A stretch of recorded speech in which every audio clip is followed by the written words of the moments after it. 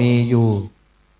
ทีมงานที่จะทำในเรื่องของระบบต่างๆเนาะการเรื่องไฟการเรื่องดอกการผูกผ้ามัดผ้ามีมดสถาก็จึงเป็นสิ่งที่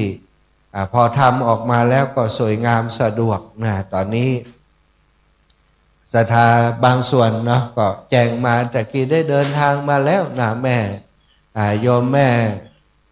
บุญปั่นตายเหียงพี่น้องบันห้วยงูในเปิ่นเอาโฮงตาลมาตัวเนอะโฮงตาลมาหลายอย่างวันนี้ส้มเมืองฝังก็เอามาแล้วก็ยังมีข้าวซอยนะข้าวซอยเมืองฝางซึ่งเป็นข้าวซอยที่ญาติโยมบ้านห้วยงูในโดยการนำของคุณโยมกนกพิษชัยนาเปิ่นก็ทำไปในงานของครูบาอาจารย์ตลอดเสียงเหมาะได้ตู้เจ้าตัวนี้ม่วนวันนี้ เสียงเครื่องเสียงเปิ่นดีเนอะระบบเสียงดีมากเนาะขอบคุณอนุโมทนาบุญเป็นอย่างยิ่งตุลุงเปิ่นมีทีมงานผู้นึกว่าไผ่เป็นทีมงานของหนุ่มหัวแต่วะหนุ่มหัวแต่นี่ดังเนอะเป็นแบ็กอัพเฮอวงดนตรีดังๆหลายวงนะตอนนี้มีการถ่ายทอดเราขอบคุณทางท่านอาจารย์วิสุวัฒน์วรกิจโจเครือข่ายสายบุญเครือข่ายคลื่นสีขาวเป็นผู้อำนวยการสถานีวิทยุ 104.50 เมกะเฮิรตซ์วัดฝ่ายหินเป็นสถานีหลักที่จะทำการออกอากาศในวันนี้จะเชื่อมสัญญาณออกอากาศไปทางลำปางตัวเนอะลำปางของเราก็รับสัญญาณจากทางสถานี 104.50 เมกะเฮิรตซ์ตอนนี้ถ้าลำปางนอกคลื่นสีขาวท่านอาจารย์ใหญ่พระครูอภิวัฒนวิกรมก็มอนิเตอร์หรือว่าดูแลควบคุมทางเทคนิค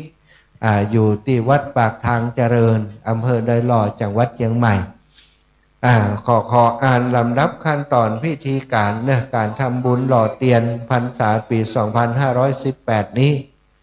ณวัดแม่ห้องไคร้หมู่ที่ 8 ตำบลแม่โป่งอำเภอดอยสะเก็ดจังหวัดเชียงใหม่วิธีการจะเริ่มตั้งแต่ 9 นาฬิกาศรัทธาพระสงฆ์ศรัทธาประชาชนผู้มีเกียรติจะมาพร้อมกันที่บริเวณมณฑลพิธีผู้อำนวยการสถานีวิทยุคลื่นสีขาวกล่าววัตถุประสงค์ของการจัดงานประธานในพิธีฝ่ายคารวะ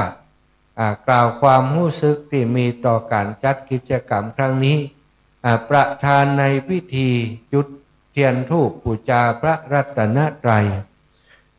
จากนั้นก็จะมีการเปิดกลวยถวายราชสดุดีร่วมกันร้องเพลงสรรเสริญพระบารมีจุดเทียนน้ำมนต์ที่ขันธสาครจุดเทียนนวมหามงคลประเคนกันขอสมาทานเบญจศีลต่อประธานสงฆ์กล่าวคำปูชาดอกไม้ถูกเทียนไหว้พระสมาทานศีลพระสงฆ์ชุดที่9 รูปเจริญพระพุทธมนต์อิติปิโส9 จบและก็56 จบพระสงฆ์ชุดที่2 9 รูปนะก็สลับซับเปลี่ยนกันสถาชุดที่1ชุดที่2ชุดที่3ชุดละ9 รูป9 รูปชุดที่1เจริญพุทธคุณเรียบร้อยแล้วชุดที่2ขึ้นเป็นธรรมคุณสวากขาโต9 จบและหรือ38 จบแล้วแต่เจ้าภาพจะพอใจ ท่านพระครูชลทานเป็นเจ้าภาพเนอะชุดที่3 9 รูปก็เจริญพระสังฆคุณสุปฏิปันโน9 จบหรือ14 จบต่อโดยสวดถวายพรพระพาหุงนะ11 นาฬิกากล่าวคำถวายภัตตาหารเพลถวายเพลแด่พระสงฆ์สามเณรที่มาร่วมงานเปิดโรงทาน 11 โมงวันเนอะเลี้ยงอาหารกลางวันแก่ผู้มาร่วมงาน12 นาฬิกาพระสงฆ์ทั้งปวงเจริญบทธรรมจักรกับปวัตนสูตร12 นาฬิกา30 นาที13 นาฬิกาพระสงฆ์ที่อาราธนามา15 รูปขึ้นนั่งประจำอาสนะสงฆ์มัคคณายกกล่าวคำสุมาควตาร โอกาสเวรตาลประธานในพิธีนำกล่าวคำถวายเทียนพรรษาเจิญเจ้าภาพและผู้มีเกียรติประเคนต้นเตียนเจิญเจ้าภาพผู้มีเกียรติประเคนกัปปิยพันธ์ประธานสงฆ์กล่าวสัมโมทนียกถาและนำพระสงฆ์ทั้งปวงอนุโมทนาพร้อมใจกันกรวดน้ำแผ่เมตตาแล้วก็ลาพระกลับบ้านนะก็คงจะแล้วสัก2 โมงบนนะดูสถานการณ์แล้วเนาะสำหรับกำหนดการนี้อาจจะมีการเปลี่ยนแปลงตามความเหมาะสมต่อไปบางสิ่งบางอย่างอันนี้ก่อนอันนี้หลังก็อาจจะสลับสับเปลี่ยนไปตามความเหมาะสมบางเตื้อประธานยังบ่มาเตื้อก็เอาวิธีอย่างอื่นไปก่อนอาจจะการประธานข่าวเปิดนั้นก็อาจจะเปลี่ยนเป็นจากผอ.คลื่นสีขาวก็อาจจะเป็นผอ.วัดแม่ห้องไคก็ได้เพราะว่าตอนนี้ทางผอ.คลื่นสีขาวก็กำลังมีภารกิจอยู่ทางอำเภอดอยหล่อสถาอาจจะเดินทางมาจ้าสักหน่อยแต่ว่ามาแน่นอนมาร่วมกิจกรรมมาเป็นกำลังใจให้ศรัทธาญาติโยมแน่นอนนะวันนี้เนาะอย่างที่ได้กล่าวไปแล้วนอกจากมีการหล่อเตียนแล้วทางครูบาอาจารย์ท่านพระครูชลทานพิทักษ์ก็ได้บอกบุญให้ศรัทธาญาติโยมได้ร่วมเป็นเจ้าภาพเป็นเจ้าภาพตาลเตียนตาลโซล่าเซลล์ถึง15 ชุดด้วยกันเนอะศรัทธาซึ่งได้นิมนต์เนาะเรื่องในโอกาสบำเพ็ญบุญหล่อเตียนพรรษาปีที่18ณวัดแม่ห้องไคร้หมู่ที่8ตำบลแม่โป่งอำเภอดอยสะเก็ดจังหวัดเชียงใหม่ในวันเสาร์ที่21 มิถุนายนนี้ก็จะได้นิมนต์พระสงฆ์อาราธนามารับเตียนพรรษากับปิยพันธ์ต่างๆดังมีรายนามต่อไปนี้ 1. ท่านพระครูมงคลศิลวงศ์เจ้าคณะอำเภอวัดสารคามรังสิตเมืองวะนาหลวงเหนือแล้วก็ท่านพระครูพิทักษ์อรัญญวัฒน์รองเจ้าคณะอำเภอวัดป่าฝางสง่าบ้าน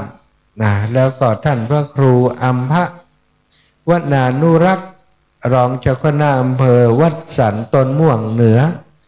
วัดสำราญราชตำบลสำราญราช4. ท่านพระครูถาวรรัตนรังสี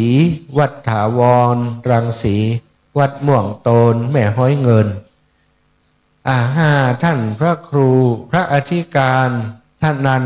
คุณวโรวัดศรีทรายมูลสันทรายตำบลแม่ห้อยเงินรูปที่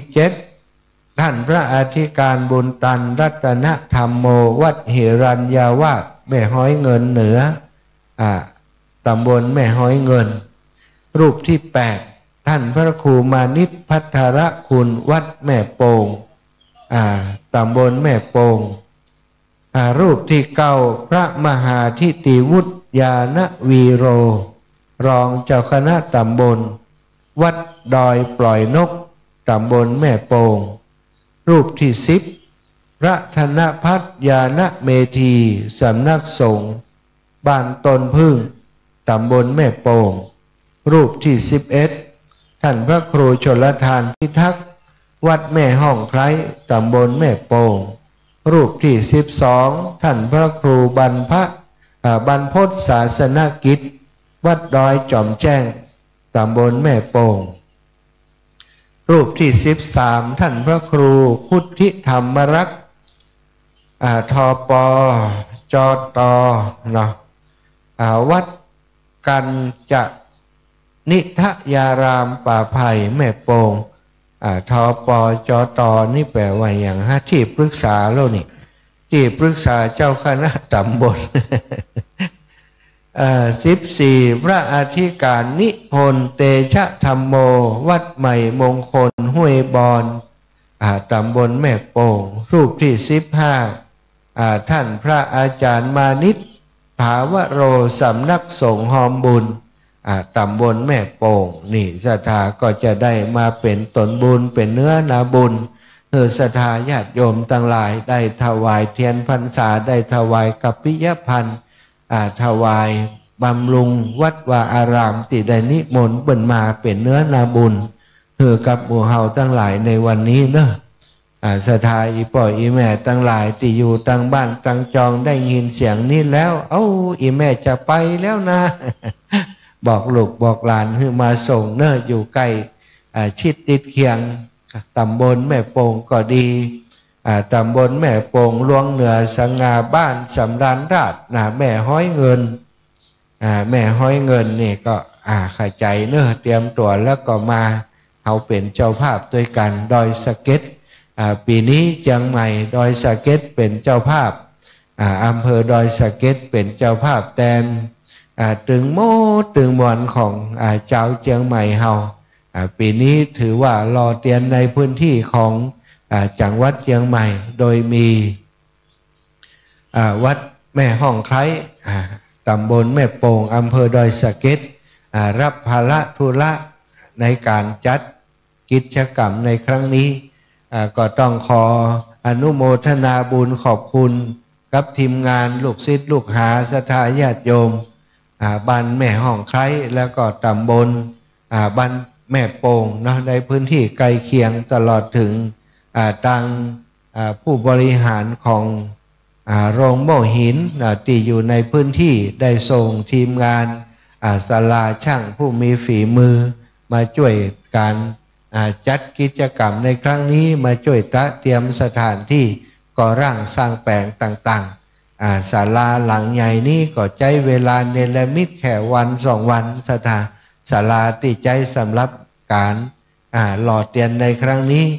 ถ้าบ่ทำศาลาทำกลางแจ้งนะแถวนี้ก็มีห่มมีเงาอยู่แต่ก็กลัวว่าจะเป็นปัญหาในเรื่องของเวลาฝนตกมาจะไปอยู่กันที่ยังใดตอนนี้ถ้าฝนตกมาศรัทธาญาติโยมประมาณ1,000 คนนี่รับได้สบายเนอะที่วัดแม่ห้องไคร้มีศาลาอยู่ตั้งหน้าวิหารศาลาข้างวิหารแล้วก็เต็นท์ที่เปิ่นประดับประดาตั้งไว้เพื่อเป็นโฮงตันกาเพื่อเป็นฮือศรัทธาได้นั่งกินข้าวกินปลากันตลอดถึงตีกุฏิที่ตอนรับอาคันตุกะปื้นกุฏิของตุลุงเป็นหอฉันไปตัวก็สามารถพักกันได้1,000 คน 2,000 คนนี้เอาอยู่เนอะที่วัดแม่ห้องไคร้ของเฮาที่นี่อันนี้ก็แจ้งให้ศรัทธาที่เดินทางมาได้รับทราบแล้วก็ถ้าเดินทางมาแล้วคนขับรถปีไอที่ขับรถมาทุกคนได้เดินทางเข้ามาที่วัดเลยเนอะ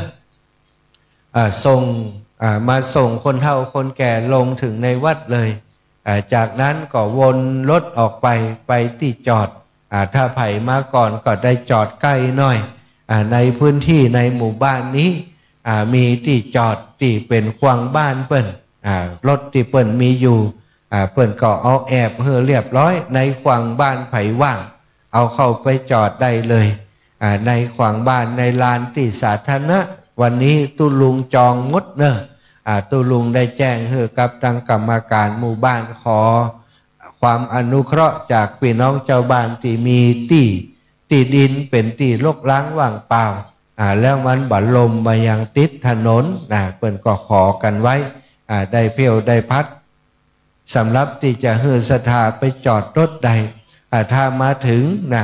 งก่อนก็จะได้จอดใกล้ๆธรรมดาเนาะลูกเจ้ากินฟักตั้งปลายลูกควายกินฟักตั้งเก้า ลูกเจ้าได้หลายลูกควายได้น้อยถ้ามาเจ้าก็ได้จอดรถสบายใจถ้ามาควายก็อาจจะไปจอดรถไก่สักหน่อยก็แล้วแต่ไผ่มันไปเนาะศรัทธาญาติโยมทั้งหลายก็ทำความเข้าใจกันอย่างนี้ตอนนี้ศรัทธาอีป่อยอีแม่ทั้งหลายส่วนหนึ่งก็ได้เดินทางออกมาแล้วเนาะพี่น้องต่างเมืองฝางแต่กี้ก็โทรมาถึงดอยหัวโทตอนนี้ก็น่าจะเข้าเขตของอำเภอเชียงดาวแล้วเนาะมาถึงเชียงดาวก็เข้ามาแม่แตงแม่ริมกำเดียวก็จะถึงแล้ว มันมีทางลัดที่จะมาวัดแม่ห้องไคร้ตัดเข้ามาได้อยู่นะอันนี้ก็ขอให้เดินทางโดยปลอดภัยเนอะพี่น้องตัง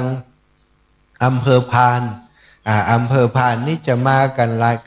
ายกันรถตู้เหมือนกันนะอำเภอพานบัดต่ำกว่า10 ตู้อำเภอเวียงป่าเป้านี่10 ป่ายพุ่นนะเนอะตอนนี้แม่จิรพันธ์โมป้อพร้อมกับคณะก็กำลังเตรียมรถเตรียมลากันออกไปฮับกันอยู่วุ่นละกันเดียวแหมประเมินประมาณสัก2 ชั่วโมงก็จะมาถึงที่นี่แม่จิรพันธ์โมป้อเป็นหัวเรือใหญ่ในการจัดรถจัดราแล้วก็ในบ้านในชุมชนต่างๆเพิ่นก็ได้คนละกัน2 กันลูกศิษย์ลูกหาของหลวงปู่พระครูปฏิภาณธรรมตินหลวงปู่ดอยอันนี้เปิ้นเอาปีแล้วเขาไปหล่อที่เวียงป่าเป้าปัตตผลนี่ศรัทธาญาติโยมที่จอดรถก็อิฐเหมือนกันเนอะที่จอดรถเวียงป่าเป้าปีที่ผ่านมาประเดี๋ยวหลวงปู่เปิ้นขยายพื้นที่ให้ศรัทธาญาติโยมมีที่จอดรถเพิ่มขึ้นก็มีขยายไปเยอะอยู่เหมือนกันต่อไปหน้าถ้ามีงานที่ม่อนจอมพอก็จะมีที่จอดรถเพิ่มขึ้นมาแห่มศรัทธา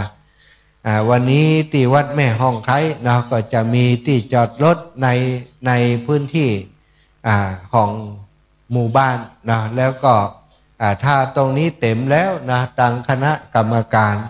พี่น้องที่เป็นชลบอปพรทั้งหลายที่โบกรถเพิ่นก็จะแจ้งให้ทราบว่าทางนี้เต็มแล้วเขาก็จะไปจอดที่ลานอเนกประสงค์สุสาน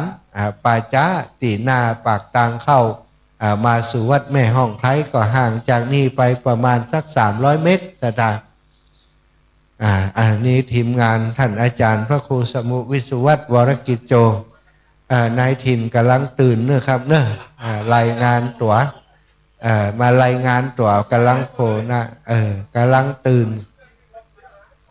กำลังตื่นท่านอาจารย์ได้ลงเวลาให้จิมศรัทธาญาติโยมที่เดินทางมาหลายชนหลายท่านเนาะบางพ่องก็แจ้งมาว่าอาจารย์เจ้าเอาโรงทานไปด้วยนะดีใจเนอะศรัทธาทุกคนทุกท่านได้เตรียมโฮงทานกันมาเพื่อจะอำนวยความสะดวกให้กับศรัทธาที่เปิ่นเดินทางมาบางพ่องปิ้นกินก๋วยเตี๋ยวบ่ได้อีแม่บ่มักเส้นอีแม่บ่มักขนมเส้นอีแม่บ่มักอันโน้นอีแม่บ่มักอันนี้กินไก่กินบ่ได้กินหมูมีก็ มีเนอะกินหมูทอดมี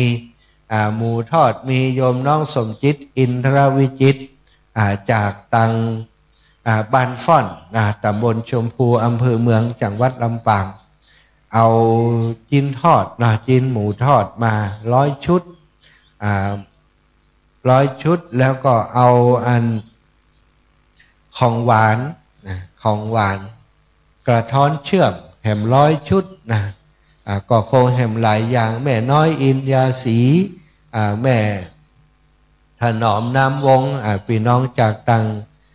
แม่ถนอมแม่บัวขี้แม่บัวเร็วนี่3-4 พี่น้องบ้านจูดบ้านปงเหนือปงใต้จะปากันมาแม่น้อยอินยาสีก็จะทำกับข้าวทุกพังกินเท่านาอีหรอ ถ้ามาจ้าก็เอาก่อนนะเนาะรอแล้วแต่ว่าถ้ามาถึงเร็วก็จะได้ฉันกับข้าวเมียงจากพี่น้องที่เพิ่นกำลังเดินทางมาเนอะ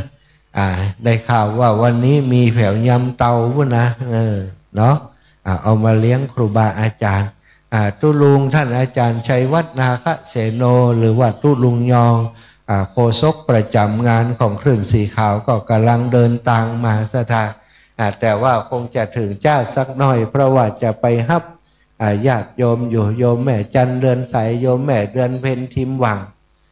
ทีมงานที่เพิ่นจะมาด้วยกันหลายคนหลายท่านเนาะก็บ่เป็นยังใจเย็นๆก่อยๆมาตั้งเพก็จะสลับซับเปลี่ยนท่านอาจารย์จำเริญเนอะอาจารย์จำเริญ10,400จากเมืองฝางโฆษกสนามเหมือนกันจะได้สลับซับเปลี่ยนมาเปลี่ยนกันเป็นบางครั้งบางคราวเนาะก็ต้องสลับกันถ้าจะฮือคนเดียวยาวไปถึงค่ำถึง บ่ายจนเสร็จงานนี้บ่ไหวแน่นอนศรัทธากว่าที่ปอน้อยปอนานปออาจารย์เพิ่นจะเดินทางมากว่าที่โฆษกประจำเพิ่นจะเดินทางมาถึงที่นี่ก็จะได้ช่วยกันสลับซับเปลี่ยนหมุนเวียนกันไปก่อนนะตู้ลุงเล็กนี่ก็เก่งเนอะศรัทธาเดี๋ยวตู้ลุงเล็กก็จะได้มาสลับซับเปลี่ยนตัวเหมือนกันตู้ลุงเล็กเตรียมตัวไว้เนอะเอายาใส่เหี่ยเอาน้ำใส่เหี่ยต้มละคือเขาสนไฟหั่นตู้ลุงเล็กนี่ก็เจอหลายครั้งแล้วเราไปการไปงานโอ้เป็นว่าเป็นพระธรรมกถึกคนหนึ่งศรัทธามีบันทึกไว้ในสมุดของเปิ่นเป็นคำโกงคำกรคำกวีต่างๆนะข้อคิดดีๆต่างๆเอามาแบ่งปันอูดีเลยวันนี้เปิ่นก็มาบริการต้มน้ำยาเป็นยาสมุนไพรอยู่ในพื้นที่นะถ้าศรัทธามาถึงอยู่หน้าวัดนะศรัทธาตู้ลุงเล็กเปิ่นนั่งอยู่ที่ข้างประตูตังเข้าวัดแม่ห้องใครเข้ามาปุ๊บก็เจอหม้อยาสมุนไพรของตู้ลุงเล็กก่อนเปิ่นเลยตอนนี้มาเป็นที่เรียบร้อยมาแต่คืนแล้วนะ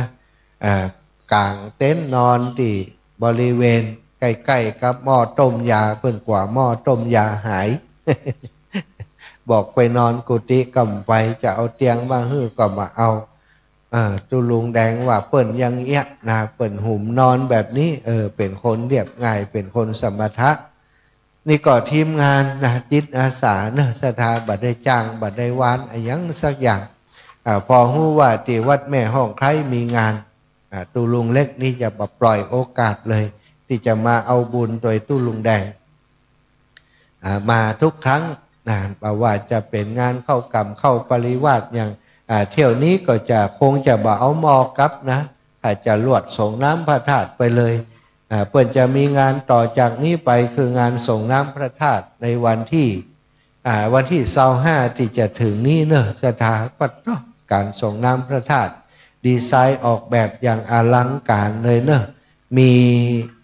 ที่จะเอาน้ำไปส่งที่องค์พระธาตุนี่บ่แจอย่างเฮาเนี่ยกันกุเตือเอาไปหดรอบๆนะอันนี้บ่ต้องใจวิธีมีกังหันน้ำเนี่ยวิทน้ำขึ้นไปเอาแล้วก็เอาไปเทลงบนลางลินที่อยู่ตั้งบนปุ่นเนี่ยเอาหดอาบองค์พระธาตุลงมาปัดงดงามเนอะมาพอรูปแบบของเปิ้นได้เป็นความคิดเป็นไอเดียติตุลุงพระครูชลทานพิทักษ์และทีมงานช่างของโรงโม่หินเปิ้นออกแบบแล้วก็มาทำกันวันนี้ได้ไปเอาจ้างจากปางจ้างแม่ริมมาฮือศรัทธาได้พอโดยเนอะ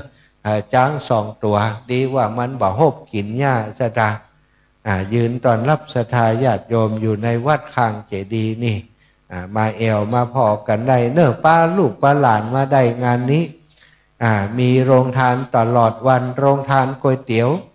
จากลำปางโดยหลวงพ่อพระครูอุดมศิลทัศน์หัวเรือใหญ่ถวายปัจจัยมา 2,000 บาทแล้วก็ญาติธรรมคลื่นสีขาวอำเภอฝางโดยการนำของโยมแม่จงดีเชื้อกันทาฝากปัจจัยหอมมาแหม 2,000 บาทนอกจากนั้นก็มีศรัทธาหลายคนหลายท่านแม่ย่าเล็กปาวลีอินสุวรรณแม่จันเรือนใสแล้วก็มีศรัทธาที่เปิดฟังรายการได้ยินที่อาตมาประกาศว่าจะเอาโฮงตาลโฮงตาลก๋วยเตี๋ยวมาเลี้ยงตลอดงานเปิ่นก็ได้เอาโฮงตาลมาเปิ่นก็ได้ให้หอมสมทบร่วมบุญมาคนละ400-500ก็มี100-200ก็มีหอมกันแล้วน่าจะพอสำหรับที่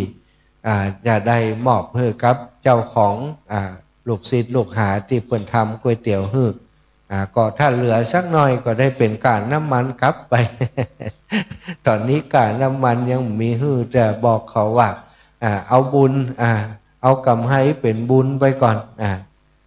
ส่วนตังที่ใดนี่เอาไปลงทุนบุญคือกำให้นะแต่ว่าถ้ามันเหลือก็ต้องแบ่งให้เขานั่นแหละเอาให้เขาเป็นทุนต่อไปในการไปทำงานทำโรงทานในที่อื่นๆอีก ศรัทธาวันนี้ก็จะเป็นอีกวันหนึ่งที่หมู่เฮาทั้งหลายบางพ่องบางทีปีหนึ่งเฮามาพบปะกันครั้งหนึ่งงานหล่อเตียนนี้ถ้าบ่มีปัญหาอุปสรรคอะไรยังจะต้องทำทุกปีปีที่ผ่านมาก็ทำที่เวียงป่าเป้าปีก่อนเวียงป่าเป้าก็ทำที่จังหวัดลำปางโรงเรียนบ้านทุ่งโป่งปีนี้มาทำที่วัดแม่ห้องไคร้ปีต่อไปจะทำที่ไหนฟังข่าวจากวันนี้ไปวันนี้ก็จะมีการประชุมปรึกษาหารือกันเรียบร้อยแล้วก็จะเอามติในที่ประชุมวันนี้ไปแจ้งให้ศรัทธาญาติโยมต่างหลายได้รับทราบต่อไปว่าปีต่อไปจะจัดที่ไหนใครจะเป็นเจ้าภาพวันเวลาสถานที่วันนี้ก็จะได้ทราบกันแต่วันนี้คงลงบัดได้เตื้อเนาะไปใกล้ๆประมาณสักเดือนนี่มันบัดติดหยังก็จะกำหนดวันปีหน้าเนาะศรัทธาปีนี้ยังตันเนี่ยกำเตือปีหน้าพออู้แล้วก็อาจารย์วางแผนล่วงหน้าไว้คนอู้นี้ก็จะถึงปีหน้าถึงหูศรัทธาแต่เป็นแผนของส่วนรวมเป็นแผนงานของคลื่นสีขาวตั้งใจกันไว้ทำทุกปีเขาก็จะต้องหู้ไว้ก่อนว่าปีนี้จะไปปีหน้าจะไปหล่อที่ไหนศรัทธาญาติโยมก็จะได้เตรียมตัวรอไปแหมจะได้อยู่ยืดไว้แหมปี พังไปไหนกันเตื้อรอเตียนเอาม่วนด้วยกันเอาบุญด้วยกันเฮียก่อนปีหน้าฟ้าใหม่จะหล่อที่ไหนจะได้บอกวันนี้แล้วก็คนติดลุ้นขนาดนะอันเปิ้นจะไปแอวที่ไหนอีแม่จะไปด้วยเปิ้นนะอาจารย์อีแม่บ่ได้ไปหล่อเตียนเด้อนะเพราะอย่างอีแม่ไปอีแม่จะเกียมสตังนะกะเกียมสตังไปไหนก็จะไปตาลเตียนด้วยเปิ้นนะกะเนาะก็จะฟังวันนี้วันกันจะไปที่ไหนนะก็มีท่านอาจารย์ได้แจ้งว่าตั้งแต่ปีก่อนได้อู้จากันว่าจะไปที่กาญจนบุรีบางของบางคนเปิ่นอู้กันไว้แล้วถ้าไปเปิ่นก็เตรียมรถกันไว้แล้วอันนี้ก็จะมาตกลงกันแห่งกรรมว่าบาเดียวสถานการณ์แบบนี้ยังมีความตั้งใจเนาะที่จะไปพุ่นหรือไม่แล้วก็ถ้าไปนี่ไปกันกี่กันรถดีปีนี้ทราบว่าถ้าไปพุ่นแต่นี่ท่านอาจารย์ว่าจะเอาสัก40กันพอละนะถ้าเกินกว่านั้นบ่ไหวมันนักดูแลกันลำบาก40กันนะ10กันนี่ก็กันละ10คนนะ10คนกันละ10คน40กันก็400ก็มันจะธรรมดานะเดินทางไปที่ไหน400-500คนนี้ทุกสถานที่พักที่อยู่ที่กินที่อย่างสภาพนี่มันลำบากคนไปหลายเนาะแต่ว่าก็ยังว่านะบางทีถึงเวลามาเปิ่นก็เปิ่นไข่ไปจะเนี่ยอย่างใด มันก็จำเป็นต้องเพิ่มปีที่แล้วก็เพิ่มเหมือนกันนะสถานปีนี้ท่านอาจารย์จะเอาไปเต่าใดจำนวนเต่าใดก็พอกันแห่งกรรมเนาะเอาไปสัก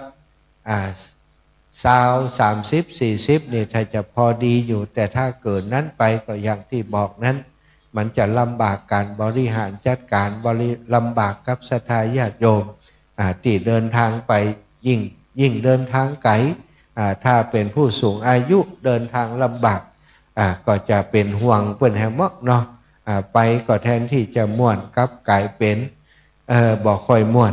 กว่าเปิ้นจะมีปัญหาอย่างโน้นอย่างนี้อันนี้ก็แจ้งให้ศรัทธาญาติโยมได้รับทราบเนอะ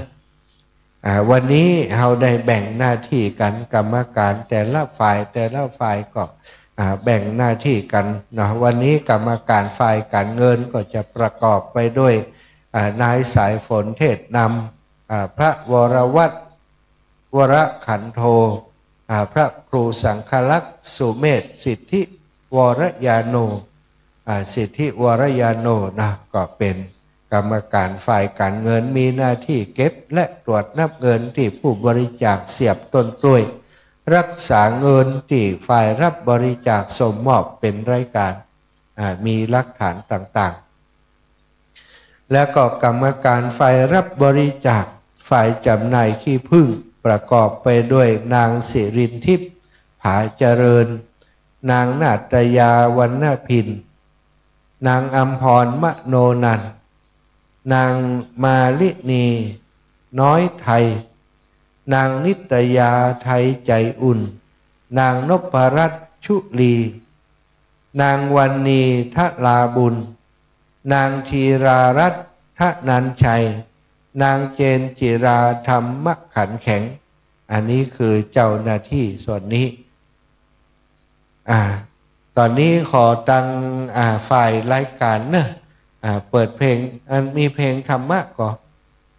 มีเนาะเปิดเพลงธรรมะเข้ารายการรอไปสักกรรมเดียวจะทางครูบาอาจารย์จะไปฉันภัตตาหารก่อนเนาะนิมนต์ครูบาอาจารย์ทุกรูปทุกองค์โดยเนอะนิมนต์ครูบาอาจารย์ทุกรูปทุกองค์ไปกันให้พร้อมเนาะพร้อมกันแต่เจ้าเนอะมีมื้อเดียวเนอะรอบเดียว ไปกันให้พร้อมกันเดียวฝ่ายเครื่องเสียงเปิดจะได้เปิดเพลงธรรมะรอสักกรรมเจริญปอนเนอะตั้ง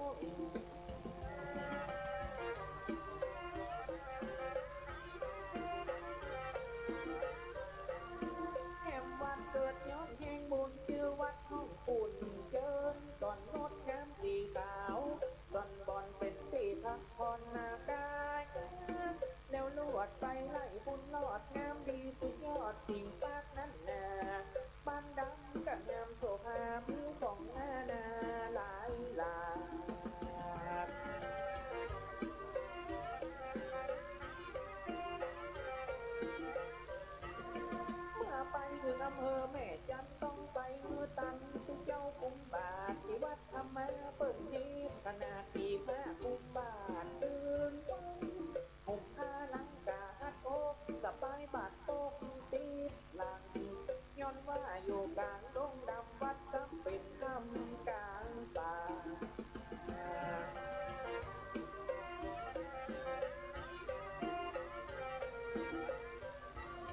ไปแอวตีดอยแม่สลองไปพอไปมองพี่น้องแม่กาเจ้าดอยไหลเข่ามนป่าเก็บแบบว่าหลวงน้ำมีตังพระธาตุดอยตุงอยู่บนดอยสูงเสมอตำนักแม่เจ้าแต่เดิมบอกแอมเลิศเด้อวิเศษ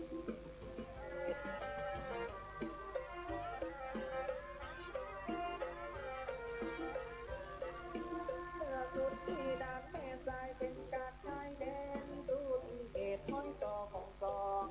ประเทศเป็นเขตพม่าข้ามมาได้ไหวพระที่วัดดอยเว้าแล้วไปขอเขาที่ละอ่อนนายทำหลวงคือเสียงลือไปที่ดอยนั่งนอนตามทาง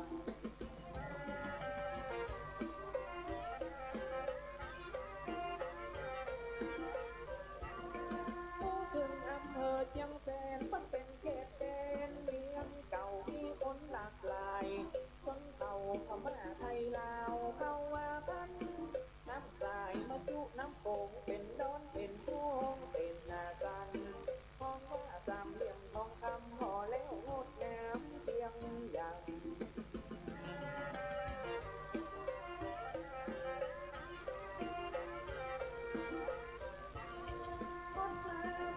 ยังต้องนั่งเรือลอยล่องตามฟังพาดอชื่อเสียงลือหลั่นโน้ตงามสีสันนาไปขอเปิ้นจับป่าปึกตัวใหญ่เสียงปึกนักนารับรองม่วนนักเชิญมาไปทัศนาหัวใหม่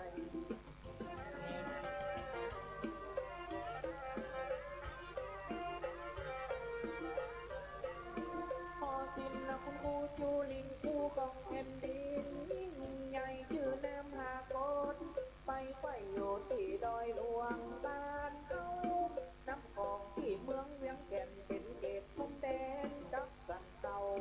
ถ้าตั้งงามดีเรื่องเรามาโอเชื่อเขาลำมาพ้อง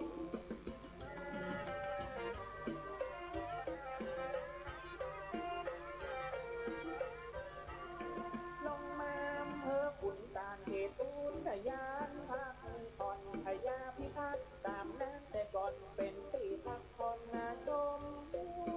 เลยมาที่อำเภอเดิมจะพาไปเลิงบ่มือคิดหิวขึ้นปูจีฟ้าไปพอวิวลมพัดติวแห่งต่อ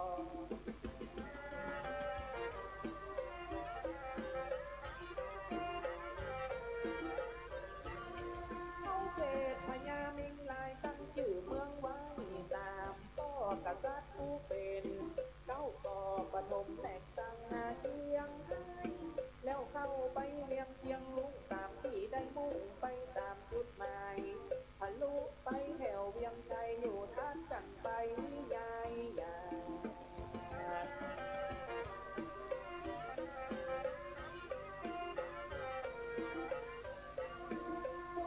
มณฑลสมโภชที่สร้างประโยชน์หลายหลาก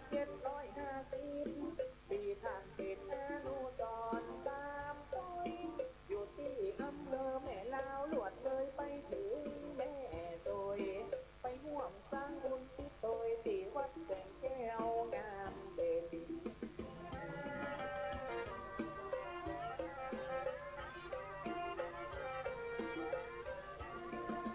เอวที่เวียงกาลงหุ่นตั้งเลียนตรงสุดเข่งถ้วยโถโอชามน้ำเด่นที่เวียงปากเต่าลือนั้นมีแถวตึงน้ำผู้ฮ้อนเป็นที่พักผ่อนสนุกทุกกันแล้วลวดไปแอวเมืองพานเปิ้นมาสาวแนมนักนา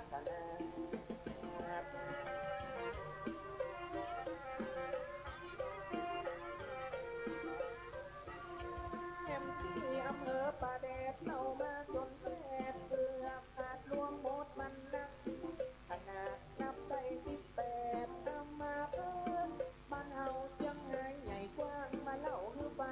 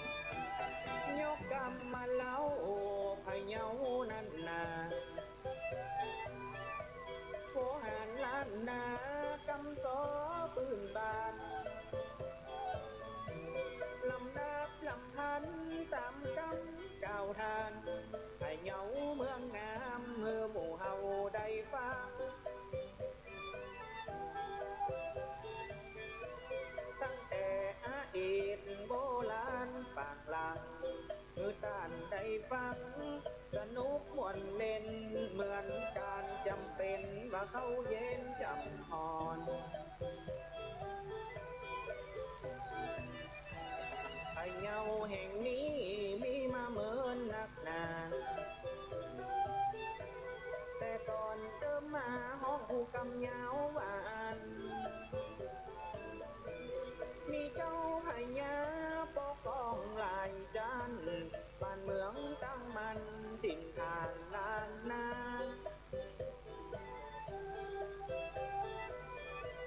บ่ขึ้นกับไผมาเหมือนนักหนาจนถึงพญางำเมืองกันเจ้าปกครองพะเยาเมืองงามแห่งนี้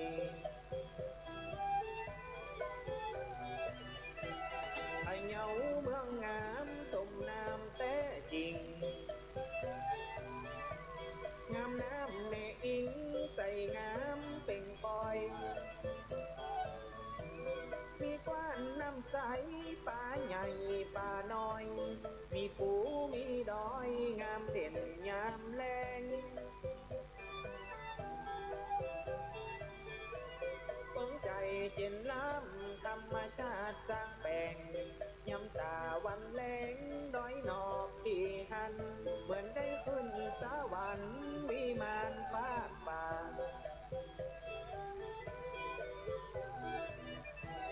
ไปเอวลายกว้านตีหันก็งามคำดอยบุตรลาคำปอมเหมยหมอกฟางงามอย่างเมืองอินที่อยู่บนจันฟ้าดอกไม้ใบหญ้า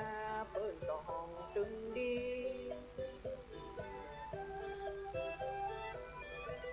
แล้วไปไหว้พระเพื่อเสริมสง่าราศีพะเยาเฮามีพระเจ้าตนหลวงผู้บานแวะไปสาสารพ่อคูณพี่น้อง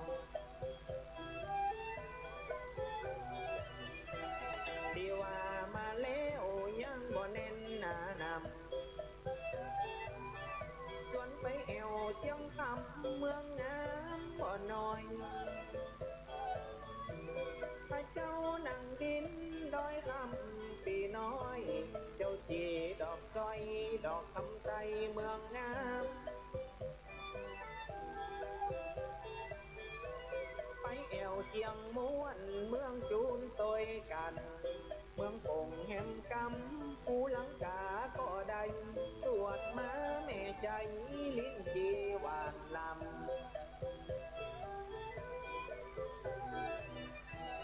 มาแอวพอเธอตั้งแม่ห้างนางสาวที่ภูกำยาวภูปอที่ไวพดแอวผู้สร้างแอวม้วนบอดม้วนใบ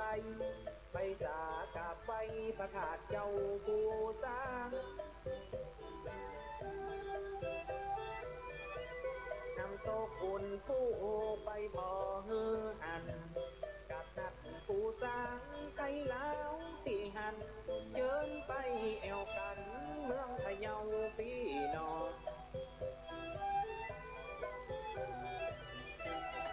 เอวพะเยาก็จะไปพังเปิดมีเก้าอำเภอมาเสนอเก่า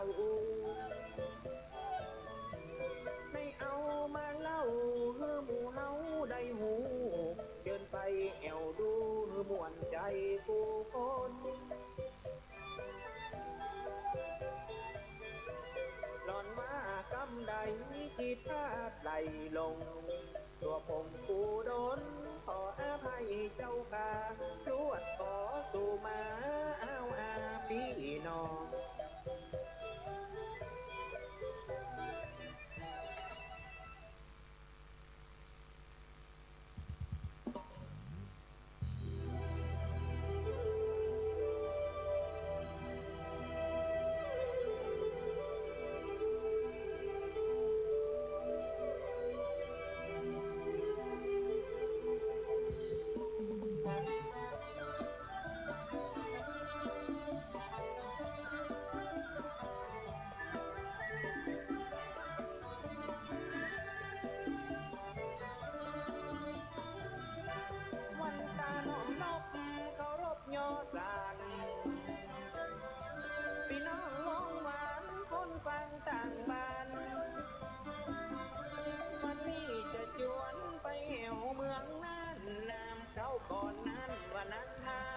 ลี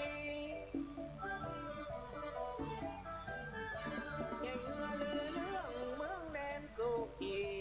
งาดำของดีเป็นสีคู่บัน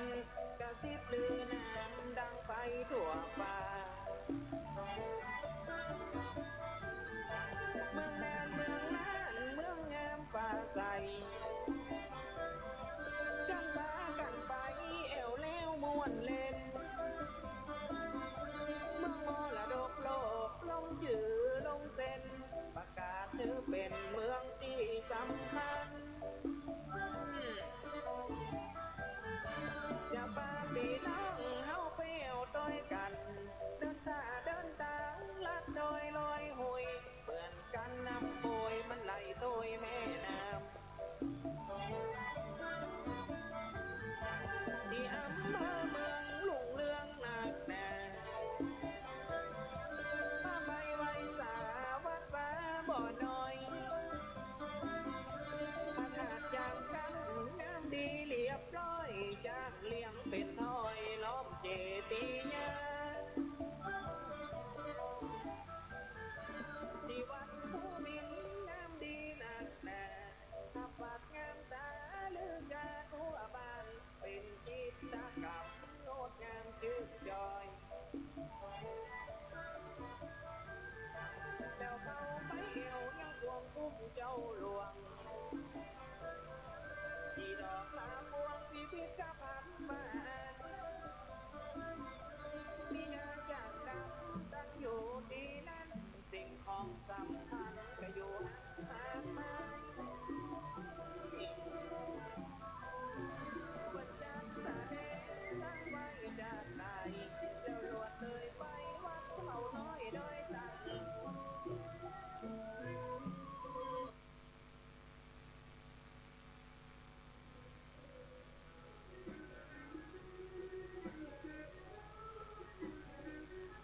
ก่อนที่จะสอดจะพอยอมือยอมาวันตาน้อมนอนแก้วสามประการพุทธธรรมะสังฆะพุทธังอาจารย์ที่ยังมาปกเกล้า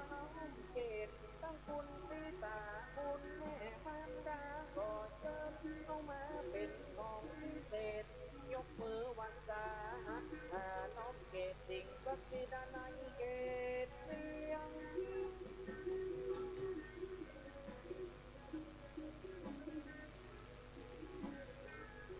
มาทอดกันแล้วนครเชียงใหม่เอวมาจนควายตึงอมห้วยดอยหินแล้วเข้ามาแถวที่นครเอายังอีกเมืองงามผู้ถิ่นล้านนาแห่งน้องใครได้มาแล้วรับรองว่าม่วนใจลองชวนกันไปเติมเจ้าพี่น้อง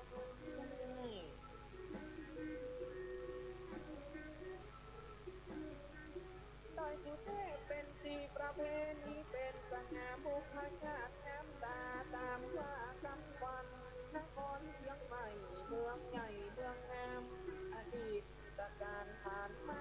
ก่อนน้อยจะพาไปแอวลายที่ลายตามวัดป่าอารามกันย้ายเป็นน้อยมีตึกห่วงคุ้มเจ้าหลวงเจ้าน้อยจะได้ไปคอยแอวดู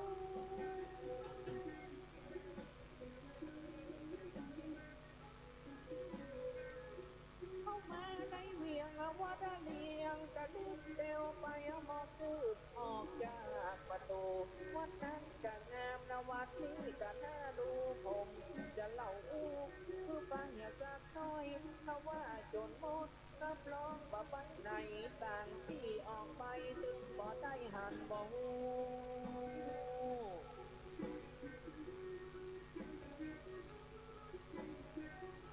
ลำต้นที่เก้าว่าเขาว่าพุ่มเจ้าหลวงบ่ใจมาจู้หลวงอันนี้เป็นความจริงไปศึกษาฟังเกิดกำเนิดเอาเรื่องนิมนต์อาจารย์มหาสมชาติชาตะปุญโญแต้มบุญมาดำเนินรายการต่อด้วยนะครับพอดีทางสถานีวิทยุ 104.50 วัดฝายหินกำลังออกอากาศทางวิทยุอยู่นะครับตอนนี้วิทยุเงียบนะครับ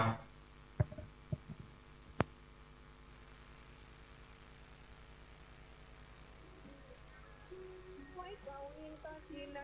ใส่พันดอกไม้มีมาแต่ทั้งในอดีตการแล้วเข้าไปไหว้พระสิงห์เจ้าองค์ทำยังเขตอารามพระสิงห์วานไปขอบประตูเมืองจะลำดับเมื่อฟังเหมือนเขาไทยนางตึงบาปัวที่คาน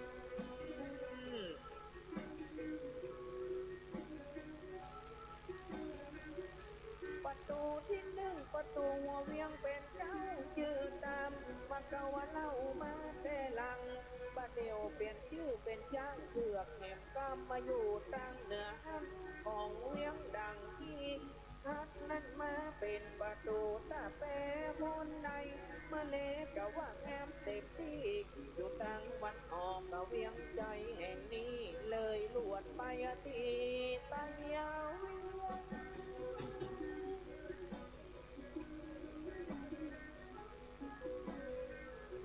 ประตูแห่งนั้นชื่อประตูเชียงใหม่มีกาดก้าตายสร้างชื่อสร้างเสียงประตูแสนปุ๊กก็สามาคณะกับเรียงตายแล้วต้องเวียนออกประตูนี้ประตูสุดท้ายส่วนดอกโลกโคตรอยู่ต่างวันตกของเวียงแห่งนี้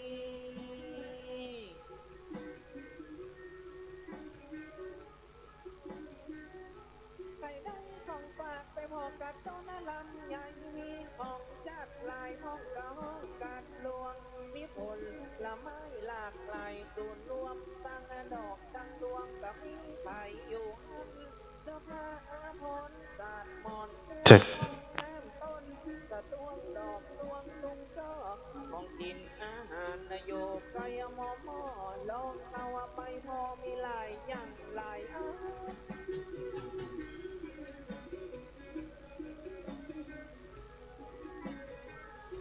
สัพพะหัวเงินน่ะเจิญไปพอเตอร์มีอยู่ก็เลิศที่งัวลายขายกันมาเชื่อกับพ่อโบสถ์วัดศรีสุพรรณเอาเงินเข้าปั้นนั่นหลังใหญ่บ่น้อยย้อนปีก็มาวันส่วนดอกอารามปู่เจ้านายเลี้ยงกันและอยู่หันเป็นร้อย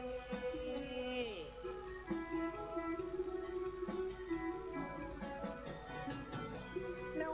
ไปพ่อมาช่วยเป็นแหล่งสถานศึกษาดังบรรดาท่านพี่น้องศรัทธาทั้งหลายที่เดินทางมาถึงบริเวณวัด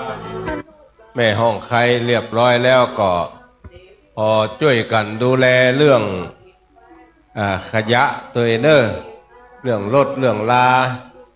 เรื่องการจราจรเขาจะเข้าตังเดียวนี่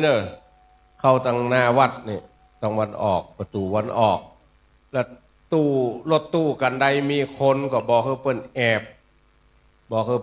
เอาคนลงแล้วก็รถกันหลังจะได้ไปต่อโรงทานบอกเปิ้นเอาไปปุ้นเลยเอาขึ้นจันบนรถรอบแรกนี่คือเอาเปิ้นไปจอดบ้านของชำนาญก่อนจอดบ้านชำนาญจอดสวนน้อยส้นจอดบ้านป้านงคารแล้วก็เอาไปตังบ้านอุ้ยเหรียญเจ้าหน้าที่ของฮงโม่จะอยู่ปักตางปุ้นคนหนึ่งปักตางบริเวณปัจจ้าแถมคนหนึ่งแล้วก็อยู่ตังเหนือตังบ้านไอ้สี่ปีนุชบ้านของผู้ช่วยเกียงไกรแถมคนหนึ่งส่วนกรรมการที่ได้ตั้งไว้ก็อยู่ตังในนี่คือเปิดเข้าตะวันออกไปออกประตูกลางแล้วก็ส่วนโรงทานกรรมการที่ฝ่ายโรงทานก็ช่วยเปิ้นเอาครัวลงเพราะบางเตื้อนั้นเปิ้นบ่ฮู้ไปนั่งไหนบอกคือเปิ้นเอาไปทางในก่อนเนาะถ้าเปิ้นมานะเอาไปทางในก่อนไปทางในปุ่นแล้วก็ออกมาทางนอกเลยและทีนี้แถมส่วนหนึ่งก็พี่น้องศรัทธาที่อยู่ทางบ้านทางจองที่จะเดินทางมาร่วมทำบุญในวันนี้ก็เชิญเลยตู้แรกมาละมีในกรรมการบอกคือเพื่อนเอาขึ้นไปชั้นบนนู้น หรือว่าไปจอดนี่ก็ได้เอาคนลงก่อน จากทางใดเนี่ยอำเภอพานก็แม่เนาะเชียงใหม่เขานี่เอาคนลงนี่ก่อนเนาะเอาคนออกก่อน เอาคนออกก่อนเอาคนลงรถก่อนก็เดียวไปเข้าห้องน้ำห้องท่าก่อนเนาะป้ายห้องน้ำห้องท่าก็มีสอนจี้หมดละห้องน้ำจันลุ่มนี่ทั้งหน้านี่เป็นจันลุ่มนะศรัทธาทั้งหลายเป็นจันลุ่มมีอยู่16 ห้องห้องน้ำมีอยู่16 ห้องกดใจไม่ยิงเข้าศูนย์กันฮะคนพิการก็ฮะเนาะห้องเดียวกันนะมันมีปัญหาในเรื่องห้องน้ำก็เดียวลงรถลงลาก็ยืดเส้นยืดสายแล้วก็ไปห้องน้ำห้องส้วมเรียบร้อยก็เดียวไปกินข้าวต้มเนี่ยข้าวต้มมีตั้งหลังวิหารเขาจะต้องอ้อมหลังวิหารไปรถจะไปจอดตั้งนอกปุ่นเกี่ยวไปทางปุ่นเนาะท่านอาจารย์มหาสมชาติก็กำลังให้การต้อนรับครับสู่พี่น้องที่เดินทางมาถึงแล้วตอนนี้เป็นตู้แรกก็พระเนนเฮาตีมาช่วยการช่วยงานก็ขอเมตตาช่วยพ่อช่วยก้อยในด้านสถานที่ต่างๆตั้งศาลาทำพิธีในช่วงเจ้านี้ก็มีพิธีตั้งบนเตื้อก็นั่งได้ตามอัธยาศัยไผจะนั่งตัดใดก็ได้แอมสกรรมบุษกรรมเนี่ยคุณเชิดพงษ์กิ่วแก้วคหบดีจากจังหวัดเชียงใหม่ซึ่งเพิ่นก็มาตอดกฐินนี้เมื่อปีซืนมาร่วมสมทบการบูรณะปฏิสังขรณ์วิหารวันนี้เพิ่นจะมาร่วมทำบุญโดยตะกี้ท่านอาจารย์พระครูอภิวัฒนวิกรมแจ้งมาละแล้วก็สำหรับศรัทธาท่านทั้งหลายที่มาถึงแล้วไผจะปูจาเอาแผ่นขี้ผึ้งมาตั้งเพเนอร์ปักต้นก็ปักได้สำหรับศรัทธาที่กำลังเดินทางมาถึงบัดเดี๋ยวนี้ก็ลงรถลงลามาเรียบร้อยก็เดี๋ยวก้อยว่ากันเนาะเอาไปห้องน้ำห้องส้วมกันก่อนแล้วก็ไปกินข้าวต้มกันก่อนเรื่องทำบุญสุนทานเรื่องปักสตางค์กับเรื่องปูจาโน่นนั่นนี่ก็เดี๋ยวก้อยว่ากันเพราะว่าจะต้องดำเนินการในส่วนที่เกี่ยวข้องอันสำคัญคือไปห้องน้ำห้องส้วมก่อนแล้วก็ส่วนศรัทธาท่านทั้งหลายที่จะปูจาเอาแผ่นขี้ผึ้งปึ้งมันยังก็มาพอนักกษัตริย์ตัวปึ้งคนเดียวแผ่นละ20 บาทเอาสตางค์ใส่ในหีบแล้วก็เอาขี้ผึ้งไปเขียนมีปากกาอยู่ในขันนั่นละเขียนแล้วก็เอาไปจ่อมในพวกนั้นในสลุงในซ้าที่เปิ้นจัดเตรียมไว้ฮื้อเปิ้นจัดเตรียมไว้ฮื้อส่วนกรรมการที่ได้รับการแต่งตั้งไปแล้วกินข้าวง่ายแล้วก็ขัดใจหีบขัดใจฟั่งมากำเนิดฝ่ายรับบริจาคเนี่ยมีนางศิรินทิพย์ผาเจริญนางนาตยาวรรณพินนางอำพรมโนนันท์นางมาลินีน้อยไทยนางนิตยาไทยใจอุ่นนางนพรัตน์ชุลีนางวรรณีธราบุญนางธีรรัตนันชัยนางเจนจิลาธรรมขันแข็งหมู่นี้มีหน้าที่จำหน่ายขี้ผึ้งตามรูปนักกษัตริย์เขียนรายชื่อให้เปิ้นตัวแล้วก็ให้เปิ้นเอาไปใส่ในที่ดำเนินการเอาไว้แล้วก็ขัดแจให้มีที่ตู้ปี้ยุ้ยรอสักกรรมเนาะเดี๋ยวถวายที่ท่านหาก็ได้เนาะเดี๋ยวไปห้องน้ำห้องส้วมก่อนแล้วก็ไปกินข้าวต้มตังบนอันนี้จันลุ่มวิหารอย่าอยู่จันลุ่มกุฏิอย่าอยู่จันบนพุทธไปห้องน้ำห้องส้วมห้องน้ำห้องส้วมตั้งหลังกุฏิพวกก็มีพ่อหาเสาโทรศัพท์เนอะเสาโทรศัพท์ห้องน้ำห้องส้วมจะมีหั่นไปทำบุญสุนทานกันก่อนเนาะเดินทางมาถึงแล้วก็กรรมการเขาช่วยพอเรื่องรถเรื่องลาจะเนาะยืนเต็มดอกนั่นทำไมท่านหาก็จะได้ปั่นปอนออกอากาศ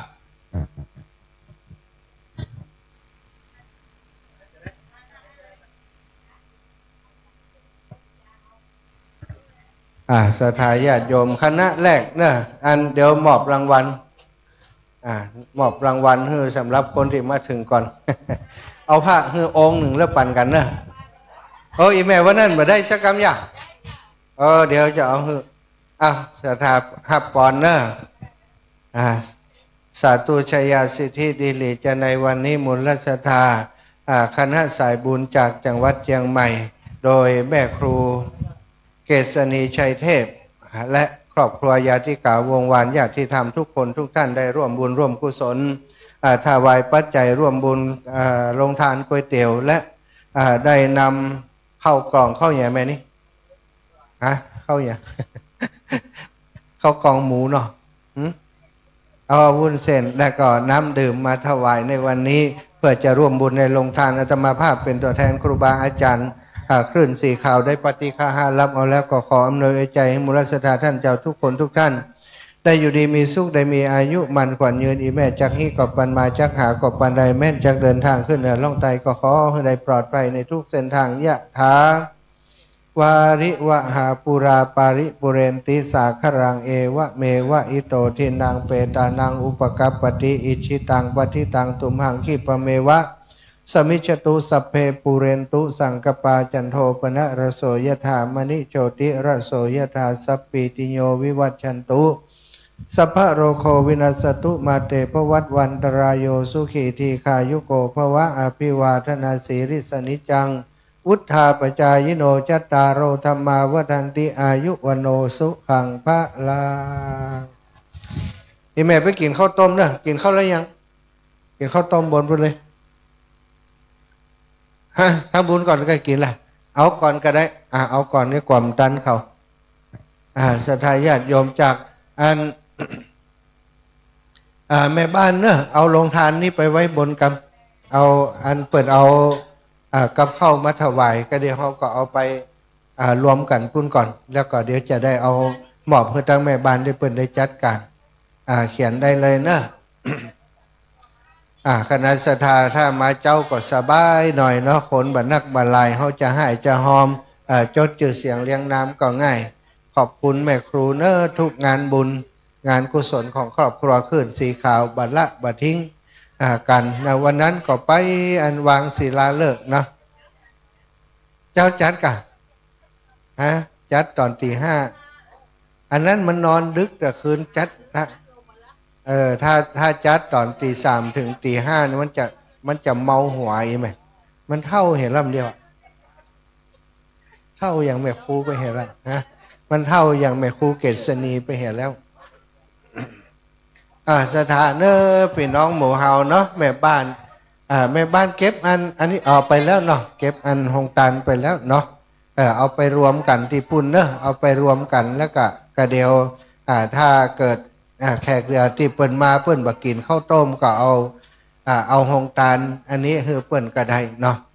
ตอนนี้พี่น้องจากต่างบ้านต่างจองต่างที่ต่างถิ่น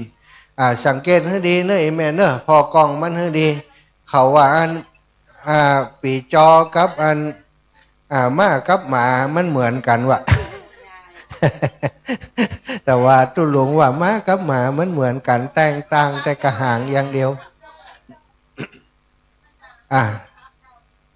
อันนี้เปิดมาก่อนแล้วคณะแหลกนะคณะแหลกมาก่อนแล้วเนอะได้ปู่จาแผ่นเตียนถ้า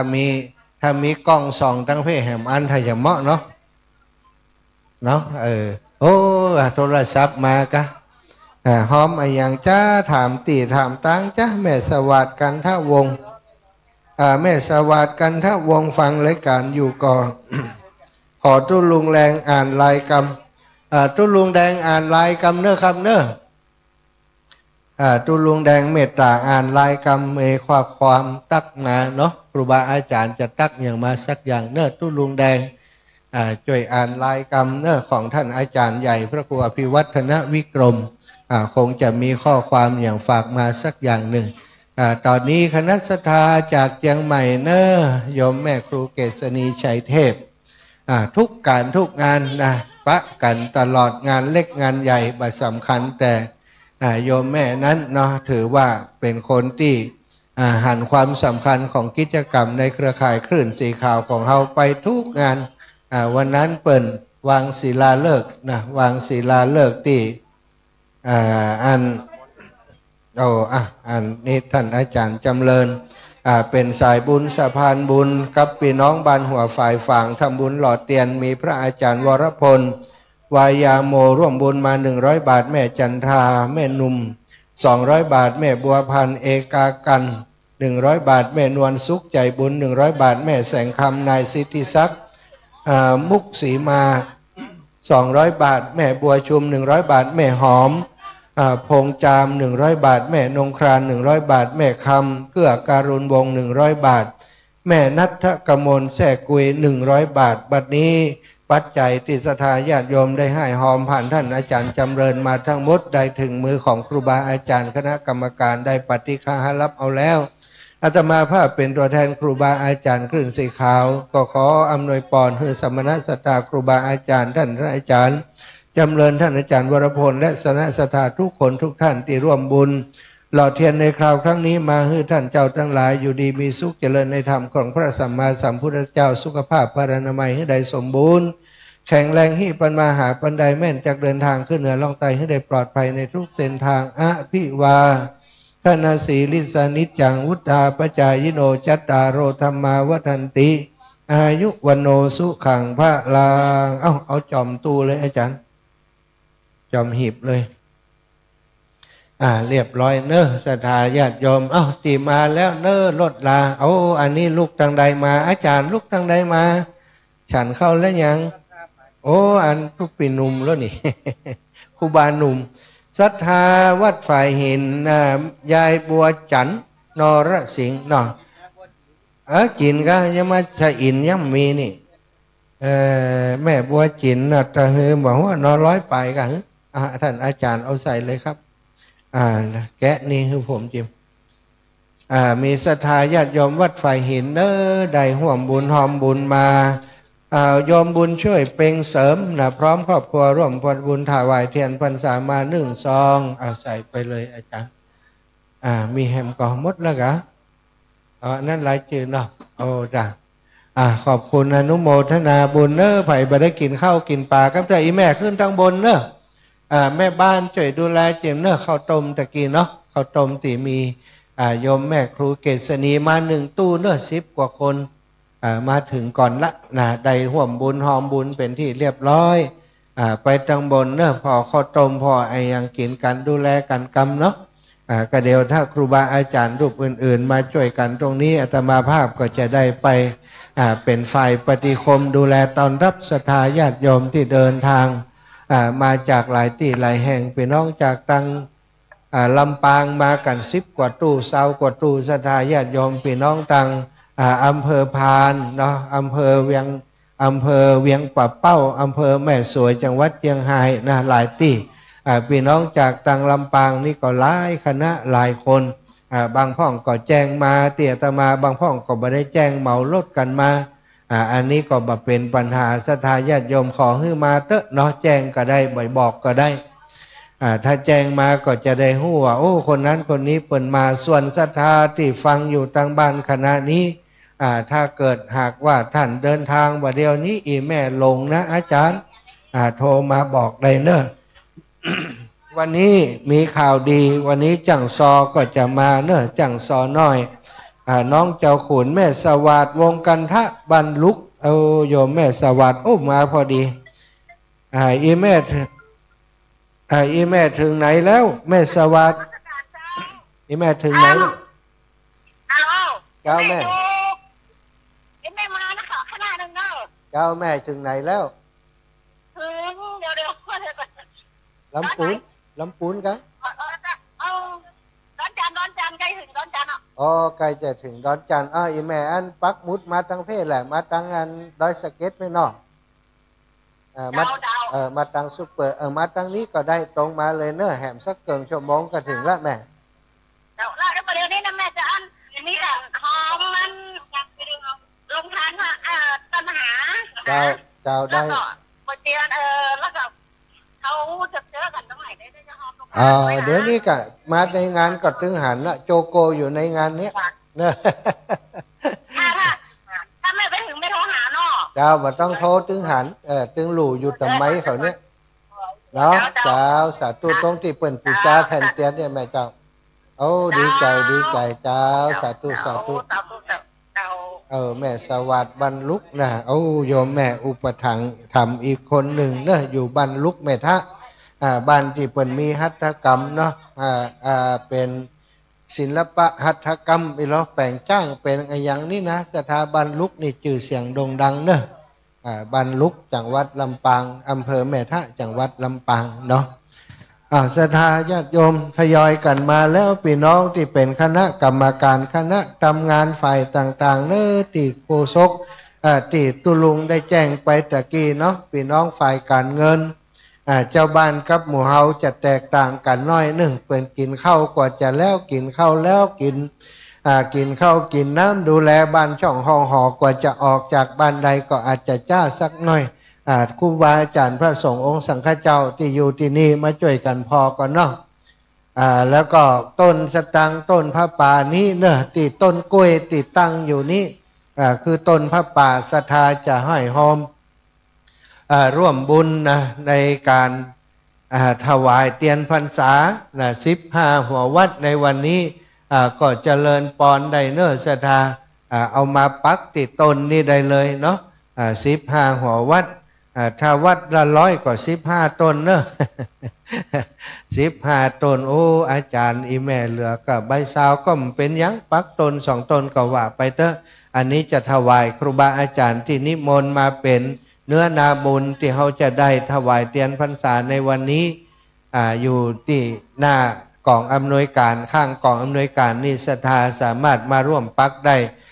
วันนี้ใครจะเป็นผู้โชคดีปักเป็นรายแรกก็บอกฮู้เด้อศรัทธาเดี๋ยวจะปักเป็นรายแรกก่อนตุลุกตะวันอยู่เต็มนี่ก็ตุปอจะปักต้นพระป่ากรรมนะปักเอาหมานเนอะอาตมาปักแล้วมันจะได้ใบม่วงใบม่วงใบหม่นนักนะจะปักเหี่ยก่อนเนอะปักครบก่อน15ปักต้นต้องหล่อก่อนนี่บาใจหน้ามาเนอะหน้าแต้นะนี่นะร่วมบุญแต้เลยเนาะ15 ต้นศรัทธาญาติโยมปะติไหนท่านอาจารย์อีแม่หอมตามอัธยาศัยแล้วแต่อาจารย์จะเอาไปยังวันนี้เอามาปักต้นพระป่าฮือศรัทธาอีป่ออีแม่ตัวเนาะปักกันได้แล้วเนอะเดี๋ยวเปิ่นบอกว่าต้นกล้วยนี้เอามายังนะเอามาปักต้นชิงชาสวรรค์ขึ้นได้แล้วเนอะขึ้นเลยเนอะคืออีป่อหมุนแล้วไอ้ขึ้นเกาะบนปุ่นน่ะเปิ่นจะขึ้นชิงชาสวรรค์ขึ้นได้แล้วยังเขาว่าวันผูกมาเจ้าพุทธินามาแล้วเนอะศรัทธาญาติโยมเนอะมาปักต้นสตังนิกรรมต้นสตังต้นกัลปะพฤกษ์เนาะต้นพระป่าเป็นพระป่าสามัคคีที่จะได้มอบนำไปถวายพระสงฆ์องค์สังฆเจ้าเนื้อนาบุญที่กราบนิมนต์มาเป็นเนื้อนาบุญในการถวายเตียนในวันนี้เนอะศรัทธาญาติโยมที่ฟังอยู่บนรถโบราณเปิดรายการวิทยุฟังอยู่ถ้าเข้าเขตพื้นที่เชียงใหม่หมุนไปที่ 104.50 เมกะเฮิรตซ์เนอะปักเลยปักรวดไปเลย15 ต้นถ้ำปอมาขอที่ท่านพระครูสุเมธเนอะพระครูสุเมธเพิ่นจะปักต่อแหมเฮาปักก่อนนี้ได้เปรียบเนอะหมู่ที่ปักที่หลังบัดเดี๋ยวนี้เพิ่นเอาใบร้อยอย่างเดียวปักไปซาวของมือปักละแน่เนาะปักก่อนนี้ใบซาวได้อีกป่ะเอาละเนาะปักเลยเราโทรเน็ตแล้วนั่นนะศรัทธาญาติโยมเนอะอีป่อยอีแม่ทั้งหลายที่ได้เดินทางมาถึงยังวัดยังว่าวัดแม่ห้องไคร้ของเฮาที่นี่ในน้ำของเจ้าของสถานที่ครูบาอาจารย์ท่านพระครูชลทานพิทักษ์ครูบาเจ้าวัดแม่ห้องไคร้สมปานเจ้าวัดแม่ห้องไคร้ครูบาอาจารย์พระนักจัดรายการในเครือข่ายคลื่นสีขาวเพื่อชาวประชาจัดรายการทุกเจ้าของวันพฤหัสบดี5 นาฬิกาถึง 6 นาฬิกาศรัทธาได้ฟังน้ำฟังธรรมจากท่านอาจารย์โยมแม่ไปซอกกินข้าวต้มเห็นนาได้จะหิวนะไป ตั้งเพห้องน้ำตั้งเพก็มีตั้งข้างหลังนี่ก็มีนะอ้าวอีแม่จะปักแล้วนี่ไผ่มาก่อนได้เปรียบเนี่ยพี่น้องเชียงใหม่อย่างอีกานี่ลูกเจ้ากินพักตั้งป่ายลูกควายกินพักตั้งเก้าลูกเจ้าได้หลายลูกควายได้น้อยนะปักไผ่มีสีแดงปักสีแดงก่อนเลยอีแม่ แม่ครูไข่หัวใจนอกปักมันปักเมินปักกันไปทุกการทุกงาน10-100 ปันได้โมจะตาตะฮือก็เป็นปัจจัยหอมกันจากบาทเป็น100จาก100เป็นปันจากปันเป็นหมื่นเนาะเริ่มจากสตังค์สลึง50จากบาท2 บาททั้งนั้นบุญกุศลบ่ได้นับติจำนวนนับติจิตเจตนา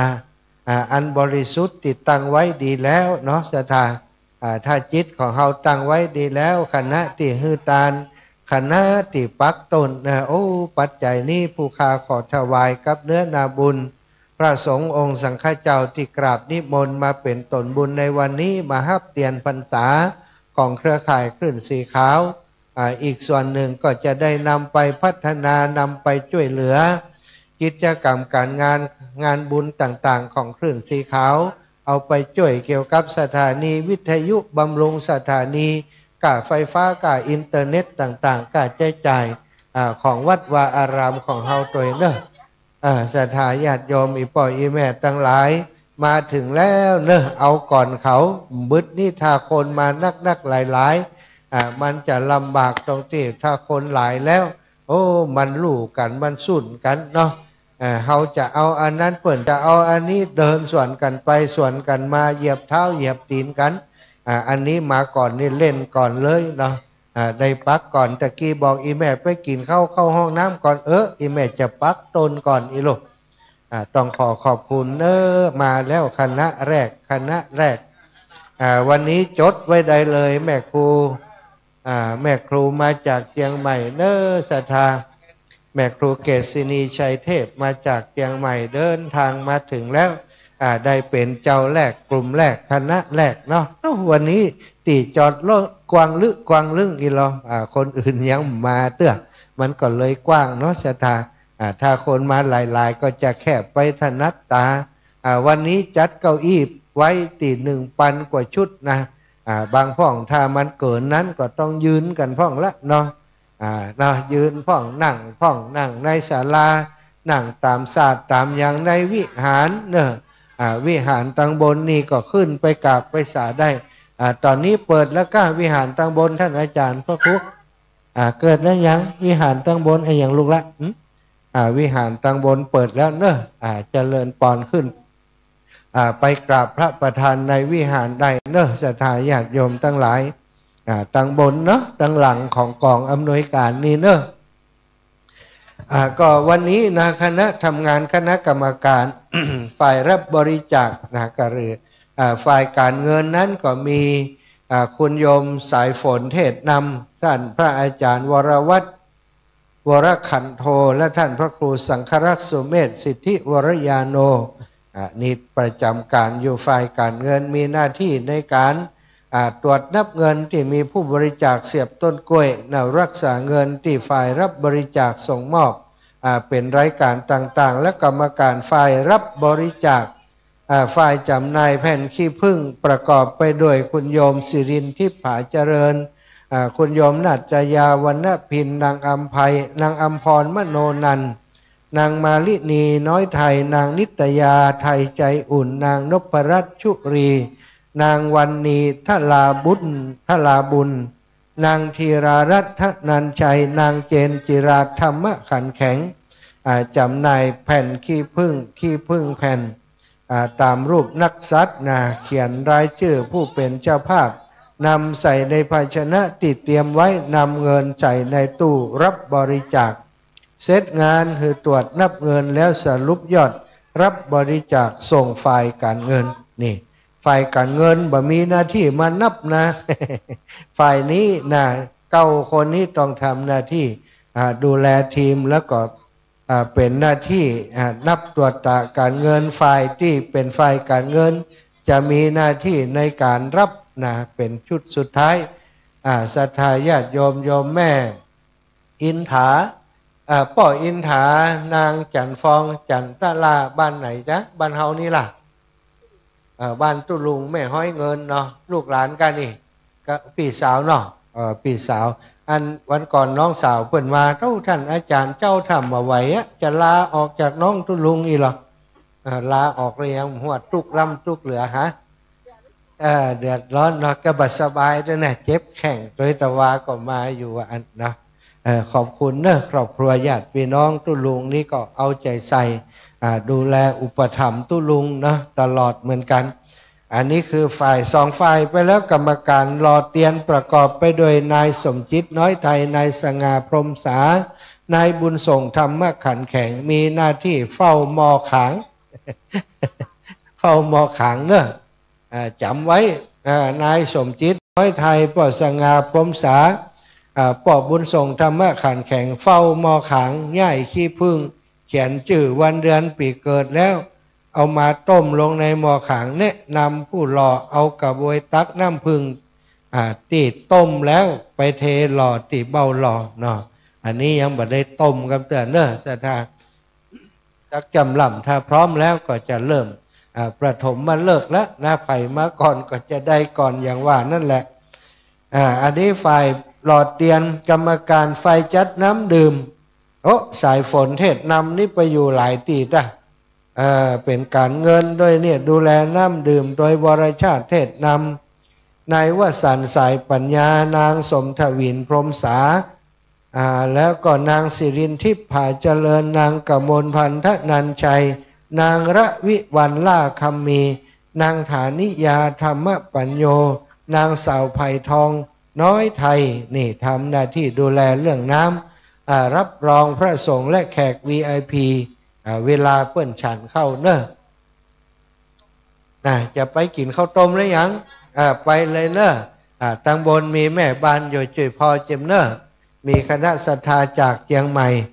เปิ้นจะขึ้นไปพอข้าวต้มกินสักน้อยก่อนออกจากบ้านมาตั้งแต่ตี 4 ตี 5บ่ได้กินข้าวกินปลากำเตื้อจะขึ้นไปเนอะตังบนตังแม่บ้านแม่ครัวอยู่บริเวณตังบนช่วยดูแลเปิ้นจิมเนอะนี้ฝ่ายการฝ่ายอาหารนะตอนนี้เตรียมตัวอยู่ที่ฝ่ายอาหารนางวิไลตริโยนางกัลยาเสนานางนงครานทลาบุญนางวันเพ็ญแก้วปัญญานางสีไพรน้อยไทยนางสุภาอาทะนางสาวบานเย็นเทวชาตินางผ่องศรีน้อยไทยเนอะอันนี้ปฏิบัติหน้าที่อยู่ตามจุดเกี่ยวกับเรื่องของอาหารประกอบไปโดย9 ท่านดังที่ได้อ่านชื่อไปแล้วเอามาแห่มกันแล้วเด้อเฮ้ยเปิ่นขึ้นไปทางบนเพื่อเลยจอดทางบนแล้วก็วนออกก็ได้จากนี้เนาะลงแล้ววนออกเนี่ยรถจะมาจอกันจากที่ไหนเมืองพานเห็นแล้วก็นี่นะศรัทธาญาติโยมเนอะจากต่างเมืองพานจากต่างเมืองพานมาแล้ว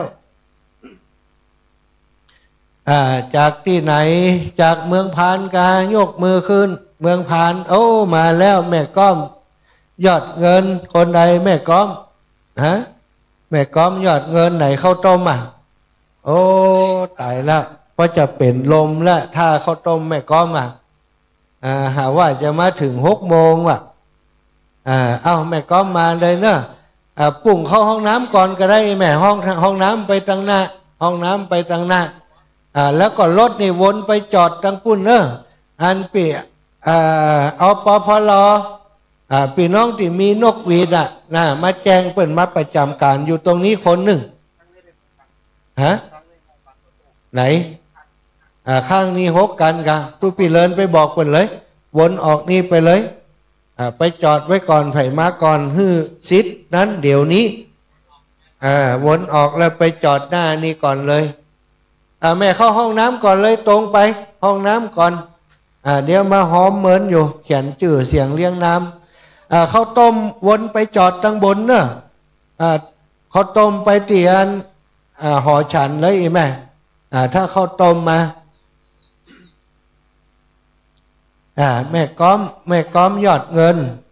อีแม่ไปกินข้าวเหี่ยปักแล้วละไปไหนก็ไปเถอะกันนี่ยอดแหมโยโอ้นี่สุดยอดแต่มาก่อนเปิ่นก่อนตันเลยคนขับรถเนอะเดี๋ยวท่านอาจารย์เจริญเปิ่นไปดูแลที่จอดรถที่มาก่อนจอดไว้เลยหกกันถอยกลับรถเรียบร้อยจอดเนียบสนิทไว้เลยเข้าห้องน้ำห้องท่าเป็นที่เรียบร้อยก่อยมาหอมบุญมาทำบุญพี่น้องจากเมืองพานเนอะข้ามน้ำข้ามทะเลข้ามดอยมาอีแม่งามๆที่เมืองพานเนี่ยมาเพ่กรรม แม่ก้อมใจเงินนี่เมืองพานนี่ตัวสุดยอดนาสดาไปที่ไหนกำ10 ตูนี่สักปีจะไปหล่อเตียนที่เมืองพานเนอะ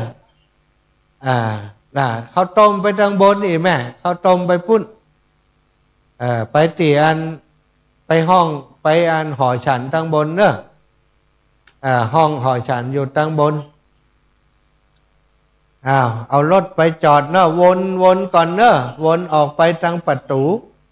แล้วก็วนกลับมาที่ประตูแรกแล้วเอารถไปจอดเอาไปจอดที่หน้าวัดเลยตรงนั้นได้เก้าหกกันเจริญปอนนี่แม่ยังคนนี้กะก้อมกะยังหันก้อมสักหน่อยแม่ก้อมยอดเงินอันใดเลี้ยงหลังคาสีแดงน่ะหลังคาสีแดงน่ะที่แม่ไปปุ้นเลยบางห้องก็ฉันบางห้องก็ฉันเฮานี่ก็เทาะน้อยตะเกียถ้าแม่ก้อมบ่ไว้เนาะลำปางตังบอกก๋วยเตี๋ยวเลยเนอะอันลูกไหนมามาตังที่เปิ่นหอมเอามานี้ตังงดมีเหลือก็ซองเนอะรายงานด่วนตังงดเหลือก็ซองอ่านก็ซองกันแล้วกันสตังเอาไปซื้อของแล้วนักอ่านก็ได้มามีเอามานี้เอาวางนี้อ่านก็ได้นางสุชาดาเทพจันตาร่วมบุญก๋วยเตี๋ยว100น้องคำสุขโยธิน100สมศรีชิมรส100กะมนวันเกิดแก้ว100เอาเงินฮือปิดติ๊กแล้วนะอันนี้สับแล้วเปลี่ยนพี่น้องเมืองพานมาแล้วเด้อศรัทธาญาติโยมพี่น้องบ้านเฮาโลอยู่ที่ไหนกันพ้องบ้านเฮาเนอะมาช่วยกันต้อนรับเจ้าหน้าที่แต่ละฝ่ายโดยเฉพาะฝ่ายที่จำหน่ายแผ่นเตียนมาทำหน้าที่จำหน่ายแผ่นเตียนเนอะเอาส่งให้คณะกรรมการเพื่อนนั้นเดี๋ยวเพิ่นจะจัดให้เพิ่นจะจ่ายเขียนให้นะเขาไปต้มเอาก๋วยเตี๋ยวพุ่นหมูนี่ไปต้มเอาก๋วยเตี๋ยวพุ่นไปจัดการก๋วยเตี๋ยวกับมาขวายเดี๋ยวเปลี่ยนชุดเหียเนอะหมูก๋วยเตี๋ยวนี่มันต้องใส่ชุดงามอย่างเปิ้นโอ้มาเห็นแล้ว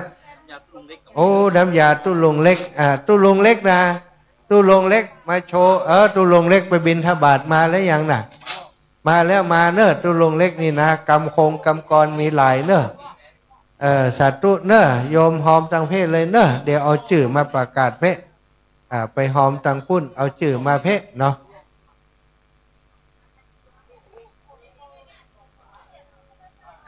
เจ้าหน้าที่เนาะฝ่ายต่างๆเนาะเจ้าหน้าที่ที่มาจดเอารายหมายเอาชื่อศรัทธาที่เปิ่นมาเป็นเจ้าภาพปูจาแผ่นเตียนนะประจำปีเกิดนะแผ่นเตียนประจำปีเกิดปีอายังนะศรัทธาเขียนเองก็ได้เนอะเอาปากกาเหี่ยไปนั่งเก้าอี้เขียนเลย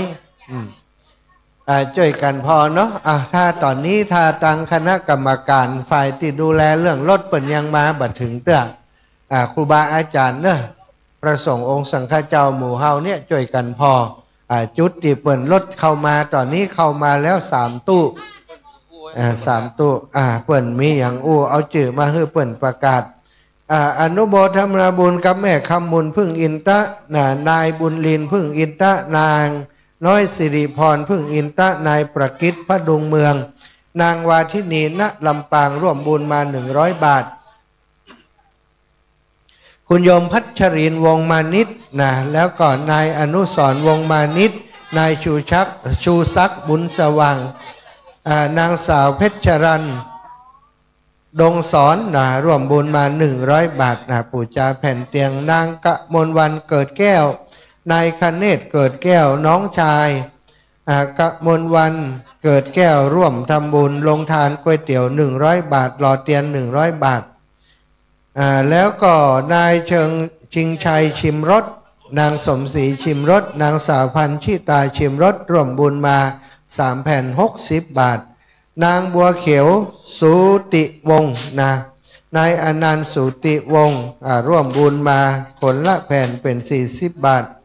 นางสาวยุพาสุติวงศ์1 แผ่น20 บาทณหทัยทิพย์รัตวิไล2 แผ่น40 บาทแล้วก็สุชาดาเทพจันตาสุระเดชขัตติยะสุพิชาเทพจันตาร่วมบุญมา60 บาทนางบัวเหลียวทวีทรัพย์นางสาวระวีแสงระวีบุญกำ40 บาทยาคุณโยมยาอุปทะเจริญปอนแม่เลี้ยงทันที่ชาอุปทะอันดาอุปทะคำสุขโยธินกมลชนกโยธินมิธิราโยธิน100 บาทนี้จากลำปางเนอะเดี๋ยวจะเขียนให้เจริญปอนใส่นี่เลยชื่อหยังนายนิคมนางมีศรีบุญมาคือคนที่จะถูกหวยรางวัลที่1 งวดต่อไปนะใส่เลยเจ้าอนุโมทนาบุญเนอะสัพพิติโยอภิวาทนาสีลิสานิจังพุทธาปจายโนจัตตารโอธรรมาวทันติอายุวันโนสุขังพระลังวันนี้ศรัทธาป่าเมียดสันทรายทำมาก็ดับปิงเนี่ยบันไก่นี่เอามาพูดแล้วนี่แม่เลี้ยงใหญ่ป่าเมียดสันทรายยมน้องสมพรรัตนังปาคณะศรัทธาจากสันทรายมาแล้วเนอะมาตังเพก่อนเนอะโยมน้องสมพรรัตนังมาตังเพมาเขียนแผ่นเตียนเหียว่าจะได้ปลาเลี้ยงใส่ซองเขียนชื่อเหียศรัทธาญาติโยมตู้ลุงเล็กมาเพมาช่วยกันอู้กันจาตัวตู้ลุงเล็กนี่เป็นคนเก่งเป็นพระธรรมกถึกอีกรูปหนึ่งนะเป็นหมอยาตัวเนอะเพิ่นจะบอกสูตรยาคือศรัทธาตัวอยู่กันจนแล้วงานเนอะเจ้านี่ห้ามกลับก่อนนะกลับเดี๋ยวผมมาคุยหานั่นกาสาตู้ปอเลี้ยงใหญ่ปอเลี้ยงแม่เลี้ยงมาเจ้าอย่างอีกาหมานสาธุเนอะเอาอย่างมาฝากตู้ปีเอายามือแหมละกะกะกลัวเขาว่าอยู่ใกล้ตู้เจ้านี่เหม็นกินยาเขียวสาธุเนอะสาธุดีตู้ลุงเล็กมาจะได้ดูแลศรัทธาญาติโยมเปิดกำลังเข้ามากันหอมตาตู้ลุงเล็กมาแล้วเนอะขอบคุณอนุโมทนาบุญกับตู้ลุงเล็กเอาลงทานเป็นอันหม้อยามาเนาะตู้ลุงเล็กนี่เป็นครูบาอาจารย์ที่มีความเสียสละนะศรัทธาขายบ้านขายที่มาแปลงวัดเนี่ยมีตนเดียวเองเนอะตู้ลุงเล็กเนาะแปลงพระเจ้าทันใจด้วยได้ดีเนาะตู้ลุงเนาะถ้าเป็นที่เป็นตั้งขายไปเดือนนี้ก็เสี่ยงแล้วนะถ้าแปลงพระเจ้าไว้บัดเดียวแปลงพระเจ้าทันใจก็ยังอยู่ไว้กราบไหว้สักการะบูชาตู้ลุงเล็กเพื่อนเอายาใครจะกินยาเจ็บหลังเจ็บเอวเจ็บหัวเข่าแข้งขาเนอะประตูวัดตังปุ้นเนอะศรัทธาประตูวัดตังปุ้นเข้าไปได้เลยไปหม้อต้มยาตักเอาได้ตามสบายบักคิดฟรีทุกอย่างตู้ลุงเล็กแจกฟรีวันนี้ศรัทธาอีป่อยอีแม่ไปพอไปตักเอาได้เลยเนอะไปตักเอาได้เลยไปตักกินได้เลยอันนี้สูตรยาผสมเนาะ ความดันเบาหวานทุกอย่างเจ็บหลังเจ็บเอวอยู่ในหม้อเดียวกันนั่นหมดอะสุขภาพมันถึงจะไปจัดคนเดียวมันตุลุงแจ้งคือทราบเด้อศรัทธาญาติโยมใครที่ใครถูกหวยรางวัลที่1วิธีการในการหลอดเตียนตักมา1ก๊อกคือถอกได้9เล่ม1ก๊อกถอกได้9เล่มวางแผนดีๆถ้าถอกมดเหี่ยมบัทัว1ก๊อกถอกได้9เล่มเนอะถอกไปเอาเทไปหยอดอันละน้อยไปใส่นักคือมันครบ9เล่มคือครบ9เล่มอธิษฐานเนอะคือข้าพเจ้านี่โชคดีสุขภาพแข็งแรงอยู่ดีมีสุขตุลุงได้จะไปดูแลโยมก่อนศรัทธาญาติโยมเจริญพรเนอะมาถึงแล้วที่ลูกกวางลูกไก่มาต่างบ้านต่างจองเข้าห้องน้ำห้องส้วมเรียบร้อยจะไปจิบน้ำยาก่อนก็ได้กินฟรี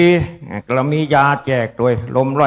108ยิบเอาไปเลยมีแก้ไอแก้บะโหกก้นปูดลุงมาแจกฟรีเนอะมีแว่นตาด้วยแว่นตาก็แจกเหลือ3 อันแล้วก็เสร็จแล้วก็มาทางที่โต๊ะบริการนี่มาพูดจาขี้เพิ่งไว้ขี้ที่มีคุณภาพบรรดาขี้ทั้งหลายนี่หมู่นั่นใจการมาได้สักอย่างมีขี้เพิ่งนี่แหละเป็นขี้ที่บูชาจะปูจนียนังเอตัมมังคละมุตตมังการได้บูชาสิ่งที่ควรบูชาเป็นมงคลสูงสุดเมื่อท่านมาถึงลานวัดนี่แล้วดูพื้นที่พระครูชลทานตกแต่งแบ่งพ้อมเอาไว้ประดับประดาไว้เพื่อให้ด้านหลายได้มาถึงที่นี่แล้วเกิดปีติก้าตาหันรูปก็เกิดปีติเหมาะสมที่เป็นสถานที่ตั้งกองบุญกองกุศลโดยแท้แล้วก็มาถึงที่โต๊ะนี่ก็ปุจจาตามเจตนาหรือว่า20 บาทแผ่นหนึ่งหรือเป็นเศรษฐีมหาเศรษฐีตั้งใจมาแล้วละจะใส่100ปัน1ก็ได้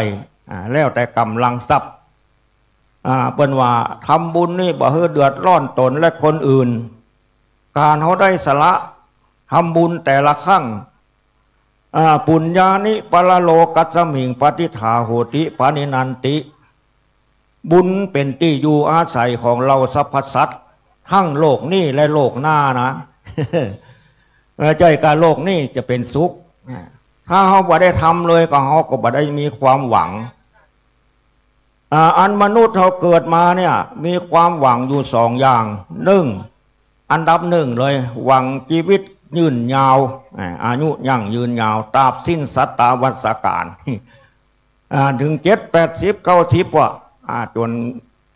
ถึงวาระของชีวิตบ่อยากจะตายก่อนเวลาอันนี้เป็นความมุ่งหมายของมนุษย์ทุกคนบ่อยากป่วยบ่อยากไข้ต่อมาก็ต้องการความร่ำรวยอยากมียศมีเงินมีทองสิ่งเหล่านี้ก็หาด้วยความสามารถได้อยู่หรือไม่ก็บุญเก่าเขาสร้างมาก็สามารถร่ำรวยเป็นสุขได้อยู่แต่ว่าการเจ็บป่วยไข้หรืออายุสังขารนี่ต้องอาศัยบุญกุศลที่ว่าอยู่ด้วยบุญแต่เขาไม่ได้ทำเลยเพิ่นตั้งกองบุญกองกุศลนี่เขาก็เพิกเฉยดูบดายพอบดายบหาโอกาสเวลาที่มีความสำคัญนี่ทำบุญกันก็จะพลาดโอกาส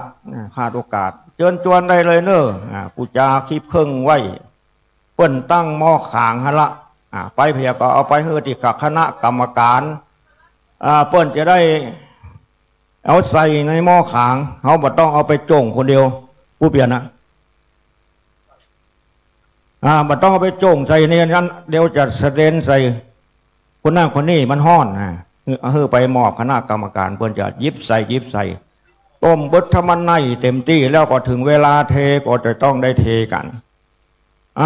เตียนใหญ่มีอยู่9 เล่มใหญ่ๆเตียนใหญ่ร่วมมือร่วมใจกันบ่ใจคนเดียวจะสร้างได้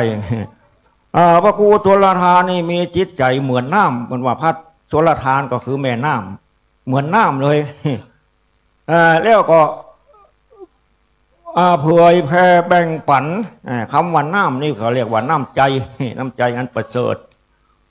ต้องการนิสราญาติโยมทุกคู่ทุกคนเนี่ยทุกตัวบ้านตัวเมืองเนี่ยเพื่อได้มีโอกาสได้ทำบุญสุนทานแม้บางคนมีความคิดมีปัญญาแต่ก็บ่มีความสามารถจะทำนี่ได้ลองพิจารณาเขาจะต้องทำต้องมีพรรคมีพวกมีกลุ่มมีหมู่คณะ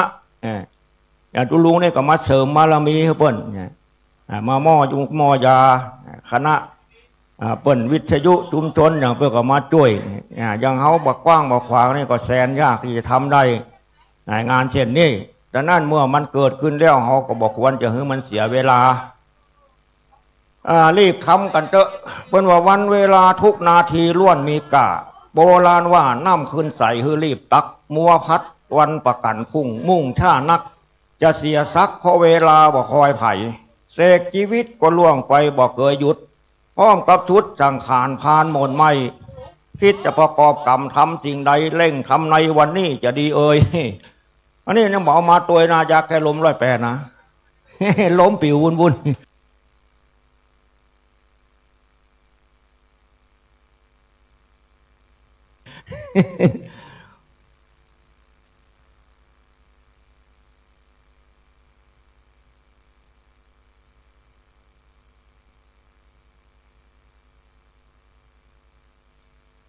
วันนี้มีโอกาสรีบทำเนอะ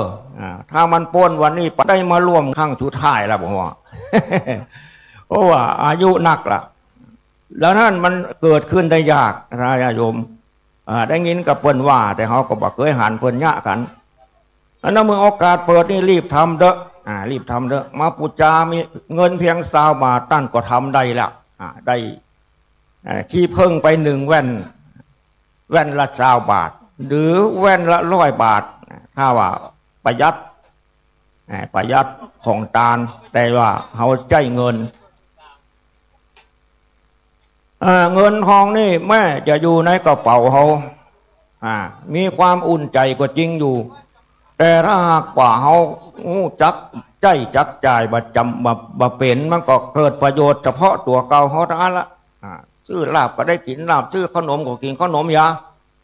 แต่ถ้าหากว่าเขาแบ่งบายทำบุญแบ่งไปเพื่อเป็นประโยชน์ต่อสังคมบ้านเมืองเพิ่นได้เอาไปปูจามาใจวัดเดียวคิดเตียนที่เขารอไปเนี่ยเอาไปไว้ตั้งหน้าพระประธานคนข้างพรรษานี่3 เดือนนี่จะมาใจ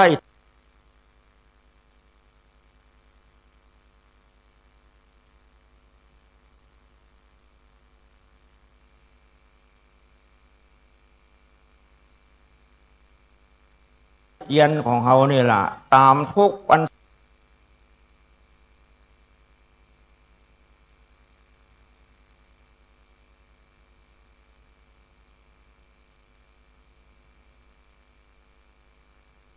ีล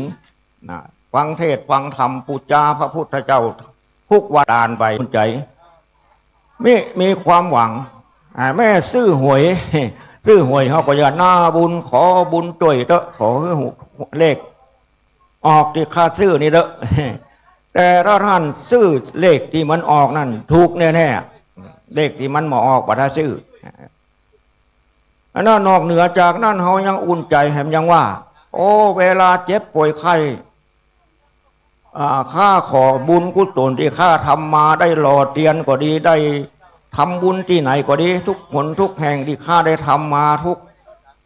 ครั้งขอมารวมกันเป็นตบะเดชะช่วยชีวิตข้าให้ได้หลอดพ้นจากภัยอันตรายคือการเจ็บป่วยไข้นี่กินยาอันใดก็มีฤทธิ์มีเดชถ้าบ่มีบุญช่วยแล้วกินยาเหมือนกินขี้ดินน่ะยาพยาธิบ่หายบ่มีสิ่งช่วยว่าเพิ่นว่าดังนั้นวันนี้เป็นโอกาสอันดีเนอะมาถึงแล้วก็เลยมาที่โต๊ะบริการนี่จะต้องได้ทำเวลาคือมันมืดเดียวมันหลายเข้าก็บ่สะดวกในการอธิษฐานสะดวกในการอธิษฐานจิตใจของอธิษฐานลงไปของมัน ขอข้ามีอายุเตียงมั่นยืนยาวตราบสิ้นสัตวัฏการขอข้ามีร่างกายบึกบึนแข็งแรงหายป่วยหายไข้ขอข้ามั่งมีสีสุขหิมาก้าขึ้นขอข้าได้ลาภได้ยศนี่ก็คำอธิษฐานเนอะอธิษฐานกันได้สาวบาทก็ทำบุญได้เจิญจวนตั้นตั้งหลายทำบุญกันได้ไม่จำกัดสักกี่บาทก็ทำได้ดังใจหวังอย่าทำบุญกันเพลินเกินกำลังหากทำบ้างแบ่งส่วนก็ควรทำการแบ่งบายทำบุญเป็นคุณดีเพราะบุญนี่สู่ชุบอุปถัมภ์ขอเจิญจวนตั้นตั้งหลายผู้ใจงามเจิญตั้นทำบุญเถิดประเสริฐดีอย่าไปมัวพะวงไปลุ่มหลงโลกสุขแล้วก็โศกไม่เป็นแก่นสารชีวิตเราใช่ตัวใครก็ตัวมันใกล้คืนใกล้วันจะมรณา เมื่ออ้างงับอ้างเงิงใกล้จะตายมานึกถึงอะไรอย่างมาได้สักอย่างโอ้เข้าสักก้อนก็นึกว่าเคยได้ใส่บาตรนี่เขาอยากมีอายุต่อไปล่ะจะมีอย่างช่วยเขาได้ล่ะ ดังนั้นเป็นที่หวังได้ทุกโอกาสแม่นขึ้นรถขึ้นเรือไปธุระที่ไหนก็ยกมือสาวเต็มเก้าบุญกุศลของช่วยข้าเดินทางอยู่รอดปลอดภัยเนอะดังนั้นมาถึงแล้วก็ปุจจาเตียนก่อนเนอะเพราะว่าวันนี้เป็นวันหล่อเตียนร่วมกันทำชาติต่อไปหมู่สายบุญเหมือนกันเนี่ยหมู่ชุดขาวที่เตี้ยวกันยามๆเนี่ยเป็นคนบุญล้วนๆล่ะเป็นคนบุญคนบาปก็มีอยู่หันมันเอาเบ็ดใส่คนรถเลยว่าเมื่อเจ้านี่ไปบิณฑบาตนั่นคนบาป คนบุญใส่ชุดขาวมาวัดแล้วเขาตายไปเขาก็จะไปปะกันนี่แหละคนบุญอยู่ที่ไหนก็ประเสริฐอยู่ที่ไหนก็มีความสุขแม่นตายไปสู่ภพสู่ชาติเบื้องหน้าสุคติโลกสวรรค์ก็ไปเป็นเทพเป็นเทวบุตรเทวดามีความสุขอยู่บนสวรรค์ด้วยกันเป็นหมู่อันนั้นศรัทธาเฮาจ่วยพ่อโฮงทานด้วยเนาะศรัทธาบ้านเฮานี่นะแบบนี้น้ำเปิดตานแล้วคือเอาไปไว้เปาะกันที่ศาลาหมดเนอะไว้ที่ศาลาหมดเนอะช่วยกันขนน้ำทั้งเพกับนอดทั้งกลางควงเพอันใดที่เปิดตานแล้วเขาจะขนไปไว้อันใดที่ไม่ได้ตานเดี๋ยวก็จะดำเนินการตามนั้นวรชาตินำทีมไปกันน้ำนี้แล้วล่ะน้ำเพช่วยยกไปกันอันใดที่ปั่นปอนแล้วยกไปไว้เลยสถาบันเฮาพอกับนอกอนิมนต์ตุลุงครับปียังมูตุลุงอันตอนนี้สถาเนี่ยที่เอาลงทานมาเนาะเอาไปลงทานจะอยู่ตั้งบนเพราะฉะนั้นรถที่เปิ้นมาถึงสาธุอีแม่มาถึงคือเปิ้นวนไปจอดตีตั้งบนก็ได้เนอะแล้วก็เดินลงมาเอาถ้าเดินเปิ้นจะได้เอาลงทานลงตัวพี่น้องดูแลเรื่องน้ำดื่มดูแลเรื่องโรงทานหรือว่าฝ่ายต่างๆที่เขามาช่วยงานกันนี่เนาะถ้าเปิ้นปั่นปอนแล้วน้ำดื่มนั้นเอาไปรวมกันที่กองกลางหมดเลยเนอะเอาไปรวมกันที่กองกลางเพราะว่าจะได้เอาไปแจ่เอาไปเก็บในส่วนที่มันขาดเนาะโอ้มาแล้วเจ้ซ้อนแม่หมอมากี่กันมาอีกเนาะโอ้หลายกันอยู่หลาย12 คนเนาะป้าหมอมาแล้วเนอะป้าหมอสะอาดข่าวสะอาดเนาะเดินทางมาถึงแล้วตอนนี้คณะของป้าหมอเนาะจากแจ้ซ้อนเดี๋ยวหลวงปู่กับมะป้าหลวงปู่ก็เดินทางมาละเดี๋ยวก็ป้ากันเนี้ยจะขอบคุณหลายๆเนอะพี่น้องจากตังแจ้ซ้อนแม่ฉลาดป้าหมอสะอาดข่าวสะอาดและคณะจากแจ้ซ้อนเมืองปานพุ่นนะสถาข้ามดอยมาตั้งวังเหนือเนาะป้าเนาะโอ้ตั้งในเมืองมาได้2ตั้งในเมืองก็ได้วังเหนือก็ได้ตั้งในเมืองก็จะสะดวกหน่อยเนาะมันเดินถ้าไปตั้งวังเหนือนะอาจจะใบชินตังวังเหนือพดโอ้มาแล้วแม่ย่าเล็กปาวลีอินสุวรรณแบตหมดหรือก็ว่าอย่างใดมันคนหลายบางเตือนสัญญาณมันจะนี่เนาะมันเป็นอย่างตุลุงแดง ป้าหมอสะอาดมาจากเจซ้อนเนอะตอนรับกรรมป้าหมอสะอาดข่าวสะอาดมาจากเจซ้อนเมืองปานแม่ยาเล็กปาวลีอินสุวรรณไปทางใดจ๊ะกายกันลุบเดี๋ยวไปไหนไปพอศิลาเลิกกะโอ้2 คน2 คนพี่น้องปากันไปไหนมั่วนะแม่ยาเล็กปาวลีเนอะว่ายังไงก็โอ้ยังเจ็บอยู่ เดี๋ยวถ้าจะได้ไปจบติป้าหมออยู่ หมอมหาราชก็ได้สาธุโยมแม่ตู้ลุงเล็กกะโอ้ยาต้มอยู่อีแม่ติดประตูเข้าหันเลยทางประตูหันเลยเนอะหมอจัดใหญ่อีแม่โอ้ดีมีครบหมดตู้ลุงเพิ่นเอาเปาะกันหันหมดความดันเบาหวานวะความดันเบาหวานก็อยู่หันอยู่ด้วยกันหันน่ะความดันเบาหวานเจ็บหลังเจ็บเอวบำรุงกำลังชูกำลังมีหันหมดเนอะศรัทธาท่านอาจารย์พระครูชลทานพิทักษ์ตุลุงแดงได้ไปปั่นปอนให้กับเมยาเล็กปาวลีอินสุวรรณซึ่งได้เดินทางมาจากจังหวัดลำปางปัดตู้น้ำดื่มเขาเอาลงนี่เนอะพี่น้องช่วยเอารถเข็นมาเข็นเอาไว้ไกลๆถังหั่นก็ได้เนาะเอาไกลๆถังหั่นก็ได้เนอะช่วยกันดูแลตอนนี้ศรัทธาเริ่มทยอยกันมารถราที่จะจอดที่ไหนตั้งใดช่วยกันพอจิมเนอะ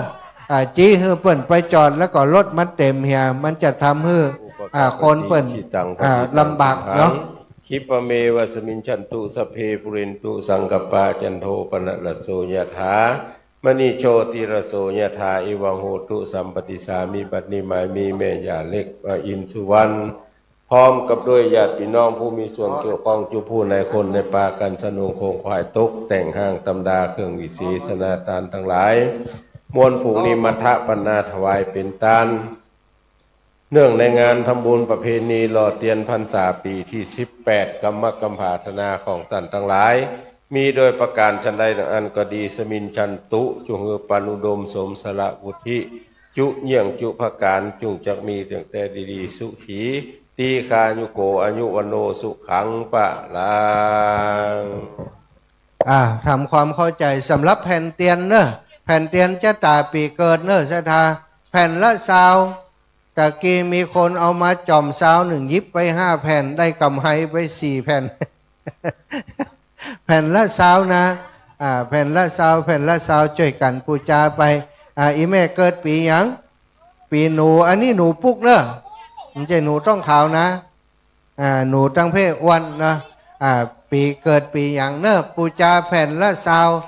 เป็นอย่างน้อยนะแผ่นละซาวถ้าจะปูจา100แม่เอาแผ่นเดียวอันเนาะก่อมใจว่าอย่างฮื้อแต่ว่าถ้าปูจาซาวเอาไป5 แผ่นนี้มันจะได้กำไรนักลำไปศรัทธาญาติโยมโอ้พี่น้องจากทางใดมาหันแหมแล้วพี่น้องจากที่ไหนเชียงใหม่ลำปางพี่น้องทางพะเยาพี่น้องทางไหนอำเภอพานกำใจน่ะมาแล้วน่ะทยอยกันเข้ามาทางลำปางวันนี้15 ตู้เด้อศรัทธา15 ตู้บางตีบางแห่งตะกี้โทรมาแม่ถึงอันแยกดอนจันแล้วนะท่านอาจารย์ว่ากำเดียวก็ถึง30 นาทีก็ถ้าจะใกล้แล้วเนาะทางลำปางทางเชียงใหม่เนอะพี่น้องเชียงไฮ้เวียงปะเป้ามาเนอะอีแม่เนอะรถก็ถามเดี๋ยววนออกไปถามติจอดเปิ้นเนอะถ้าตั้งเหนือวัดเต็มแล้วเนาะเขาก็จะวนไปจอดที่สะดวกที่สุดก็คือที่ร้านอเนกประสงค์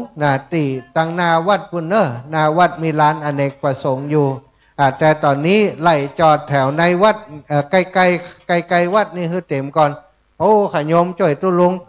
ท่านอาจารย์จ่อยตุ้ลุงจิมอันนั้นของตุ้ลุงกะของฝากกะของผมมีกะตุ้ลุงเอาใจละลำปางนี่ลำเอียงเนอะเอามาฮือกัดตุ้ลุงน่ะเมยาเล็กปาวลีอินสุวรรณนี่15 วัดเนอะเอาศรัทธาญาติโยมมีปล่อยอีแม่เข้ามาห้องน้ำห้องท่า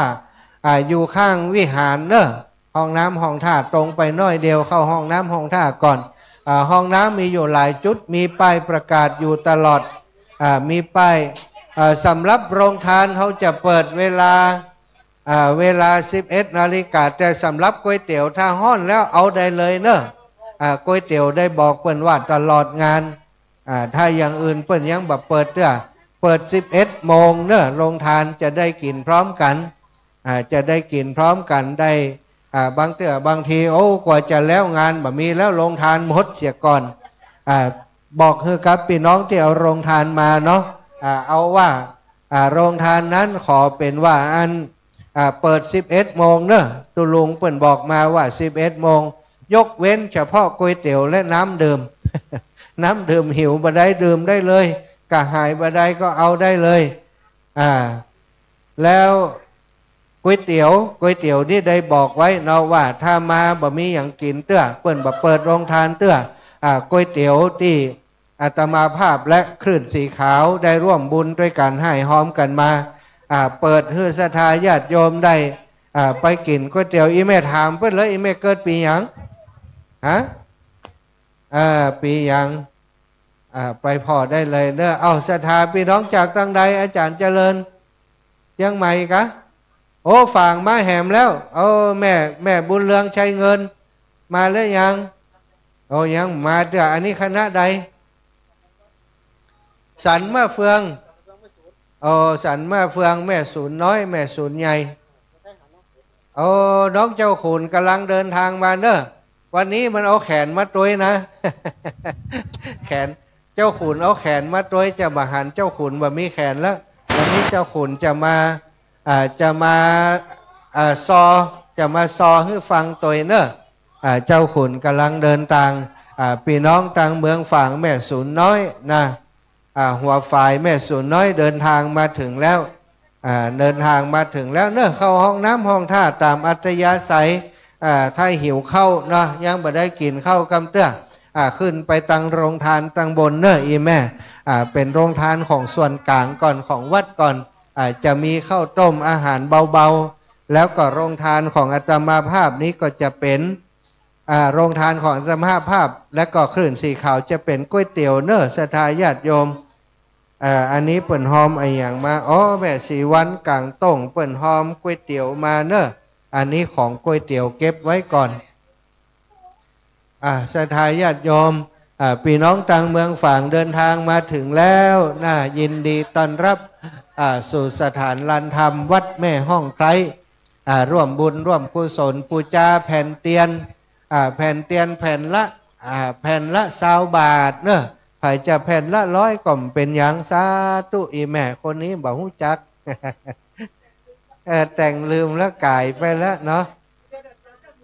สาธุโยมแม่สาธุเนอะเจ้าบุญรักษาเจ้าคำนี้มันได้เป็นนี่กันแล้วบริจาคทั่วไปอีปอบริจาคทั่วไปที่นี่เนอะบริจาคทั่วไปป่อเขียนชื่อคือคำสาธุอีแม่ว่าอย่างไรที่เพิ่นฝากมาทำบุญนี่ต้องเอาจอมที่ไหนเอาจอมที่นี่แหละถ้าเปิ้นฝากมาถ้าเปิ้นเขียนซองก็เอามาอ่านสักหน่อยก็ได้ถ้าเขาฟังรายการอยู่ทางบ้านเขาจะได้ยินชื่อเขาเนาะอันนี้ทางลำปางจ้าพี่น้องทางลำปางหนาเจ้าอันนี้อย่างกาแฟอ๋อกว่าอาจารย์น้อยใจอันนี้ได้เนี่ยได้ข้าวหนมแฮมเนี่ยสาธุอีแม่ศรัทธาญาติโยมสาธุดีละเดี๋ยวเอาไปซ่อนไว้ก่อนเดี๋ยวไปซ่อนไว้ในรถก่อน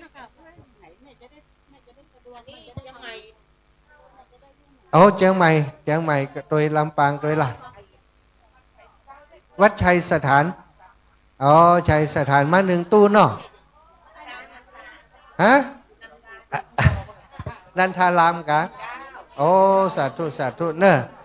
ศรัทธาญาติโยมโยมแม่ย่าเล็กปาวลีอินสุวรรณและคณะจากลำปางได้ถวาย ข้าวน้ำโภชนาอาหารพิกหารตานร่วมบุญก๋วยเตี๋ยวลงทานร่วมบุญกับน้ำกับไฟทำบุญส่วนตัวอำนวยพรให้แม่ย่าและครอบครัวและญาติธรรมจากลำปางทุกคนทุกท่านอยู่ดีมีสุขเพื่อได้มีอายุมันขวัญยืนจากที่ก่อปันมาจากหาก่อปันใดจะเดินทางขึ้นเหนือล่องไตก็ขอได้ปลอดภัยในทุกเส้นทางจัตตารโอธรรมาวัฏันติอายุวโนสุขังพระลาบุญหักษาเนอแม่ย่าเล็กแม่ย่าไปกินข้าวกินปลาบนบุญเด้อแม่คำนวณกำลังแข็งกำลังอ่อนอันนี้ส่วนตัวเนาะกับก๋วยเตี๋ยวเนาะเก็บไว้ก่อนเนอะอันนี้ส่วนตัวก็เก็บไว้อันนี้ส่วนรวมอ่านให้เปิ่นกรรมศรัทธาญาติโยมนายทองโหปะทองกาอินกะปะทองกล่องอินรู้ศรัทธาวัดนันทารามตำบลชัยสถานสารปีได้ร่วมบุญมา1 ซองเนออนุโมทนาบุญอีกว่าแม่เยาวลักษณ์ฟองมณีพร้อมกับครอบครัวพี่น้องจากลำปางบ้านหนองหัวงอกนี่ถวายอาจารย์แหละโอ้เกือบจะใส่ในตู้บนแล้วนะอันนี้หอมลงทานเนาะสาธุหอมลงทานสาธุชัยสิทธิธนังลาพังสดถิ่งบุญกุศลยนแม่ได้ร่วมบุญโครงทานก๋วยเตี๋ยวอำนวยพรให้ท่านอยู่ดีมีสุขอายุมันขวัญยืนจัตตารโอธรรมาวัฏันติอายุวันโนสุขังพลังโคศกใหญ่มาแล้วเนอศรัทธาท่านอาจารย์ครูบา40,000โครงทานเนาะสาธุอีแม่ยะถาวาลิวหาปุราปริปุเรนติสาคลังเอวเมวะอิโตทินังเปตานังอุปกปปติฝากมาศรัทธาวัดนันทารามคิปเมวะถวายร่วมบุญมา1 ซองศรัทธาพี่น้องวัดนันทารามนางสาวประกายแก้วกองอินร่วมบุญมา100 บาทแม่จันทามหาเทพและแม่ออนได้ร่วมบุญมา1 ซองศรัทธาวัดบันร้องดอนชัยนางธานิกาวิเศษร่วมบุญมา100 บาทศรัทธาวัดนันทารามตำบลชัยสถานร่วมบุญรอเตียนวสาปีที่18นายภาสกรกองอินจัตุอิแม่จันตุจุหปันดง2 ผิดแหละจุภการจุจังมีในดีสุขี2เหมือนกันอันนี้กันอันนี้ก็สุขังปะอันนี้อย่างนี้แม่อันนี้หอมก๋วยเตี๋ยวล่ะโอเคศรัทธาแม่ศรีวันร่วมบุญบ้านโป่งท่าวังตาลสารพีร่วมบุญมาแหม1 ซองศรัทธาแม่จันติ๊บแสงทองตลาดปากกล้วยร่วมบุญมาแหม1 ซองเนอะร่วมบุญหล่อเตียนมาร่วมบุญถวายปัจจัยสนับสนุนโรงทานก๋วยเตี๋ยวโรงทานก๋วยเตี๋ยวเนาะปลอกประสิทธิ์แม่เรนูอันนี้ก็แม่เรนูนี่ อีฟอเหรอเอารถตู้มากะโอ้สาธุสาธุอยู่จนแล้วงานนะเจ้าหมวดอยู่จนแล้วงานก็เดี๋ยวประชุมกันเนี่ยจะตอนก่อนจะแล้วงานจะหู้ละประชุมคณะครูบาอาจารย์ครับสาธุเนอะแม่เนอะนี่แม่ได้กินอย่างนั้นแต่ไปกินข้าวต้มบนนะข้าวต้มก๋วยเตี๋ยวพร้อมละตอนนี้เจ้าก๋วยเตี๋ยวพร้อมละเนาะครอบครัวป่อประสิทธิ์แม่เรนูชัยวงศ์ร่วมทำบุญโรงทานก๋วยเตี๋ยวน้ำดื่ม100 บาท200 บาทเนอะอนุโมทนาบุญขอบคุณศรัทธาญาติโยมที่เป็นโรงทานก๋วยเตี๋ยวกันมาเนาะมีโรงทานก๋วยเตี๋ยวเนอะที่อาตมาดูแลในนามคลื่นสีขาวศรัทธาญาติโยมจะปูจาแผ่นเตียนแผ่นละ20 บาทเนอะจะตาปีเกิดจะตาปีเกิดแผ่นละ20 บาทคุณโยมบุญชูอาทะบันแม่ห้องไข่ร่วมบุญมา100 บาทอันนี้หอมอย่างแม่หอมบอดหลอดเตียนเนาะแม่จันเพ็ญชัยล้อมได้ร่วมบุญวัดอุโบสถสารปีร่วมบุญหลอดเตียนมาแหม1 ซองเนอะอนุโมทนาบุญสาธุบุญกับศรัทธาญาติโยมทุกคนทุกท่านวันนี้มาถึงก่อนได้เปรียบเนาะได้ให้ได้หอมก่อนเนอะแล้วก็ศรัทธาอยากจะเป็นเจ้าภาพตานเตียนในวันนี้เจ้าภาพสำหรับตานออกหรือว่าตานเตียนวันนี้เนอะก็มีเตียนอยู่15 เล่ม15 ชุดซึ่งก็มีศรัทธาญาติโยมส่วนหนึ่งเปิ้นได้ปูจาเป็นเจ้าภาพสั่งเนอะอันนี้จากไหนก็เมืองฝางเดี๋ยวอ่านให้เนอะเมืองฝางห่วมบุญหล่อเตียน นางสุแก้วมโนนันท์พร้อมกับลูกหลานร่วมทำบุญมา1 ซองแม่โสภาหมื่นอาภัยได้ร่วมบุญมาแหม1 ซองสอบต.เกษมนางศิลากันทะวังจากเมืองฝาง1 ซองแม่หลวงยุพินสุมณีจากเมืองฝางแหม1 ซองนางยุพินโป่งเสงนะจากเมืองฝางโป่งเสงนะจากเมืองฝางร่วมบุญมาแหม1 ซองเนอคณะกรรมการจะโอ้ไผ่ลืมเข้ามันที่ใส่ขันแก้วทั้ง3เนอะเข้ามันบ่ใจเข้าเฮาอันนี้เป็นเข้ามันมาเอาเหียเนอะไผ่ลืมเข้ามันไว้จะเอาไปเอาถวายเป็นหงตาลก้านี่เนาะเข้ามันเนอะใจเข้าเฮามาเอาเข้ามันของแม่กะเอาไปแม่เข้ามันใจเข้าตุโยมแม่เพิ่นเอาเข้ามันมาตัวเนอะสาธุบุญตัวเนอะศรัทธาญาติโยมอีแม่ใครเป็นเจ้าภาพตาลออกสมแก้วสมบูรณ์หอมหยังเอาปู่จาเตียนพูดเลยเอาไปปู่จาให้เลยแม่ตุนแก้วสมบูรณ์เอาไปให้เปิ้นพูดเลยเปิ้นมีกรรมการอยู่อันนี้เป็นผ้าป่าทั่วไปเนอะอีแม่ทั่วไปอีแม่จะเอาไปปักต้นเลยก็ได้ต้นมีอยู่15 ต้นที่จะถวายตาลออกวันนี้ศรัทธาญาติโยมช่วยกันปักเนอะบัดเดี๋ยวนี้ถ้ามันบัดเต็มนี่บัดยั่งเด้อนะจะฮื้อเต็มหมดเลยเนอะ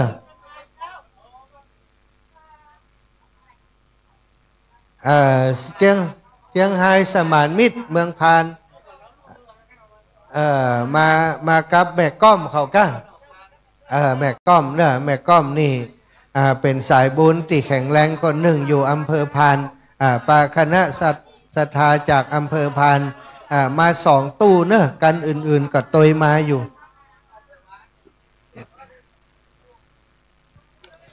วันนี้ศรัทธาญาติโยมที่ฟังรายการของท่านเสน่ห์กาหลงวันนี้ได้พบท่านเสน่ห์กาหลงแน่นอนเนอะกระเดียวเพิ่นก็เดินความหล่อเตียนเนาะแม่ย่าเรนูชัยวงศ์ทุกงานทุกการปะกันตลอดเตียนเจ้าสาธุเนอะบุญรักษาหอมหล่อเตียนจอมเลยก็ได้มาศรัทธาแม่ศรีวันบัวคำฟั่นนันทารามใจสถานสารปีร่วมบุญ1 ระบาทแม่หยังอีแม่แม่ปานวาดนะร่วมบุญมาแหม1 ซอง 10,000 บาทนะเรียบร้อยแล้วจอมตู้ไปแล้วห้ามนับนะวาดตะฮือได้ต่ออันเนอะศรัทธาญาติโยมห้องน้ำเนอะดูตามป้ายเนอะถามกันได้ห้องน้ำไปทางใดห้องน้ำอยู่ทางหลังวิหารนี่เนอะกองอำนวยการอยู่ตรงนี้อยู่ทางหลังอาตมาหลังวิหารนี่ก็มีห้องน้ำอยู่10 กว่าห้องแล้วก็ไปทางข้างศาลากุฏิเนาะศาลาอเนกประสงค์หอฉันแหม10 กว่าห้องศรัทธาไปสะดวกตรงไหนก็ไปได้เลยเนอะศรัทธาญาติโยมเริ่มทยอยกันมานักมาหลายแล้วอีพ่ออีแม่มาจากทางใดรายงานตัวจิมเนอะอีแม่ลูกเมืองฝางมาอีแม่มาจากทางเจียงไฮ้นะคนที่ฟังอยู่ทางบ้านจะได้ฮู้ว่าโอ้คนบ้านเฮาไปถึงแล้วอีแม่กำเป็นปึกจากที่ไหนมาอ่านชื่อฮื้อก่อนมาบ้านห้องหลับปูนกะมาโอ้ได้แน่นหนานะอ่านชื่อฮื้อมาโอ้สาธุมาเจ้านิตันอ่านถ้ามาขวายลายแล้วอ่านบัดตันเนอะแม่เรียววดีปัญใจนะพร้อมครอบครัวบ้านแพะโป่งบ้านห้องหลับปูนหอมมา1 2สาธุอีป้อไอหยังป้อลุงแม่เรโนชัยวงศ์สาธุอีป้อเอารถไปจอดไหนมาแล้วจ่างฟ้อนจากลำปางเนอะสาธุได้กินข้าวกันแล้วยังขึ้นไปเนอะแต่งตัวพักผ่อนทางบนกินข้าวกินปลามีเวลาเดี๋ยวจะฟ้อนวันนี้ฟ้อนสัก3 รอบเนอะสาธุดีแล้วขอบคุณเอาดู10 เพลงเอาเต็มที่เลยเนอะจังฟ้อนจังเพลงมีบัดลายเขาเอาอย่างเดียวเลยลำปางเนอะจังฟ้อนจากลำปางมาถึงแล้วนำโดยโยมน้องถาปณีโยมน้องถาปณีและทีมงานเนอะคณะดอกตะล่อมจากลำปางพี่น้องไตลื้อนะวันนี้จะมาฟ้อนไตลื้อนะแต่เป็นคนเมืองพี่น้องไตลื้อมาโดยกันหลายคนหลายท่านเอาประกาศยังบัดแล้วกำเตื้อ แม่สีพันพงจันตาพร้อมครอบครัวแพะโป่ง1 ซองนางน้องนาใจพร้อมครอบครัว1 ซองอันนี้ตังใดห้วยงูในนะแม่กัลยาดวงตาพร้อมครอบครัวร่วมทำบุญหล่อเทียน100 บาทอันนี้หอมบุญด้วยเนาะจากไหนสันทับเตากะสันทับเตาบ้านโมงละปูนเนาะโอ้สาธุนะบุญทักษาอีแม่เลวดีปันใจพร้อมกับครอบครัว1 ซองแม่หลวงดีปันใจพร้อมครอบครัว1 ซองแม่ลาวันสิทธิตันพร้อมกับครอบครัว1 ซองบันแพะโป่งแม่พัดวงกวนร่วมทำบุญจากแพะโป่งแห่ง1 ซองนางปราณีชัยเดชพร้อมครอบครัวแพะโป่งร่วมบุญจากลำพูนร่วมบุญแห่ง1 ซองเนอะบุญทักษาอยู่ดีมีสุขถวายเป็นตาแม่เฮ้ยอ้วนเจ๊แดงบ้านโฮงละปูน1 ซองนางจิตราวงเตียนบ้านแพะโป่งเหล่ายาวบ้านโฮงร่วมบุญมา1 ซองนายพรชัยวงเตียนบ้านแพะโป่งเหล่ายาว1 ซอง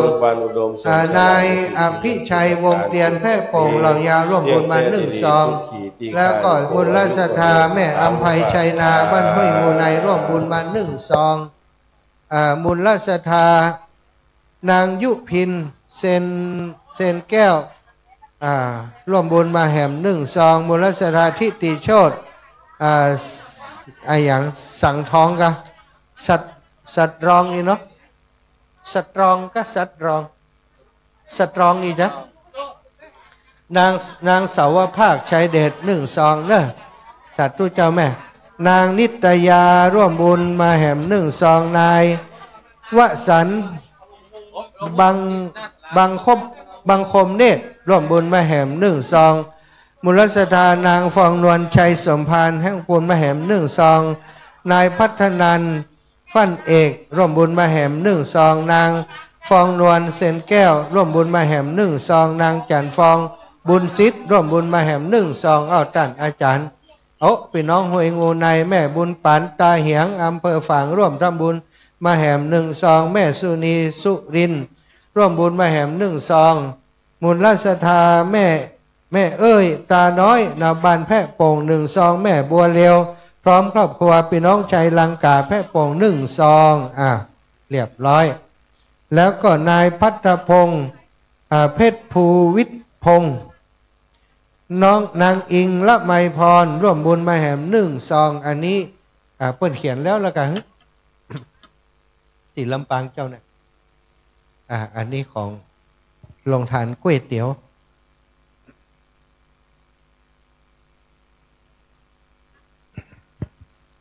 ศรัทธาญาติโยมเริ่มทยอยมาเนอะพี่น้องตังใดมาอาตมาบัดตันตักตันถามเอิญบอกกำเนอะ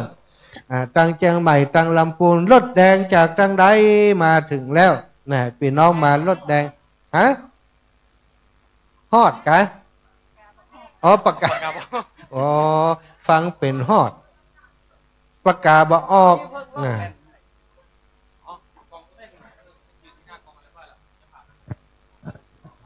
เอามาเนอะรายงานตัวได้เลยมาที่ไหนจากตังใดเอิญใจกันกำอีแม่ลบบ้านเฮากะคนบ้านเฮาสันกูทองพี่น้องบ้านเฮานี่แม่อาจารย์ อยู่กับวัดกับวาอยู่กับท่านอาจารย์ครูบา40,000ท่านครูบา40,000แล้วมาเพเนอะครูบาอาจารย์เจ้าช่วยกันช่วยกันจากันไปเนอะครูบา40,000โพศกประจำงานหล่อเตียนนางทองพูนขันแก้วน่านแพะโป่งเหล่ายาวบ้านโฮงหลับปูนสาธุเนอะอันนี้แหมซองแล้วนี่ชุกอยู่นี่เจริญปอนแม่เอามาเลยแม่นิตยาแล้วละนายวิรัตบัวอย่างหูเนอะใจว่าบัวนางบัวจ้ะบัวทากะมีถอทานตัวเดียวเขาหมูว่าเป็นอย่างถอถุงถอใจวาลีเนอะใส่สระอาคือเป็นเหตุกรรมละสระอาแม่บัวทาพระป่า15 วัดเนอะศรัทธาติดต้นกล้วยนี่เป็นเอามาปักไงอย่างนะเป็นพระป่าที่เขาจัดตานออกเนอะ จัตตาดันวัดที่เปิ่นนิมนต์เปิ่นมา15 วัดแม่บัวพัดคำอินตาพร้อมครอบครัวห้วยงูใน1 2อันนี้หอมมาแล้วเนาะเอาปักนี้เอานี้ก็ได้ไหมตัดตู้เนอจากไหนจากแม่ป่งนั่นนะแม่ป่งนี่กะสาวบ้านโฮงนี่มาหลาย2 ตู้กะตู้เดียวโอ้อย่ามานักได้ว่ะมาตั้งไหนก็แม่ป่งแม่ป่งใส่มาเก้าอ๋อเจ้าเอาละครูบามาแล้วเนอะครูบา40,000จับยามอ่านจื่อนำเลียงเสียงธรรมของดันจานมาตุมชาติดังไปถึงปุ่นศูนย์ของไข่ปุ่นไหวสาปารมีธรรมองค์พระสัมมาสัมพุทธเจ้าพระธรรมเจ้าพระสังฆเจ้าพระมหาเถระนุเถระครูบาอาจารย์ทุกตนทุกองค์เนอะโยมแม่โยมพี่โยมน้องจะร่วมทำบุญจะเขียนชื่อมาเอาซองที่นี่เนอะปากกานี่ก็มีเนาะเสร็จแล้วก็เอาวางบนตู้นี้เดี๋ยวครูบาจะได้จะได้อ่านชื่อฮือเนาะโมทนาบุญฮือเนาะเจริญพรอันนี้ก็วันนี้เป็นวันงามวันดีวันงามมาหลายที่หลายต่างมาตึงเจงไหมละปูนเมืองฝางเนาะแปรนานมามดเบียงป่าเป่าอูลือให้หน่อยมากันโลงกันหลายมากันหนักกันหนาโมทนากับคุณสมชายก็เจิญเนอะ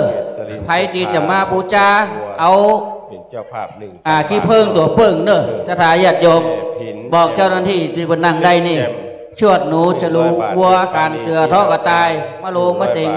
มะเมียมะแม่แพะเนาะ60 บาทแม่คำปีวอกปีไก่ปีจ้างปีหมูมานี่ได้เนอะหน้าที่เจ้าหน้าที่และท่านใดที่จะร่วมทำบุญซองปัจจัยก็เจริญพรเขียนชื่อได้เนอะ120 บาทคุณสุทธิมนยาลาด100 บาทคุณเจริญเกวลินชัยนา100 บาทแม่กัญญาดวงตาพร้อมครอบครัวปัตตานโมทนามายังนายสมพัฒน์นางเกษรนาใจบ้านแพะโป่งอำเภอบ้านโฮงตำบลเหล่ายาวจังหวัดลำพูน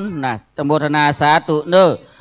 เอาวางเลยไหมเนาะอนุโมทนาสาธุกับพ่อสมเพชรอินแก้วพร้อมครอบครัวบ้านห้วยงูในฝางอนุโมทนาสาธุนายนรงนางสายทองคำลือเกียรติบ้านแพะโป่งตำบลบ้านโฮงอำเภอบ้านโฮงตำบลเหล่ายาวอนุโมทนาสาธุกับแม่บัวแก้วชัยอินคำบ้านปากทางเจริญพร้อมครอบครัวโมทนาสาธุกับแม่ปราณีใจพรหมมาพร้อมครอบครัวลูกหลานบ้านปากทางเจริญอนุโมทนาสาธุนางสาวอรุณวรรณผู้ประเสริฐนายอำเภอเวียงป่าเป้าอนุโมทนาสาธุแม่กาบทาอุปางอำเภอเวียงป่าเป้าอนุโมทนาสาธุพ่อสมจิตนงคารวงศานายประสงค์วงศาอำเภอเวียงป่าเป้าอนุโมทนาสาธุศรัทธาบ้านแพะโป่งอำเภอบ้านโป่งบ้านโฮงตำบลเหล่ายาวจังหวัดลำพูนอนุโมทนาสาธุนางนงเยาคำลือเกียรติบ้านแพะโป่งตำบลเหล่ายาวจังหวัดลำพูนอนุโมทนาสาธุนางจันนวลพุทธวงศ์อนุโมทนาสาธุนางทองศรีลินคำปิงยอดบ้านกู่ทองอำเภอเวียงป่าเป้าอนุโมทนาสาธุนายเติงสมศรีนางสมศรีบ้านแพะโป่ง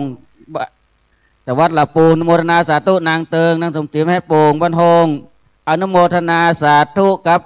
อันนี้ก็เป็นมาหลายเนอะนายเติงนางสมศรีนี่3 4 2เนาะอนุโมทนาสาธุเด้อ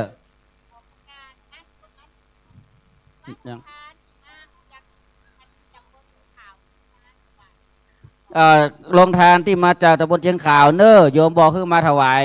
ที่พระอาจารย์ก่อนเนอเอาไปที่ศาลาลงทานได้เต็นท์ลงทานได้เลยแม่เดี๋ยวจะมีพระสงฆ์ไปปั่นปอนเนาะโมทนาสาธุกับนางกันแก้วกันทวังบ้านแพะโป่งจังหวัดลำพูนโมทนาสาธุกับนางดิษชนันชนะบ้านแพะโป่งจังหวัดลำพูนโมทนาสาธุกับนายบุญทวีสินทุยะบ้านโฮงลำพูนอนุโมทนาสาธุกับพ่อรัตวิญญายอง นางศรีพรวิญญายองบ้านโฮงละปูนโบราณสาธุนทวีมูลคำนางสีเพนคำยองบ้านแพโป่งอนุโมทนาสาธุแม่แก้วปันมูลพร้อมครอบครัวบ้านห้วยไซเหนือตำบลห้วยย่าบ้านที่จังหวัดละปูนโมทนาสาธุแม่ป๋าคำยองบ้านแพโป่งบ้านโฮงละปูนโมทนาสาธุนายเติงนางสมศรีบ้านแพโป่งจังหวัดละปูน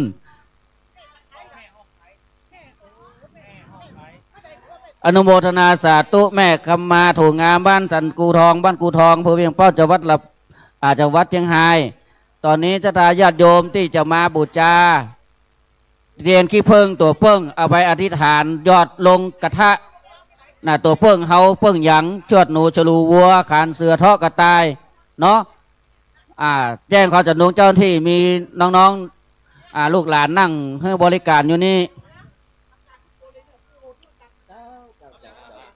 สาธุแม่ฝากมาเดี๋ยวปอไว้พูดเลยปฏิที่พูดเลยเจ้าอนุโมทนาสาธุแม่บุญด่วนนางลำดวนทุนคำราชธาญาติมิตรญาติธรรมวัดอุโมงค์อำเภอเมืองจังหวัดลำพูนโมทนานายประธานนางสุพัฒน์นาง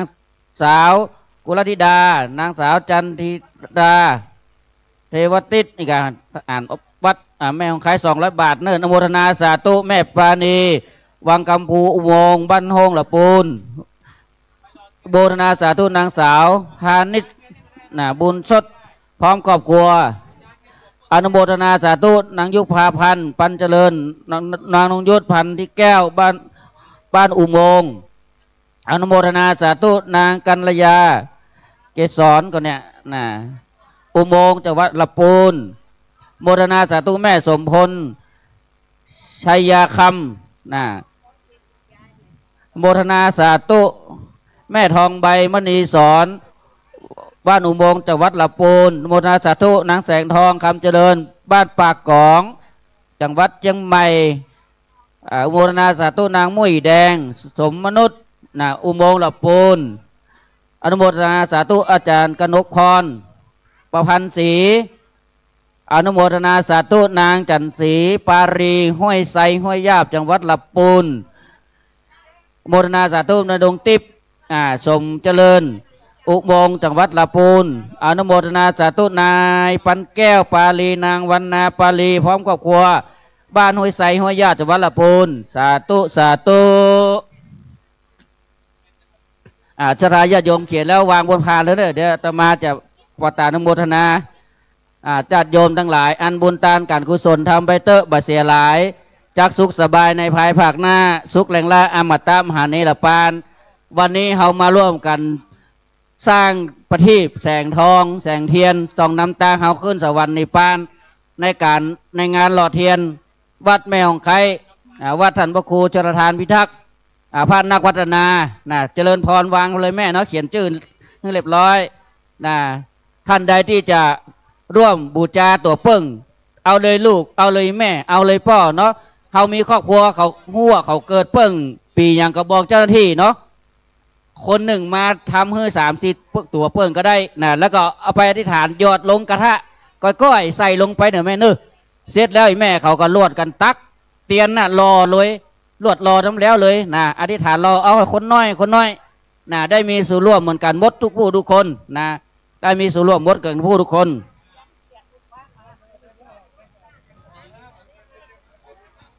ตอนนี้ศรัทธาญาติโยมที่จะร่วมทำบุญจะเขียนซองปัจจัยทำบุญก็เจริญพรมาที่นี้ได้เนาะซองเฮามีให้บริการให้เขียนชื่อเสียงเรียงนามให้เรียบร้อยโมทนาสาธุแม่ติ๊บผิวงามบ้านสันกูทองจังหวัดเชียงรายอนุโมทนาสาธุพ่อบุญทรงตันหลงบ้านขุนลาวนี่ได้นำเตียนมาตัว1 เล่มมาร่วมรอเตียนโดยพระตาอนุโมทนาสาธุเจริญพรแม่ธัญพรชัยดวงแก้วพร้อมครอบครัวบ้านปากทางเจริญพรอนุโมทนาสาธุคุณเฉลิมพลที่คุณทิติมาโชติยะสิทธิ์พร้อมครอบครัวอยู่ที่ตำบลดอยลออำเภอดอยลอจังหวัดเชียงใหม่โมทนาสาธุแม่จันสวยปันตะบ้านปากทางเจริญอนุโมทนาสาธุพ่อ ป้อนานสมพันธ์เนาะพรมแสนบ้านปากทางเจริญอนุโมทนาสาธุนายพงศธรคำศีลพร้อมครอบครัวอำเภอเดลออนุโมทนาสาธุนายบุญรัตน์นางนิจรีฤทธิ์เรือนคำบ้านท้องฝายตำบลเหล่ายาวบ้านหงจังหวัดละปูนอุทิศให้ป่อทองอินแม่สายคำทำหน่อยอนุโมทนาสาธุแม่ขันคำปารีบ้านที่จังหวัดละปูนอนุโมทนาสาธุนายสว่างนางบัวคำวันนันตาพร้อมกับครัวบ้านหงละปูนอนุโมทนาสาธุนางโสปามายางบ้านร้องฝายบ้านหงจังหวัดละปูนอนุโมทนาสาธุนายเฉลิมนางสุจิราอนุวงศ์บ้านท้องฝายบ้านหงละปูนอนุโมทนาสาธุกับแม่เพ็ญสิริใสด้วงบ้านสิริมังคลาจารย์อำเภอเดลอจังหวัดเชียงใหม่อนุโมทนาสาธุนายวัชระนางรุจิราพรมเสนใจเนาะอันนี้บ้านสิริมังคลาจารย์อำเภอเดลอจังหวัดเชียงใหม่อนุโมทนาสาธุนางสาวสุจิรานินโขงนายสุภสินนินโขงอุทิศให้พ่อสุวรรณแม่จันทิรานินโขงบ้านดอนชัยอย่างในถนนยางครามยางครามอนุโมทนาสาธุโยมฝ้ายตามสั่งบ้านฝ่ายหินเนาะอันนี้ให้ขายกับข้าวตามสั่งอีอนุโมทนาสาธุแม่นีปาลีพร้อมครอบครัวอนุโมทนาสาธุคณะสถาจากตำบลแจ้ซ้อนอำเภอเมืองปานจังหวัดเชียงรายสาธุหนึ่งมาวัดลำปางสาธุอนุโมทนาขออภัยอู้พิษเนาะเขียนมาตาไม่ค่อยดีอนุโมทนาสาธุแม่สีไพสิงตันบ้านห้วยไซห้วยยาบจังหวัดละปูนอนุโมทนาสาธุแม่สุพรรณปารีบ้านห้วยไซห้วยยาบจังหวัดละปูนอนุโมทนาสาธุแม่เขียวปารีมูซีที่ไหนมุนออนุโมทนาสาธุอนุโมทนาสาธุนางพัชรีจอมทันพร้อมครอบครัวบ้านท้องฝายบ้านโฮงละปูนอนุโมทนาสาธุพ่อเพชรแม่จันสมฟูตันเนาะบ้านสิริมังคลาจารย์อำเภอเดลอจังหวัดเชียงใหม่อนุโมทนาสาธุกับพ่อสุขแม่นินยรัตน์สุภาวงศ์บ้านท้องฝายตำบลเหล่ายาวอำเภอวันโฮงจังหวัดละปูนอนุโมทนาสาธุพ่อแก้วมาแม่แก้วดาอุดเลิศพร้อมครอบครัวสีดอนชัยตำบลต้งธงชัยอำเภอเมืองจังหวัดลำปางโมทนาสาธุแม่ล่าบุญยับระทะละหาเนาะที่ไหนเนี่ยเป็นอย่างแดงๆนะปลาไม่แดงก่อนอนุโมทนาสาธุแม่ล่าบุญยังอนุโมทนาสาธุกับร้อยตำรวจโทสมเด็จนางรัตดาวันคำไทยดอยแดนอำเภอบ้านหงจังหวัดลำพูนอนุโมทนาสาธุกับพ่อจำลองแม่เกตวิไลท้าวงบานบ้านศรีดอนชัยต้นธงอำเภอเมืองจังหวัดลำปางอนุโมทนาสาธุกับนางศรีลาธรรมชัยบ้านต้นแหนหลวงอนุโมทนาสาธุกับนางยุพินนาตะล่านางพิมพ์ใจพี่ไลล่าป่าไม้แดงหมู่เก้าคงจะเป็นอำเภอดอยสะเก็ดนอนโมทนาสาธุโมทนาสาธุแม่ลาวันสิริแก้วบ้านต้นแหนหลวงอำเภอสันปะตองจังหวัดเชียงใหม่โมทนาสาธุนายสราวุฒิทานวลต้นแหนหลวงอนุโมทนาสาธุนางสาวพิกุลพานวลเนาะทานวลครับอ่านพิสุมาบ้านต้นแหนหลวงอนุโมทนาสาธุกับนางสาวสุกัญญาสิริแก้วบ้านต้นแหนหลวงอำเภอสันปะตองอนุโมทนาสาธุกับแม่แก้วพวงคำมาบ้านต้นแหนน้อยอันนี้สันปะตองเหมือนกันเนาะอนุโมทนาสาธุโมทนาสาธุนางวิไลวันปารีพร้อมกับครัวบ้านห้วยไซตำบลห้วยยาจังหวัดลำพูนโมทนาสาธุกับพ่อตาแม่ชุ่มเอื้อจริงบ้านศพลีอำเภอเมืองปานจังหวัดลำปางอนุโมทนาสาธุกับแม่โตเอื้อจริงบ้านศพลีอำเภอเมืองปานจังหวัดลำปางอนุโมทนาสาธุพ่อสะอาดแม่บันชื่นปารีบ้านห้วยไซห้วยยาจังหวัดลำพูนอนุโมทนาสาธุแม่บุญบัวยอนอินตายวงบ้านห้วยไซห้วยยาจังหวัดลำพูนอนุโมทนาสาธุกับนายนพฤทธิ์ฟองเมฆนางฟองเมฆบ้านแห่งบ้านอย่างแฝงสวีกันอนุโมทนาสาธุโมทนาสาธุนายจรัสนางลำดวนทานวลต้นแหนหลวงอนุโมทนาสาธุแม่มุกดาปาลีบ้านห้วยไซห้วยยาบจังหวัดลำพูนอ อนุโมทนาสาธุแม่ทองใบปาลีห้วยไซห้วยยาบจากวัดละปูนอนุโมทนาสาธุแม่ทองใบมหาวันบ้านโฮงดอยแดนอนุโมทนาสาธุนางสาววันเพ็ญตอนใจบ้านต้นแหนหลวงอนุโมทนาสาธุกับนายวิสิตธนศรีก็อุทิศไปให้แม่หยดแก้วยาณศรีอนุโมทนาสาธุอนุโมทนาสาธุนางศรีไพรอุดเลิศร่วมทำบุญอนุโมทนาสาธุแล้วก็อนุโมทนาสาธุกับนางเสาคำวิญญาศักดิ์บ้านที่จังหวัดลำพูนอนุโมทนาสาธุกับนางศรีวันทาอินร่วมอุทิศบุญกุศลไว้ภายข้างหน้าตัวศรัทธาญาติโยมต้นที่เฮาหันอยู่นี่เป็นต้นกล้วยนี่เจิญจวนศรัทธาญาติโยมต่อยอดทำปักยอดบุญเนอนะเฮามีไม้มีนี่เรียบร้อยปักตั้งแต่หัวถึงใต้ก็จะได้ขึ้นสู่สวรรค์ชั้นนิพพานนอกสูงสุดนะอนุโมทนาสาธุนายสมบูรณ์นางวันประภาพรมสวรรค์บ้านดอยแดนอำเภอบ้านโฮงจังหวัดลำพูนอนุโมทนาสาธุกับนายจรัสนางดำดวนตาทานวลบ้านต้นแหนหลวงอนุโมทนาสาธุเด้อนะศรัทธาที่จะรอเตียนบัดต้องถอดเกิบเนอะบัดต้องถอดเกิบขึ้นศาลาก็บัดต้องถอดเกิบบนศาลาเป็นหญ้าเทียมซุปเกิบขึ้นไปได้เลยซุปเกิบขึ้นไปได้เลยบนที่รอเตียนนี่ก็เป็นสแลมซุปเกิบขึ้นได้เลยท่านทั้งหลายเอาก๊อกเดียวนะก๊อกเดียวนี่รอฮื้อเสียงเลยฮื้อกุ้มไม่ใช่ฮื้อเสียงก๊อกเดียวนี่มันจะมี15ต้นก๊อกเดียวฮื้อกุ้ม15ต้นแล้วก็เอาก๊อกไปใส่ซ่าทั้งหน้าบนเนาะท่านใดที่จะบูชาตัวเพิ่งที่เพิ่งตัวเพิ่งเนาะมีนี่มดเลยพ่ออีแม่อีพี่อีน้องทั้งหลายเนาะสุมาได้คำว่าอีนี่มันคนเมืองเนาะก็มาบอกเจ้าหน้าที่น้องๆนี่ได้เขาเพิ่งหยังเพิ่งไก่เพิ่งวอกเพิ่งลิงเพิ่งหยังก็บอกได้เนาะแล้วก็จะทายาทโยมที่อาจจะมาร่วมปักยอดต่อยอดตู้ประเดี๋ยวนี้ต้นบนห้องว่าต้นบุญต่อยอดต้นบุญเนี่ยเป็นต้นกล้วยเนอะปักง่ายปล่อยแม่เหยเนาะต่อยอดตั้งแต่ต้น1 2 3 4 5 7 8 9 10เนี่ยปักมาเลยเนาะตามเจตนาศรัทธาศรัทธาที่บ่ได้กินข้าวง่ายเตื้อไปกินข้าวได้เนอะเพราะว่าข้าวต้มเอาลูกเมืองพานมาก็เสี่ยงละข้าวต้มที่อยู่นี่ก็เสี่ยงบัดเดี๋ยวนี้ข้าวหนมเส้นกับก๋วยเตี๋ยวเปิดละไปกินได้เลยเนาะขนมเส้นกับก๋วยเตี๋ยวเปิดเนอะครับอันนี้ก็ทางลงทานเนอะอนุโมทนาสาธุแม่คำมูลเชื้อใจดอยก้อมอนุโมทนาสาธุแม่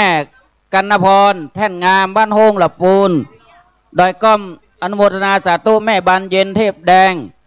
บ้านวังเงินตำบลวังเงินแม่ทะจังหวัดลำปางโมทนาสาธุพ่ออดุลแม่สายคำปาตีคำหน่อบ้านดอยแดนลำพูนอนุโมทนาสาธุพ่อนรงแม่สุธรรมพิมพิทักษ์บ้านโฮงลำพูนอนุโมทนาสาธุพ่อบุญชมแม่ลำดวนปัญญา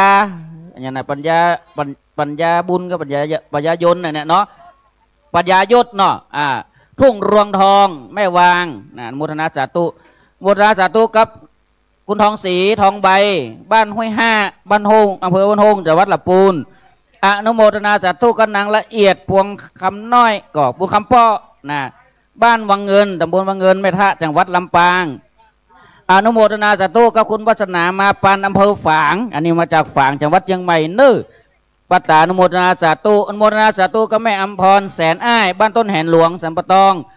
อนุโมทนาสาธุกับแม่จันเทียมว่าจันเทียบตะเวทีบ้านป้าดินดำแจ้ซ้อนเมืองปานอนุโมทนาสาธุแม่โมไหลตระกูลไตเนาะบ้านวังเงินลำปางอนุโมทนาสาธุคุณสายทองตานาพินบ้านโป่งเทวีอำเภอเวียงป่าเป้าจังหวัดเชียงรายอนุโมทนาสาธุแม่รัตดากันทวงศ์บ้านโป่งเทวีตำบลบ้านโป่งเวียงป่าเป้าจังหวัดเชียงรายอนุโมทนาสาธุนายสมศักดิ์ปรเมศนางปรเมศนินทิพย์ดอยแดนอนุโมทนาสาธุแม่แก้วมาพวงคำบ้านต้นแหนน้อยสันปะตองอนุโมทนาสาธุแม่สายรับคายกับสุขวันเนี่ยสุภาษัยก็ บ้านดอยก้อมนะอ่านคนอ่านไม่ได้เขียนน้องเขียนได้อ่านสุมาเนอโมทนาสาธุแม่สวยมโนวงศ์วัดโป่งทีวีเวียงกว่าเป้าอนุโมทนาสาธุนางแดงน้องไอเดียบ้านห้วยไซเหนือหิมดอยตำบลห้วยยาบจังหวัดลำพูนอนุโมทนาสาธุแม่คำผงญาติวงบ้านปากทางเจริญอนุโมทนาสาธุนางพัชรีพวงคำนายทวัชชัยพรมปิงกานางสาวเมริสาวงแก้วเด็กหญิงพัทริดาศรีน้อยบ้านแม่ยิ่งจังหวัดลำปางตีนี่กันอนุโมทนาสาธุนางขวัญเรือนวงดีนางสาวลาวันวรรณศรีนางจันแก้วศิริอะไรเนี่ยบ้านโป่งทีวีอำเภอเวียงเป้าเขียนตัววัดอ่านออกนอกโมทนาสาธุนางสุภัตราแสนธรรมเสนาธรรมบ้านทุ่งตอนจังหวัดลำปางอนุโมทนาสาธุแม่สังเงียมชัยนามบ้านอย่างนี้บ้านโป่งทีวีเวียงเป้าโอ้โมทนาสาธุพ่อกำนันสุทินสุลินตะอดีตกำนันโดยรอร่วมครอบครัวร่วมทำบุญปัตตานุโมทนาสาธุโมทนาสาธุกับแม่วงศรีเรือนแก้วบ้านดอยแดนตาหานายวิรัตนายนเรศเรือนแก้วพ่อเอ้ยแม่ฝ่ายใจยายองโมทนาสาธุโมทนาสาธุกับแม่ศรีรัตน์พงตุ้ยบ้านดอยแดนบ้านหงหลับปูนอนุโมทนาสาธุกับพ่อสมชายแม่แสงแก้วกาดใจนายอาทิตย์นางอธิวาเด็กชายเนี่ยนะสรัตนัยกาดใจทันตแพทย์หญิงอาลียากาดใจนายโอโหโอให้เนาะโอถ้าโอมให้ก็ดักเกนะนายโอให้แพนนี่เขาจะเป็นคนต่างประเทศนะบ้านสีดอนใจจังหวัดลำปาง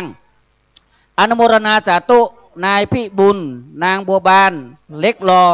บ้านสีดอนใจต้นทงจังอำเภอเมืองจังหวัดลำปางอนุโมทนาสาธุแม่ยอดวงโพธาบ้านโป่งทีวีอำเภอเวียงกับเป้าพี่น้องเวียงเป้าเข้ามาหลายเน้อนะไข่มูเจ้ากุบาสีเมืองก็ละหันเน้ออนุโมทนาสาธุพ่อหลั่นแม่ยุพินปันทสืบสีดอนใจอนุโมทนาสาธุแม่ลำพันจอมขันเงินบ้านดอยแดนอำเภอบ้านโฮงจังหวัดลำพูนอนุโมทนาสาธุนายเสาแก้วแปลงเมียงนะบ้านล่องทานก่อนอนุโมทนาสาธุโมทนาสาธุก็แม่สีครามนอสีบ้านโป่งทีวีโอ้ปนเขียนตัวย่อปทววปจชลจังหวัดเชียงรายอำเภอเวียงกับเป้า ตัวย่อมากันเทียบอนุโมทนาสาธุนางรัตนมนชุกิมุโตเนาะชุกิมุโตนะต้องอู้เป็นภาษาญี่ปุ่นหน่อยนางรัตนมนชุติมุโกนะบ้านแม่ยิ่งห้างชัดจังหวัดลำปางญี่ปุ่นก็เป็นได้นะอ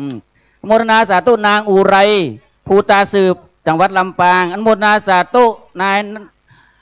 ณนงเนาะแปลงเมียงนะคนเขียนอินเนอร์นะโมทนาสาธุแม่ศพอินตะใจบ้านโป่งทีวีเวียงกับเป้าจังหวัดเชียงรายโมทนาสาธุแม่เยอพินกันทิยะบ้านปากทางเจริญเพลินหล่อจังหวัดเชียงใหม่อนุโมทนาสาธุกับแม่จันฟองชเวตามหาเจ้าการในเวรพระตานุโมทนาสาธุโมทนาสาธุนางสาวพิมพาทานวลบ้านต้นแห่นหลวงอนุโมทนาสาธุแม่โรจนานางสาวกชนันคำพิระภัยบ้านต้นแห่นหลวงอนุโมทนาสาธุแม่น้อยเมียกองบ้านกูทองนะ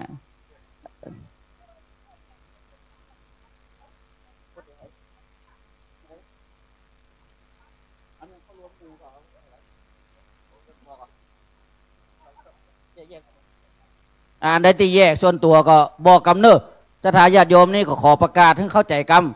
บางทีอาตมาประกาศไปแล้วเข้าตู้บ่ก็บอกใจเป็นส่วนตัวนะถ้าว่าถวายส่วนตัวบอกตัวนึก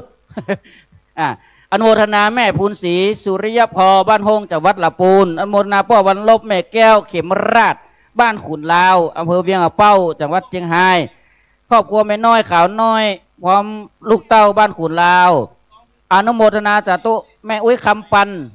แหล่งแก้วบ้านขุนลาวอำเภอเวียงเป้าจังหวัดเชียงรายตอนนี้ก็จะทายาทโยมเนอะร่วมกันปักต้นปักยอดประเดี๋ยวนี้นะ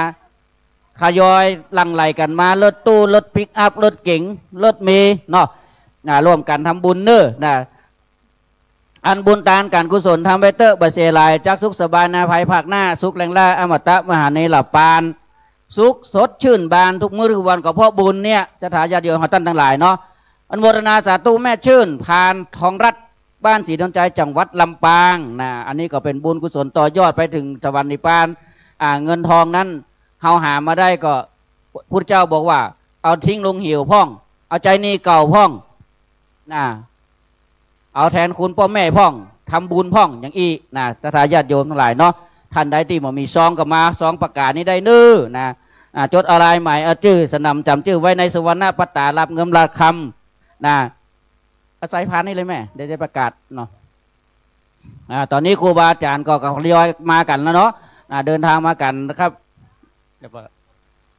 อนุโมทนานายสมพงษ์นางสุนันทาญาติวงบ้านปากทางเจริญอนุโมทนาสำนักสงฆ์หอมบุญวัดใหม่มีโชคอีกตำบลหมู่เก้าตำบลแม่โป่งอำเภอดอยเกตจังหวัดเชียงใหม่อนุโมทนา4 วันยิ้มอยู่พร้อมครอบครัวบ้านโป่งทีวีอำเภอเวียงวัดเป้าจังหวัดเชียงรายอนุโมทนาแม่ศรีตาซับบ้านห้วยอย่างห้วยซ้ายห้วยฮี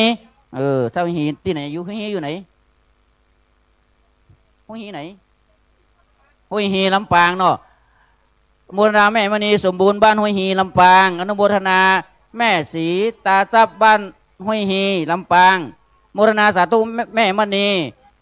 สุวรรณดารัตน์พร้อมครอบครัวบ้านโป่งทีวีอำเภอเวียงเป้าจังหวัดเชียงรายโมทนาสาธุนางจันเพนเตจะภัยสันมาเฟืองอำเภอฝางจังหวัดเชียงใหม่อนุโมทนาสาธุคุณนางปานียาสมมุติพร้อมครอบครัวบ้านโป่งทีวีจังหวัดอำเภอเวียงเป้าจังหวัดเชียงรายอนุโมทนาสาธุนางพองพันธ์ทานศิลาพร้อมครอบครัวบ้านโป่งทีวีอำเภอเวียงเป้าจังหวัดเชียงรายอนุโมทนาสาธุนางปัตมาลาจันสมเนาะบ้านโป่งทีวีอำเภอเวียงเป้าจังหวัดเชียงรายอนุโมทนาสาธุพ่อทาวงพร้อมครอบครัวบ้านโป่งทีวีจังหวัดเชียงรายอนุโมทนาสาธุพ่อไหลแม่ทองใบพร้อมครอบครัวลูกหลานอารีโอ๊ตปากบ้านปากทางเจริญอำเภอไดรอจังหวัดเชียงใหม่อนุโมทนาสาธุแม่รวยปัญญาบ้านห้วยทงเนาะอำเภอไดรอห้วยทงกับห้วยทั้งสาธุโอ้นี่อันอย่างน้ำเดือนนี่โมทนาเนิ่มโมงพุทธมัทถวายครูบาศรีมือว่าสาธุอีปอเนออายุวันโนสุขังพลังแล้วพอดินดอยแดนเนอนะนางบุรณาสาธุนางอัมไพคำจันแม่น้อยนะบ้านกลางสองแควกันอย่างนี้แม่เนาะอนุโมทนาสาธุนางบุญเรืองจันกุลอำเภอฝางจังหวัดเชียงใหม่พี่น้องอำเภอฝางมากันรวมกันหลายเนอไก่เนาะลำปางก็ดักเมืองปานก็หลายบุรณาแม่ไรเรือนงามบ้านกลางสองแควเนาะอำเภอไดรอจังหวัดเชียงใหม่บุรณาสาธุแม่แก้วนิดยงนะบ้านกลางสองแควจังหวัดเชียงใหม่บุรณาสาธุแม่พินปัญญาศรีบ้านกลางสองแควจังหวัดเชียงใหม่บุรณาสาธุแม่อุ้ยพรชัยอินอันนี้ที่ไหนแม่อุ้ยพรใจหินไหนคนไหนจิกี้เตียวมันนี่แวบ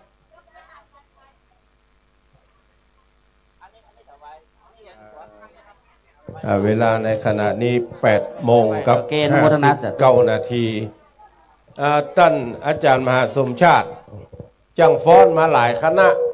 จะดำเนินการจะใดกับจังฟ้อนก่อนนิมนต์มหาสมชาติบัญชาการเรื่องจังฟ้อนนะครับอนุโมทนาสาธุครอบครัวนายสมบัตินางจันคำธรรมชัยดงลานห้วยทรายขาวพานอำเภอพานจังหวัดเชียงรายเนื้อโมทนาแม่กาพลอยปารีพร้อมครอบครัวบ้านห้วยทรายห้วยยาบจังหวัดลำพูนอนุโมทนาสาธุพ่อบุญเนตรแม่สายทองปันท่าสืบบ้านห้วยฮีจังหวัดลำปางอนุโมทนาสาธุนายสังวรชมชื่นบ้านสันมาเฟืองอำเภอฝางจังหวัดเชียงใหม่อนุโมทนาสาธุแม่จุมปากันทวงศ์บ้านโป่งทวีเบืองเมืองเป้าจังหวัดเชียงรายอนุโมทนาสาธุแม่รัฐบ้านปากทางเจริญตอนนี้จะตาญาติโยมทั้งหลายใครทำบุญแล้วรอเตียนช่วยกันสร้างทางกับสวรรค์เนอคือเป็นประทีปส่องนำทางตักคนละก๊อกท่านพระครูบอกว่าตักก๊อกหนึ่งได้กู้ กูต้นนี่นะรอกูต้นเข้าได้2ด้านเนอะอีพ่อไอแม่นะโยมพ่อโยมแม่เข้าได้2ด้านเนอะก็ก้อยนะว่าต้องถอดกึบนะเป็นอย่างอ่ะเปิ้นแปลงครัวสะพานขึ้นสวรรค์ท่านนะโอ้จะได้สวยงามแล้วก็เจิญท่านทั้งหลายได้มาร่วมปักยอดเนาะตอนนี้เขามีต้นกล้วยเป็นต้นบุญเนี่ยนะเพื่อที่จะปักเสียบง่ายนะเจริญพรร่วมกันเนอะใครที่จะร่วมบูชาขี้ผึ้งตัวผึ้งนะเขาเกิดอย่างชวดหนูชลูวัวขานเสือทอกระต่ายมะโรงมะเร็งมะเสงอย่างว่าไปเนาะแจ้งน้องๆหนูที่เจ้าที่ตรงนี้ได้เลยนะเอาเพิ่งอย่างกับเอาอันนั้นหรือว่าเขาลูกหลานมาได้มาจะขอบูชาเพื่อลูกหลานได้เนอะนะเพื่อสืบสายเลือดด้วยกันเนาะโอ้ลูกคนนั้นเกิดปีไก่ลูกคนนั้นเกิดปีหมูอีนะได้เนอะอนุโมทนาสาธุพ่อวิชัยชุมแม่ไฝแก้วเทพนามวงบ้านโทกหัวจ้างจังหวัดลำปางโมทนานางทองอินทาสุวรรณโทกหัวจ้างจังหวัดลำปางโมทนาสาธุพ่อหนานนัชวินแม่พันธีภูมิกรอำเภอเวียงเป้าพ่อหนานวินมาไม่ไหนหันหน้าพ่อหนานวินอำเภอเวียงเป้าจังหวัดเชียงรายโมทนาสาธุแม่ล่าพรสั่งคำบ้านกูทองอำเภอเวียงเป้าจังหวัดเชียงรายนิสถาตมาเองเนอนะโมทนาสาธุแม่บัวเรียวอินทใจบ้านโป่งทวีเวียงเป้าจังหวัดเชียงรายโมทนาสาธุแม่ฟองคำสมสวยบ้านกิวแลอำเภอเดือสะเก็ดจังหวัดเชียงใหม่โมทนาสาธุแม่คำอ่อนสายวงบ้านกิวแลอำเภอเดือสะเก็ดจังหวัดเชียงใหม่อนุโมทนาสาธุนายศรีนางจันตาคิดอ่านบ้านกิวแลอำเภอเดือสะเก็ดจังหวัดเชียงใหม่อนุโมทนาสาธุพ่อหลวงสุวรรณแม่รุ่งเพชรนะฟองวรรณาบ้านป่าไผ่บ่อทองตำบลแม่ปูงอำเภอเดือสะเก็ดจังหวัดเชียงใหม่สาธุบุญเนออีพ่ออีแม่ท่านใดที่มีความประสงค์ที่จะรอเตียนตอนนี้บุญมาตึงถึงกาละบัดนี้ยามนี้แล้วนะแฮมบุตฟังตังท่านพระครูจะเข้าในมณฑลพิธีทำพิธีนะก็ตอนนี้เจริญพรเนอะโยมแม่ทั้งหลายที่นั่งตั้งลุ่มถ้ามันฮ้อนก็ขยับขึ้นนั่งบนได้นะ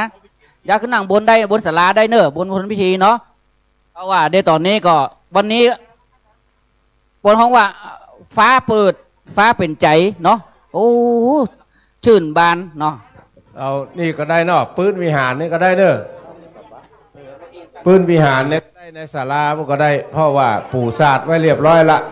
ถ้านั่งกับปืนได้ขึ้นทางบนเลยก็ได้เนอะทางบนมีพัดลมมีอย่างเรียบร้อยนั่งตามอัธยาศัยเนาะการจราจรช่วยพอช่วยกอยตัวกำเนิดวันนี้คนถึงว่าแล้วว่าคนมันนักมันหลาย5 เต้าของฟ้อนดาบเอาเลยเนอะอันนี้ครูบา40,000ฟังกับเสียงอาจจะมาภาพก็เสียงวันนี้อาจจะเปลี่ยนไปหน่อยเด้อเปลี่ยนไปหน่อยอนุโมทนาสาธุนางสาวชุรัมพาวงใหม่บ้านหนองแฝกไม่ให้เงินอนุโมทนาสาธุแม่เข็มทองปาลีบ้านห้วยไซห้วยยาบจังบ้านที่ละปูนโมทนาสาธุแม่บัวคำพี่ไลล่าบ้านห้วยบอน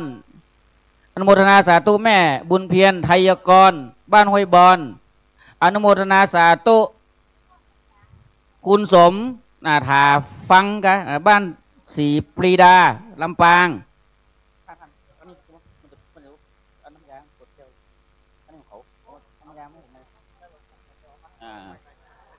อนุโมทนาสาธุ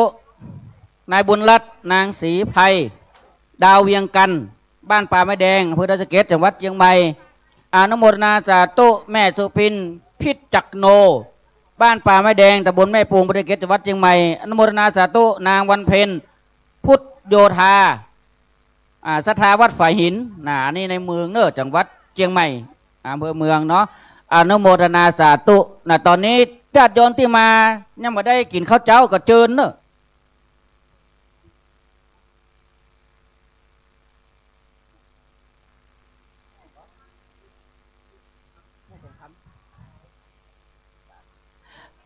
แม่แสงคำสายคำปฏิคำดอยแดนมาพระอาจารย์ติดตั้นปรามวิธีนิกรรมเนอะมาพระอาจารย์ที่ปรามวิธีนิกรรมเนอะแม่แสงคำอนุโมทนาสาธุกับนางวันเพ็ญพรมวังบ้านกลางทุ่งลำปางอนุโมทนาสาธุนางบัวทันธาตุอินจัน ห้วยเตยเนาะอันนี้อยู่ไหนห้วยเตยแต่ไผ่เนี่ยกะอ๋อหันอาตมาคนดอยสะเก็ดเหมือนกันนะมันประจำมาได้นะโมรณาสาธุนางพัดชาโยละพัดเนาะบ้านทุ่งทะนาต้นเปานะโมรณาสาธุตอนนี้ฟ้อนดาบเริ่มนั้นเด้อเสียงกองเสียงมองต่ำเข้าท่านขอไปบินนี่กันมั้งมันเข้าหูบินเอาวางนี่เลยอนุโมทนาสาธุแม่สีนวลใจวันบ้านกลางทุ่งจังหวัดลำปางโมทนาสาธุพอนางพรศิริวงอินสระปีจังหวัดเชียงใหม่อนุโมทนาสาธุนายเพชรนางรัตทุนกากุลกิจใจบ้านห้วยบอนอันนี้คงจะตะบนไม่ปลูกนี่เนาะอนุโมทนาสาธุ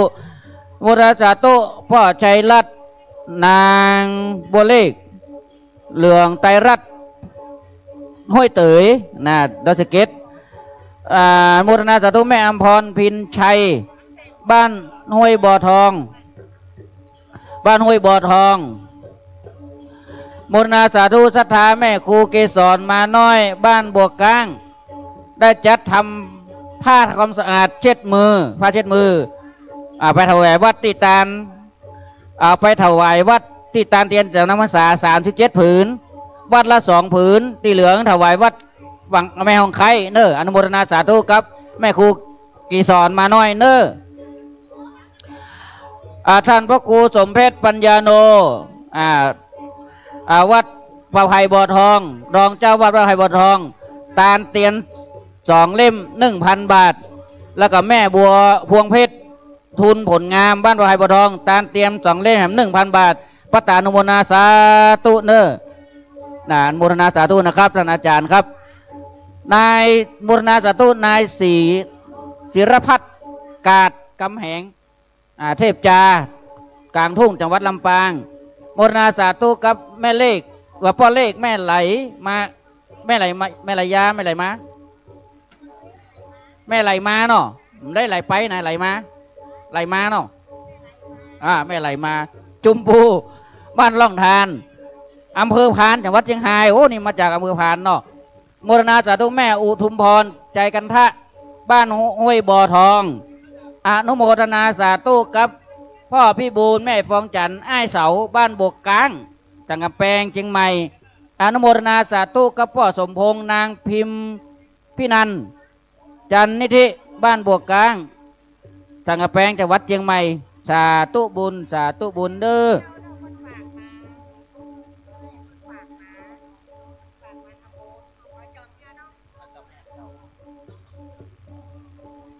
อนุโมทนาสาธุครอบครัวแม่วันเพ็ญสมบูรณ์บ้านเจดีย์3 ยอดอำเภอป่าซางจังหวัดลำพูนอนุโมทนาสาธุพ่อปันแม่ล่ามุนตาบ้านเจดีย์3 ยอดป่าซางจังหวัดลำพูนอนุโมทนาสาธุพ่อพูดแม่แก้วปาไร่บ้านสีชุมตำบลบ้านเรืองอำเภอป่าซางจังหวัดลำพูนอนุโมทนาสาธุแม่เก่งคำโมริน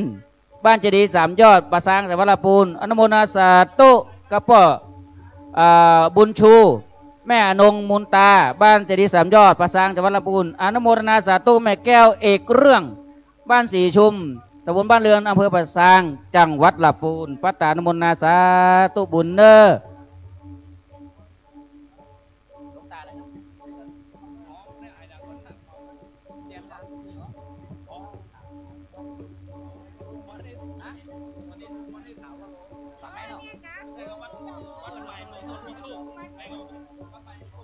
อนุโมทนาสาธุตุลุงมานิตวัดใหม่มงคลมีโชคเนาะวังโหตุสัมปติสามีปฏิมาตะบุญไม่ปงเดินเกล้วนตะบุญ500 บาทพระตาอนุโมทนาสาธุเด้อล้านทวีอนุโมทนาสาธุก็พ่อบุญตันแม่แสงล่าปาไร่เจดีย์3 ยอดร่วมทำบุญแหนม100 บาทพระตาอนุโมทนาสาธุเด้อกรรมหาขอแจ้งชะตาญาติโยมถ้าหากว่าท่านใดที่ใส่ซองเนี่ยจะถวายส่วนตัวบอกทำไมครับเพื่อคุณครูบาอาจารย์คนนั้นนี่เพิ่นมาอยู่เนาะอายุวโนสุขังปะลาแม่ดีแม่มีดวงดีถวายตาเตียนสาธุ40 บาทเตียนกับเจินเนอร์ แม่เอื้องอวดดีรวมทำบุญตาบาทประทานมุนาสาธุ ใครไปได้กินข้าวไป ครอบครัวนายวิจิตร พ่อน ายวิจิตรนางพัฒนาขานวลเนาะบ้านเรือนหัดอันทรายอย่างนี้ทรายทองเนาะตำบลตุ่มเรือนประสางจังหวัดลำพูนสาธุเนอโอ้ครูบาสมานมาเลยมาเปลี่ยนกันกันมั้งครูบาสมานวัดปังแงอำเภอเวียงป่าเป้ามาถึงแล้วดื้อพร้อมด้วยศรัทธาญาติโยมเนาะเดินทางมาถึงละบุจ้านี่แม่มาละท่านเสน่ห์กาหลง ติวซ่ามากมาตัวน้ำแล้วละนิมนต์นะครับแม่เอ้ยวงวัดตาวังมนตนได้มาได้ชันพระทหารเจ้าขอบอกคำนะครับนายนัทบุตรต่อมคำนางต่อมคำเนี่ยนะอ่านบอกเนอเด็กชายชมพูศรีเด็กชายปัญญาปัชญาอันนี้ก็มาจากภาษาหลักวัดหลักปูเนอพระตานุมุนาสาธุแม่เนออันนี้ตุลุงสมานวัดปะแงะครูบาสมานเนอนี่ก็นักพนักจัดรายการเหมือนกันนะวัดปะแงะล่วงทำบุญนะฮะ500 บาทพระตานุมุนาสาธุเนอโมทนาสาธุแม่อัมพาพันธ์ชัยเมืองยองบ้านเรือนตำบลบ้านเรือนประสางจังหวัดลำพูนอนุโมทนาสาธุแม่นายล่าพร้อมกับครัวเนาะนำไปได้รอจังหวัดเชียงใหม่อนุโมทนาสาธุบุญรือแก้วยอดบณิดาหลวงป่าอ้ายบ้านทรายทองตำบลบ้านเรือนลำพูนโมทนาสาธุนายสุริยานางอนงตั้งธรรมรักบ้านเจดีย์3 ยอดประสางจังหวัดลำพูนโมทนาสาธุติ๋วพร้อมครอบครัวบ้านสีชุมตำบลบ้านเรือนประสางจังหวัดลำพูนโมทนาสาธุนางวิไลโมรินก็โมรินบ้านเจดีย์3 ยอดโมทนาสาธุโมทนาสาธุแม่บุญตวงบุญทองยานพันธ์นะยานพันธ์บ้าน3 ยอดอนุโมทนาสาธุโมทนาสาธุนายสวัสดิ์นางคำแปงทุนกิจใจห้วยบอนอันนี้มีไหนอันนี้ยังมีไหนอีแม่ไหนแม่สวัสดิ์นางคำแปงทุนกิจใจบ่มีไหนเนอะบ่ได้อย่างนะไหนมีเนอะมันจะทวงอู้ฟังได้ไหนบ่มีเนอะบ่ได้สักอย่างมันก็มีไปเนาะปุ่นอาจจะไปจะลืมไปอนุโมทนาสาธุแม่สีจมทุนกิจใจบ้านห้วยบอนหมู่ 3อนุโมทนาสาธุครอบครัวปวกแก้วแม่จันปิงมาป้าใหม่เจดีย์3 ยอดประสางลำพูนโมทนาสาธุพ่อซุมแม่บัวขาวสมบูรณ์บ้านเจดีย์3 ยอดประสางลำพูนโมทนาสาธุปวกแก้วแม่ไฮล่าเลิศบ้านดอกแดงอันนี้ดอกแดงไตเนาะตำบลสง่าบ้านพุทธเกศจังหวัดเชียงใหม่ไข่ใส่ซองเปล่าก็ได้อย่างเนอะเพื่อนถ้าจะไปลืมไปควักยังไงก็ได้อนุโมทนาญาติโยมที่ยังไม่ได้กินข้าวเตื้อไปห้องต้องได้เนอะพุ่นนะตัวเต้นสีน้ำเงินพุ่นนะวันนี้เราจะได้บุญได้ไส้เต็มด้วยกันเนอะเจ้าดื่มมาใหม่เนาะนายสวัสดิ์นางคำแปงทุนกิจใจห้วยบอนสาธุมาละกันนี้หนาตึบเลยพ่อใจแม่คำโมลินบ้าน3 ยอดประสางลำพูนเอาวางผ่านนี่เลยแม่นางนัดบอยอุ่นนี่กันหัวปากกั้งห้วยปากกั้งหัวปากกั้งเนี่ย200 บาทคนเท่าน้องเป็นยังนางจันศรีดาลุนบ้านเจดีย์3 ยอดดาศูนย์ครับดาศูนย์ท่านมันเหมือนไม่เอกเราลิงสาธุเนาะบุญได้ใช่เต็มเนาะกึดเอาอธิษฐานเอาเนาะโมทนาสาธุพ่อคำดวงแม่วันคำน้อยบ้านเจดีย์3 ยอดประสางลำพูนโมทนาสาธุนายสุวัฒน์ไทยันโตพร้อมครอบครัวบ้านห้วยบอนตำบลแม่โป่งนี่เนาะโมทนาสาธุพ่อสมแม่กำจัดดวงเทพอำเภอเวียงกับเป้าโมทนาสาธุนายทรงศักดิ์นางประภัสสรโมริน บ้านเจดีย์สามยอดจังหวัดลำพูนนะบ่แม่พี่น้องเฮาตั้งหลายที่มาแล้วก็เจิญเด้อนะสร้างบุญสร้างกุศลนะอู่ลือให้หน่อยเนาะคนปิ้นย่องมันก็ฟังได้เฮาปิ้นลือปักตุนปักยอดมีตุนกุยตุนโยกนี่เด้อนะปักง่ายปักคองจะได้ขึ้นทางสวรรค์ต่อยอดไปสูงๆนะใครจะห้อมกินห้อมตานก็มาที่นี่ได้ไผตีจะบูชาตัวปึงเนาะเมื่อว่าปิ้นปึงหยังมาแจงแล้วอ่อนนี่นั่งอยู่นี่4 5 6 คนแล้วก็เอาไปอธิษฐานหยอดลงในกระทะเนาะหม้อขางใหญ่นะหม้อขางลงนะแล้วก็ค่อยๆตักแล้วก็หยอดไปถึงมันสุดไหนปล่อยแม่หยอดถึงมันสุดบ่ต้องถอดกึบนะเตียวขึ้นไปแล้วก็วนออกตั้งขวามือเฮาปุ่นหน้าซ้ายมือก็ได้เสร็จแล้วก็มานั่งปิ้นตีปิ้นตั้งเนาะหายมันได้กินเข่ากับปุ่นเนอเตียนกลางเต็นตั้งเนื้อตั้งวันตกเนาะมีเต็นสีน้ำเงินหันอยู่นะ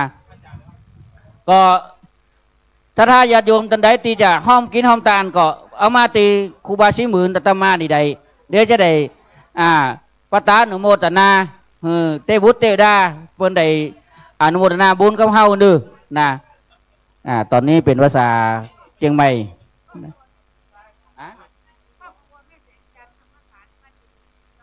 ครอบครัวแม่จันทร์ธรรมขันธ์บ้านเจดีย์สามยอดมหา100 บาทพระตาอนุโมทนาสาธุอนุโมทนาสาธุพ่อเย็นแม่ดีกองตองกายบ้านเรือนป่าซางจังหวัดลำพูนอนุโมทนาสาธุแม่พันนีมโนเปงอำเภอฝางจังหวัดเชียงใหม่อนุโมทนาสาธุท่านพระอธิการนิพนธ์เตชะธรรมโมวัดไหนมุนี่นะโอ้ห้อยบอลสาธุนะตู้เจ้าก็ทำบุญเจ้าบ้านก็ทำบุญนะโอ้อาจารย์สาธิตมาแล้วเนาะปราชญ์ของแม่เมาะสาธุนะ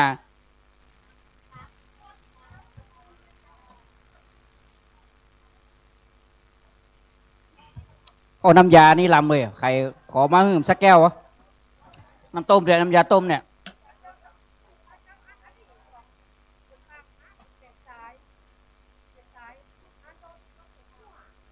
แม่สายอนุนบ้านตุงหัว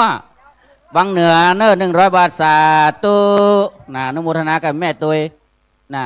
เชิญทำบุญทำกุศลบุญทานการกุศลทำไปเตอะบัดเสียหลายจักสุขสบายในภายภาคหน้าสุขแหล่งล่าอมตะมหานิรปานตถาญาติโยมที่กำลังย่างก้าวเข้ามาในเขตขวงอารามแก้วนี้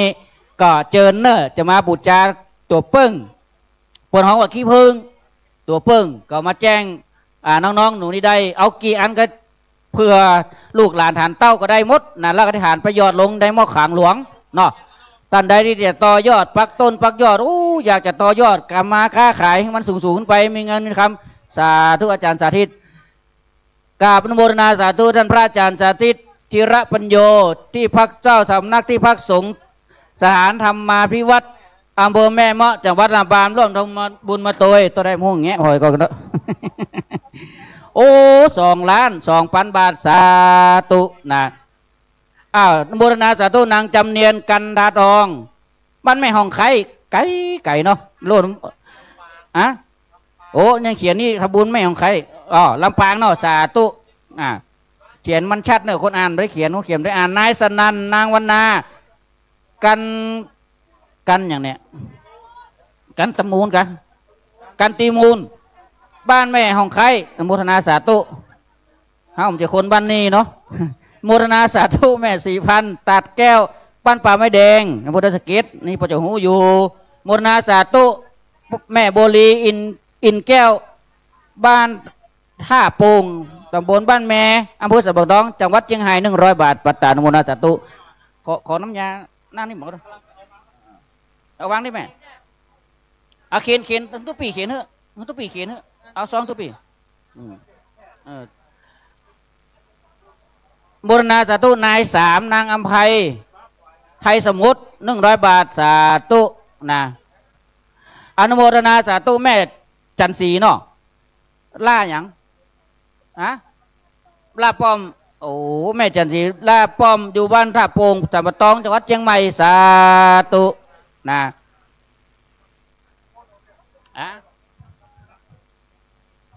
ตอนนี้เรายังมีเวลาทำบุญกันนะเนาะ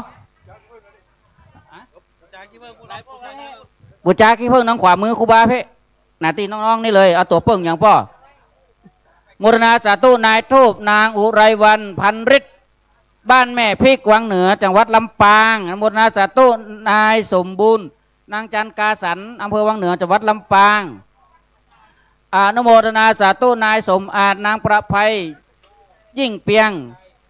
บ้านหนองแฟกน่าจะเป็นที่ไหนลำปางเชียงใหม่อนุโมทนาสาธุกับพ่อคำแม่เอ้ยล่าเลี่ยมจะล่าเลี่ยมสุมาเถอะล่าเลี่ยมเพราะว่าเพิ่นเลี่ยมได้นะได้เพิ่นบัดทำบุญพ่อคำแม่เอ้ยล่าเลี่ยมบ้านแม่เมื่อสัมปตองจังหวัดเชียงใหม่นะคะคนเขียนไม่ได้อ่านว่าไม่เขียนได้พูดว่าตู้เจ้านี่ว่าเขาเลี่ยมเตียวปิกบ้านให้ยุ่งล่าเลี่ยมแก้ไขนักแกอีพ่ออีแม่เขียนแล้ววางมาผ่านเนอะเดี๋ยวครูบาพักฉันน้ำก่อนนะท่านใดที่จะบูชาโอ้อีกาตุปีตุน้องเอานี่ท่านนี่กะอันนี้ไป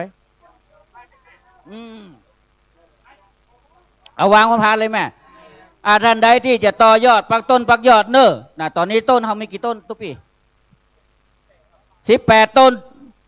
108ได้ขึ้นสวงสวรรค์จันดุสิตปุ่นเนาะนะบ่ต้องเอาดาวดึงดุสิตไปเลยปักยอดอธิษฐานเอาโดยเฉพาะคนที่ทำมากินเนาะหรือว่าจะทายาติโยมที่พัฒนาเอาสุข3 ประการนะปักต้นกล้วยนี่เนอะนะโอ้18 ต้น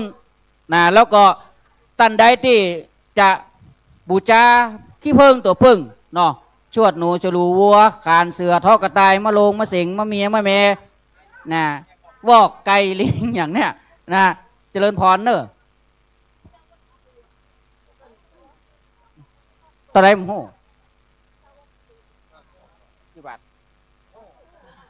จูลุงวัดนาดูอำเภออย่างดอนใจแม่ท่านลำปางร่วมทำบุญมาเป็นเหรียญสาธุจอดใส่หัวตุลุงละตมาละเนาะสาธุเนอะ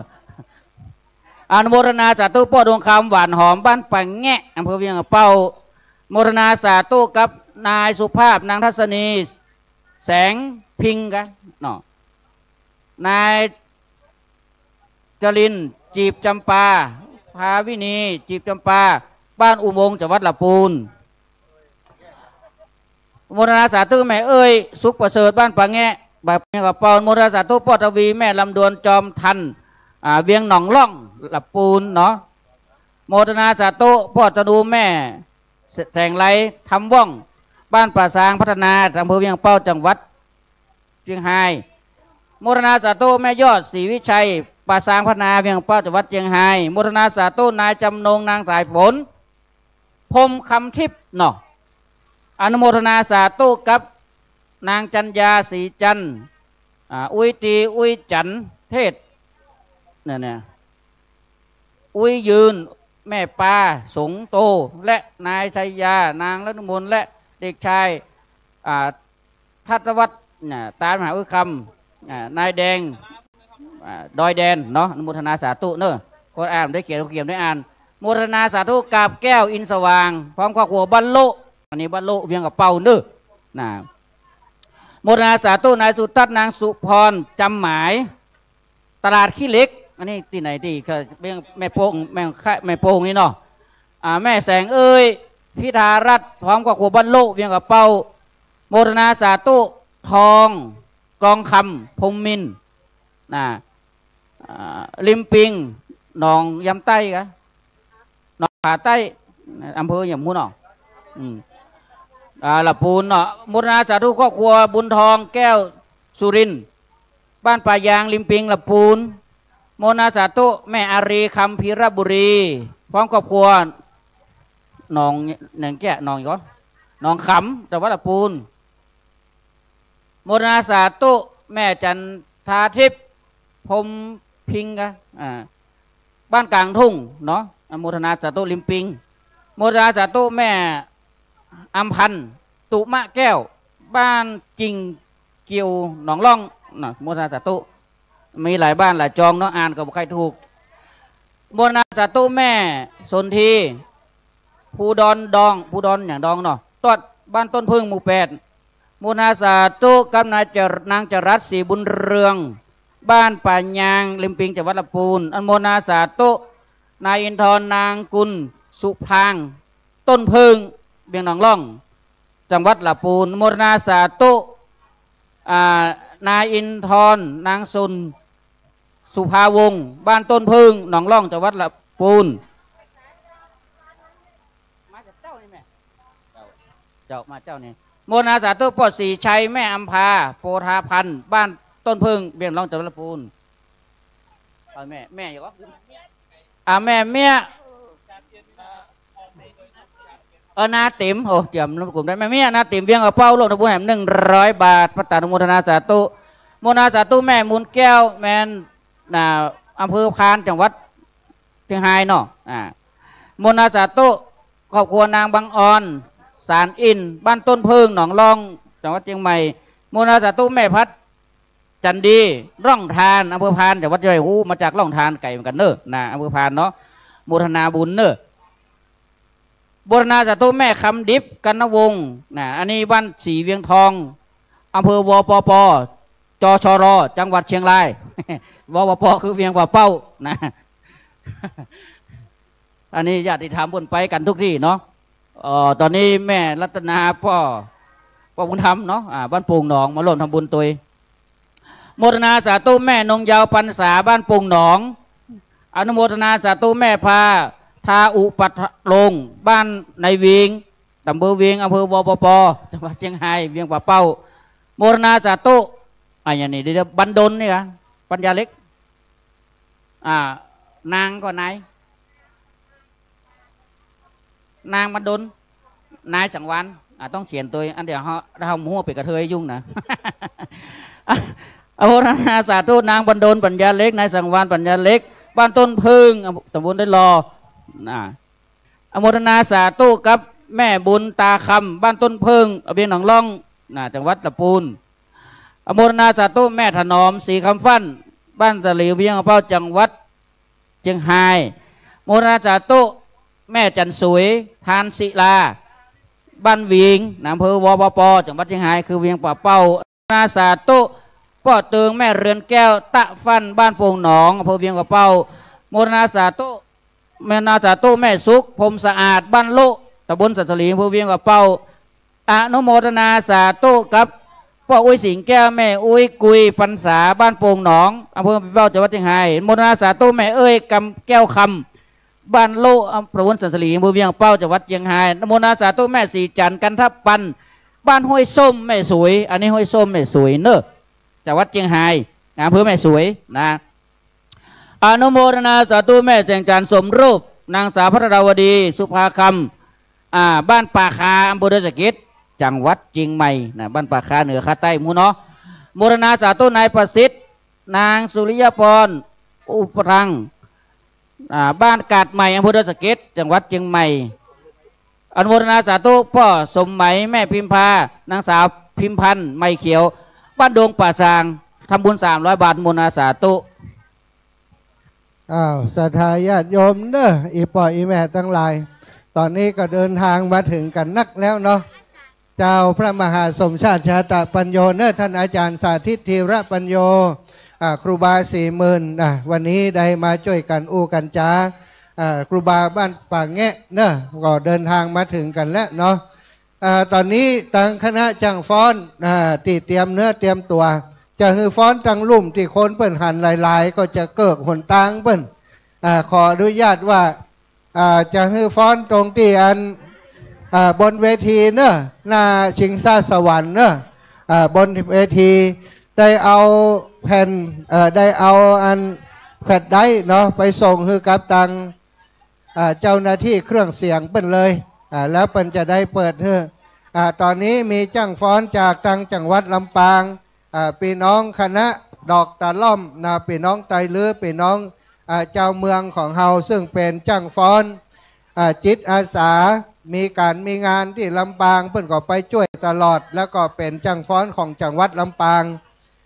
คณะของเปิ้นตอนนี้จ้างฟ้อนจิตอาสาจากจังหวัดลำปางจะทับฟ้อนถวายเป็นพุทธปูชาธรรมปูชาสังฆปูชาหน้าพระธาตุเจดีย์ตอนนี้ตั้ง ศรัทธาญาติโยมจะไปพอเปิดฟ้อนเนอะไปพอได้อันนี้มีฝรั่งมาฟ้อนตัวเนอะวันนี้นะแล้วก็น้องเจ้าขุนเด็กชายณัฐกิจปศิลาน้องเจ้าขุนได้เดินทางมาถึงแล้วมีคนมาถามตะกี้ว่าเจ้าขุนมาแท้ก็บอกมาเจ้าขุนมาถึงแล้วเนอะตอนนี้เจ้าขุนอยู่ที่ไหนตั้งใดมาโชว์ตัวแถวเจ้าขุนอยู่ทั้งพุ่นกันโอ้นาเจดีพุ่นเนอะเจ้าขุนอยู่แถวนั้นเนอะเดี๋ยวเจ้าขุนจะได้เจ้าขุนจะร้องเพลงให้ฟังสักเพลงเนาะเดี๋ยวให้เปิดฟ้อนก่อนเดี๋ยวก็เจ้าขุนส่งงานส่งแฟดได้เลยเนอะเจ้าขุนอยู่หันละเนาะโอเคน้องเจ้าขุนยืนอยู่ตรงงานหน้าเวทีพุ่นเนอะศรัทธาใครอยากเจอน้องเจ้าขุนไปหาไปถ่ายรูปได้ตอนนี้คณะกลุ่มดอกตะล่อมช่างฟ้อนจิตอาสาจากลำปางพร้อมแล้วขึ้นบนลานที่จะแสดงได้เลยเนอะบนเวทีที่ได้จัดไว้เนาะหน้าชิงช้าสวรรค์เนอะบ้านเฮาเป็นว่าลุกอันนี้สำหรับจะทำพิธีในการรดน้ำส่งน้ำพระธาตุเนอะโอ้โยมแม่อามนวันไหนว่ำสบายโอ้สู้แต่ตายังบอกค่อยสบายเถอะตุลุงแดงแต่เกี้ตุลุงแดงอยู่ในป้าหรือยังป้ากันแล้วเนาะจัดตุเนอะเดี๋ยวจะไปหาเดี๋ยวตอนนี้จังฟ้อนเนอะจังฟ้อนขึ้นเวทีได้เลยแล้วก็ตั้งเครื่องเสียงแผนกเครื่องเสียงประสานกันแล้วถ้าพร้อมก็เปิดได้เลยเนาะตั้งเพลงก็ว่ากันไปเรื่อยๆถ้าตั้งปุ้นฟ้อนก็จะเสียงตั้งเพลงก็จะเบาๆขึ้นหน่อยเนอะตอนนี้ท่านอาจารย์ครูบา40,000ก็กำลังจะประกาศชื่อเสียงเรียงนามของศรัทธาอยู่ใครจะกินข้าวไม่ได้กินข้าวกำเตือนเนอะลงทานก๋วยเตี๋ยวอยู่ตรงที่ใกล้ๆกับหอฉันเนาะศรัทธาขึ้นไปซ่อเอาเนอะลงทานก๋วยเตี๋ยวตลอดงานนิมนต์ครูบาอาจารย์ครับปัตตานุโมทนาแม่กองคำธนาคำปัตตานุโมทนาสาธุแม่สีวันเพ็งป้อแม่ทับทิมวันติยาจันเพ็งมูลนิวังจันสวยอดต้วงอนุโมทนาสาธุเนอโมทนาสาธุนายสมบัตินางนิมิตไทยหนุ่มบ้านแม่ของใครอนุโมทนาสาธุนางศิริวันภาวเดชบ้านป่าป้องเนาะอ่านผิดเนาะอำเภอดอยสะเก็ดโมทนาสาธุแม่จันสวยตับเมืองพรมบ้านสลีอำเภอเป้าโมทนาสาธุนางลาวันกันทวงศ์อนุโมทนาสาธุอาจารย์วีนัทจินาพรก่อนพร้อมครอบครัวเวียงหนองล่องจากวัดละปูนอนุโมทนาสาธุแม่แสงขันสลีเนาะเวียงเป้าสถานที่จะหล่อเตียนเนาะก๊อกเดียวคือกุ้ม15 เล่มเนอะโมทนาสาธุแม่สีไลล่าพิงปายางริมปิงจังหวัดละปูนโมทนาสาธุสิริชยานิ้วกาบ้านสันปูเลยโมทนาเกตจังหวัดเชียงใหม่โมทนาสาธุพ่อไรแม่สุขศิลาทาวงบ้านปายางริมปิงจังหวัดละปูนโมทนาสาธุนางจินดานางจินดาเดชปันคำบ้านแม่บ้านหนองแฝกแม่เงินจังหวัดเชียงใหม่โมทนาสาธุนางศรีวิไลพรหมมินปายางริมปิงโมทนาสาธุนายชำนาญนางสุพรรษากาวินอ้อมครอบครัวบ้าน4 หมวด 9จังหวัดลำปางโมทนาสาธุแม่เกียงคำสิริวงศ์คุณประพันธ์คุณนิตยาปาริเตหนอบ้าน4 หมวด 9จังหวัดลำปางโมทนาสาธุพ่อศิลาแม่บุญศรีช่วงเล้งถ้าอ่านพิกสุมาเนอบ้านต้นพึ่งเบียงหนองล่องโมทนาสาธุแม่แสงจันทร์สมรูปนางสาวพระดาวดีสุภาคำบ้านป่าคามอำเภอดอยสะเก็ดโมทนาสาธุแม่ล่าโปนิดบ้านหัวเวียงโมทนาสาธุคุณอรพินกองน้อยนางสาวแพรพิไลกองน้อยบ้านโป่งหนองโมทนาสาธุพ่อบุญสอนแม่ศรีตันสุนำเบียงกับเป้าจังหวัดเชียงรายโมทนาสาธุแม่กวนอุดตันบ้านต้นพึ่งโมทนาสาธุแม่ติบอาจินะพร้อมครอบครัวบ้านหัวเวียงอำเภอเวียงกับเป้าจังหวัดเชียงราย โมทนาสาธุแม่บัวเรียวตันสุนำบ้านปูงหนองอำเภอเป็นเป้าจังหวัดเชียงรายโมทนาสาธุนางสีพันโพธาพันบ้านต้นพึ่งเวียงหนองล่องจังหวัดเชียงรายกราบอนุโมทนาสาธุตันปกูปริยัติรัตนโชติเจ้าคณะตำบลป่าเงี้ยวอำเภอเวียงป่าเป้าเจ้าวาดวัดล่องกูร่วมทำบุญมาตุยโมทนาสาธุสถาเวียงป่าเป้าอำเภอเวียงป่าเป้าจังหวัดเชียงรายร่วมทำบุญมาตุย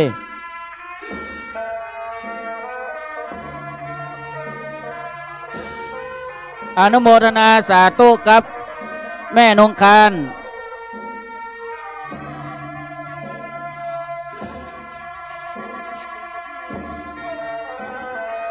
แม่นงคารปาระวังบ้านปางแงะอนุโมทนาสาธุโมทนาสาธุแม่สีรอนคำพมคำทิพย์บ้านแม่หองไข่หมู่8โมทนาสาธุโมทนาสาธุแม่เพ็ญศรีเงินแท้บ้านดูเวียงกับเป้าโมทนาสาธุแม่เหรียญทองไม่เร็วไม่เขียวบ้านเต่าไหอำเภอแม่วางโมทนาสาธุพ่อหลวงมานพนางจิรดาศรีอ่อนร่วมทำบุญโมทนาสาธุคณะสถาบันลุกแม่ทะละปูนร่วมทำบุญจำนวน700 บาทโมทนาสาธุเอาวางเลยแม่เนาะนี่คณะบ้านลุกนี่เนาะก็มีพ่อแสงแม่สวัสดิ์แม่ไลคำพิชัยแม่สวัสดิ์เรือนแก้วแม่หลอนบันติแม่เงินวันดีแม่สีทอนไอ้ปิ๋วแม่สายแม่หายคำจอมเอ้ยแม่อู้เรือนมูลเกินแก้วแม่ชุมพันธ์ฟันแปงนายจิรพัฒน์ปิงขอดและนางเพชรร่วมโมทนาสาธุที่ตะกี้เนาะ700 สาวโมทนาสาธุนายอินตาทองสว่างเวียงกว่าเป้าโมทนาสาธุนางสมพรตะมาบ้านดงป่าซางตำบลบักขุนหวานตำบลตองจังหวัดเชียงใหม่โมทนาสาธุกับสถาบ้านท่าช้างหนองล่องอำเภอเวียงหนองล่องจังหวัดลำพูนรถกันที่2นำโดยนางลำจวนมูลโลดร่วมทำบุญ270 บาทอนุโมทนาสาธุแม่จันดองตุ้ยสมุทรพร้อมครอบครัวเวียงกับเป้าโมทนาสาธุทองเพชรอุทิยาเศร้าอนุโมทนาสาธุนางเอื้อพรอาทะนางสาวอรพันธ์ท่านันชัยร่วมทำบุญอนุโมทนาสาธุแม่อัมพรกันตวงศ์สมหวังการสุพัฒนัทพานุพัฒน์เกตศรีนางจันจิลาสุภาสิรินางสาวสติการบุญพ่วมนางเดินฉายเกิดโตพินันท์เกิดโตร่วมทำบุญมาโดยมูลนาสาธุอนุโมทนาสาธุแม่ยอดจันแปงพร้อมครอบครัวอนุโมทนาสาธุแม่ดารุณีจันทะพร้อมครอบครัวเวียงกับเป้าอนุโมทนาสาธุนายสมศักดิ์วังเมานางจันสมวังเมาเวียงกับเป้าพร้อมครอบครัวอนุโมทนาสาธุแม่บุญผางปัญญาบ้านสันทรายไม่ให้เงินได้เกตอ่านพิสุมาดื้อโมทนาสาธุนางลำดวนวงจันคำบ้านสันทรายไม่ให้เงินได้เกตโมทนาสาธุแม่สุภัทรพรหมวิจารณ์สันทรายร่วมทำบุญโมทนาสาธุพ่อเลื่อนแม่เพนเดชาวงบ้านสันทรายโมทนาสาธุนายสมานนางเปรมจิตสิ่งธรรมบ้านสันทรายโมทนาสาธุนางลำดวนเดชคุณมากพร้อมครอบครัวบ้านสันทรายอนุโมทนาสาธุนายสนิทนางรัตดาธุระเสษบ้านปากคาอำเภอดอยสะเก็ดเอาไปรอแม่เอาไปรอพูดเลยดวงกระทะพูดเลยเตียงขี้เพิ่งตีพูดตีผามพูด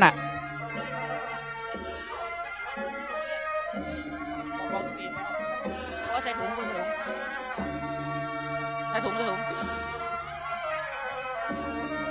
อนุโมทนาสาธุนายเกตนางสีเพชรชุ่มอะไรอย่างเนี้ยชุ่มขันก็แม่จ่องใต้เนาะบ้านแม่จ่องได้เกตโมทนาสาธุแม่อุตายาวิราชเวียงปะเป้าโมทนาสาธุแม่คำลีจังหวัดลำปาง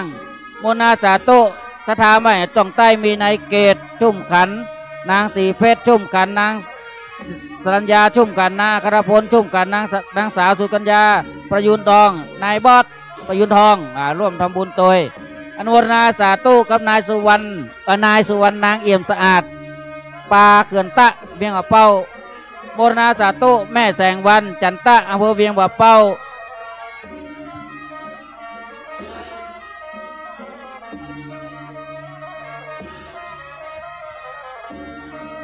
อนุโมทนาสาธุพ่อหลวงวิชัยเป็นเรือนผู้ใหญ่บ้านหมู่อย่างในหมู่7ต้นพึ่งกะอนุโมทนาสาธุเนอสอทท่านสอทมิตรชัยแสงฟูหมู่4แม่โพงนาสเกตร่วมทำบุญโมทนาสาธุแม่แสงล่าสัญญาพร้อมครอบครัวโมทนาสาธุแม่แสงวันจันตะเบียงเป้า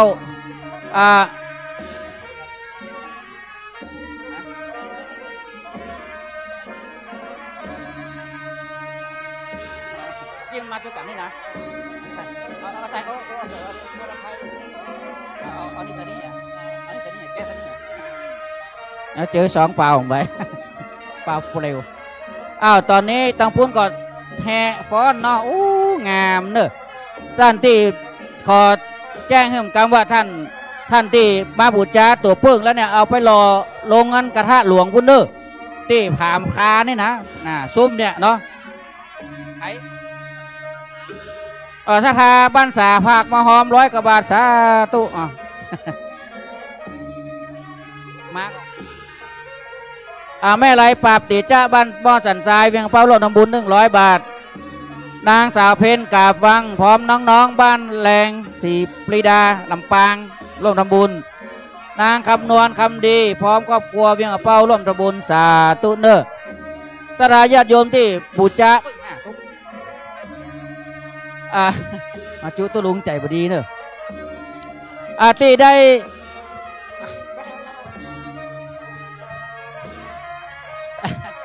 ด้บูชาตัวเพิ่งไปแล้วเอาไปรอบนลงกระทะเนอะแม่เนอะไปก็ย่อนลงแล้วก็ตักน้ำเตียนรอไปจนสุดเลยเนาะรอไปจนสุดเลย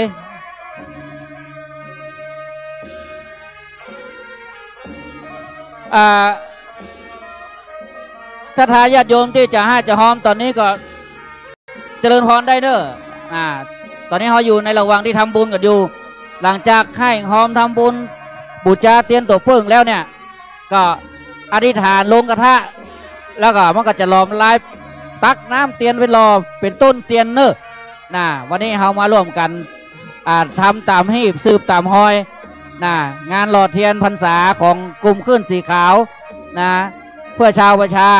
รวมกันทั้งหมดพนักงานมากันรวมกันหลายเนาะผู้นำต่างๆวันนี้คาดว่าในควงแก้วอารามวัดแม่ของใครนี่จำนวนเตบุตรเตวดาเนี่ยจะเป็น 3-4 ปันข่าวเพื่อเขาตอกลงแหมแล้วเขาตอกลงกลางควงวัดแม่ของใครเนี่ยละเนาะเสร็จแล้วคือวันนั้นทางบนได้เนอะประกาศถ้าการแสดงชุดนี้จบลงแล้วจะเริ่มพิธีประกอบพิธีทางพุทธศาสนาเนอะท่านใดที่จะมาให้มาหอมตอนนี้ก็เดี๋ยวอาตมาจะได้ยกยอดให้ตุกปีตุน้องนั่งตรงนี้นะตอนนี้ยังมีเวลาทำบุญอยู่เนอะถ้าเอาทำพิธีทางกอบศาสนาและพุทธศาสนาแล้วเขาก็จะได้เข้านั่งตีพร้อมเพียงกันเนาะพัตตานุโมทนาสาธุพ่อฤทธิ์แม่สุพัฒน์กันดอนนางสาวนุสรากันดอนบ้านแม่จ้องร่วมทำบุญโมทนาสาธุร้านตัดผ้าวันปากทางเจริญร่วมทำบุญโมทนาสาธุพ่อน้อยทองแม่วิไลยกคำจูบ้านแม่จ้องไตร่วมทำบุญโมทนาสาธุแม่อารีทิศชัยบ้านป่าจำลำปางร่วมทำบุญโมทนาสาธุแม่ประภัยยอดคำลือบ้านแม่จ้องตลาดใหญ่ร่วมทำบุญโมทนาสาธุแม่กองคำสายดวงทิพย์บ้านป่าจำแม่ทะลำปูลำปางโมทนาสาธุนางอัมพาตันบุญเรืองบ้านแม่จ้องโมทนาสาธุแม่หลวงฟองนวลมหาไม้บ้านห้วยไซจังหวัดลำพูนโมทนาสาธุแม่คำมีสายอินตะบ้านป่าจำแม่ท่าจังหวัดลำปางอนุโมทนาสาธุแม่เขียนกันทิยะบ้านป่าจำจังหวัดลำปางตอนนี้การแสดงจบแล้วเดี๋ยวเราจะได้เข้าสู่หมวดของพิธีกรรมทางศาสนาเนอะเจิญชะตาญาติโยมได้ตั้งบนถ้าเก้าอี้ว่างขึ้นไปนั่งขึ้นติ่มเนอะบนศาลาบนทนพิธีแล้วก็ครูบาอาจารย์ก็จะได้ขึ้นอาสงเนาะตอนนี้ชะตาญาติโยมก็ร่วมทำบุญกันได้อยู่เนอะถ้าตั้งครูบาอาจารย์พร้อมแล้วทรงซิกของผมกับเนอะผมจะได้ยุดเสียงตรงนี้นะครับโมทนาสาธุนิทักษ์สุยะใหม่แม่สารบ้านตองละปูนโมทนาสาธุแม่นวลยิ่งรักชัยบ้านแม่จ่องไตโมทนาสาธุแม่พ่อถดอม แม่กองคำยิ่งสนิทบ้านแม่จ้องโดยสเก็ตวัดจริงไหมสาธุโมทนาแม่ประภัยต่อคำลือบ้านแม่จ้องตะยอดคำลือบ้านแม่จ้องใต้อันนี้ถวายครูบา40,000ปูจ้ากันเสียงจะเจ้ามาละอีวะสาธุแม่ อันนี้ส่วนตัวอยู่วะ โมทนาเนอร์แม่เนอร์เจ้าตังบนถ้าพร้อมแล้วแจ้งกันนะครับโมทนาสาธุพ่อหลวงบุญเริ่มท่านิวกองโมทนาสาธุแม่จันคำโพธิจินดาบ้านป่าจ้ำแม่ท่าลำปางอนุโมทนาสาธุแม่จันนวลสายอินตะบ้านป่าจ้ำรำแม่ท่าลำปางอนุโมทนาสาธุแม่4,000ยิ่งรักชัยบ้านแม่จ่องไตอนุโมทนาสาธุใครได้อันนี้น้ำยาโมทนาสาธุหนูเกษมกอใจเบียงกาหลงโมทนาสาธุนางสาวสุริยะศักดีอย่างนี้บ้านหนองอย่างนี้หนองพึ่งอะลิมปิงอำเภอเมืองลำพูนอนุโมทนาสาธุนายพรหมินนางจันเพ็ญอ่อนแก้วธรรมสอนบ้านแม่จ้องอนุโมทนาสุบนานางวิไลพรแก้วคำแดงบ้านสาแม่ขจานบ้านสาเขาก็มาตัวบนนาตัวแม่ทองสุกสีทะนิ้วบ้านนาดงตำบลวังเงินอันนี้ถวายส่วนตัวซาตัวอีแม่เนาะแม่ป่อน้อยทองแม่วิไลเขายกกำจูมุทนาสาธุร่วมบุญบ้านแม่จ่องใต้บุจาเสียงครูบา40,000สาธุเนอสาธุแม่เนอสาธุบัดนี้เวลา9:47 นาทีละได้สมัยการอันจับยกยืนยอตานแล้วขอแต้มใจไว้สาภิกษุสงฆ์องค์เนรจุตนจุองค์ขึ้นบนศาลาได้แล้วนะครับหลวงปู่พระครูปฏิภาณธรรมทินอาจารย์พระครูปริยัติรัตนโชติอาจารย์เสน่ห์กาหลงอาจารย์สาธิตหลวงพ่อพระครูสังวรศิลาภิรัตน์นิมนต์ขึ้นบนศาลาได้แล้วนะครับจะได้เริ่มประกอบพิธีกรรมในทางพระพุทธศาสนาในภาคเจ้านี่แล้วนะครับบัดนี้ต่างท้องที่ท้องถิ่นก็เดินทางมาถึงเป็นที่บัวละมวลเรียบร้อยก็จะได้เริ่มประกอบพิธีกรรมในทางพระพุทธศาสนาหลังจากการแสดงชุดนี้จบลงไปแล้วก็จะได้เริ่มประกอบพิธีกรรมในทางพระพุทธศาสนาแม่เกลือวันพวงมาลัยบ้านก็ขอนิมนต์พระสงฆ์องค์เนรรูปนะครับเข้าสู่บนศาลาได้แล้วนะครับหลวงปู่พระครูปฏิภาณธรรมทินซึ่งมีอายุพรรษาการสูงสุดในมณฑลพิธีก็เดินทางมาถึงแล้วขอนิมนต์บนศาลานะครับ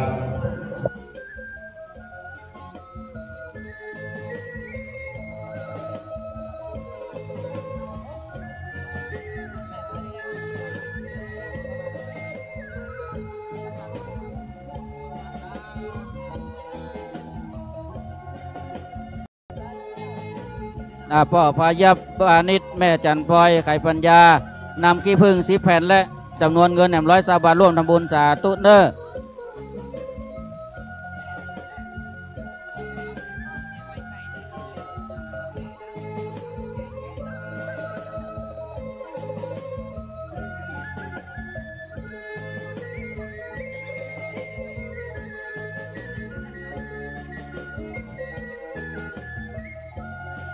ตอนนี้กับ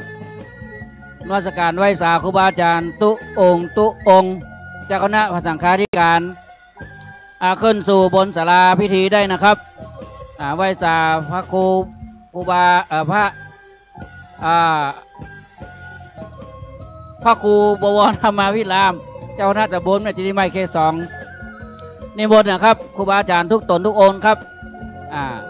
ขึ้นบนศาลาได้ตอนนี้จะเริ่มทำพิธีแล้วครับ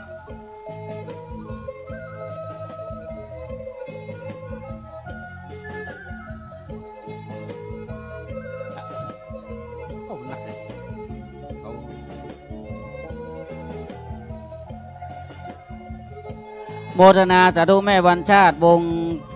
วงชาติเนาะพร้อมครอบครัวบ้านแม่ของใครโมทนาสาธุนายฤทธิ์นางแก้วณอุโมงค์ท่าล้อโมทนาสาธุสืบศักดิ์ศรีวิชิต อนุโมทนาสาธุ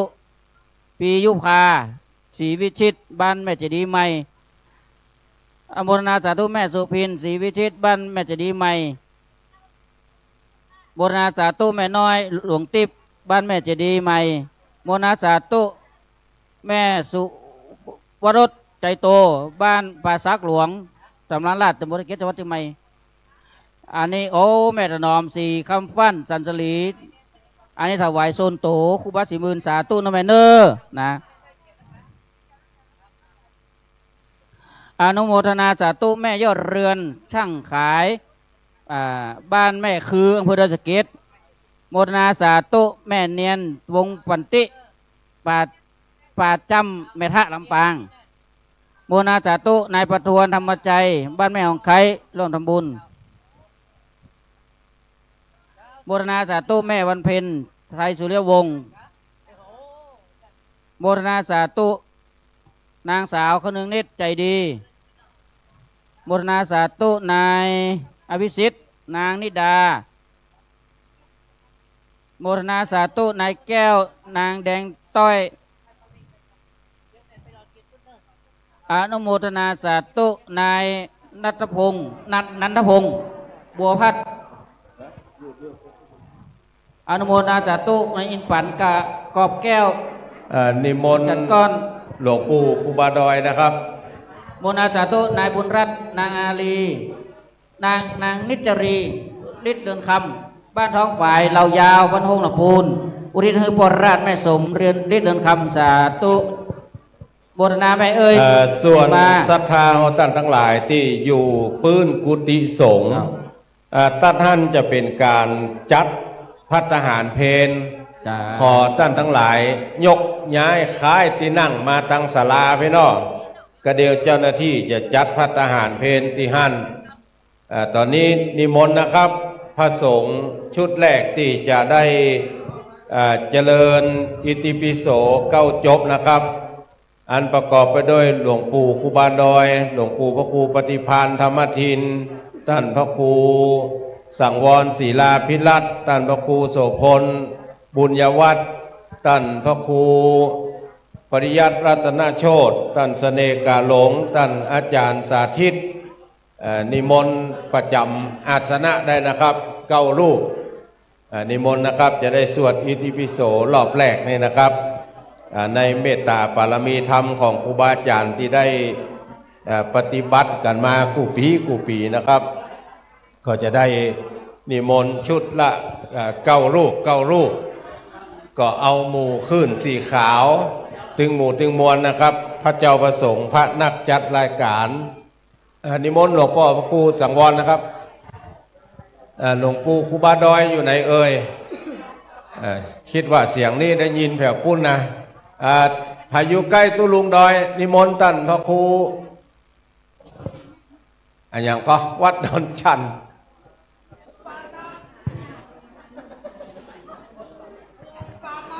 ส่วนโฮงทานรอกำเดียวเนาะกำเดียวก่อยตาลรอกำเดียวเนาะจะทำพิธีนี่ก่อนในช่วงทำพิธีรอเตียนก็จะรอไปเรื่อยๆเนอะนิมนต์ตุลุงดอยตั้งบนศาลาไปนะครับรอบแรกจะเอาบนไว้ก่อนเพราะว่าจะได้จุดเตียนจุดธูปนิมนต์ตั้งให้เลยตุลุงจตไม่เจดีย์ใหม่ท่านพระครูวัดแม่ขัดจานแล้วก็หลายๆตนนิมนต์ทางในไปนะครับจะได้ขอเมตตาครูบาอาจารย์ได้เจริญบทอิติปิโสก่อนนะครับ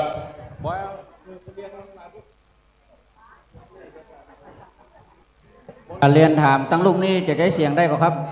ครับเดี๋ยวประเดี๋ยวนี้ใจได้อยู่สักกรรมจะประกอบพิธีแล้วครับครับผม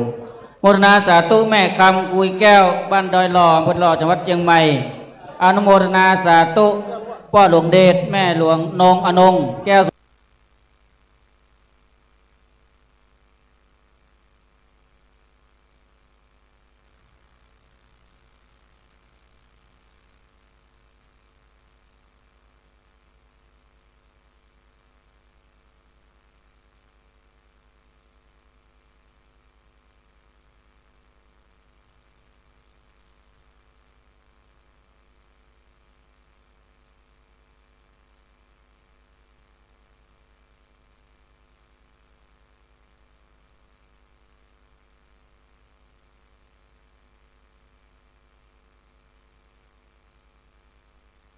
ตุยะวังบะขามป้อม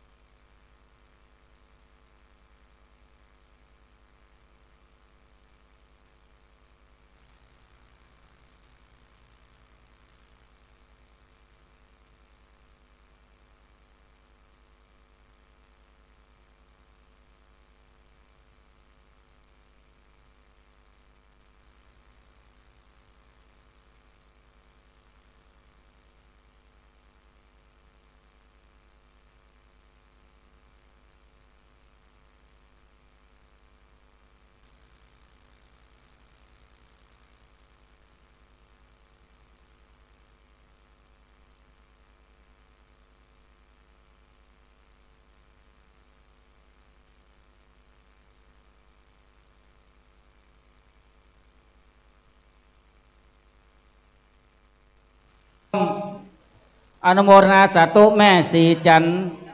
ศิลาครูบาอาจารย์และแจ้งพี่น้องศรัทธาเฮาท่านทั้งหลายทุกท่านนะครับทราบว่าเมื่อทุกอย่างพร้อมแล้วจะได้เริ่มประกอบพิธีกรรมในทางพระพุทธศาสนาได้เทียนจุดธูปปูชา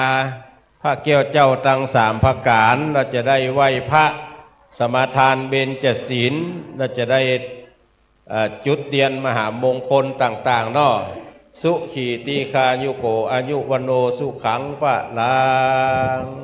เจิญตามอัธยาศัยเนออนุโมทนานะครับนิมนต์ตามอัธยาศัยนะครับนิมนต์นั่งทั้งหลังนี่ก็ได้นะครับก็ไปไหม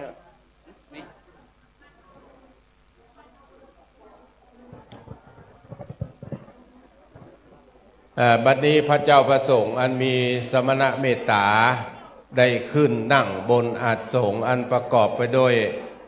แถวหน้าหลวงปู่พระครูปฏิภาณธรรมทินทุเจ้าหลวงวัดม่อนจอมพออำเภอเวียงป่าเป้าจังหวัดเชียงรายหลวงพ่อพระครูสังวรศิลาภิรัตน์เจ้าวาดวัดสายมูลอำเภอสันปะตองท่านอาจารย์พระครูปริยัติชัยวัฒน์เจ้าวาดวัดสันมณะเวียงป่าเป้าเชียงรายท่านอาจารย์พระครูบวรธรรมพิรามเจ้าคณะตำบลแม่เจดีย์ใหม่เขต2ท่านอาจารย์พระครูปริยัติรัตนโชติเจ้าคณะตำบลเวียงท่านเสน่กาหลงท่านอาจารย์สาธิตธีระปัญโยแถวหลังก็มีท่านอาจารย์พระครูโสพลบุญยวัฒน์หลวงพ่อพระธิการจรูนขันติทโลวัดโป่งห้อมท่านพระครูวัดแม่ขจารแม่ตั้งหลังเนาะนิมนต์นะครับหลวงพ่อรองเจ้าคณะอำเภอสุขีตีคายุโกอายุวโนสุขังปะลาง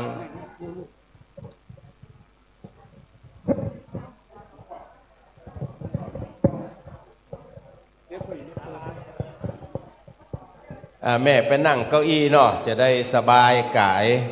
ถ้านั่งกับปืนนี่ก็เดียวลุกยากโมด60ไปไผ่ปะทะเก่งกล้าว่าเขาสบายมากไอ้ธรรมทว่าลุมด60ไปนะเมื่อไหว้พระหับศีลเรียบร้อยก็พระเจ้าพระสงฆ์ชุดแรกจะได้เจริญบทพระพุทธคุณ9 รอบ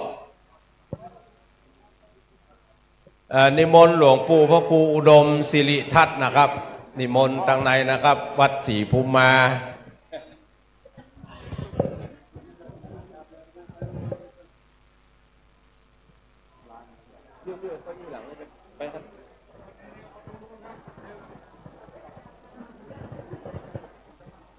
หลวงปู่เก้าอี้แท่ง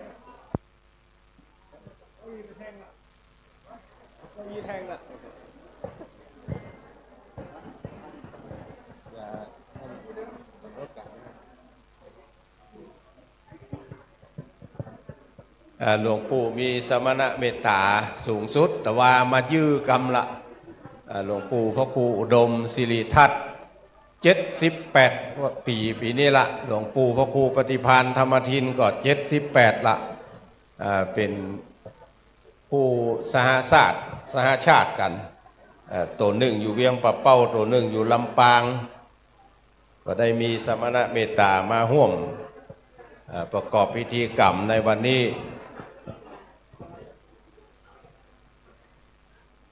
ก่อนที่จะประกอบพิธีกรรมในทางพระพุทธศาสนาขอนำเรียนครูบาอาจารย์พระภิกษุสงฆ์องค์เนรทุกรูปก่อนว่าการประกอบพิธีทำบุญประเพณีหล่อเทียนพรรษาปีนี้เป็นปีที่18ในนามของคลื่นสีขาวได้จัดทุกปีมาแต่ละวัด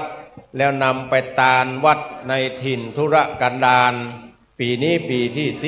18หลังจากที่หล่อเทียนเรียบร้อยพระเจ้าพระสงฆ์ฉันภัตตาหารเพลเปิ้นจะได้อู้จากันว่าจะเอาไปตาลในจังหวัดใดในเขต17จังหวัดภาคเหนือนี้นั่นก็จะได้อู้กันตอนนี้ได้เวลาอันจักประกอบพิธีกรรมในทางพระพุทธศาสนาแล้วเบื้องต้นขอได้รับเกียรติจากคุณเชิดพงษ์กิ่วแก้วคหบดีในเชียงใหม่ได้ขึ้นจุดเตียนจุดธูปปูชาพระเกี้ยวเจ้าทั้ง3พระการก่อนเป็นเบื้องต้นขอเจริญพร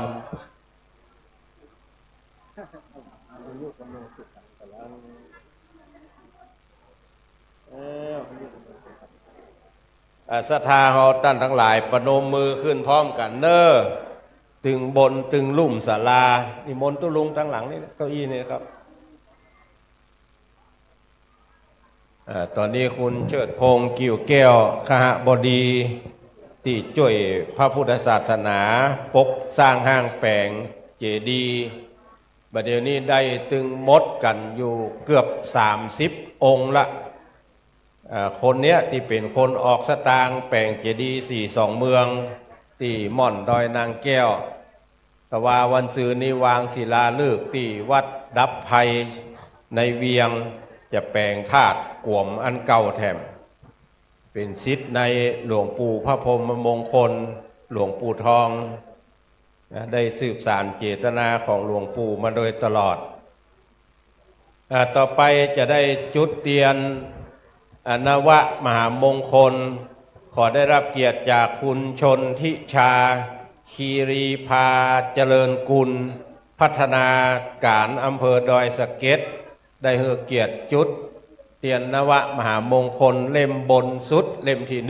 1เจิญยืนเนอร์ต่อโดยคุณจารวีมโนวงศ์ผู้อำนวยการ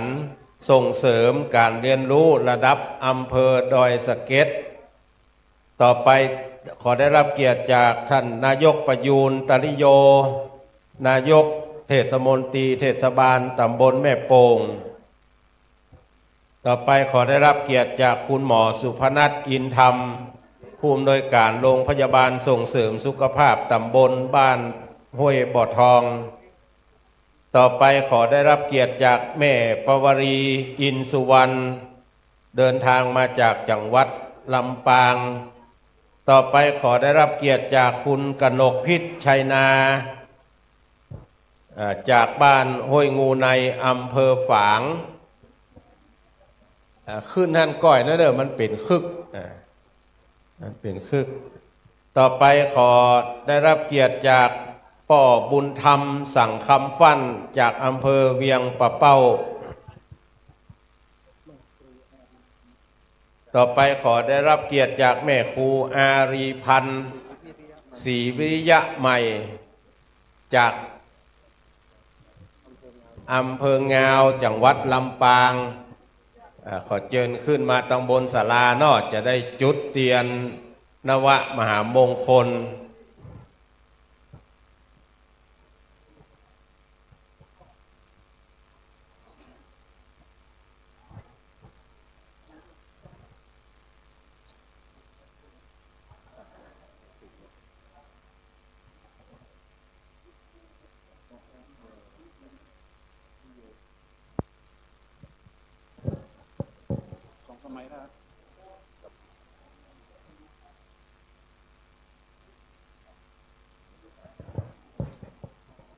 แม่ยืนนะเนาะเตียนอยู่สูง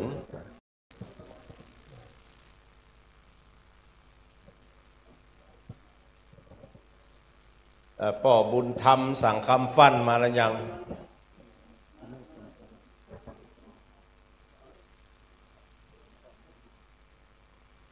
โยมสมพรรัตนังบ้านประเมือดสันทรายแถมท่านหนึ่งเนาะขอเจอเนอ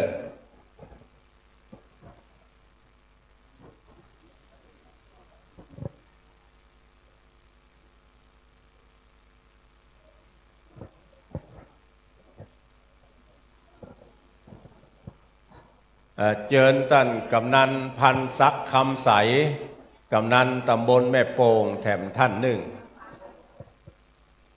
ได้ฮือเกียรติขึ้นจุดเตียนนวะมหามงคล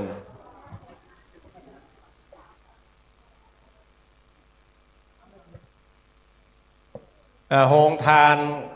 ไปฝั่งเปิดเด้อรอสัญญาณบึดก่อนก่อยว่ากัน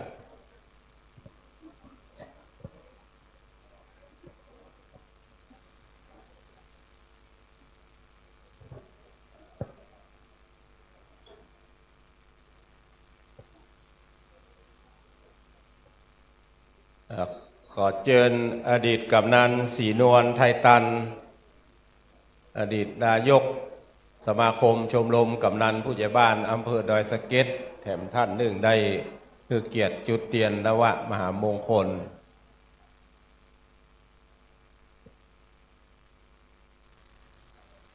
จุดเตียนที่รูปเหมือนของอดีตเจ้าวาดพระอธิการบุญยังธรรมระโตเจ้าวาดรูปแรกของวัดแม่ห้องไคขอได้รับเกียรติจากป่อไพรัตน์ถาดอินจันทร์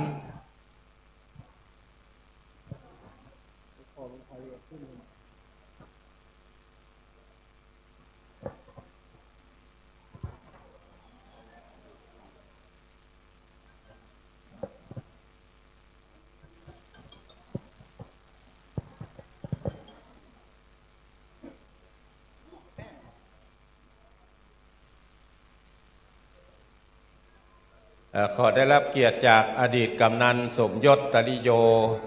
อดีตกำนันตำบลแม่โป่งได้ให้เกียรติเข้าประเคนพานขอสมาทานเบญจศีล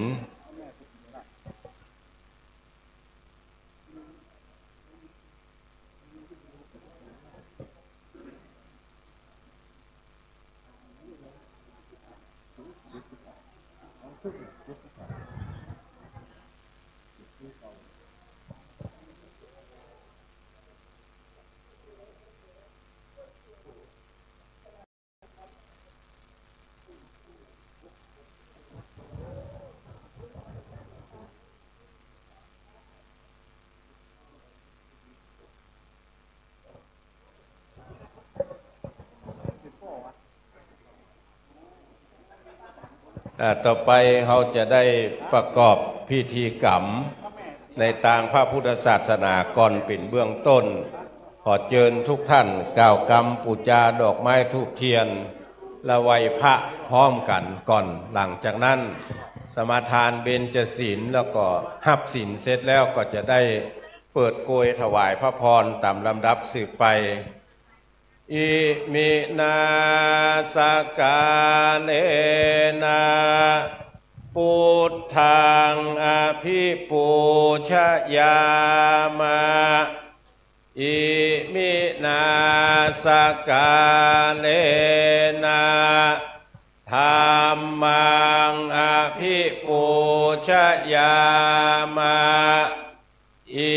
มินาสกาเลนะสังฆังอภิปูชยามะอะระหังสัมมาสัมพุทโธภควาพุทธังภวันตังอภิวาเทมิสวากขาโตภควตาธัมโม นะมัสสามิสุปฏิปันโนภะคะวะโตสาวกสังโฆสังฆังนะมามิครับสมาทานเบญจศีลพร้อมกันนะครับมะยังพันเตติสารเนนะสาหะปัญจศีลานิยาจามาทุติยัมปิมะยังพันเตติสารเนนะสาหะปัญจศีลานิยาจามาตติยัมปิมะยังพันเตติสารเนนะสาหะปัญจศีลานิยาจามา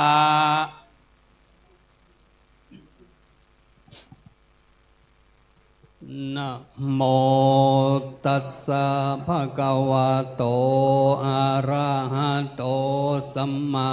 สัมพุทธัสสะนะโมตัสสะภะคะวะโตอะระหะโตสัมมาสัมพุทธัสสะนะโมตัสสะภะคะวะโตอะระหะโตสัมมาสัมพุทธัสสะนะโมตัสสะภะคะวะโตอะระหะโตสัมมาสัมพุทธัสสะนะโมตัสสะภะคะวะโตอะระหะโตสัมมาสัมพุทธัสสะนะโมตัสสะภะคะวะโตอะระหะโตสัมมาสัมพุทธัสสะพุทธังสรณังคัจฉามิพุทธังสรณังคัจฉามิธัมมังสรณังคัจฉามิธัมมังสรณังคัจฉามิสังฆังสรณังคัจฉามิสังฆังสรณังคัจฉามิตุติยัมปิพุทธังสรณังคัจฉามิทุติยัมปิพุทธังสรณังคัจฉามิตุติยัมปิธัมมังสรณังคัจฉามิทุติยัมปิธัมมังสรณังคัจฉามิตุติยัมปิสังฆังสรณังคัจฉามิทุติยัมปิสังฆังสรณังคัจฉามิตติยัมปิพุทธังสรณังคัจฉามิตติยัมปิพุทธังสรณังคัจฉามิตติยัมปิธัมมังสรณังคัจฉามิตติยัมปิธัมมังสรณังคัจฉามิตติยัมปิสังฆังสรณังคัจฉามิตติยัมปิสังฆังสรณังคัจฉามิปานาติปาตาเวระมณีสิกขาปะทังสมาติญามิปานาติปาตาเวระมณีสิกขาปะทังสมาธิยามิตินนาตนาเวระมณีสิกขาปะทังสมาธิยามิอาทินนาทานาเวระมณีสิกขาปะทังสมาธิยามิกาเมสุเมชฌาจาระเวระมณี สิกขาปะทังสมาธิยามิกาเมสุมิจฉาจาราเวระมะนีสิกขาปะทังสมาธิยามิมุสาวาตาเวระมณีสิกขาปะทังสมาธิยามิมุสาวาทาเวระมะนีสิกขาปะทังสมาธิยามิสุราเมรยะมัจจปมาตฐานาเวระมณีสิกขาปะทังสมาธิยามิสุราเมลยะมัชฌะปมาตฐานาเวระมณีสิกขาปะทังสมาธิยามิมานิปัญจสิกขาปทานเนสีเลนะสุขติยันติสีเลนะโภคสัมปตาสีเลนะเนปุติยันติ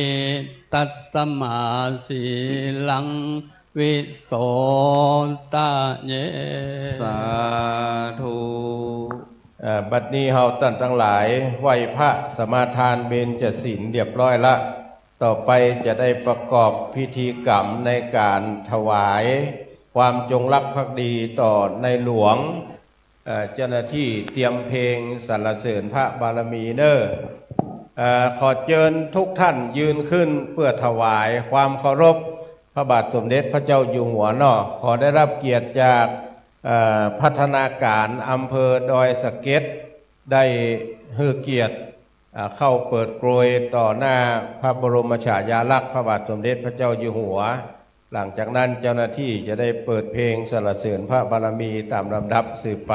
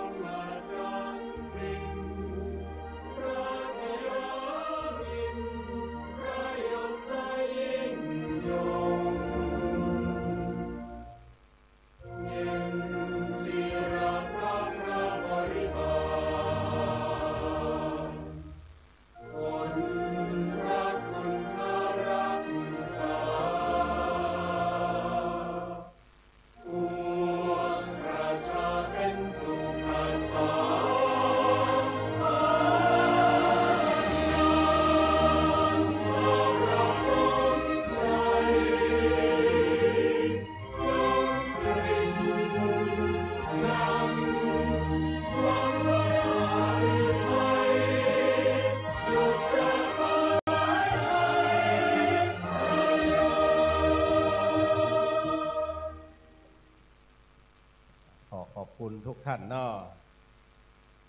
ต่อไปพระเจ้าพระสงฆ์จะได้เจริญบทพระพุทธคุณอิติปิโสเฉพาะอิติปิโสนะครับ9 รอบในช่วงที่พระเจ้าพระสงฆ์เจริญพระพุทธคุณนี้จะได้เชิญท่านประธานในพิธีและท่านผู้มีเกียรติรวมถึงพี่น้องศรัทธา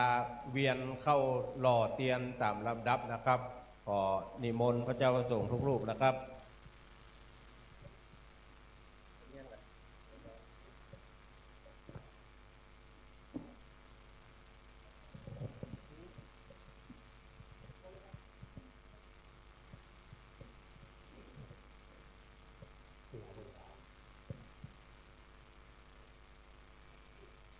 นะโมตัสสะภะคะวะโตอะระหะโตสัมมาสัมพุทธัสสะนะโมตัสสะภะคะวะโตอะระหะโตสัมมาสัมพุทธัสสะนะโมตัส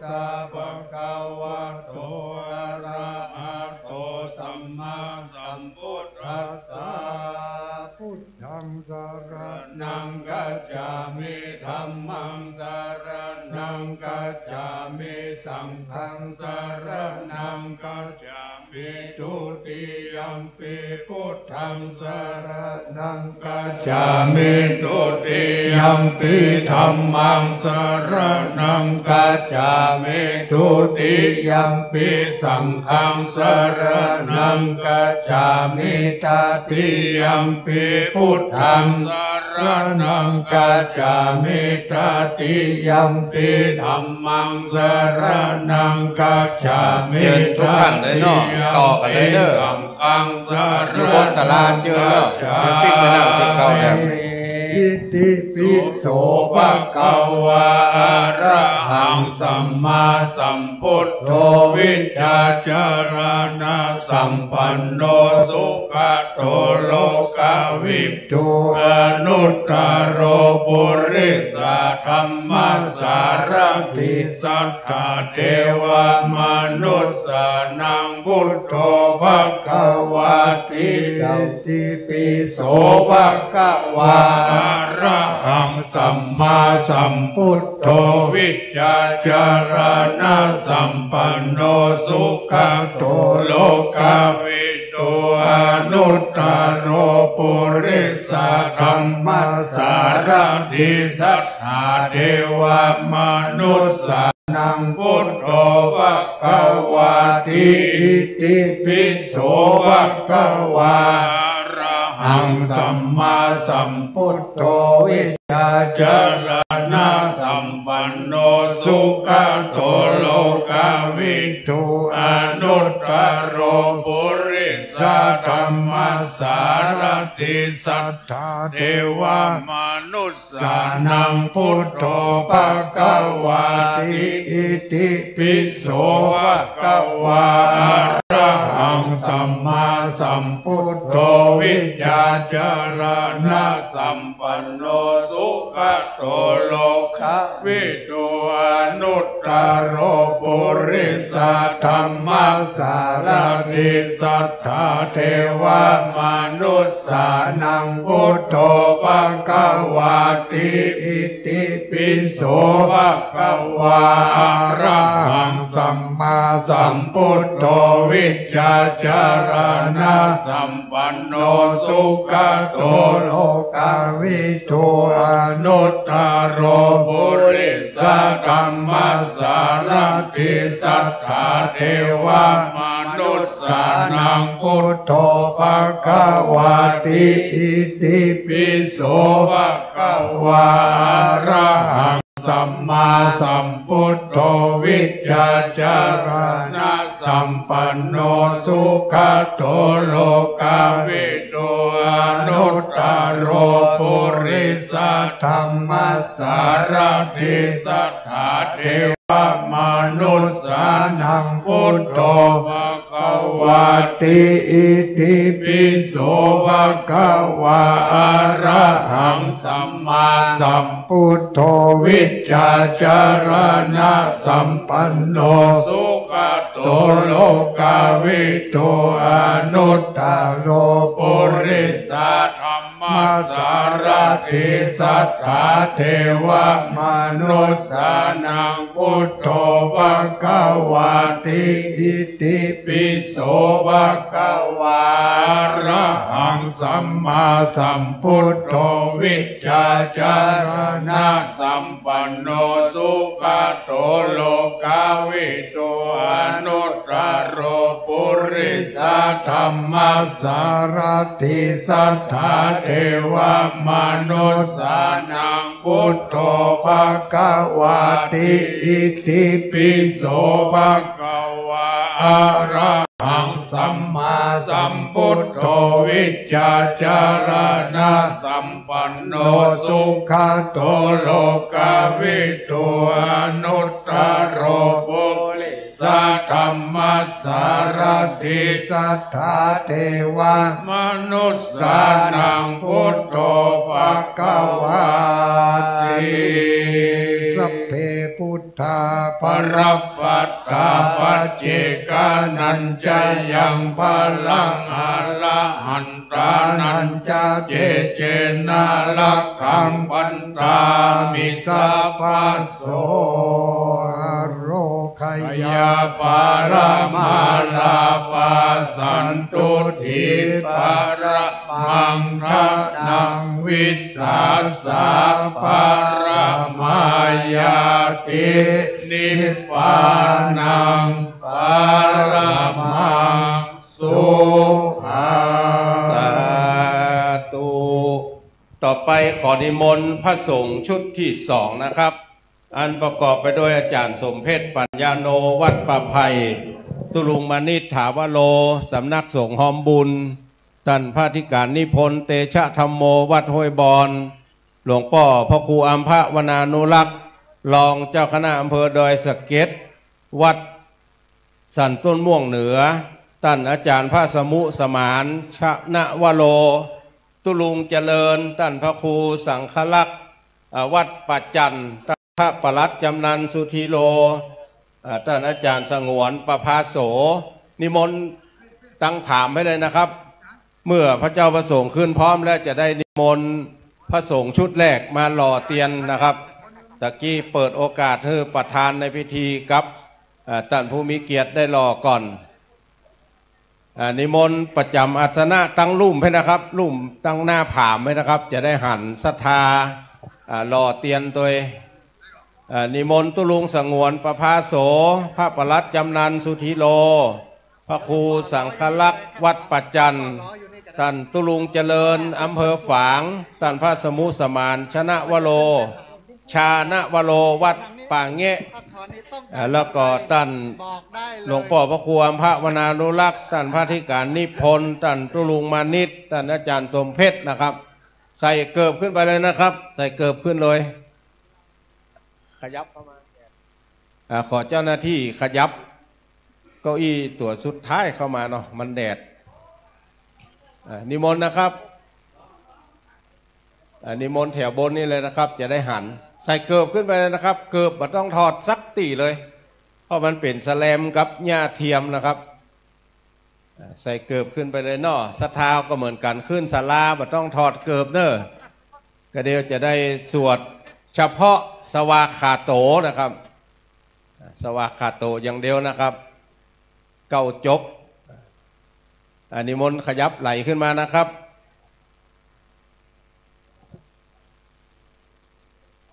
ตุลุงเจริญอยู่ไหนเอ่ยท่านอาจารย์พระครูหนองผาขาวพุทธศรีคิรีไปห้องน้ำแล้วนิมนต์มาตั้งศาลานะครับฟังลบไปไหนเที่ยชุดที่สามนะครับ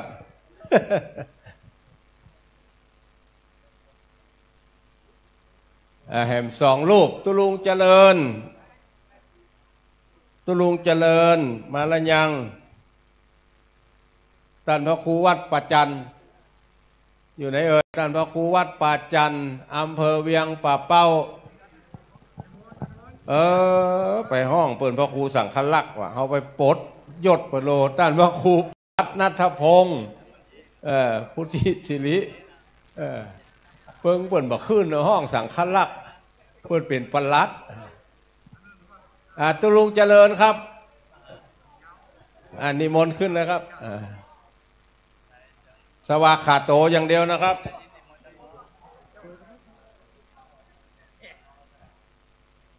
แจกก็ดีแจกสวดก็จะดีขึ้นสวดนิมนต์หลวงพ่อพระครูอุดมศิริทัตน์หลวงพ่อพระครูปฏิภาณธรรมทินและพระเจ้าประสงค์ชุดแรกนะครับที่เมตตาเจริญบทพุทธคุณจบแล้วนะครับนิมนต์ไหว้ลงทางเพศเลยนะครับจะได้รอเตียนเป็นตุติยะนะครับตะกี้ปัทมะผ่านไปละเอาประธานในพิธีก่อนนะครับตอนนี้จะเป็นพระเจ้าประสงค์ต่อโดยพี่น้องศรัทธาทั้งหลายนิมนต์ครูบาอาจารย์ได้สวดสวากขาโตนะครับเก้าจบโมสัพพะคะวะโตอะระหะโตสัมมาสัมพุทธัสสะนะโมตัสสะภะคะวะโตอะระหะโตสัมมาสัมพุทธัสสะนะโมตัสสะภะคะวะโตอะระหะโตสัมมาสัมพุทธัสสะ สวากาโตภะคะวะตาธัมโมสันติติโกอากาลิโกเอหิปัสสิโกปัญญญิโกปัจจตังเวทิตาโพโยหิติสวากาโตภะคะวะตาธัมโมติติโกอากาลิโกเอหิปัสสิโกโอปัญญญิโกปัจจตังเวทิตาโพวิญโยหิติสวากาโตภะคะวะตาธัมโมติติโกอากาลิโกเอหิปัสสิโกโอปัญญญิโกปัจจตังเวทิตาโพวิญโยหิติสวากาโตภะคะวะตาธัมโมสันติโกอากาลิโกเอหิปัสสิโกโอปัญญญิโกจัตตังเวทิตาโพวิญโยหิติสวากาโตภะคะวะตาธัมโมสันติโกอากาลิโกเอหิปัสสิโกโอปัญญปัจจตังเวทิตาโพวิญโยหิติสวากาโตภะคะวะตาธัมโมสันติโกอากาลิโกเอหิปัสสิโกโอปัญญปัจจตังเวทิตาโพวิญโยหิติสวากาโตภะคะวะตาธัมโมสันติโกอากาลิโกเอหิปัสสิโกโอปัญญญิโกปัจจตังเวทิตาโพวิญโยหิติสวากาโตภะคะวะตาธัมโมติโกอากาลิโกเอหิปัสสิโกโอปัญญญิโกปัจจตังเวทิตาโพวิญโยหิติสวากาโตภะคะวะตาธัมโมสันติโกอากาลิโกเอหิปัสสิโกโอปัญญญิโกจัตตังเวทิตาโพวิญโยหิติเอพุทธาภรปัตตาปัจเจกานันจะยังพาลังอาลาหันตานันจะเตเชนาลักขังวันทามิสัพพะโส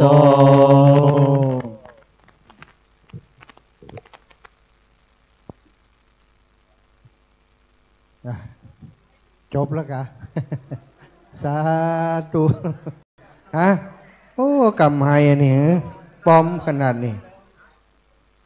จบแล้วเอาศรัทธาตังเพศบ่จบแต่เนอะมีคนมาถามอาจารย์อีแม่จะเป็นเจ้าภาพตาลอันเตียนออกนะที่เปิ่นจะตาล15 เล่มเอาไปห้องที่ไหนใส่ก่อนนะครับเดี๋ยวชุดที่3จะขึ้นนะครับ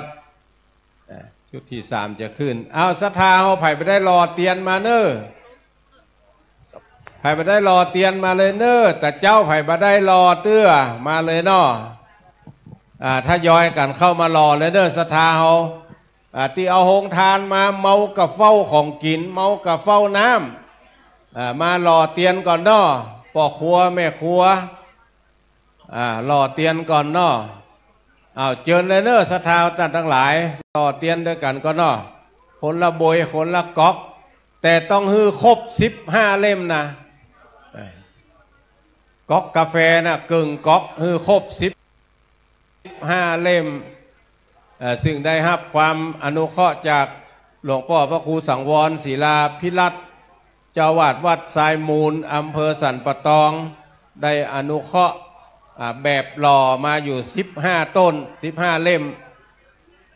ไผ่เอาโฮงทานมาฮือเซาะหาที่อยู่ที่เจ้าเด้อโฮงทานจะมีตังบนไปเนาะ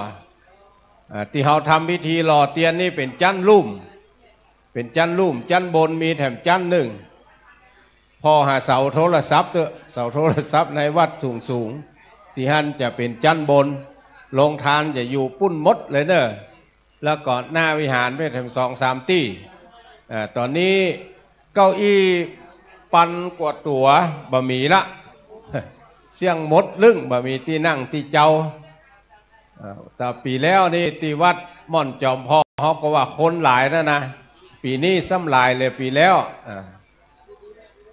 มาจากทุกทั่วสารทิศมาจากทางใดพ่องอาจารย์มหาสมชาตินิมนต์ครับอาจารย์ประหลัดจำนันด้วยนะครับนิมนต์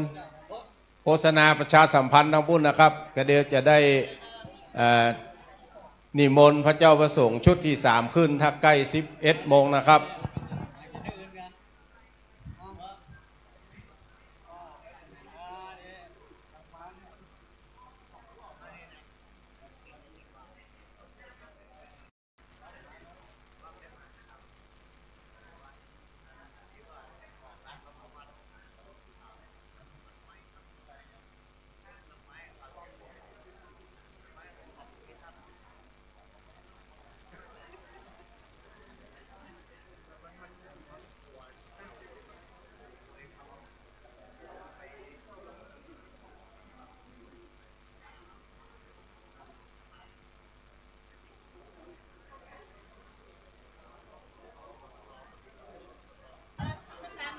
เฮาหมดไข่อันกำไม้นะ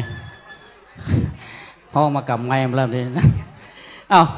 จะทาญาติโยมเนอะตอนนี้เดี๋ยวชุดที่3จะขึ้นสวดสุปฏิปันโนนะ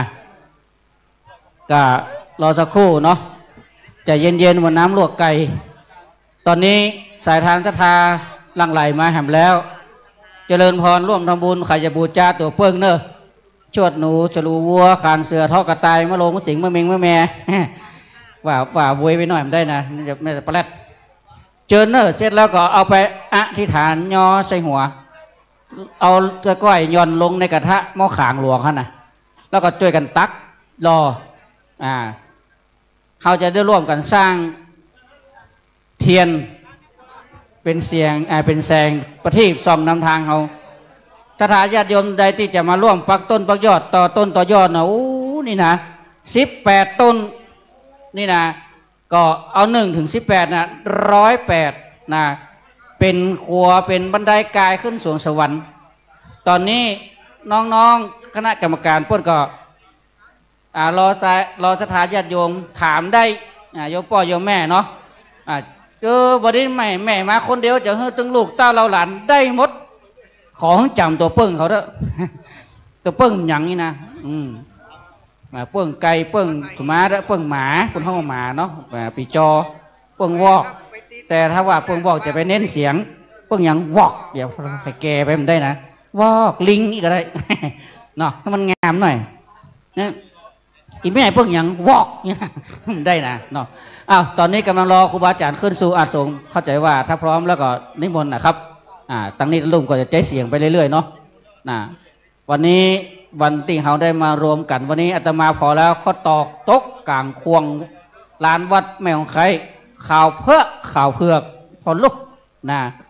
แต่เล็งพอแล้วเทวดานักหรือเทบุตรนะเทวดานักหรือเทบุตรทุกท่านเนี่ยจะได้ไปอยู่พวกจันดุสิตว่ามันต้องอยู่จันดาวดึงเอาดุสิตไปเลยแต่บุญให้บุญวัน6 จันเนี่ยใครจะขึ้นจันไหนก็พอบุญเขาเดียวเจ้าพ่อก็มานั่งรับพื้นต้นไม้กับมีได้ว่าหน้าตาไม่หันน้อยเดียวมันได้ปวดใครตื่นมาได้ใช่ไหมอันเนี้ยสถาญาติโยมอันบุญทานการกุศลทางไปเตอร์บัเสียหลายจากสุขสบายในภายภาคหน้าสุขแรงแร่อมตะมหาเนรปานสุขสดชื่นบานทุกมื้อทุกวันเนี่ยก็เพราะบุญเนาะบุญเป็นที่พึ่งของมนุษย์และเทวดาทั้งหลายบุญนั้นทำได้ทุกที่ทุกสถานบุญนั้นน่ะจะพาเราขึ้นสู่สวรรค์บุญเนาะใครขึ้นสวรรค์วิมานคำก็ทำบุญอย่างนี้เป็นต้นคนเฮาสุดท้ายแล้วเหลืออย่างเหลือก็ความดีตายไปแล้วก็ไม่ได้อย่างเนาะเหลือความดีติดตัวไปคืออย่างบุญกับบาปฉะนั้นหาปฏิทิกใครต้องการบุญหาบเอามาวัดแม่ของใครบุญก็ได้ไส้ก็เต็มพี่น้องต่างเมืองฝางนำโดยเจนาเนาะโยมนายนาเนี่ยเนาะปวดเอาอาหารลงทานมาสถาญาติโยมตังลำปางตำเมืองพานข้าวต้มมดไปเป็นยกเข้ามาทำบุญก็ได้ไส้ก็เต็มโอ้ไปเดือดร้อนอย่างเนาะสบายใจขอให้มีเจตนาศรัทธาอันแรงกล้าเป็นว่าเนาะเนี่ยต้นเนี่ยปักต้นปักยอดเนี่ยโอ้ศรัทธาเหยแต่ก่อนเขาปักต้นขายากก็เดี๋ยวเน้นเข้าเดี๋ยวนี้ชึกบุญเต็มละต่อยอดบุญเนาะอธิษฐานเอาต่อยอดบุญรอเตียนก็เป็นเตียนเล่มดึงใหญ่ๆเป็นประทีปจุดสุดภาษานี่ก็เซ็ง อู้เป็นคนดังเมืองเป้าให้หน่อยมันเซ็งนี่นะคนดังเวงมันเซ็งเนี่ยไปแซวเพิ่นได้แต่มาก็ไปอยู่เวียงเป้าด้วยเพิ่นจุดชุดภาษานั้นก็หมดเชี่ยงเพราะเป็นประเทศซองน้ำตาลเขาแล้ววันนี้เขาตั้งอกตั้งใจโอ้บางคนเหมารถเหมาลามารถตู้รถบัสรถเมล์มาโอ้ในเมตตาบารมีธรรมของหลวงพ่อเจ้าคณะอำเภอเวียงป่าเป้านิมนต์ได้ไหมครับซุปเกิดหลวงพ่อเจ้าหน้าอำเภอผมมาละหลวงพ่อเจ้าคณะอำเภอเวียงป่าเป้าก็ร่วมกันเด้อญาติโยมวันที่25นี่รู้สึกได้ยินว่าควรจะส่งน้ำพระธาตุวัดแม่ของใครนะอันเนี้ยบุญเติงละบุญจัดสรรละวันนี้เขาเป็นบุญจัดสรรเด้อเขาจัดสรรกันมาสร้างบุญเนี่ยแม่พอหรอคนเฒ่าคนแก่ละเอกละอ่อนคนหนุ่มคนสาวจักแขนถือแขนเขามาพอฮีดหอยวันหน้าเขาไปนี่คนหลังบอกฮู้จักแหละอันนี้เป็นของกลุ่มคลื่นสีขาวเพื่อชาววชาเขาฟังสถานีวิทยุสถานโยมสมัยก่อนนี่ถ้าคณะเกทิศนี่นะว่าหูพึ่งนะฟังอย่างละครสอเจ้าพ่องก็ให้ตัวนี้หันบานบุญสน้อยให้ดิเพิ่นเดี๋ยวนี้เขาฟังธรรมะได้ทุกที่ไปตามอากาศเนี่ยเปิดขอมีวิทยุขันแนมมีวิทยุแล้วบางคนก็บัดใจสถานละเสียบไฟอะไรเลยตั้งคืนไปเลยเห็นไหมธรรมะจะสั่นไปถึงบ้านเขาหมดต้องไปอย่างวันศีลวันธรรมเขาก็ไปวัดเข้าภาษาเขาก็ไปวัดสู้ภาษาอีน่ะมาขับมาคืนเขาก็ฟังได้นะขอขันแนมคนเมืองเขาว่าขันแนมเปิดวิทยุไว้นะอันนี้แหละสถานญาติโยมขึ้นสีขาวของเขานี่ไปทั่วทุกที่ทั่วภูมิภาคของประเทศไทยเมื่อปีนั้นปีก่อนนั้นปุ่นไปตามที่พุ่นวัดนครพนมโอ้วัดตัวเปิ่งอาตมาเปิ่งลิงเปิ่งงามว่าวอกนะเปิ่งลิงอีกมันงามตัวเปิ่งอย่างเปิ่งวอกนี่ทำได้นะเขาเน้นปากไว้ปีนี้เปิ่นจะเป็นใดรอฟังผอ.สถานีกับครูบาอาจารย์ที่เปิ่นได้แจ้งทางสถานีวิทยุเนาะจะเปิ่นจะได้แจ้งทราบเนาะก็กลุ่มกันไว้สถานโยมมูเฮาเนี่ยเป็นกำแพงแก้วเนี่ยขาวเพิกเอาเพื่อลองเลี้ยงแถวกันนี้นะเป็นกำแพงแก้วเลยนะยันขอบหัวศาสนาเฮาให้มั่นคงบ่ได้ตั้งเมืองตั้งบ้านเมืองปล่อยเขาเต็มที่ต้องไปวอรี่เห็นหรอแต่ภาษาจีนมันต้องไปวอรี่เขาอยู่ตรงว่าอยู่โค้นะบุญกินติ๊กแต่ต่างมาทำงานมา300-400กับเจียดไว้เหมือนพระเจ้าว่าเอาลงทิ้งเหี่ยวเอาทดแทนบุญคุณทิ้งเหี่ยวไปกินแอลห้องทำบุญห้องไอ้นั่นเนาะตอนนี้ถ้าตั้งบนเสร็จแจ้งกำเนิดคำเนิดวันนี้เขาจะได้ถวายส่งสถานญาติโยมครูบาอาจารย์พระเถรานุเถระพระสงฆ์องค์เดนนี่มากันนักเจ้าพ่องก็มาไก่หลวงพ่อวัดศรีภูมิมาลำปางกูก็มาตุยเดี๋ยวนี้พระเดชพระคุณหลวงพ่อพระครูนิวิศิลสังวรเจ้าคณะอำเภอเวียงป่าเป้าอธิบดีสงฆ์ผู้ปกครองสงฆ์อำเภอเวียงเป้าเดินทางมาถึงแล้วหลวงพ่อรองเจ้าคณะอำเภอเดชเกตก็เดินทางมาถึงแล้วพระมหาเถระผู้ใหญ่หลายรูปหลายตนสถานญาติโยมเนาะอันนี้ก็ลุงยองก็มาแล้วเนอะเดี๋ยวจะนิมนต์มาบูชาเสียงนิกรรมบูชาเสียง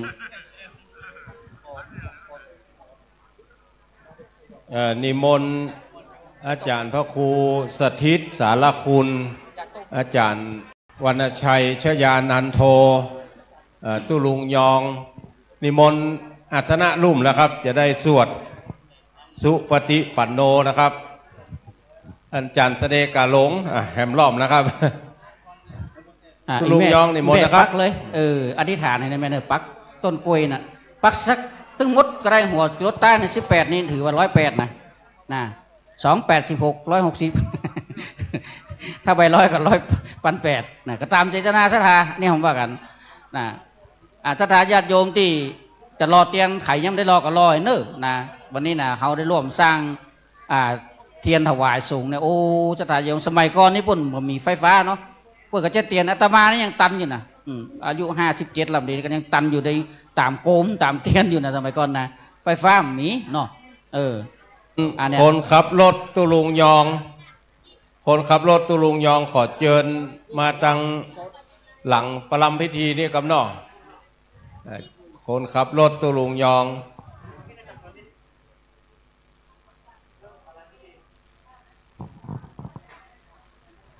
ตุลุงมหาสมชาติขึ้นด้วยนะครับ อาจารย์พระครูปริยัติรัตนโชตินิมนต์นะครับตุลุงวัดฝ่ายหินตุลุงหนุ่มนิมนต์นะครับตุลุงหนุ่มตุลุงอ๋อยตุลุงบุญนิมนต์นะครับจะตาญาติโยมวันนี้เปิ้นออกกระจายเสียงนะออนแอร์เปิ้นว่าออนแอร์ไปทั่วจังหวัดเชียงใหม่พี่น้องศรัทธาญาติโยมที่อยู่ต่างบ้านที่มาไม่ได้มาอีเนาะมันจะมาไม่ได้มาอาจจะตีปริตเปิดวิทยุฟังได้นะตอนนี้ได้ยินเสียงบดนะฟินถึงเสียงครูบาฟินได้ยินถึงเสียงครูบาอาจารย์พระครูได้ยินบดอ่ะวันนี้เปิ้นออนแอร์โดยสถานีวิทยุวัดฝ่ายหินมาจัดรายการสดๆเสียงสดๆเนาะตอนนี้เดี๋ยวทำสักครู่พระสงฆ์ขึ้นนั่งเทียบแล้วก็จะได้สวดสุปฏิปันโนฟังอยู่ยังบ้านยังจอง8จังหวัดภาคเหนือตุลุงบอกว่าต่างเฟสก็มีเนอะต่างเฟสต่างลายก็มีเนอะพอทั่วโลกนั่นแหละพอทั่วโลกเฮาท่านทั้งหลายนั่งอยู่นี่บัจเจหันกับเฮานี่นะหันทั่วโลกแม่นแล้วครับนิมนต์นะครับสุปฏิปันโน9 รอบละลวดถวายพรพระนะครับนะโมตัสสะภะคะวะโตอะระหะโตสัมมาสัมพุทธัสสะนะโมตัสสะภะคะวะโตอะระหะโตสัมมาสัมพุทธัสสะนะโมตัสสะภะคะวะโตอะระหะโตสัมมาสัมพุทธัสสะพุทธังสารนังกัจฉามิธัมมังสารนังกัจฉามิสังฆังสารนังกัจฉามิตุติยัมปิพุทธังสารนังกัจฉามิตุติยัมปิธัมมังสารนังกัจฉามิตุติยัมปิสังฆังสารนังกัจฉามิตติยัมปิพุทธังสารนังกัจฉามิตติยัมปิธัมมังสารนังกัจฉามิตติยัมปิสังฆังสารนังกัจฉามิสุปฏิปันโนภะคะวะโตสาวกสังโฆจุปฏิปันโนภะคะวะโตสาวกสังโฆยายาปฏิปันโนภะคะวะโตสาวกสังโฆสามีจิปฏิปันโนภะคะวะโตสาวกสังโฆญาติตังจัตตาริปุริสายุคานิอันทาปุริสาปุคาราเอสามวัตโตสาวกสังโฆอาหุนายโยปาหุนายโยตัคขินายโยอัญชลิการณิโยอนุตตราปุญญเขตังโลกัสสาติสุปฏิปันโนภะคะวะโตสาวกสังโฆ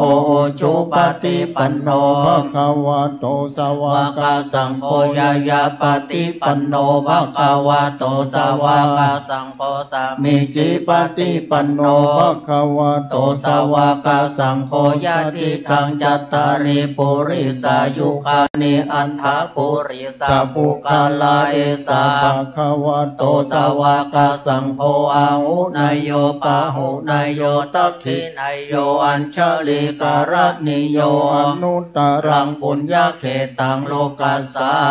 ติสุปฏิปันโนภะคะวะโตสาวกสังโฆ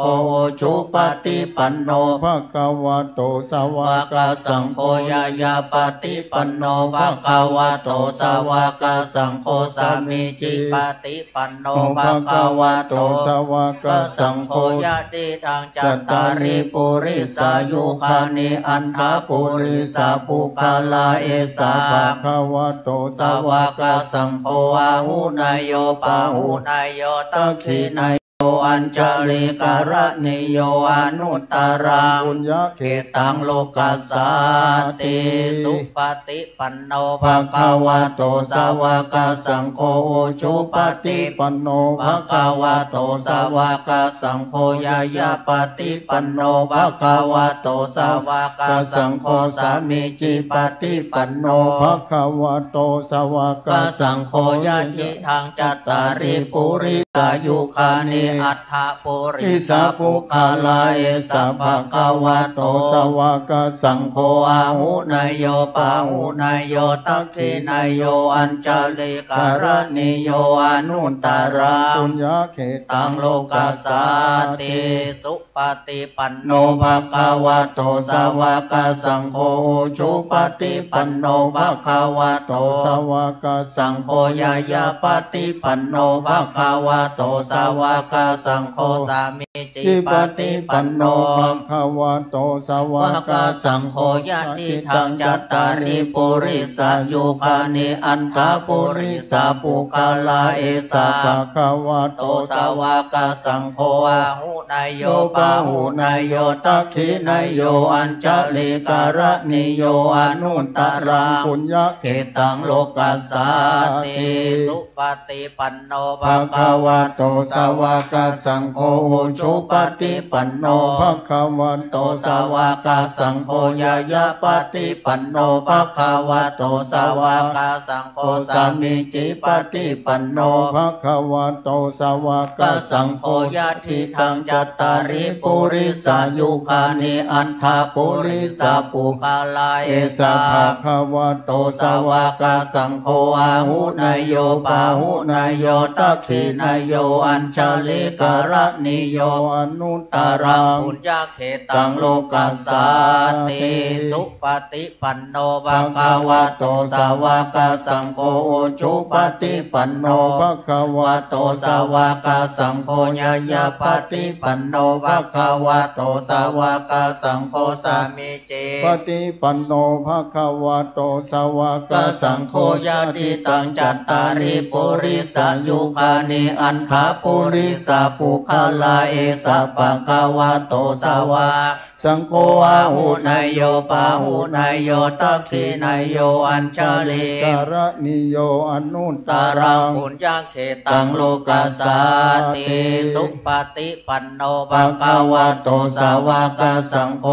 ชุปฏิปันโนภะคะวะโตสาวกสังโฆญาญาปฏิปันโนภะคะวะโตสาวกสังโฆสามิจิปฏิปันโนภะคะวะโตสาวกสังโฆญาติตังจัตตาริปุริสายุคานิอันทาปุริสาปุคาลาเอสะภะคะวะโตสาวกสังโฆอาหุนายโยปาหุนายโยตัคขินายโยอัญจลิการณิโยอนุตตรังปุญญเขตังโลกัสสาติสุปฏิปันโนภะคะวะโตสาวกสังโฆชุปฏิปันโนภะคะวะโตสาวกสังโฆญาญาปฏิปันโนภะคะวะโตสาวกสังโฆสามิจิปฏิปันโนภะคะวะโตสาวกสังโฆญาติทางจัตตาริปุริสายุคานิอันทาปุริสาปุคาลาเอสะภะคะวะโตสาวกสังโฆอาหุนายโยโยตัคขินายโยอัญชลิการณิโยอนุตตรังปุญญเขตังโลกัสสาติพังหุงสังอันสมาพินิมิตาสาวุตันตังทริเมฆารังโอติตาโคราสาเสนะมารังธานาทิตาวิตินาจิตตวามุนินโตตันเตจัสสะภาวันตุเตจยามังคลานิมาลาติเลกัมมาปิโยชิตาสัพพารันติงโครัมปันนารวะกัมมะคามัทธายาขังคันติสุตันตวิตินาจิตตวามุนินโตตันเตจัสสะภาวันตุเตชยามังคลานินาราคิริกาจาวารังอติมัตตะอุทันทวาคิจักกัมมาสนิวาสุทารุนันตังเมตตัมโพเสกวิตินาจิตตวามุนินโตตันเตจัสสะภวันตุเตชยามังคลานิอุกิตาคาคามาติหันตสุทารุนันตังทวันติโยชนะปัทังโคริมาราวันตังอิทิปิสังค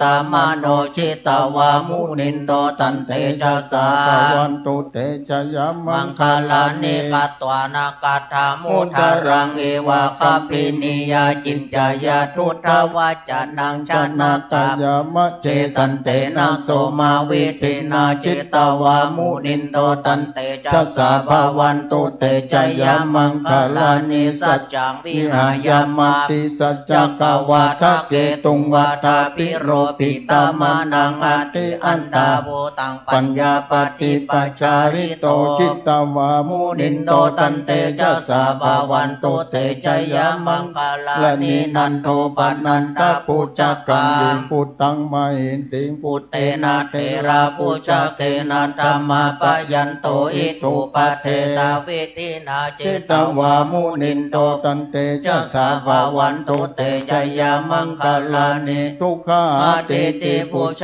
เกนะสุทัตถะหันทางพรหมังวิสุทธิสุติมิติปะกาพิธานังญาณา ทัตเตนะวิตินาชิตวาว ามุนินโตตันเตจะสาภาวันตุเตจยามังคลานิเอตาปิพุทธชยามังคาราอัตถกถา วัจจัต โนทินาทิเนสารเตมาตันเทหิตวานาเนกาวิวิธานิจุปัฏฐวาเนโม โมกังสุขังอธิ กามยานาโรสปัญโยมหาการุณเนโกนาโทหิตายาสัพพปานีนาง โปริต ตัวปารมีสัพพปะโตสัมโพธิมุตตมังเอเตนะสัจจวัจเจนะหุนโต เตชยา มังคลังชยันโตโพธิยามูเลสกายานังนันทิวัฒโนเอวังตังวิจัยโย เอจยันสุชยามัง คะเลอาปาราชิตาปลังเกสิเสปัทาวิโภคาเรอาภิเสเกสัพพะพุทธานังอาคาปโต ปโมทัตติ ติสุนังคัตตังสุมังคลังสุปปัตตังสุโหติตังสุขโน สุโมโอ โตจัสสุยิทังพระมจาริสุปัฏฐกินังกายกัมมังวาจากัมมังปัฏฐกินังปัฏฐกินังมโนกัมมังปานิทิเตปัฏฐกินา ปัทะขินานิกัต ตนารวันตเถปัฏฐกินเนภวะตุสัพพมังคลังรักขันตุสัพพเทวตาสัพพพุทธา นุภา เวนัสสัทธาโสธีภวันตุเตภวะตุสัพพมังคลังรักขันตุสัพพเทวตาสัพพธัมมา นุภาเว นาสัทธาโสธีภวันตุเตภวะตุสัพพมังคลังรักขันตุสัพพเทวตาสัพพ สังฆา ขานุภาเวนัสสัทธาโสธีภวันตุเต สาธุนิมนต์ท่านอาจารย์มหาสมชาตินะครับ อาจารย์มหาสมชาตินิมนต์นะครับจะเอาเจ้าขุนไปซอไปห้องเพลงตังใดจุดใดเจ้าขุนเนอะน้องเจ้าขุนน้องมิลินเข้าไปตีอันตั้งหน้าบุเลยเนาะเดี๋ยวจะได้มีเวลาฮื้อหน่อยนึงสำหรับตีฮื้อน้องเจ้าขุนซึ่งเป็นศิลปินผู้พิการจากอำเภอวังเหนือกับกู่ท่องเปิ้นน้องมิลินวันนี้จะมาซอประวัติฮื้อน้อยนึงแล้วจากนั้นครูบาอาจารย์พระสงฆ์องค์สังฆเจ้าเปิ้นจะได้ไปฉันพระทหารเพลและศรัทธาอีปอยแม่แขกผู้มีเกียรติทั้งหลายจะได้ไปกินข้าวน้ำจำข้าวตอนด้วยกันหน้าที่ศาลาหอฉันเนาะศาลาหอฉันหลังคาสีแดงเนอะสีส้มกันฮะสีส้มอยู่ตั้งหน้าเพื่อนนะตอนนี้มาแล้วยังพร้อมแล้วยังผู้จัดการของน้องเจ้าขุนและน้องมิลินเนอะไปที่ศาลาใหญ่ฮันเลยแขกผู้มีเกียรติเปิ่นอยู่ตรงนั้นก็จะได้เปิ่นจะได้หันเนาะจะได้หันถ้าอยู่ตั้งลุ่มเพื่อ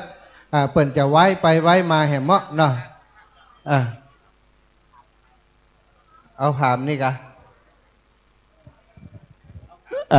เอาผามไม่ดีกว่าเนาะตรงเนี่ยมันเปิ้งนี่ผามชอ สถาบันกูทองมาขอมาหาครูบาสีมือนี่กันมั้งไม่ไหนเฮียถ้าถ่ายก็ได้มาคนหนึ่งมาตีนี่กันเลยเอาอันนี้เลยป่อสาธุเนาะโยมป่อ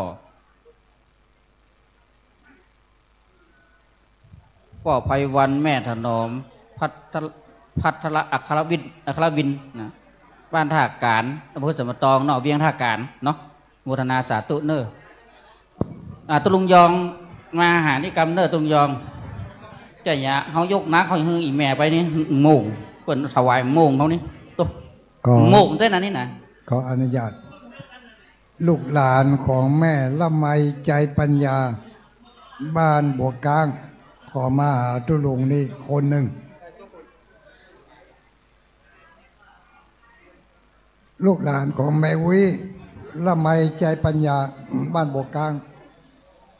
ขอส่งตัวแทนมาหาตุลุงนี่1 คนตุลุงดอยตุลุงอยู่ตรงใดครับ อยู่ในศาลาในศาลาเนอะไปหาลุงกำเนอะ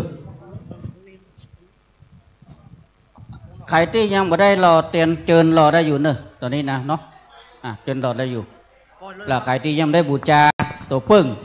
เนี่ยมาบูชาได้เนอะทีนี้นะเนี่ยทางครูบาเนี่ยใครจะต่อยอดปักต้นปักยอดเนี่ยโอ้ตามสบายตามจิตนาศรัทธาอันแรงกล้าของท่านทั้งหลายเดี๋ยวสักครู่เราจะได้ฟังซอเนาะน้องเจ้าขุนกับน้องมิลินนะครูท่องครูนี่เปิ่นเนาะเดี๋ยวสักครู่เวลาตอนนี้11 โมงแล้วครับเนาะเดี๋ยวครูบาอาจารย์ก็นิมนต์ไปฉันเพลได้นะครับที่ศาลากุฏินะครับตอนนี้ประกาศสำหรับแฟนคลับของน้องเจ้าขุนเนอะเด็กชายณัฐกิจ ป.ศิลาลูกหลานแม่ละไมมาหาหลวงปู่นี่แต่กี้ไปตัวเสาะหายแม่ปุ้นกรรมะปะเนาะนี่ตุลุงอยู่นี่นิมนต์ครูบาอาจารย์ทุกรูปนะครับฉันพระทหารเพลปื้นกุฏิสงฆ์ตอนนี้เลยนะครับครูบาอาจารย์นิมนต์หลวงพ่อเจ้าคณะอำเภอเวียงป่าเป้าเลยนะครับนิมนต์ทุกรูปเลยนะครับนิมนต์ทุกรูปไปฉันพระทหารเพลนะครับซุปเกิบออกมาเลยนะครับซุปเกิบไปได้เลยลงทานฟังเนอร์ลงทานรอกำเดียวเนาะขอนิมนต์พระเจ้าประสงค์ไปฉันพระทหารก่อนก็เดียวก็จะเปิดลงทานละ ตอนนี้รอสักการนิมนต์ตุลุงครับลงทานก็จะหมดนะครับอาจารย์ หลวงปู่เกือบไป เรียบร้อยแล้วเนาะแฟนครับน้องเจ้าขุนเนอร์ประกาศอีกรอบหนึ่งน้องเจ้าขุนจะร้องเพลงอยู่ทางในแต่ว่าถ้ากินข้าวกินปลาทั้งนอกก็ฟังได้เนาะเสียงรอบทิศทางอยู่แล้วน้องเจ้าขุนแนะนำตัวเองคนเดียวเลยเรียนเชิญน้องเจ้าขุนแนะนำตัวเองคนเดียวเนอะอันถงน้องเจ้าขุนไม่ไหนเอาให้เปิดสำหรับศรัทธาญาติโยมบัดต้องเอามามอบตรงนี้เตือนเนอะเดี๋ยวมันจะวุ่นวายถ้าน้องเจ้าขุนร้องเพลงแล้วก็ไปปะเปิ่นตั้งลุ่มก่อยเอาหมอบเนาะหมอบรางวัลฮึน้องเจ้าขุนเอาประจำที่ลูกประจำที่เวลาน้อยเวลามีไม่เยอะก็เดี๋ยวเปิ่นจะได้เคลื่อนย้ายจากตรงนี้ไปพูนกันละน้องเจ้าขุนแนะนำตัวเลยลูกครับสวัสดีครับผมจื่อเด็กชายณัฐกิจ ป.ศิลาครับผมจื่อเล่นจื่อน้องเจ้าขุนครับมาจากชมรมคนพิการอำเภอม่วงเหนือจังหวัดลำปางครับผมวันนี้นะครับน้องเจ้าขุนก็ได้มาซ้อนับที่วัดแม่ห้องไข่นะครับผมก็วันนี้ก็ดีใจนับที่ได้เจอ FC ทุกๆคน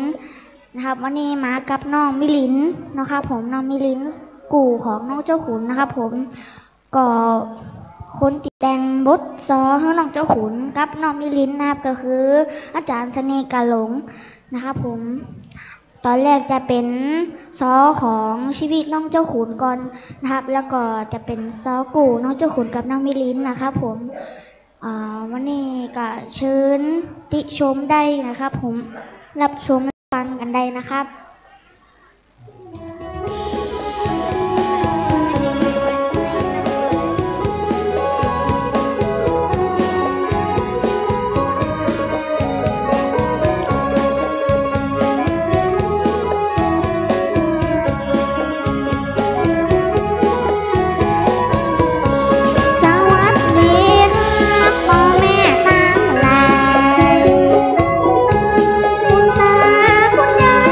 เ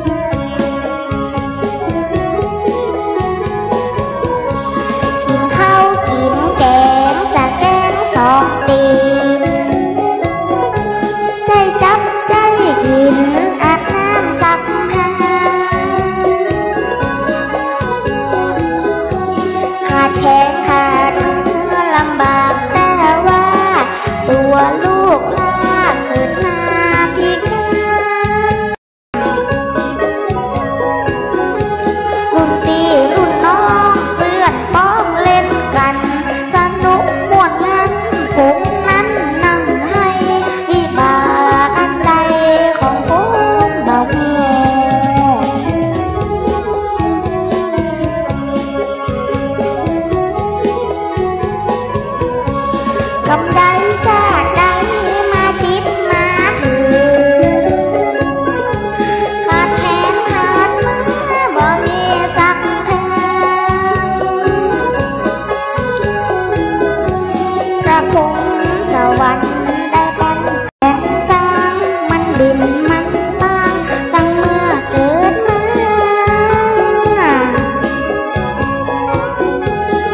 แสนอนาถในวาสนาบ่ไม้บ่ลาน้ำตาอาบน้ำเปิ้นสร้างมาผมแบบนี้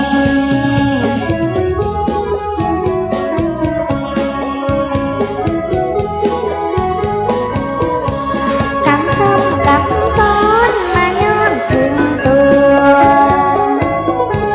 คิดแล้วมองมัวมีแต่ใจ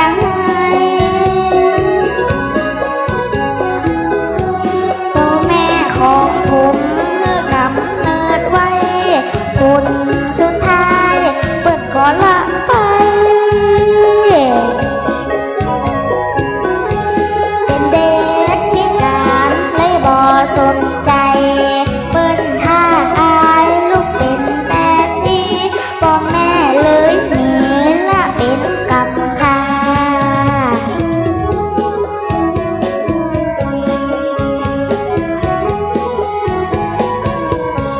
ถึงเปิ้นบ่ฮักตัวน้องเจ้าหุ่นก็ขอขอบคุณพ่อแม่สองเจ้าได้กำเนิดมาเป็นลูกเป็นเต้าผู้บังเกิดเก้าเมื่อเกิดเป็นคนเมื่อตาดูโลกก็เป็นกุศลเพราะกรรมของคนไทยบ่ได้ต้องเป็นไปสภาพแบบนี้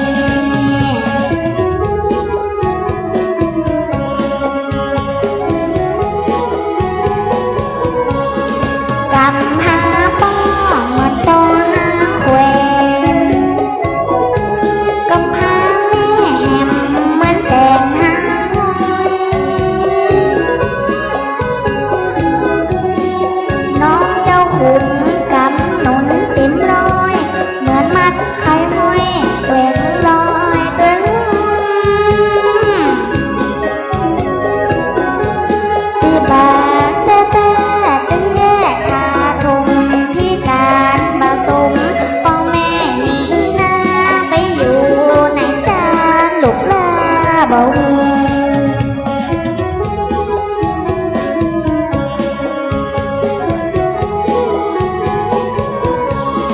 หมอปัดหมดแม่โดนหันใจแต่เลี้ยงตัวนั้นดูแลหอมอุ่นช่วยสั่งช่วยสอนช่วยสอบช่วยตุ้มหัวหน้ากลุ่มบุคคลพิกา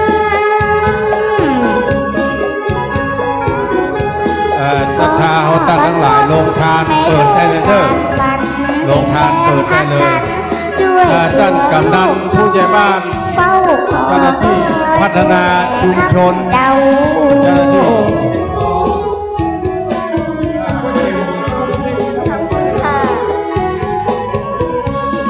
เปิ้นพิการแค่เพียงร่างกา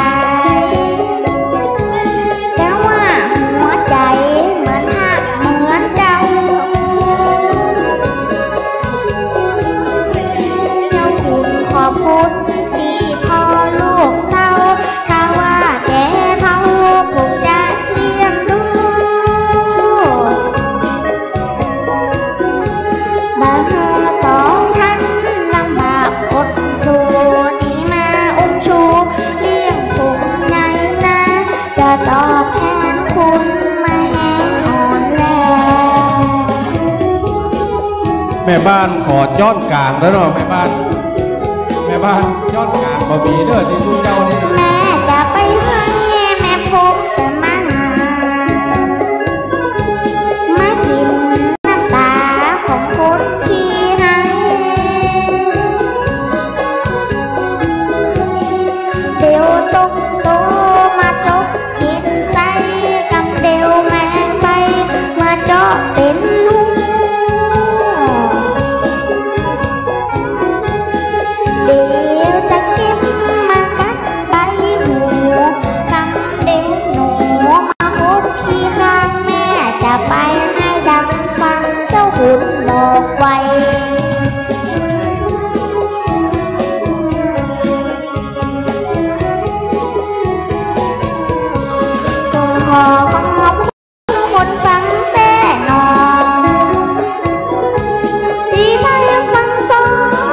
วิตโลกน้อ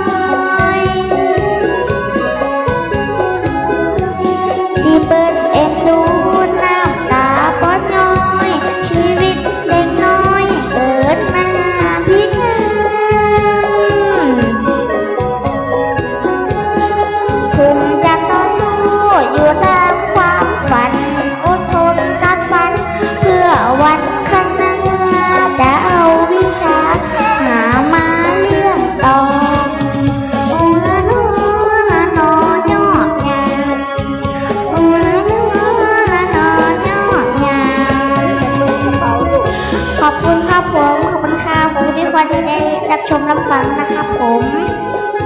ต่อไปจะเป็นซอปู่กับน้องมิลินนะครับผมน้องมิลินนะครับผมจื่อน้องจื่ออย่างคำแนะนำตัวน้อยน้องมิลินสวัสดีเจ้าน้องจื่อเด็กหญิงวรรณดารันจวนจื่อเล่นจื่อน้องมิลินเจ้ามาจากโรงเรียนอนุบาลแจ่โฮมเจ้าวันนี้เราจะมาสอนนะครับบทนี้ไม่เต้ากลัวหรือเต้าลืมคุณนะครับผมทำนองบทประพันธ์นะครับคือเสน่ห์การหลงนะครับ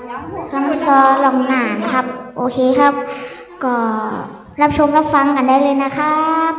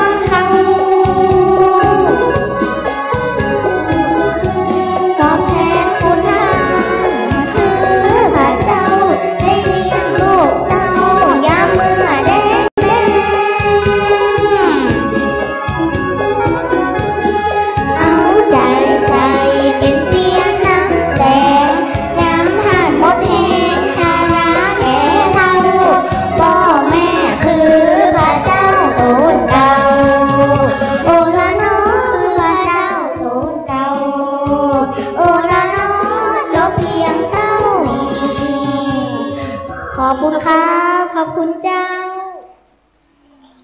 ขอบคุณที่รับชมรับฟังครับรับฟังสอนน้องสุขุนกับน้องมิลินในวันนี้นะครับผมขอบคุณที่ศิษละเวลาได้มาฟังนะครับผมวันนี้ก็ดีใจมากที่ได้มาที่วัดแม่ห้องไข่นะครับผมวันนี้ก็น้องสุขุนก็บ่ค่อยสบายนิดนึงนะครับเป็นเมื่อยเป็นไข้ถ้าคุณทำบ่ค่อยเต็มที่ก็ขอโทษด้วยนะเพราะว่าน้องสุขุนเป็นไข้หน่อยนึงครับผมโอเคครับวันนี้ขอบคุณทุกบาททุกสตางค์ด้วยนะครับที่ได้มาอยู่ในกระเป๋าน้องขุนกับน้องบิลินนะครับผมจะเอาไปเป็นค่าเทอมแล้วก็เอาไปเป็น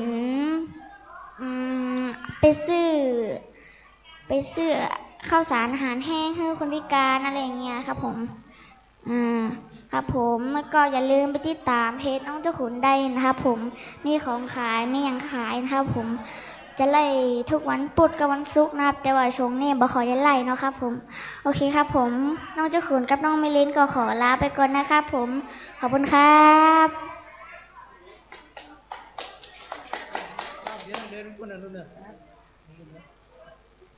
น้องเจ้าขุนเดินไปปุ่นเลย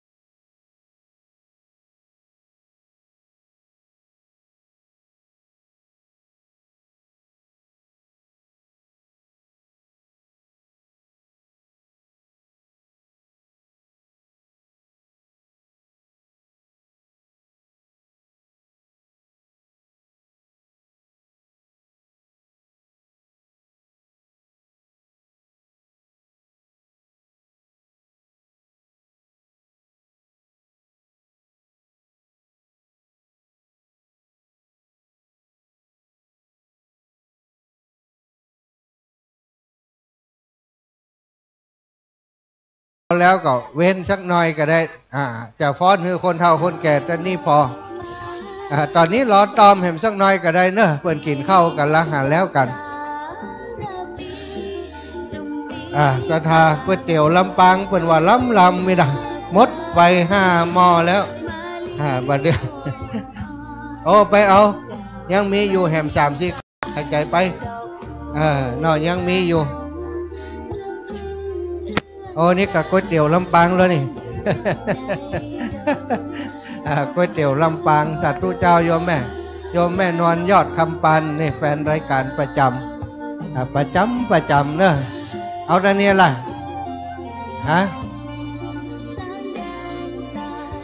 ว่า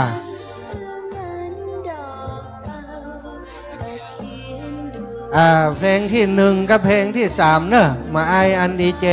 กินข้าวแล้วยังหมูอัดตุลุงใจเอาเข้าผมกำได้กินที่1กับที่3เพลงที่1ก่อนนะไอ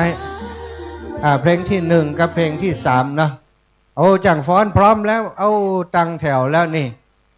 ศรัทธาชุดนี้เป็นเรียกว่าชุดพี่น้องไตลื้อเนอะพี่น้อง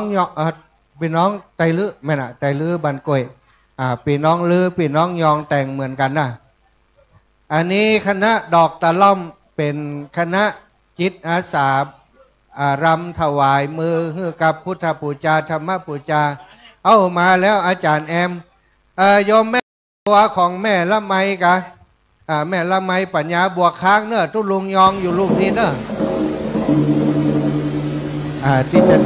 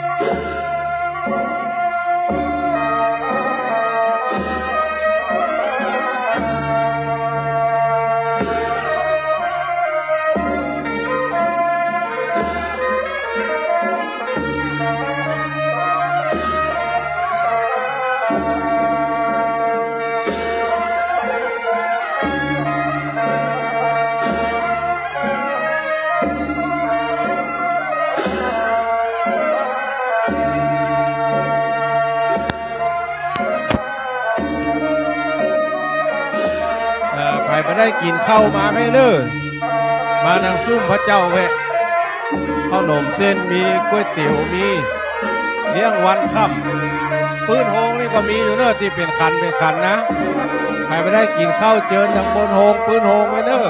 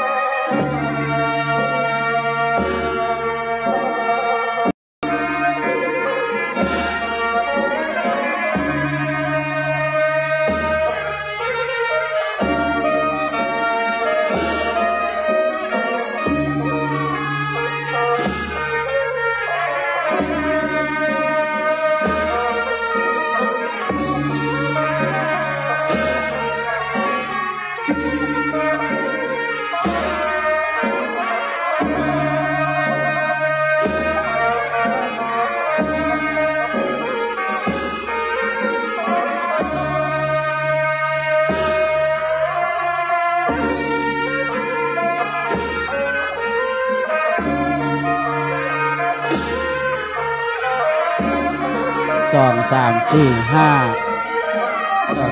ขอเบาเสียงหน่อยเด้อเบาเสียงเพลง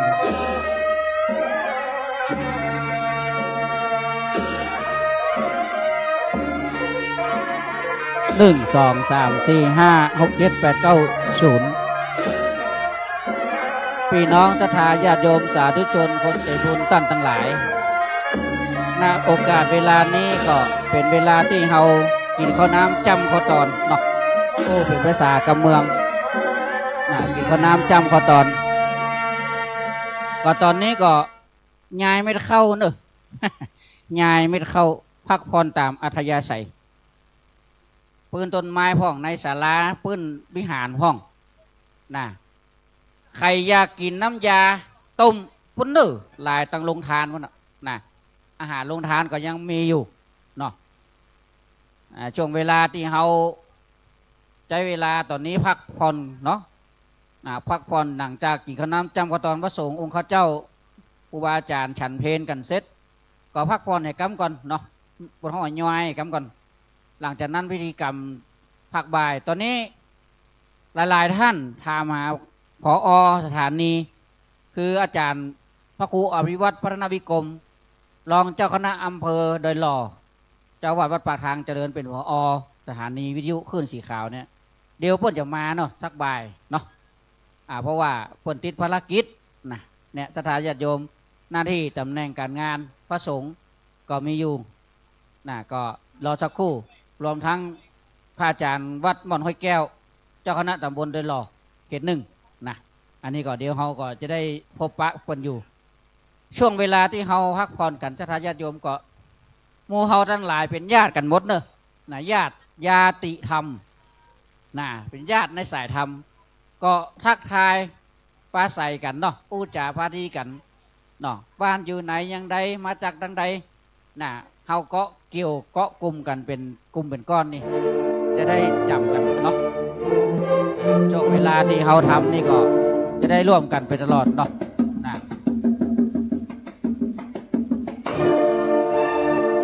ก็ใครบ่ได้ยาบ่ได้รอเตียนก่อนยอดย่อยได้เนอะตอนนี้จังฟอนอันนี้เป็นฟอนหรือนะอันนี้เป็นคุณหรือนะนี่นะหรือลำปางบ้านกุยใครหอหรือฟอนเหมือนหรือลงไต่นะนี่หรือบ้านกุยลำปางฟอนงามเนาะสุด4 โมงเนาะผ่าโปโคนี่ก็แคบขาวโมงนะฟอนเด้ออันนี้คนลือฟอนเขาก็อู้ลือหน่อยนะอันนี้เป็นฟอนของคุณลือพี่น้องลือบ้านกุยลำปางนะเอาเดือนนี้ก็ติดตามร้านตุ้ยมาด้วยกันนะ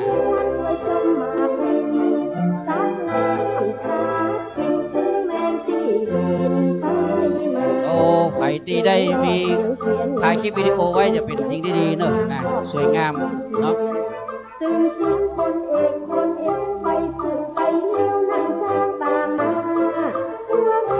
กลุ่มชาติพันธุ์ไทยลือมีมด8 จังหวัดภาคเหนือนะลำปางเชียงรายแพร่น่านพะเยาก็มีเชียงคำก็มีนะ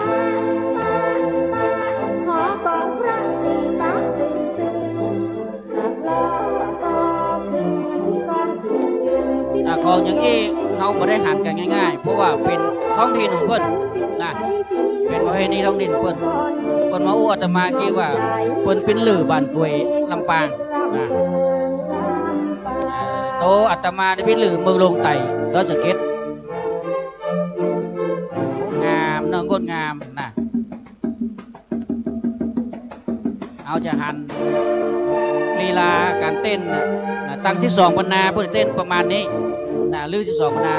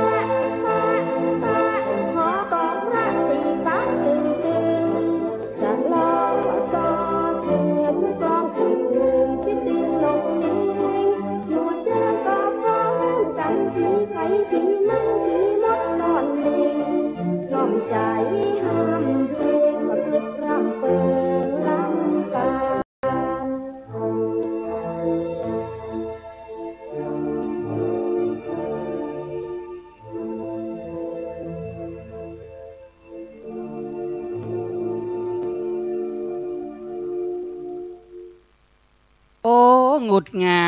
ามขนาดพี่น้องบ้านกวยลือลำปางเนาะปรบมือหือกำลังใจเนอะโอสาธุงามแต่เนาะเฮาเป็นลือเฮาก็อูลือเอี้ยนะให้พี่ยองก็อูยองใส่เฮาก็อูลือใส่เนาะนะอันนี้คือนะกลุ่มแม่บ้านเนาะนะลือบ้านกวยลำปางนะอันในการจัดงานกลุ่มชาติวันไทยลือก็จะมีการขึ้นที่อย่างเช่นพระธาตุซบแวนที่เชียงคำนี่เป็นต้นนะต้นธรรมภาคก็เป็นลูกลือก็ไปร่วมงานกันบ่อยนะกลุ่มชาติพันธุ์ไทยลือมีตั้งไทยลือไทยขืนไทยยองนะ3กลุ่มชาติพันธุ์เนี่ยพนก็จะรวมกันนะในการจัดงานสืบฮีดสานหอยกลุ่มชาติพันธุ์ไทยลือนะอันนี้ก็มาจากต้นกำเนิดมาจาก12 ปันนาเมืองลุงเนื้อเมืองลุงไต่เนาะตุลุงยองอยู่ไหนเอ่ยนะตุลุงยองวันพระครูบนห้องห้องฮะเนาะตุลุงยองประชาสัมพันธ์เปิดใครหูจักมาตุลุงยองมาตุลุงเก๋ตุลุงอะไรอย่างเงี้ยตุลุงเป๋ตุลุงเก๋แฮมต้นลุงเก๋นิมนต์มาทางเพศนิมนต์มาทางเพศจะทาญาติโยมจะได้หันเนาะไปพูดเลยเปิดใครหันอันใดเสน่ห์กาหลงอันใดตุลุงเก๋อันใดตุลุงยองจะได้แสดงตัวตนหน่อยหน้านี่เลยเนี่ยขอไม้ตัวก็ได้ก็ไม้มีของตุลุงคนมากำ2นะนิมนต์เพศอันอาจารย์เสน่ห์กาหลงอันเนี้ยเนาะพระนักจัดการเหมือนกันนะบางคนอยากจะหู้จักที่เปิ้นท่องกันหรอถ้าเป็นซอกับพระเอกกับนางเอกนี่นะอันนี้มดตั้งหน้าเนอะต้องเอาไม้ตัวมาละไม้มาละอันนี้เอกลักษณ์เปิ้นจะติ้วซ่าหมากเอาหน้าเลยจันหน้าเลยเอาซ่าหมากนิมนต์นะครับเนอะเอาหน้า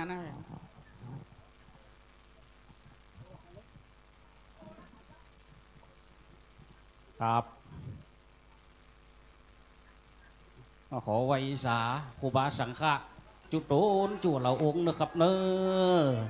จากนั้นขอเจริญสุขเจริญสีเจริญมีเจริญไว้เจริญจิตเจริญใจเจริญไปยังศรัทธาบรรดาเจ้าป่อนายแม่เจ้าปี่นายน้องปี่ป้าหน้าอาศรัทธาทั้งหลายตึงหญิงตึงใจเขียวเว้าเขียวเชิงหนูไปว่าบนเขี้ยวเว้าไว้นี่ถึงนั่นที่อยู่นี่พอเถอะว่ายังก็ว่าลูกที่ไหนมาตัวเอาลูกเจ้าโฮมมากี่โมงมาออกวัดมาตั้งแต่8 โมงกึ่งมาถึงนี่กี่โมงมาถึงนี่11 โมงพอดีเปิ่นแล้วมดมากินข้าวตังโอ้ของล้ำลูกไฟจำกินว่องเขามีไหนเหรอเขาหันนะกะครับผมครับผมไหว้สาครูบาอาจารย์นักจัดรายการทุกรูปทุกโสทุกองค์เนอเจริญพรโยมป่อโยมแม่เป็ดจังหวัดภาคเหนือเป็ดน่านลำปูนลำปางเชียงรายพะเยาที่ได้ยินรายการปกติจะได้ปะกันวันการผ่องวันพุธผ่องวันพัดผ่องแล้วแต่พระอาจารย์มหาสมศักดิ์จะห้องแต่ถ้าจัดประจำนี่กับวันอาทิตย์นะครับประมาณทุ่มหนึ่งป้ากับเสน่ห์การหลงถ้าก่อนทุ่มกับป้าใส่แก้วเก๋กับการหลงไม่หลง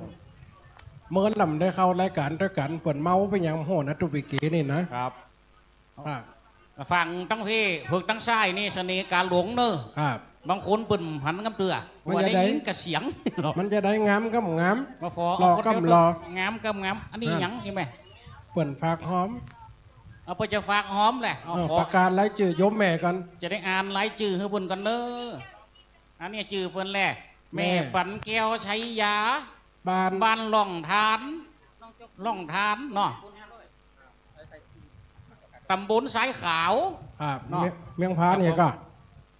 ต้องได้หูเมียคนนี้ไปเงี้ยอันนั้นน้องเจ้าขนเนอตะกี้ตีปล่อยแม่ได้รวม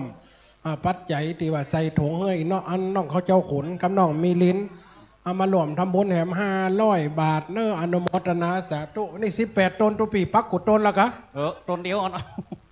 ปักต้นเดียวครับก็18 ต้นละแหม17แล้วใหญ่จะได้อ่ะมันมีใบเดียวตะกี้ใบปันใบปันใบสาวโอ้ยต้นบาทว่าเล่นบั18 วัดกันนะอาจารย์เดี๋ยวทำ30 วัดเปิ่นจะไปตาม18 วัดก็นึกว่าเปิ่นปักเป็นปีเกิดเอ็นตะกี้นะปีแล้วเปิ่นไปนครพนมทุกปีได้ไปกับเปิ่นก็บ่ได้ไปสักคำพันนครพนมนี่เป็นปีปึ่งยังฮะปึ่งวอก เปิงวอกอ๋อเปิงอ่ะคนเฮานี่นะถ้าว่าเปิงปีใดจะหักปีนั่นครับตัวปีเปิงหยังผมเปิงเสียใจกล้าเนี่ยเปิงปีควายเนี่ยนอนเลยฮะว่าเพราะฉะนั้นไม่ได้ในฟองปีควายกระตำดำขันเลือดเนี่ยปีหยังอ่ะไปว่าฉะนั้นนะมันจะมีตำคนเดียวนะเนี่ยญาติโยมทั้งหลายคนได้ปนว่าคนได้เปิงปีใดก็จะหักปีนั่นเนี่ยก็อ่านอากาศตัวเกิดมาเปิงได้เปิงว่าจุติจากสวรรค์โลกครับเตียวอยู่บนสวรรค์วิมานจันทร์ฟ้าโซ่ซาไปด้วยฝนด้วยลมได้กระตังขึ้นเหนือได้กระตังล่องไตเมื่อวิญญาณแก้วเข้ามาสู่อันนี้แม่จื้อยังกะปนห้องว่าสังวิทาปุกญาปะเจ็ดกัมปีล้อมเข้ามาหอมในต้องแม่ละแม่น้อมแม่ยังก็แม่น้อมอ่านหนังสือกำแตกวันนี้จะอ่านสุภาวงศ์มอเอเมไม่เอกแม่นอมอนอมไม่โทน้อมก็อย่างหนังสอนหนังสือละอ่อนแล้วทำโมกับมึงหังว่ามาฉะนั้นเธอกุ้มตอบกับกูพี่ซึงมึงห้ามว่ามึงอย่าว่าน้องไปพี่ซึงใช่ไหมกะสุภาวงศ์บ้านท่าช่างอำเภอเวียงหนองลองและกับแม่บุญศรีช่างเล้งหน่อบ้านต้นเพิงอีแม่มาสองเดียวแต่สองจืดนี่ร้อยในนอนเฮิงพอละมาโทรศัพท์แผ่เหมาะทุกเจ้านี่จื้อยังป่อไปป่อใช่เปิ่นยังหนูเด็กชายยังกะเด็กชายวรทิตเก่าหัวนะล้นนาทีเด็กชายล้นนาทีนามสกุลยังกะของลาดของราดมารวมทำบุญนี่เอ็มเนอเอามาจอมอมสินนะตุพีนี่อุ้มจบตะกี้ไหนก็ครับเมื่อวิญญาณแก้วลงมาสู่ในต้องแม่ไปจุติถาดก่อนโลกพระถาดผีเกิดครับพระได้เกิดปีงัวจุถาดหยังกับปีงัวนี่พระถาดลำปางหลวงปีใจเอาปีหนูเอาอะไรมาเดียวก็ง่ายดิครับผมปีใจพระถาดหยังโอ้เป็นตัวเจ้าเนี่ยมันซึกมันสาตัวเอาหูกระจอแฮอยู่วัดได้กันรับหูกระจอแฮนะมันยังหยังจอแฮโอ้เปิงเสียโลปีใจนี่เปิงที่ไหนพระธาตุด้อยหยังพระธาตุติ๊กตอกติ๊กตอกเรายังถามปัญหากันแล้ววะนั่นไงฮะเดี๋ยวก่อนอีแม่ไทยหูบก็ได้อีแม่เจ้าไทยเคลื่อนไหวก็จะไทยต้วงแต่มันตอบได้ลังที่นะคนนั้นคนนี้ขจายเร็วๆไปจะมากอมขนาดนักตัวเจ้าแก้วเก๋นี่ไปจะมากับขจายมาเนอะใจเป่ายีเมาสีใสสักงานเม็ดสันเหล่าเซตไก่อีแม่ยกมา5 นิ้วยมวนนะฟัง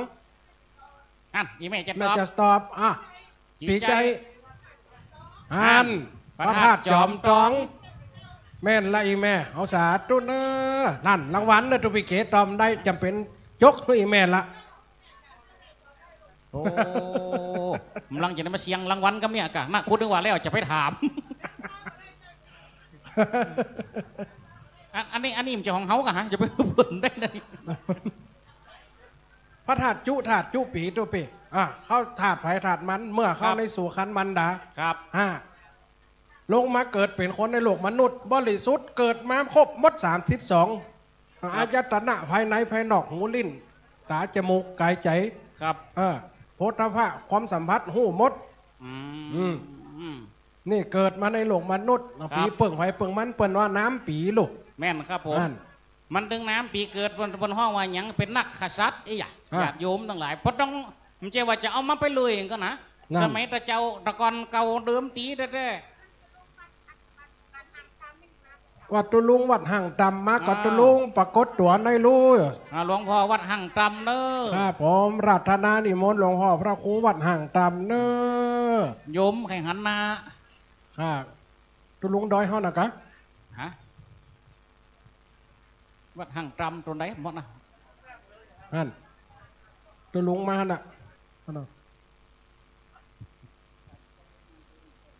โอ้หลวงพ่อเจ้าคณะอำเภอเวียงป่าเปาไวสาปารมีเนอะขอไวสาเด้อครับเด้อพูดจักเสียงเนาะอาจารย์เนาะครับปะกันในวิทยุอย่างเดียวเขากระจำกันตึ้มได้เสียงหมดอันนี้ก็จะโทรศัพท์วันค่ำนี่ครับอันนี้คือการมารวมทำบุญรอเตียนตุบีเตียนกิเลมตะกี้ได้รอแล้วกะโอ้ได้รอได้ผมได้ไปไกลก็เดียนะนั่นคนได้หลอดเตียนเกิดมาจะน่าจะได้หล่อจะได้สวยไว้สาครับหลวงพ่อหลวงพ่อมาแล้วเนอะโยมแม่เนอะครับผมหลวงพ่อพระครูมาแล้วเนอะตะกี้โยมแม่อย่างก็ตะกี้ก็ลืมถามโยมแม่ผมมาถามนี่ใครหันหลวงพ่อ อ๋อ ได้หันนั่นเนาะ มันห้าลองพอมาโชว์ตัวคุณว่าผมมาโชว์ตัวครับอู้สักหน่อยก็ได้ก็อันนี้คือเรื่องการทำบุญนะอาจารย์นะครับผมครับหล่อเตียนแต่ว่าผมก็ได้อู้ในรายการนะอันนี้สงเป็นการตันเตียนเนาะ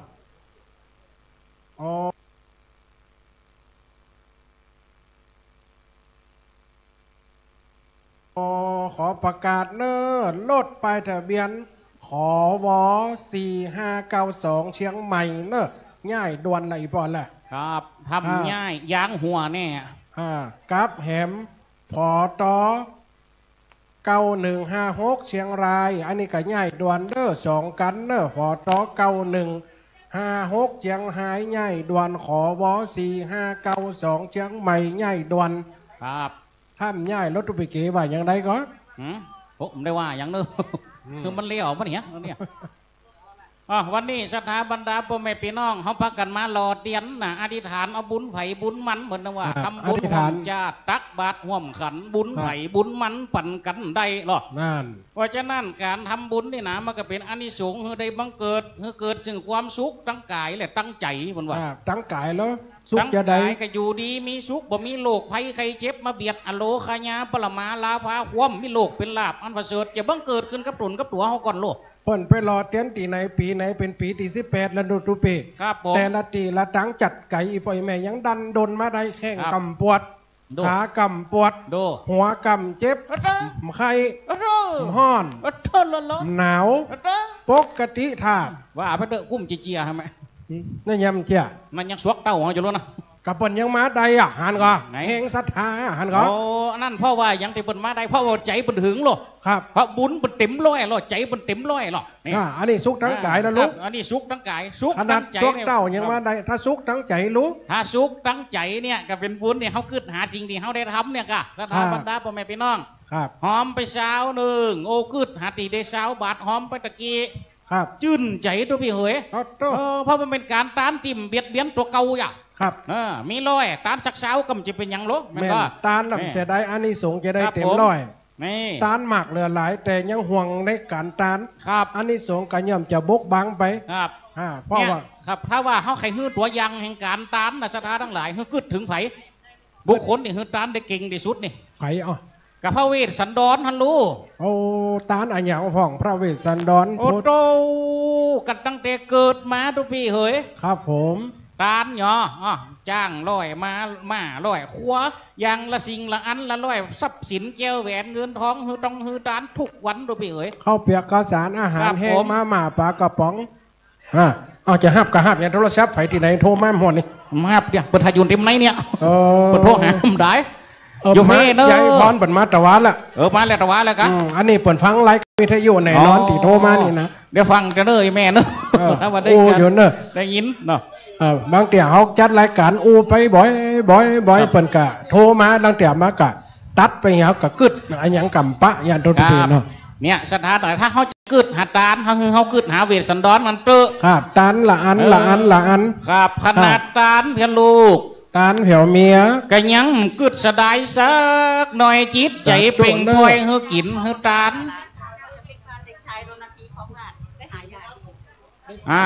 เด็กชายรณทีของราชที่มาหอมตะกี้เนอเดี๋ยวไปขึ้นรถเพื่อจะพลิกบ้านแล้วนะมหาเมย่ากำเนอมหาเมย่าที่หน้าทุกปีสองโตดนี่เนอหรือไปหาไหนเองแม่จำเมย่าได้ก่อคนใดมหาเมย่ากำเนอนั่นเขาขึ้นหาพระเวสสันดรฮันตึศรัทธาบรรดาพ่อแม่พี่น้องฮันไปละนั่นเหลือกันนี่เด้อกันที่เชียงใหม่ง่ายแล้วเหลือกับกันตีฝอตอ9156เชียงหายเนอะ3ข้างละประกาศถ้ำมาแหมกำเบอร์รถที่ว่าไปตะกี้3กันนะ2กันว่าไปก่อนแล้ว2ละเดือนเดือนกับกันตะกี้นะเนาะฝอตอ5196นะ5196เซมคนมารวมกันนักกันหลายพวกก้าหวยอยู่ไหนไปฟอคนเดียวเนอะดูง่ายรถกำเนออีปล่อยแม่ตะกี้พระอาจารย์มหาสมศาสตร์มากระซิบหูนี่ว่าฟังปิกกันแต่เนอยังแหมบัดถึงฟังกำนายังแหมน้อยหนึ่งครับซื้อจ้างและยังขอมเดือนนี้เปิดยังได้ตานออกกำเตือนเนอะตานเขาของดีกำได้แจกกำแต่ยามหมด ว่าอาจารย์เพิ่นจะมาแจกวันนี้อีแม่จะมีการชิงรางวัลอยู่นะแม่เนาะคนใดเมียคนสุดท้ายจะได้รถถีบ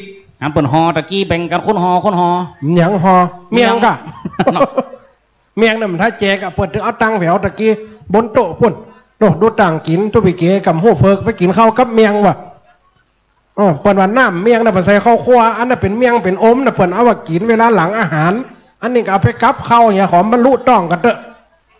สาธุนายมแม่เนอะไปประกาศอย่างไอ้แม่ประกาศหาปียอดนางยอดวงโพธาเวียงป่าเป้ายมแม่สหธรรมิกเปิดอยู่ตั้งหลังนิทานเนอะโอ้ม่วนขนาดประกาศลดวันนี้นะแหมกันหนึ่งเด้อจองอ3268อีซูซุเนอะง่ายโดนง่ายด่วนเนอะจองอ3268อีซูซุเนอะกับแม่ยังก็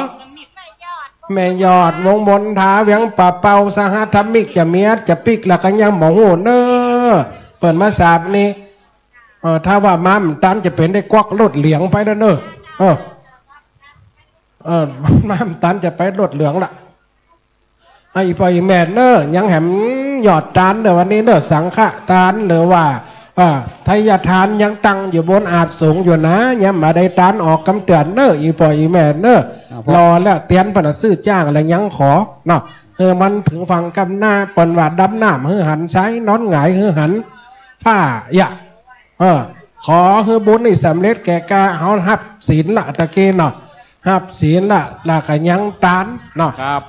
พระวันนาก็นั่งอยู่เพื่อนก็ไม่พระวันนาไปก็ได้ตะเกียขึ้นไปบนพระวิหารหันยมปอเป็นนั่งสมาธิหันก็มีนี่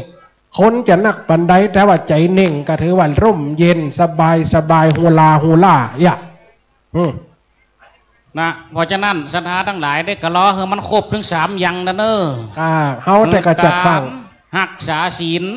จิตตะภาวนานะคนใดใครได้บุญเต็มร้อยก็คือล้อเนี่ยเนอะศรัทธาบรรดาพ่อแม่พี่น้องนะครับสำหรับพระสงฆ์องค์เจ้าบางรูปก็จะได้พิกก่อนพอมีกิจทุละหน่อยพอมีกิจทุละเนี่ยศรัทธาทั้งหลายวันนี้ไฟเปิงปีใดถ้าเจ้าได้ยินปุ่นประกาศนะคนใดเปิงปีใดถึงลูกนั่นกะเตียนกะตุเป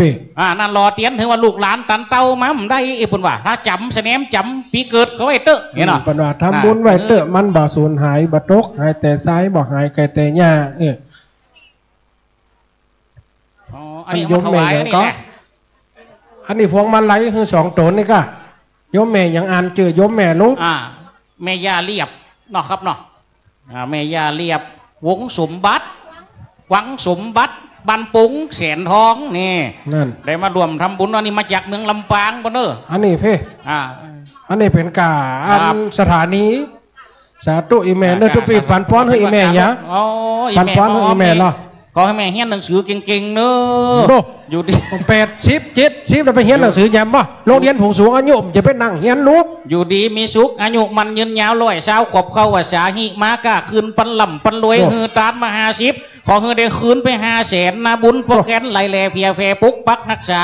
ฮือสุขกายสุขใจเงินคำไหลหลังทางเข้ามาประดุจจะดังน้ำในมหาสมุทรคงคาบ่ได้ฮือแห้งเสียยังหาดบ่ได้ฮือขาดเสียยังตั้งจะได้ขาดกระเป๋าเจ็บแกจะเอาเป็นคนมีกำลังวังชาแข้งขากับปวดตัวกับเมื่อยบะไคอยู่เป็นหลุมโพหลุมไซกับลูกกับหลานนะแม่เนออยู่เมินนั้นหน่อยเช้าซ้ายหกเข้าหัวสาครับผมอยู่กับฟังสถานีไปแหมเมินนะโยมแม่เนอโอ้ยยังเท่านี้กระโทมาอูกันก็ได้ตั้งในรายการนะแม่เนอนะครับไม่ย้ายเรียบไม่ย้ายเรียบวังสมบัติเรียบวังสมบัติเนี่ย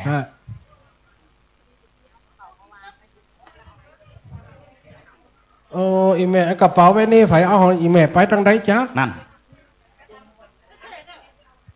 เป็นอย่างเอฟเข้านี่อีแม่ว่ากระเป๋าเปิ่นฟ้อนด้วยกันตะกี้เปิ่นมีใจสาธารณะยิบไปเอาไปถามเจ้าโมไฟเอาซ่าอีแม่ไปเนอะโยมแม่อย่างก็แม่วันลัดเนอะเอาซ่าไว้นี่เหลียกับถุงขาวนี่มันนั่งถุงยำโหดนะโหถุงข้าวแตนอันนี้มันใช่อันนี้เสน่ห์กะหลงว่าเพ่ไอ้แม่นี่ต้องมีเสน่ห์กะหลงนะเอามาใกล้ๆแหมน้อยลูกอีแม่เป็นยืดเนี่ยอันนี้เสน่ห์กะหลงอันละอันนี้เราแหมอันเลยแม่ มันจะห่างมันสูงหน่อยชนิด คน กระ ละ หลง เจ้าเนอะโยมแม่สาธุอนุโมทนาเนอะการน้ำกับไฟได้ฟังวิทยุอ๋ออีแม่กับฟังเมินน่ะวันอังคารกับฟังวันพุธกับฟังวันศุกร์มันจัดหลายวันอีแม่สาธุเนอะอีแม่อยู่ไหนก็อยู่แม่จ้องโดยสักเกตเฮานิ่งเก่า สเก็ตเฮานี่ โอ้สาธุโดยโยมแม่เนอะ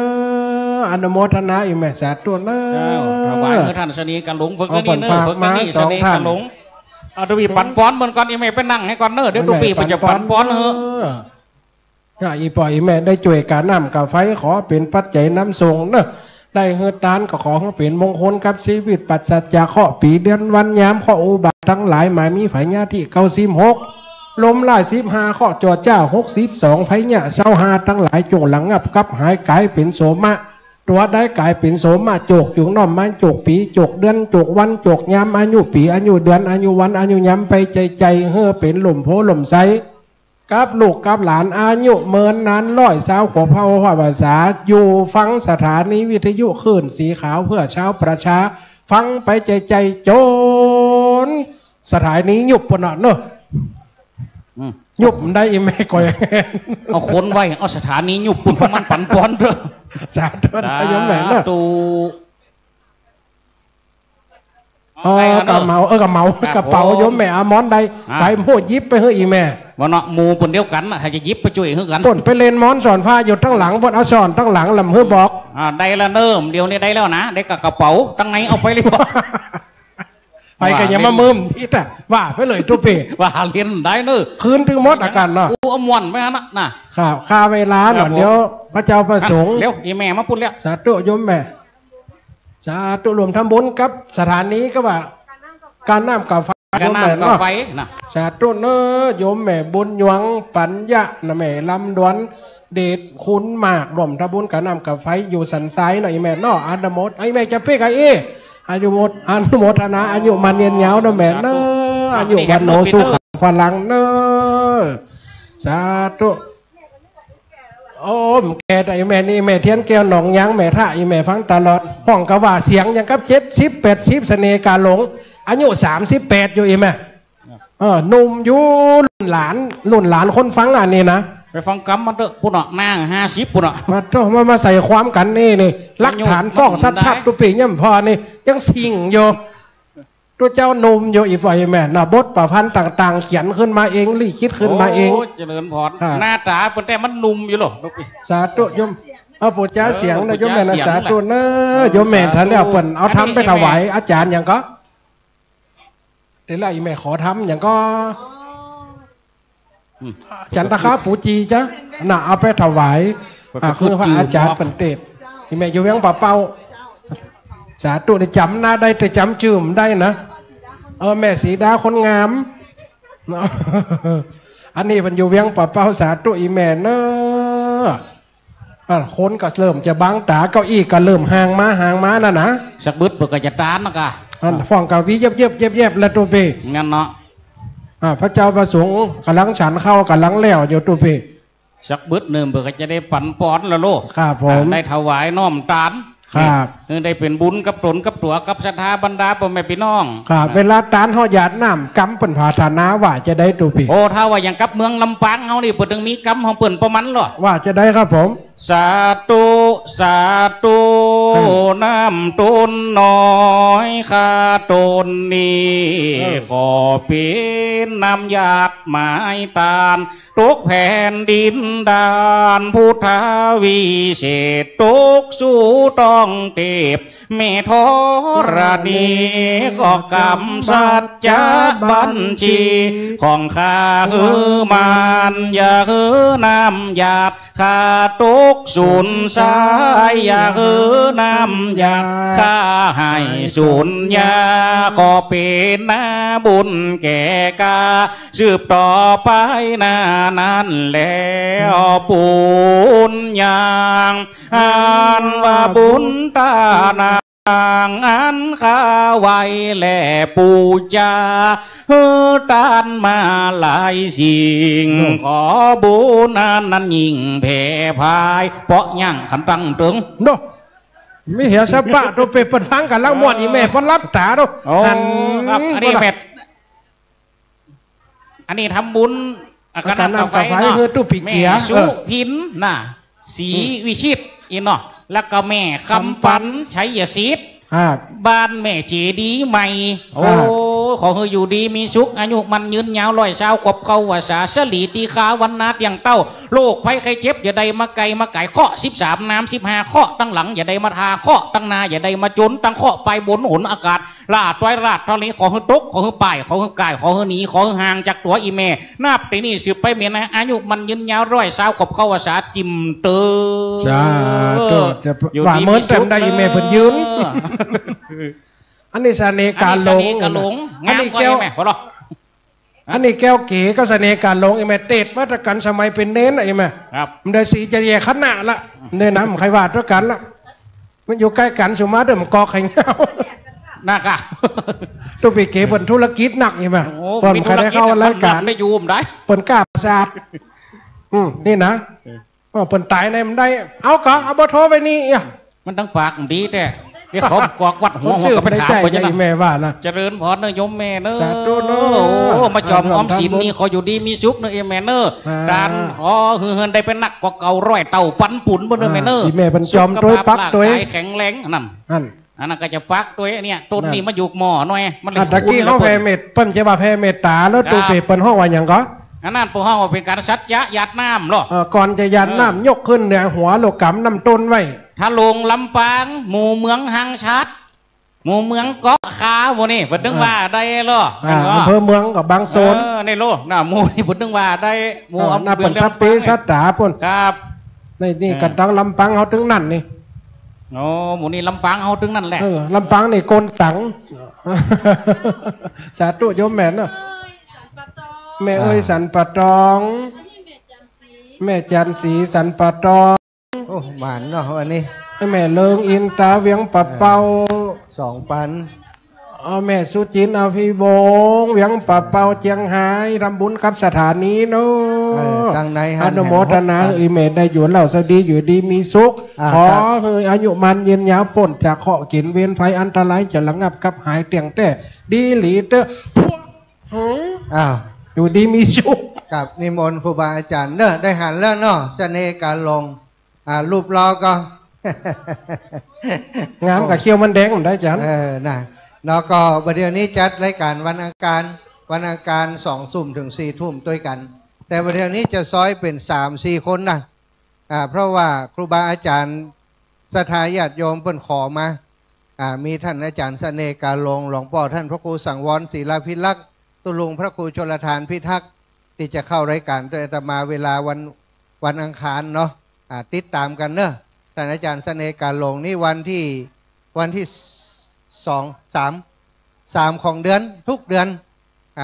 21 ถึง 22 นาฬิกาได้พบปะกันเปิ้นเป็นคนเก่งซะท่าข้าวห้ามกำเมืองต่างๆแต่งทำปื้นเมืองบ่ฮู้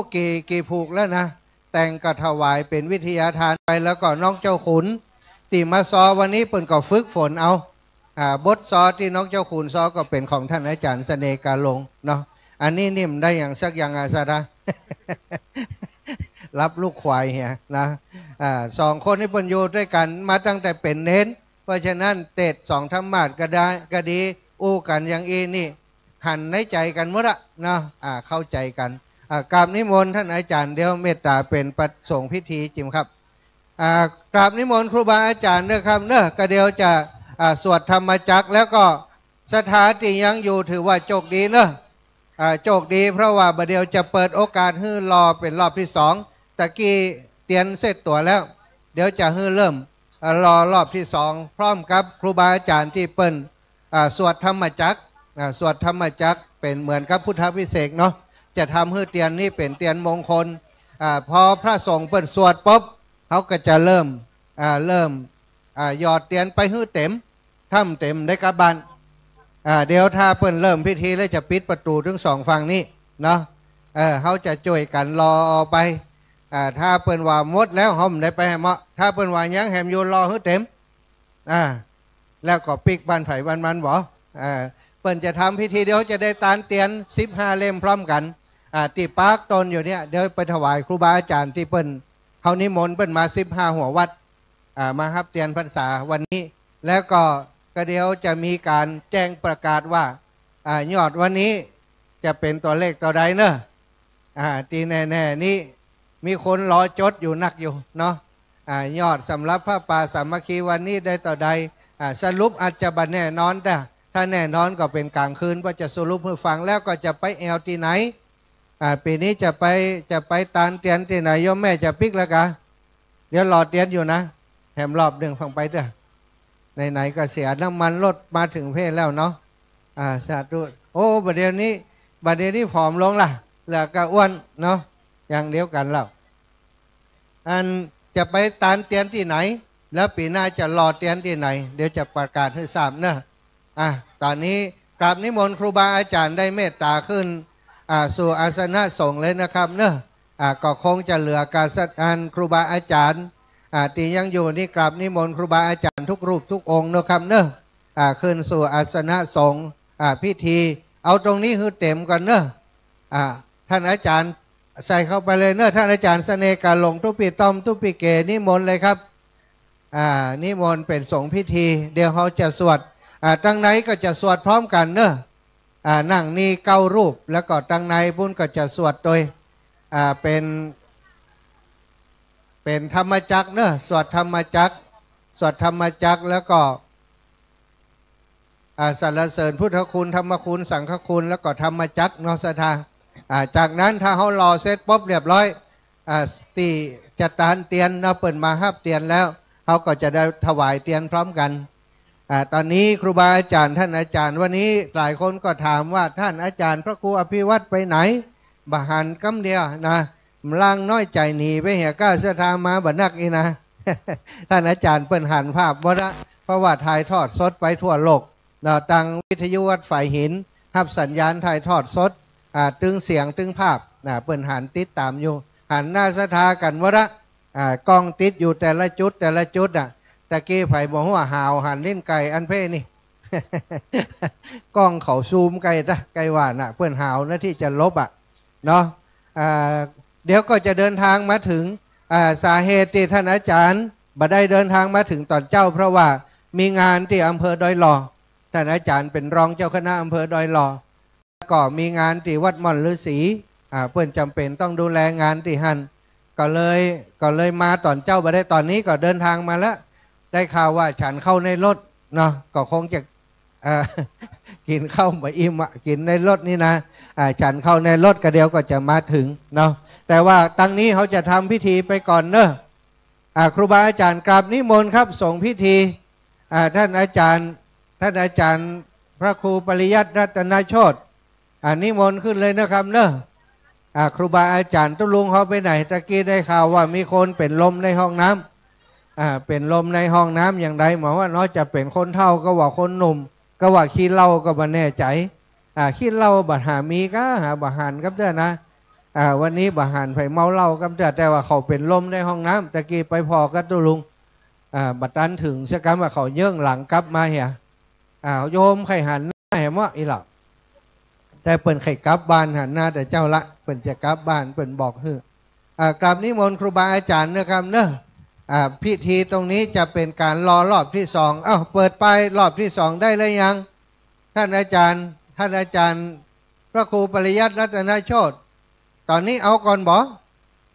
อเทเลยเนาะสวดด้วยกลหาเนาะนิมนต์ครูบาอาจารย์มีไม้อยู่ที่ไหนอิติปิโสช่วยยิ้มละอิติปิโสพระกวาตั้งในเอาเลยเนาะช่วยกันสวดศรัทธาก็สวดตัวเนอะมูนิใดมดอิติปิโสเนี่ยถ้าไผ่จมคนเดียวมาสวดโดยครูบาอาจารย์ขอเพิ่มต้องถูกหวยงวดหน้านี่สวดโดยว่าด้วยกันเนอะตั้งในได้เมตตาตั้งเสียงฮือจิมเดี๋ยวเขาว่ากันไปสวดกันไปอิติปิโสภควาเนอะพุทธคุณธรรมคุณสังฆคุณเอาแม่สีดาคนงามเวียงป่าเป้าเป็นคนที่1เลยเอาเลยรอบที่2เปิดแล้วเนอะเอาสตาฮับกระบวยอีแม่ไปก่อนเลยอยู่ใกล้ไปก่อนเลยเข้าแถวไปเลย เข้าแถวไปเลยเต็มก่อนเขาจะได้แล้วก่อนนี่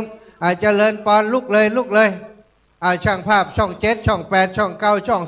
12เตรียมกล้องถ่ายเลยเอาเข้าไป2แถวเนอะแม่เนอะ2แถวรอแล้วไปรับวัตถุมงคลที่ท่านอาจารย์มหาเสาแก้วเนอะพระครูปริยัติ วัตถุมงคลเอารอรอบที่2โหอีแม่ไปเอาเริ่มต้นเลยเริ่มต้นเลยเนอะเอารอบที่2ครูบาสีเมินอยู่ตั้งในอิทธิปิโสจิมละ แม่จันปางิ้วแม่เสาปางิ้วก็มากันแล้วเนอะเจ้าภาพเก้าไปทางใดตุลุงของเฮาท่านมหาว่าไปเลยครับผมอยู่ตรงบนเลยครับอันใจในอิทธิปิโสทั้งลุ่มเพ่มันคนเดียวผมมิกูนะท่านอาจารย์อยู่ตรงบนนี่เอาเลยกะนิมนต์ครูบาอาจารย์โดยนะอิติปิโสภควาเนอะเอาสถาช่วยกันว่าเร็วอิติปิโสภควาอะระหังสัมมาสัมพุทโธวิชชาจารณสัมปันโนสุขโตกวิโทอนุตตรปุริสธรรมสารถิสัทธาเทวมนุษย์พุทโธภควาติอิติปิโสภควาอะระหังสัมมาสัมพุทโธวิชชาจารณะสุขโตโลกวิโทอนุตตรปุริสธรรมสารถิสัทเทวมนุษสานังพุทโธภควาติโสภควาอะระหังสัมมาสัมพุทโธวิชชาจารณะสัมปันโนสุขโตโลกวิทูอนุตตรปุริสธรรมสารถิสัทธาเทวมนุษสานังพุทโธภควาติอิติปิโสภควาหังสัมมาสัมพุทโธวิชชาจารณะสัมปันโนสุขโตโลกวิทูอนุตตรปุริสธรรมสารถิสัทธาเทวมนุษสานังพุทโธภควาติอิติปิโสภควาอะระหังสัมมาสัมพุทโธวิชชาจารณะสัมปันโนสุขโตโลกวิทูอนุตตรปุริสธรรมสารถิสัทธาเทวมนุษสานังพุทโธภควาติอิติปิโสภควาอะระหังสัมมาสัมพุทโธวิชชาจารณะสัมปันโนสุขโตโลกวิทูอนุตตรปุริสธรรมสารถิสัทธาเทวมนุษสานังพุทโธภควาติอิติปิโสภควาอะระหังสัมมาสัมพุทโธวิชชาจารณะสัมปันโนสุขโตโลกวิทูอนุตตรปุริสธรรมสารถิสัทธาเทว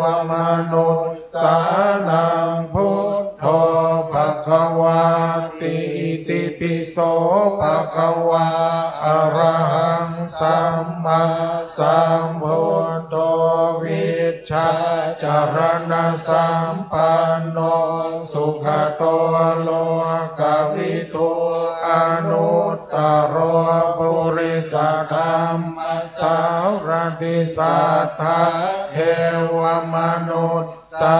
นังพุทโธภควาติอิติปิโสภควาอะระหังสัมมาสัมพุทโธวิชชาจารณะสัมปันโนสุขโตโลกวิทูอนุตตรปุริสธรรมสารถิสัทธาเทวมนุษสานังพุทโธภควาติอิติปิโสภควาอะระหังสัมมาสัมพุทโธวิช ชาจารณสัมปันโนสุขโตโลกวิทุอนุตตรปุริสธรรมสารติสัทธาเทวมนุษย์สานังพุทโธภควติ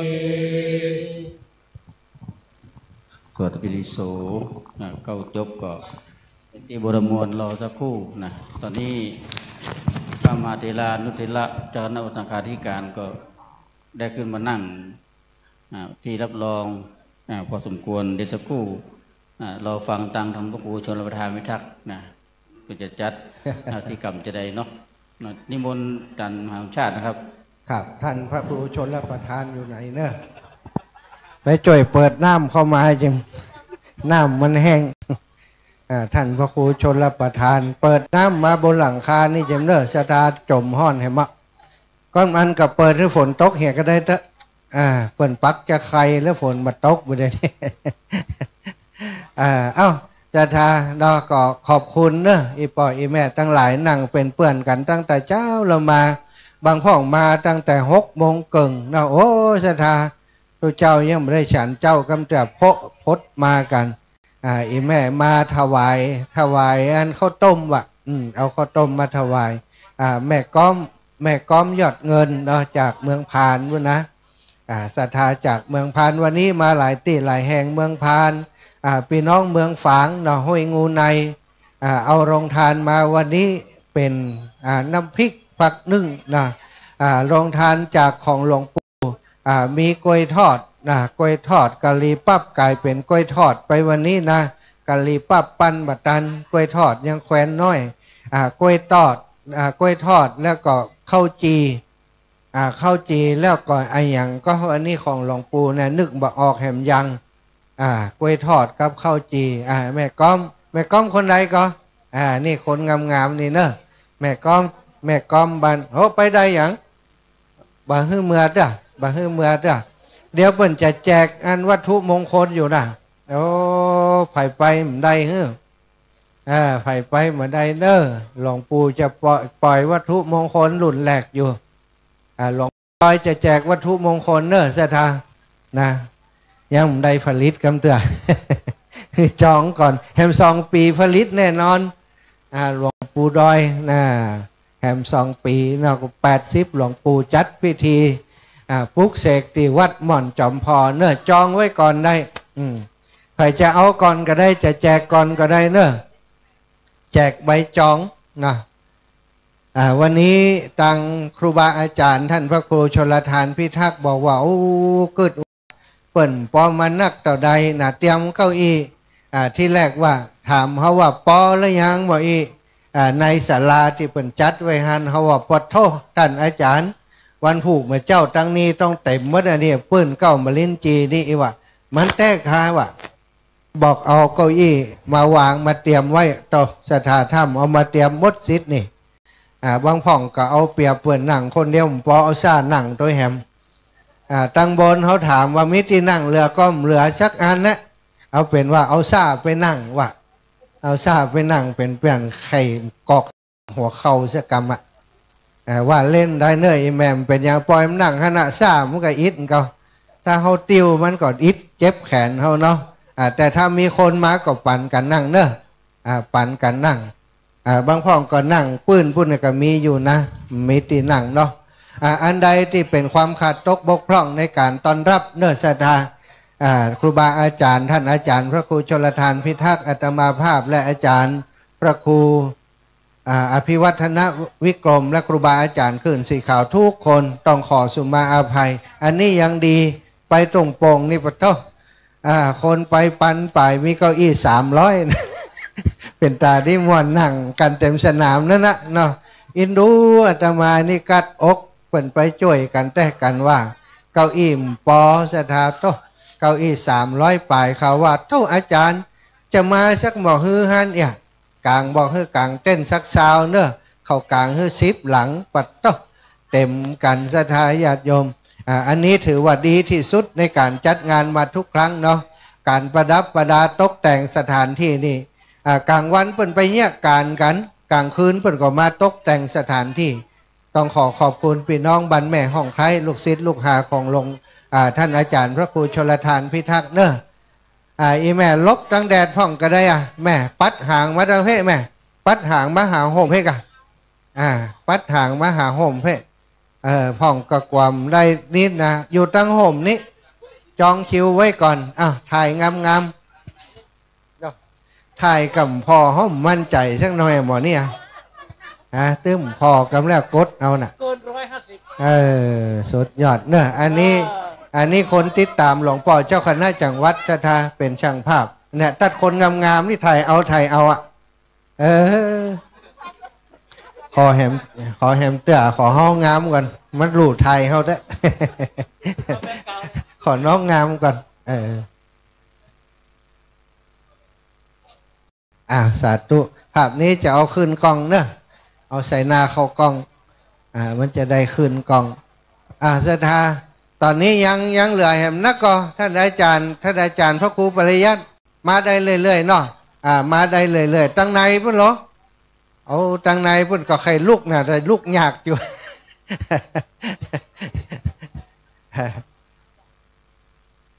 ศรัทธาช่องนี้นี่อัปเดตภาพถ่ายกันแน่นหนาเนอะใครมาแต่ละคนนี่ถ่ายรูปคนละเป็น100 รูป1,000 รูปพุ่นนะเมียเอานะถ้าตัดตัวบางงามลบตัดคนอื่นงามนี่ลบ ตุลุงมาแล้วเจ้าของพิธีการไฟเป็นลมได้ตุลุงมาหู้จักแหละหายแล้วกันผมก็ว่าจะเอายาลมไปฮื้อนี่ตุลุงสหายอย่างอันโลของตุลุงกาเขาไปปุ้นอันเอานี่บ่เอาเลยล่ะใครเอาอันโลตุลุงไปเอามาคืนเป็นเนอะอันนี้ก็เสิร์ฟกับมูเดียวกันเนี่ยแต่เจ้าก็เป็นอันการเงินบะเดียวก็เป็นการน้ำการเงินนะขอบคุณเนอะอีแม่เดี๋ยวนี้เอาคืน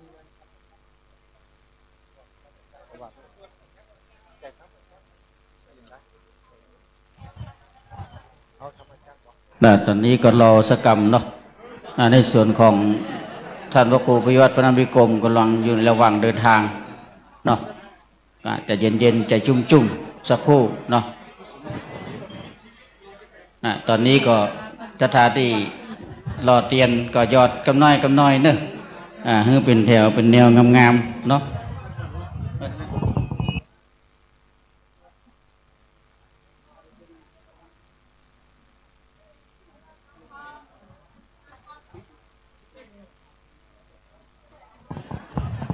ภาพที่จะได้หันนี่ก็ปีไหนเขาจะได้หันในเตื้อเนาะที่ได้ร่วมสมานสามัคคีกันจัดหล่อเทียนพรรษาในช่วงเวลาที่เอาท่านทั้งหลายนั้นได้อยู่ในกลุ่มขึ้นสีขาวเพื่อชาวประชาในส่วนของงานหล่อเทียนพรรษานั้นถือว่าเป็นประเพณีเนอะสถานญาติโยมวัฒนธรรมประเพณีของเขาที่เราจะจัดกันทุกปีแล้วแต่ว่าจะตกลงกันจัดกันที่ไหนจัดกันสถานที่ใดในวันนี้เขาก็ได้มาร่วมกันที่วัดแม่ห้องไคร้เนาะสักครู่เตรียมความพร้อมแล้วจะได้เชิญญาติโยมเข้ามาทางในตัวเองถ้าเต็มเต้นตั้งลุ่มก็นั่งได้อยู่เนาะปืนวิหารก็ยังนั่งได้อยู่วันนี้เป็นความสมานสามัคคีในการรอเทียนพรรษาในกลุ่มขึ้นสีขาวเพื่อชาวประชาในส่วนของพระราชการทุกที่ทุกแห่งทุกอำเภอที่ได้ร่วมด้วยช่วยกันจัดงานนี้ขึ้นมาแล้วก็จะไปละไปลืมพระศรีสองเมืองเนอะ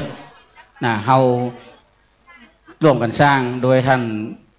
เชิดพงษ์กิ่วแก้วเปิดกับมาเป็นประธานตรงนี้คณะสงฆ์อำเภอเวียงเป้าก็ได้จัดกันเวรกันแต่ละเดือนไปเที่ยวไปพัดสถานญาติโยมตั้งแต่ตำบลสันสลีตำบลเวียงไล่มาจนครบ8 ตำบล7 ตำบล8 ตำบลได้ไปเป็นเวียนกันคนละเดือนไปเที่ยวไปพัด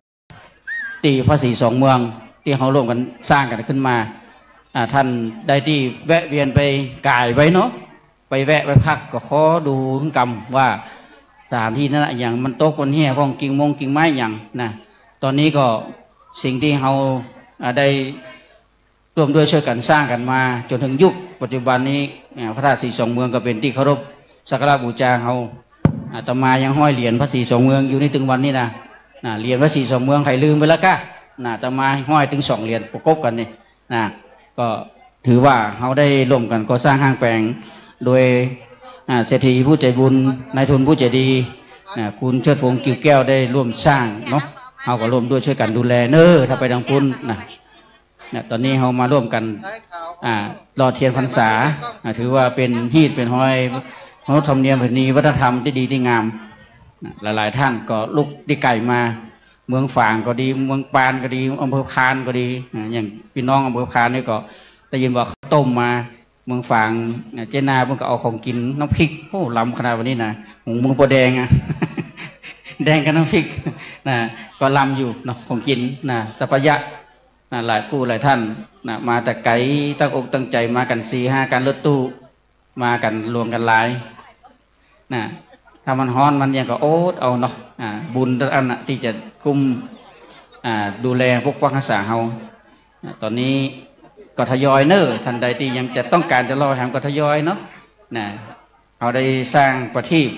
หรือเทียนเนี่ยเป็นประทีปส่องน้ำตาลเราแสงสว่างถ้าเราอยู่ในความมืดเราก็มาหันหยังถ้าเราจุดประทีปจุดไฟจุดเทียนขึ้นมาเนี่ยมันก็คือแสงสว่างเช่นเดียวกันเนาะทางที่เราจะได้ขึ้นสวรรค์คือสว่างสวัยบ่มืดมนสว่างสวัยบ่มืดมนเนาะเดี๋ยวสักครู่ก็จะต้องรอฟังทางคณะผู้จัดงานโดยเฉพาะท่านพระครูจุลธานพิทักษ์ตอนนี้ก็เขาก็วางที่รออยู่เนาะนั่นแหละพระสงฆ์ภารกิจเป็นมีหน้าที่ตำแหน่งอย่างท่านพระครูพิวัตรนี่จะมันโยงเพื่อเป็นถึงรองเจ้าคณะอำเภอโดยหล่อเป็นเจ้าคณะผู้ปกครองที่จะต้องดูแลงานต่างๆหลายตีหลายอันบางทีบางครั้งก็ปีกเวลาไปหั่นน้อยนิดน้อยอันนี้ก็ต้องเข้าใจกันตัวเนาะนิมนต์นะครับครูบาอาจารย์ที่เดินทางมาส่วนสถาญาติโยม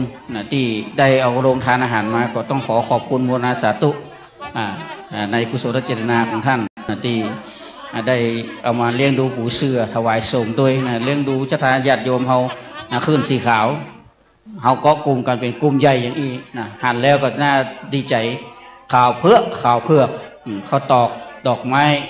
ตกกลางพวงแก้วแล้วส่วนมากนี่พอก็จะมีกับเทวดาไปนักเนาะเทวบุตรก็มีอยู่นั่นแหละโดยภาระหน้าที่หลายๆอย่างสถาญาติโยมเนาะช่วงเวลาวันนี้อากาศเปิดบ่มีมืดครึ้มแต่ก็ดีมันจะฮ้อนหน่อยก็อดเอาดีซึ่งถือว่าเป็นนิมิตหมายอันดีส่วนงานนี้เขาทำกันสมานสามัคคีสุขาสังคัสสะสามัคคีความสามัคคีในหมู่คณะนำสุขมาเฮสุขที่ไหนสุขที่อยู่ที่ใจถ้าใจว่าสุขมันดึงงุนงิดงุนง่านเนาะหน้าบูดหน้าเบี้ยวขนาดฮ้อนก็ยังมีสุขอย่างสุขใจถ้าใจมันเป็นสุขเนาะตอนนี้ก็รอสักครู่เนาะเวลาตอนนี้ก็อยู่ที่เที่ยง45กำหนดการเวลาบ่ายวันนี้ต้องขอบคุณคณะวัดฝ่ายหินครูบาอาจารย์ทุกปีทุกน้องได้นำเครื่องมาบนห้องเครื่องสถานีวิทยุวัดฝ่ายหินวันนี้ออนแอร์พยายามจะอู้ต่อเพราะว่าบ่ให้มันเงียบเพราะว่าออกอากาศทางวิทยุตัวบ่ให้เงียบตอนนี้กำลังออนแอร์คำว่าออนแอร์เนาะพี่น้องสถานโยมที่อยู่เขตเชียงใหม่ทั้งหมดเวียงกระเป๋าลำปางแป้น่านพะเยาอย่างนี้ก็จะได้รับสัญญาณทั่วเนาะอันนี้ก็ออกอากาศไปทั่วโดยเฉพาะจังหวัดเชียงใหม่นี่ได้ยินเสียงอาตมาทั่วละเนาะได้ยินเสียงครูบาอาจารย์ที่เป็นอู้กันได้ยินเสียงสวดมนต์ได้ยินเสียงสวดอิติปิโสซึ่งก็หลายๆนี่เจ้าคณะท่านพระครูที่ท่านพระครูใหม่ท่านพระครูวัดเมืองโตนเจ้าวัดเมืองโตนนำศรัทธามาก้าบางทีพระครูเจ้า7นี่ก็จะได้ไปขับละเนาะนิมนต์นะครับนิเขตปกครองของอำเภอดอยสะเก็ดส่วนงานบุญงานต่างๆเขาก็พอกันไปเนาะงานไหนมีงานบุญที่ไหนก็เอิ้นหากัน ด้วยกลุ่มคนสีขาวเนี่ยนะก็กลุ่มกันเนาะก็กลุ่มกันให้เหนียวแน่นจะตาญาติโยมที่กำลังมาเข้าได้2 ด้านเนอะแม่เข้าได้2 ด้านนะนะช่วยกันเนาะตั้งจิตอธิษฐานสร้างบุญสุขกุศลอันบุญตานการกุศลเนี่ยทำไปเตอมันถึงเสียหลายจากสุขสบายในภายภาคหน้าสุขแหล่งล่าอมตะมหานิลปานองค์พระสัมมาสัมพุทธเจ้าพระองค์ได้เกิดมาบนโลกเขานี่ก็เพราะบุญญาธิการพ้นบุญเป็นตัวนำนะบำเพ็ญเพียรมาตั้งจัดเมินเป็นแสนกัปนะสี่อสงไข่กับแสนมหากัปนี่จะธรรมดาจะตามญาติโยมเนาะคำว่าอสงไข่เนี่ยแปลว่านับมาได้ถ้าญาติโยมลองนึกว่าฝนตกในชลบุรีเนี่ยตกอย่างนัก4 ปีเนี่ยบ่มียุดเลยเนี่ยนับเม็ดไผ่นับเม็ดฝนได้พ่องนั่นคือบารมีขององค์พระสัมมาสัมพุทธเจ้าที่สั่งสมมาเยาะไปอันน้อยเนอะไปเทอันเดียวหมดเราไปตักแห่ไม้มันต้านะหยอดเอาไปให้มันได้9 เล่มเป็นอย่างน้อยหลวงปู่ดอยว่าจะโจกดีวะเนอะจะทาโยมแม่เข้ามาก็บ่ต้องถอดเกลือเนอะใส่เกลือขึ้นมาเลยเนาะเพื่อน้ำเตียนมันยศตรงเท้าโดนอย่างจะนี่เนาะจะบวมจะเป็นแดงเป็นบวมไปอาตมาพูดนะพุทธเจ้าเขาเนี่ยบำเพ็ญเพียรมาตั้ง4 อสงไขยกับแสนมหากัปโอ้โหจะธรรมดานึกเอาฝนตกฝนตกว่าโอ้ตกนักไปนักบดนักขนาดตกนัก4 ปีมันมียุทธนับเม็ดฝนแผ่ไม่นับไปได้หรอกนั่นแหละคือบารมีพุทธเจ้าสั่งสมมาฉะนั้นเฮาท่านทั้งหลายได้อยู่ในพุทธศาสนาของพระเจ้าก็ทำตามรอยพระธรรมคำสอนของพระองค์เนาะในส่วนของเขาเป็นชาวพุทธพุทธะแปลว่าผู้รู้สั่งสอนเฮาอย่างอีเป็นต้นเนาะตอนนี้ทางบนเนาะตอนนี้กำลังดูความเรียบร้อยระหว่างที่เฮารอนี่ใครที่จะร่วมทำบุญแหมก็ได้นะตัวขี้เพิ่งตัวเปิ้งยังมีอยู่เนอะนะเกิดจะได้โอ้ลืมหลานคนนี่นะก็ได้อยู่นะไปดูดีตอนที่ตีนั่งบริการอยู่เนาะวันนี้ศาลาตรงนี้เต็มไปด้วยญาติธรรมขึ้นสื่อข่าวเฮานะแล้วก็ลานวัดตัวเองนะทางวัดนี้แคบไปด้วยธนัตตาทาวาลีวหาปุราปาริปุเรนติสาคลังเอวเมวะอิโตทินังเปตานังอุปกปติอิชิตังปฏิตังตุมังคิปเมวะสมิจันตุสัพเพปุเรนตุสังกปาจันโทปนรโสยถามณิโชติรโสยถากรรมภาธนาของเจ้าสมณสถานมูลสถาวัดถาวรรังสีม่วงโตนมีโดยประการจันใดดังอันก็ดีสมินจันตุจุงปันอุดมสมสละบุธิจุเยี่ยงจุภการจุงจักมีตั้งแต่ดีๆสุขีตีคายุโกอายุวันโนสุขังปะลังสำหรับวัดที่ได้อาราธนามาเป็นสงฆ์รับเตียนวันนี้ก็มีวัดสารคามลังสรรค์เมืองวะวัดป่าฝางวัดสันต้นม่วงเหนือวัดม่วงโตนวัดสันทรายวัดแม่ห้อยเงินวัดแม่ห้อยเงินเหนือวัดแม่โป่งวัดดอยปล่อยนกแล้วก็วัดต้นเพิงวัดดอยจอมแจ้งวัดป่าไผ่วัดห้วยบอนวัดหอมบุญพระเจ้าประสงค์ที่เดินทางมาถึงแล้วก็มีวัดป่าฝางวัดถาวรรังสีม่วงโตนวัดสันทรายวัดแม่โป่งวัดดอยปล่อยนกวัดใหม่มงคลชัยห้วยบอนวัดหอมบุญได้นั่งเทียบอัดส่งเรียบร้อยละส่วนพระเจ้าประสงค์วัดต่างๆที่เดินทางมาถึงแล้วนิมนต์ในศาลาพิธีนะครับตอนนี้ท่านผู้อำนวยการสถานีวิทยุคลื่นสีขาวอยู่ระหว่างการเดินทางก็เพิ่นบอกว่าถ้าพระสงฆ์ที่ได้รับอาราธนามาพร้อมแล้วก็คือทำพิธีไปก่อนไม่ต้องรอเปิ้นซึ่งตอนนี้ก็อยู่ในระหว่างรอพระเจ้าประสงค์ที่กำลังเดินทางหลวงพ่อเจ้าคณะอำเภอดอยสะเก็ดก็อยู่ระหว่างการเดินทางรอแถมสักกรรมวัดแม่ห้อยเงินใต้มาละยังหาตอนนี้มีวัดป่าไผ่วัดดอยปล่อยนกวัด บอนหอมบุญสันทรายต้นเพิ่งตุลุงมาอยู่ใหม่ผมบอกฮู้จักวัดต้นเพิ่งวัดดอยจอมแจ้งเดินทางมาถึงละศรัทธาท่านทั้งหลายที่จะไปห้องน้ำห้องส้วมก่อนก็ได้เนอะตอนนี้นะใครจะรอเตียนตอนนี้เจิญเลยเนอะปกครัวแม่ครัวแต่เจ้าเมาหนัวจัดสถานที่จัดการต้อนรับครับสู้พี่น้องต่างบ้านตั้งเก้าอี้ไว้อยู่ 2,500 ตัวบัปอนั่งก็ขาดการกันว่าคนเกิน 3,000 วันนี้แต่เจ้าตึงนั่งบนวิหารพื้นวิหารตั้งบนโฮงพื้นโฮงก็ทะลัดทัดใกล้ตั้งโฮงตาลแถมพอนับตามเก้าอี้ก็อนุโมทนาเนาะ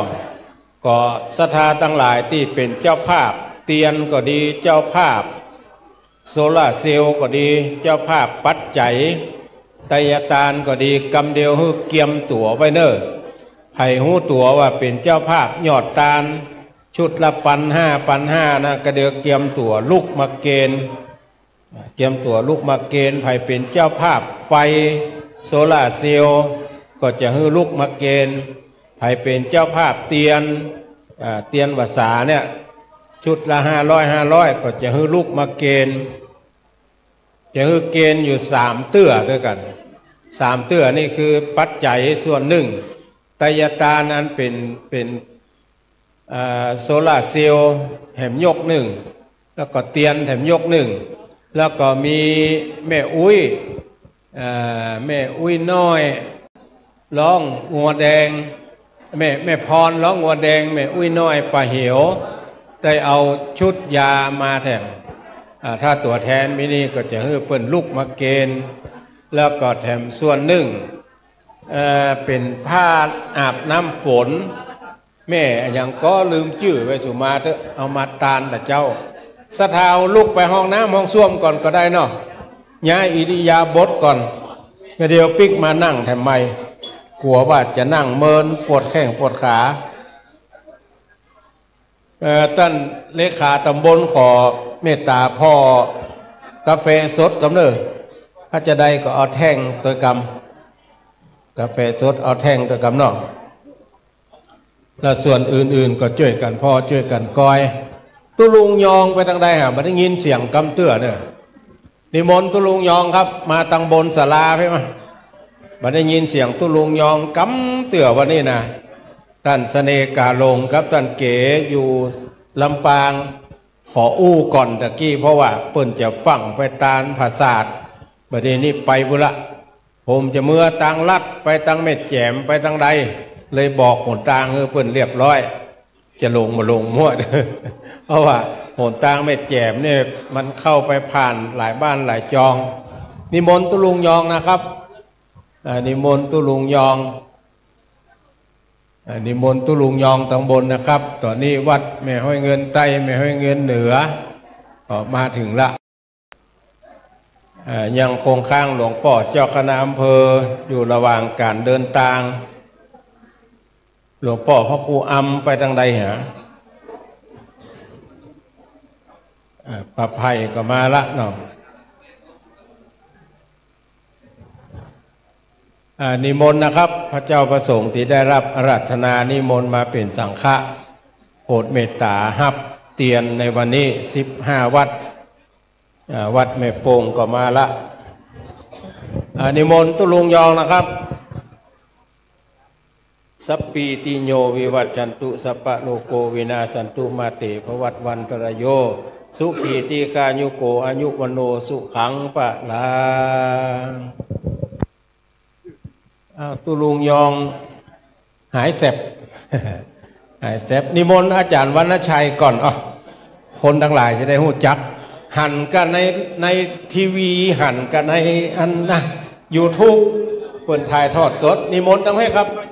นี่อาจารย์วรรณชัยวัดพุทธศรีคีรีอันอย่างก็ศพเตี้ยศพแปะศพเตี้ยวะนิมนต์นะครับ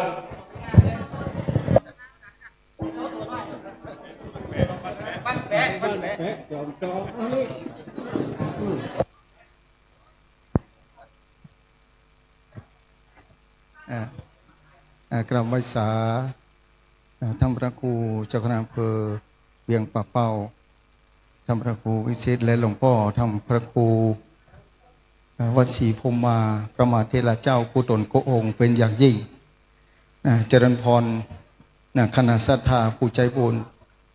ทุกคนทุกท่านที่ได้เดินทางมาร่วมทำบุญหล่อเทียนพรรษาในปีนี้ปีที่18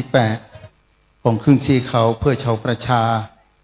ในนามนี้เก้ากับผมธรรมาภาพพระวรรณชัยชยานันโทวัดพุทธศรีคิรี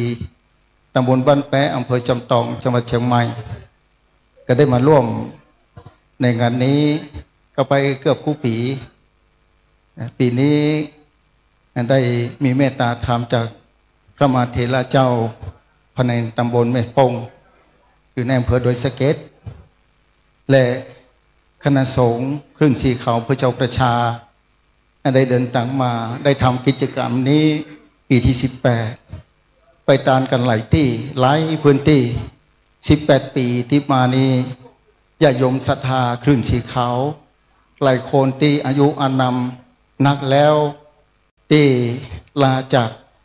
ครึ่งสีเขาไปก็บาดเจ็บน้อยมังคัดมา18ปีนี้บัดนี้วันนี้เป็นเครื่องวัดเหมือนกันว่าคณะศรัทธาผู้ใจบุญยันบะลดละในการศรัทธาพระรัตนตรัยอย่างเหนียวแน่นเป็นอย่างยิ่งเป็นที่น่าชื่นใจน่าอนุโมทนาที่หารศรัทธาครึ่งสีขาวแล้วก็ดีใจที่ศรัทธาอย่างมั่นคงในต่างพระรัตนตรัยนี้ดีใจเป็นอย่างยิ่งเป็นบุญอย่างยิ่งนับว่าวันนี้ทุกคนก็มาสร้างเสียงประทีปคือแก่ชีวิตตัวเก่า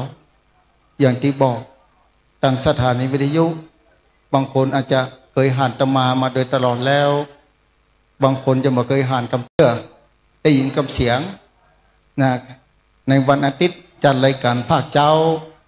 ในเวลา6 โมงถึง7 โมงเจ้าภาคค่ำ2 ทุ่มถึง4 ทุ่ม3 ตนด้วยกันนั่นคือท่านพระครูสถิตสารคุณวัดหนองผาเขา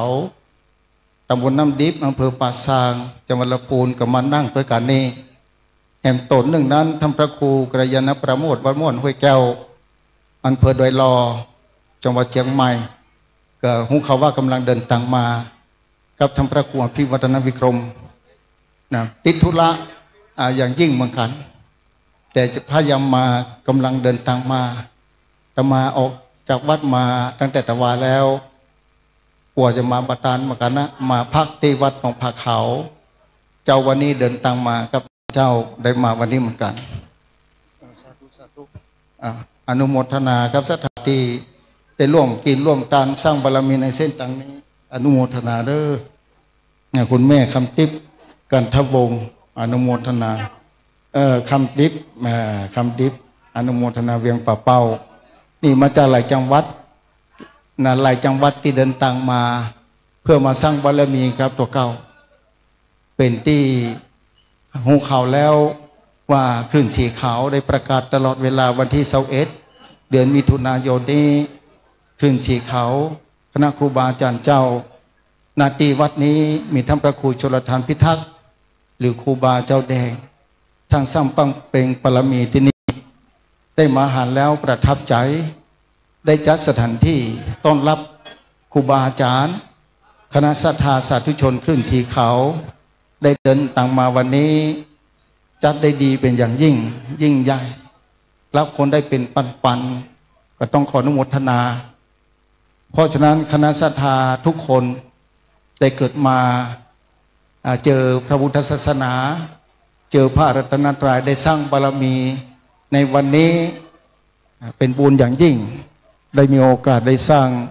สมคุณงามความดีกับตัวเก่าประทับใจในโอกาสนี้จะกราบไหว้สาคือท่านเจ้าท่านพระครูสถิตสารคุณวัดหนองผาเขาได้มาพบพระอุจากระทำคณะศรัทธาสาธุชนที่มาร่วมทำบุญในวันนี้แต่ไหว้สาอาราธนาท่านพระครูสถิตสารคุณได้มาพบพระศรัทธาสาธุชนบางคนฟังทางสถานีวิทยุว่าตนได้เป็นจะได้แต่เปิ้นเป็นจะได้เกิดว่า ไว้จัดดีนะพอดีหลวงพ่อเจ้าคณะมาแล้วเนี่ยคณะศรัทธาพนมมือเด้อนะยกมือต้อนรับท่านเจ้า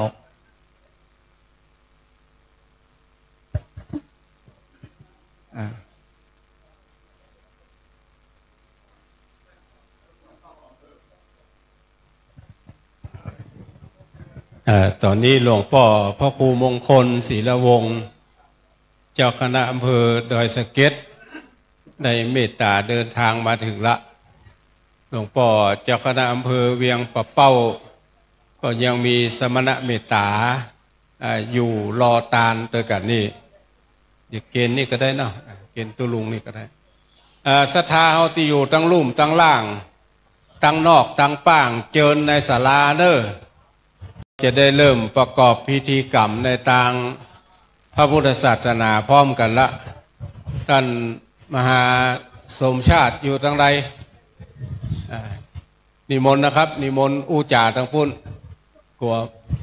วิทยุง่อมก็เดี๋ยวปุ่นถ้าวิทยุดักเดี๋ยวคนเท่าโทรมาละให้ไปไหนเฮียมด พอเปิดฟังอยู่ตึง8 จังหวัดภาคเหนือในตอนนี้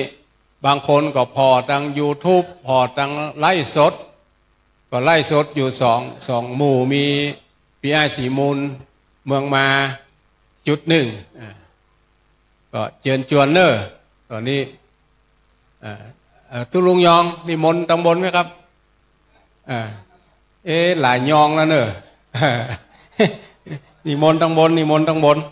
เสาะหาแต่เจ้าล่ะคนเท่าถามหาตุลุงยองบอกมากาว่ามาไอ้เนาะแล้วยังมาได้ยินแม่เจ้านี่ก็ว่าจะมา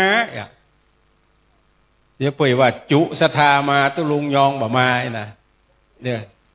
นี่ดังนี้แหละครับนิมนต์ตุลุงอูจ่าสักกำหนึ่งนะครับ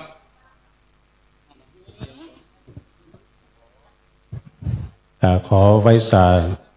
ครูบาอาจารย์กู้ตนกู้อกนะครับเน้อหลวงพ่อเจ้าคณะอำเภอเจริญพรกับศรัทธาญาติโยมเด้อวันนี้ก็เป็นที่น่าประทับใจที่หันคณะเฮาเจ้าพุทธขึ้นสีขาวปัจจัยว่าก็ขึ้นสีขาวเนอะมีสปะมาหลากหลายที่แต่มาหันความพร้อมเพรียงความสามัคคีเป็นน้ำหนึ่งใจเดียวกันตึงคณะสงฆ์ตึงคณะศรัทธาได้ช่วยกันนะโดยเฉพาะท่านพระครูโจรทานพิทักษ์ตุกมาหลายวันพร้อมกับผู้บริหารกองงานเลขาได้ช่วยกันเต็มที่วันนี้ก็มาขวายน้อยแต่เนื่องจากว่ารอเวลาก็ไปฮับคนหลายที่ก็มาถึงสักคำเดียวก็จับเพนบอดี ก็หันศรัทธาญาติโยมมากันมากหน้าไหลตาก็ดีอกดีใจที่พลังเฮาเจ้าพุทธนะยังเอากันเป็นกันยังศาสนาของเฮาก็ยังบ่สุดซอยยังมีกินมีตาลร่วมบุญกุศลกันมากมายนักหนาป่าป้านเนาะเพราะฉะนั้นก็ในนามของผู้จัดรายการแถมตนหนึ่งก็ต้องขอแสดงความชื่นชมยินดีกับคณะขึ้นสีขาวเฮาครูบาอาจารย์เฮากู้ตนกู้องค์เนาะก็ดูแลกันพอก้อยกันเวลาไฟไหม้ใต้ลามก็ช่วยกันน้ำทุน้ำถากน้ำท่วมพลังตังไปในเนี่ยจู่โจมก่อน ได้ช่วยกันแล้วก็ตังเมตตาธรรมหลวงพ่ออำเภอถึง2-3 อำเภอที่เพิ่นมากันแล้วก็โดยเฉพาะเจ้าของสถานที่วัดไม่ห้องขายนี่เปิ้นจัดได้ดีเป็นโซนเนอะภัตตาหารเพนโอ้ยเปิ้นล้นหลามแต่ว่าครูบาอาจารย์มาบ่ครบเรือจัดไหลโกะเนอะโกะละปันนี่นะ อาหารก็ระดับเชียวชนชิมระดับ5 ดาวฉะนั้นก็ชื่นชมเนอะในการจัดงานในเมตตาธรรมอาจารย์พระครูโจรทานพิทักษ์พร้อมด้วยคณะสงฆ์เฮาทุกคนทุกท่าน ลุงก็มาเจียมตัวอีกก่อนเนอะมอบเวรประเคนใหม่ตังครูบา40,000ต่อไปนะครับอย่างมาน้อยเดียวแต่ไม่กับ40,000เนี่ยอ่ะนิมนต์แห่มตนดีกว่าเนาะเพื่อค่าเวลาตอนนี้ช่วงเวลาที่อย่างนี้นิมนต์อาจารย์ท่านพระครูประหลัดณัฐพงศ์บุติศิริครับนี่ก็จัดรายการออกจริงใหม่พุ่นนะนิมนต์พระปะหน่อยเนาะค่าเวลาอันนี้ตัวน้อยแต่เป็นเรียนปโทนะครับในเป็นด็อกเตอร์แล้วก็ขอแต่ไปไว้สาครูบาอาจารย์พระเทรานุเถระครูบาสังฆะทุกตนทุกองค์ก็ขอเจริญพรกับศรัทธาญาติโยมที่ได้มาร่วมกันรอเทียนพรรษาในวันนี้ก็ตนตัวธรรมภาพพระครูประหลัดณัฐพงศ์ทิตะอุทัศิริเจ้าวาดวัดดอนจันทร์ก็ปาศรัทธามาร่วมกินร่วมทานหลายผู้หลายท่านก็ติดตามลำตัวของผู้จ้ากันในนามจัดรายการขึ้นธรรมะสีขาขึ้นธรรมะบันเทิงใจเนาะช่วงของรายการตอนแมลงวันจันทร์และวันอังคารเวลาเดิม 18:10 นาทีจนถึงเวลา 2 ทุ่มก็สลับซับเปลี่ยนในการเทศธรรมบรรยายในช่วงวันจันทร์แล้วก็วันอังคารจะเป็นช่วงของการแสดงพระธรรมเทศนาพื้นเมืองถ้าสถาติตามหลังตัวนี้ก็จะรู้ว่าตอนนี้เทศธรรมเรื่องอย่างโยนะถ้าใครเป็น FC นี่จะตอบได้ละประเดี๋ยวนี้เรื่องยังไม่ได้จำได้ก่อนไม่ได้หน้าเขาคำกับลังหู5เกี่ยวกับสามเณรมาจัดตัวเอาตู้เจ้าใหม่มาจัดตัวเป็นการฝึกหัดสามเณรฝึกหัดตู้เจ้าในวัดท่านเขาบวชเฮียนแล้วก็ต้องแสดงออกได้เนาะเตะน้ำเตะธรรมอาตมาภาพก็ปีนี้ก็อายุบางพ่อก็เป็นเน้นเนี่ยเป็นวันเน้นเท่ากับผมไปแน่นั่นเข้าง่ายกลมกลืนกับศรัทธาได้ง่ายถ้าพอดลดเล็ดได้ง่ายก็ปีนี้อายุก็จะเลข7ออกละ37พรรษาก็17เข้ามาเนาะศรัทธาก็ติดตามอนุโมทนาศรัทธาทุกท่านที่ได้ติดตามรับฟังในรายการขึ้นสีขาวในโอกาสในตัวเจริญพรเนอร์จะได้มอบไม้ให้พระประหลัดตัวน้อยจิ๋วแต่แจ๋วนะ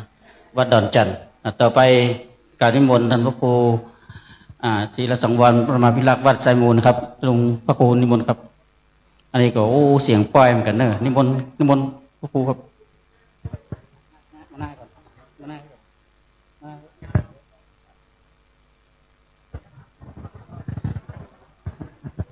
ขอถวายความเคารพแด่ท่านหลวงพ่อท่านเจ้าคณะอำเภอดอยสะเก็ดครูบาอาจารย์ทุกตนทุกองค์ขอเจริญพรครับคณะสัทธาสาธุชนทุกท่านอาตมาพระครูสังวรศิราภิรักษ์เจ้าอาวาสวัดไซมูลตำบลแม่กาอำเภอสันปะตองจังหวัดเชียงใหม่ได้มีโอกาสมาพบปะกับคณะสัทธาสาธุชนทั้งหลายในวันอันเป็นสิริมงคลปีหนึ่งเขามาปะกันครั้งหนึ่งในวันหล่อเตียนพรรษาเป็นบุญเป็นกุศลเอาทั้งหลายควรสั่งสมไว้ซึ่งบุญสุโขปุญญสะอุจจโยการสั่งสมไว้ซึ่งบุญนำสุขมาฮือบุญเป็นอริยทรัพย์เอามีทรัพย์สินเงินทองถึงวันนี้จะมีมากน้อยเท่าใดก็ตามว่าสามารถที่จะนำไปได้มีแต่อริยทรัพย์คือบุญกุศลที่เขาช่วยกันสร้างช่วยกันทำทั้งทางกายทางวาจาและทางจิตใจผมฝากไว้กับพระออกศรัทธาญาติโยมทั้งหลายไว้เพียงกี่อายุวันโนสุขังพระลาตอนนี้ก็กราบนิมนต์ท่านครูน้องพระขาวครับยังไงนิมนต์ครับเข้าไปน้อยอย่าโยมมาร้องขอร้อง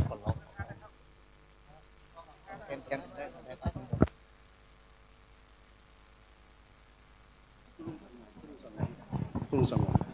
แต่นิมนต์ลุงสงวนครับอยู่ไหนหู้ลุงนิมนต์ครับเนาะเพื่อญาติโยมพอได้ยินเสียงแล้วพอจะได้หันหูตัวลุงมุนตรงหน้าเนาะเขาก็เป็นพนักราชการเนาะนิมนต์ครับก็ขอกราบคารวะท่านหลวงพ่อเจ้าคณะอำเภอดอยสะเก็ดอำเภอเวียงป่าเป้าพร้อมด้วยพระมหาเถระทุกท่านก็ได้ออกรายการเฉพาะเดือนหนึ่งครั้งหนึ่งเนาะ วันที่2ของเดือนเนาะบางครั้งก็อาจจะคุกคักในเรื่องโทรศัพท์ของก็ได้ฮือฉายาว่าครูบาธรรมดาในอันนี้ก็ปราบปลื้มใจดีพระสงฆ์องค์ข้าเจ้าพร้อมด้วยคณะสัตยาติโยมมาหลายจังหวัดด้วยกันเนาะมันเป็นขั้งประวัติศาสตร์ที่บ่เคยมีมาก่อนเนาะที่ว่าชาวพุทธของเขาพระพุทธเจ้าท่านตรัสว่าถ้าภิกษุณีอุบาสกอุบาสิกาเป็นอันหนึ่งอันเดียวกันแล้วพระศาสนาเขาก็จะอยู่ได้ถึง 5,000 ปีเนาะก็อย่างใดก็ดีก็ขอฝากติดตามเนาะวันที่2ของเดือนเนาะครูบาสงวนสุปภาโสแห่งพระธาตุมันเวียงอำเภอเมืองปานจังหวัดลำปางขอกลับกันว่าขอเจริญพร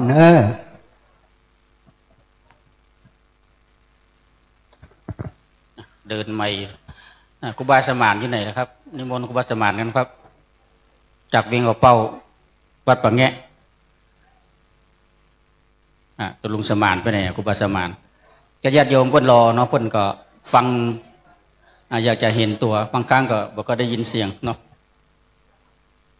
ฉะนั้นช่วงเวลาที่รอนี่สักครู่นะครับเดี๋ยวฟังทางตัวลุงสมานปิกไปแล้วครับตัวลุงสมานปิกไปแล้วครับอนุญาตปิกไปตะกี้ละตอนนี้นิมนต์ท่านพระ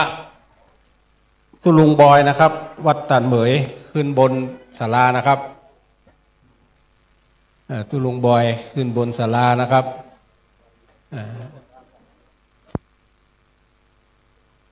ทุกอย่างพร้อมแล้วจะได้เริ่มประกอบพิธีกรรมในทางพระพุทธศาสนานะครับบอยวรชาติเอาพัดลมติดปืนโฮงมาสัก2 ตัวเนาะ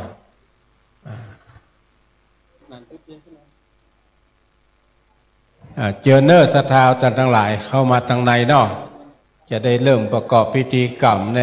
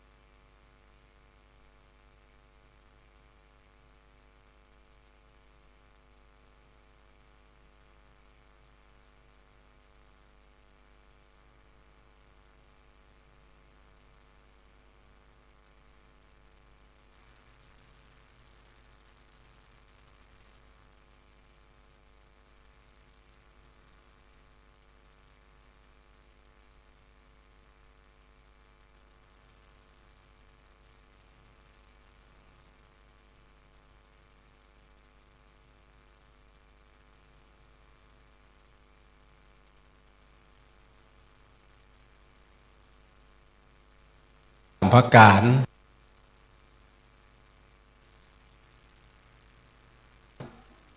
ที่อยู่ตั้งห่มไม้ใจตอกกอดปนมมือขึ้นพร้อมกันเน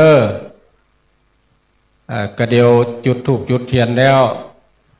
เข้าใจว่าติมานี่แต่เจ้าไวยพระสมาทานเบญจศีลละโมดล่ะเอาจากกล่าวกรรมถวายเตียนแล้วก็จะเจิญเจ้าภาพประเคนตึงหมู่ตึงมวลแล้วก็จะได้อาราธนาหลวงพ่อเจ้าคณะอำเภอดอยสะเก็ดกล่าวสัมโมทนียกถาและนำพระเจ้าประสงค์ทั้งปวงอนุโมทนาสืบไป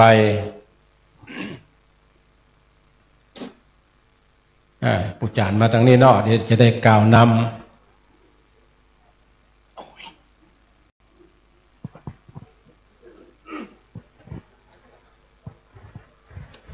ศรัทธาแผนกเสิร์ฟน้ำดูน้ำตัวเนาะตั้งนะโมพร้อมกันเนอ นะโมตัสสะภะคะวะโตอะระหะโตสัมมาสัมพุทธัสสะนะโมตัสสะภะคะวะโตอะระหะโต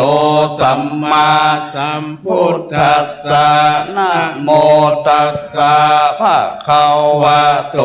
อะระหะโตสัมมาสัมพุทธัสสะอิมานิมะยังพันเตยังพันเตทีปะทูปะทีปะทูปะบุพภวรามิบุพภวรานิอิมัสสมิงอิมัสสมิงเตมาสังเตมาสังรัตนัตยเส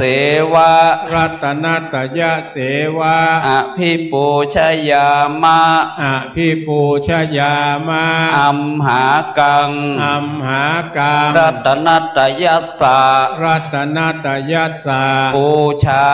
ปูชาภิกขรัตตังภิกขรัตตังหิตาหิตาสุขาวหาสุขาวหาโหตุโหตุอาสวัคคาอาสวัคคายัปปติยายัปปติยาข้าแด่พระคุณเจ้าผู้เจริญทั้งหลายข้าแด่พระคุณเจ้าผู้เจริญทั้งหลายข้าพระเจ้าทั้งหลายข้าพระเจ้าทั้งหลายขอบูชาธูปเทียนขอบูชาธูปเทียนและดอกไม้และดอกไม้อันประเสริฐเหล่านี้อันประเสริฐเหล่านี้แก่พระรัตนตรัยแก่พระรัตนตรัยในพรรษาในพรรษาไตรมาส3 เดือนนี้ไตรมาส3 เดือนนี้อันว่าการบูชาอันว่าการบูชาพระรัตนตรัยนี้พระรัตนตรัยนี้จงเป็นผลนำมาจงเป็นผลนำมาซึ่งประโยชน์ซึ่งประโยชน์และความสุขและความสุขแก่ข้าพเจ้าทั้งหลายแก่ข้าพเจ้าทั้งหลายสิ้นกาลนานสิ้นกาลนานและจงเป็นไปและจงเป็นไปเพื่อให้ถึงซึ่งพระนิพพานซึ่งพระนิพพานเป็นที่สิ้นไปเป็นที่สิ้นไปแห่งอาสวะกิเลสเถิดแห่งอาสวะกิเลสเถิดสาธุต่อไปขอได้รับเกียรติจากคุณเชิดพงษ์กิ่วแก้วได้ประเคนในส่วนของพระพุทธต่อไปเจ้าภาพปัจจัยชุดละ 1,500 บาทใครเป็นเจ้าภาพพ่อปฏิมานี้คุณกนกพิษชัยนายังอยู่ก็เจอเนอร์แม่ปวลีคุณแฮมหลายท่านที่ฮับเป็นเจ้าภาพ1,500ไผ่ฮับห้องลุกขึ้นมาเลยเนอร์ให้เป็นเจ้าภาพชุดละ1,500ลุกขึ้นมาเลยมาเกณฑ์เนาะเจอเนอร์พอบาง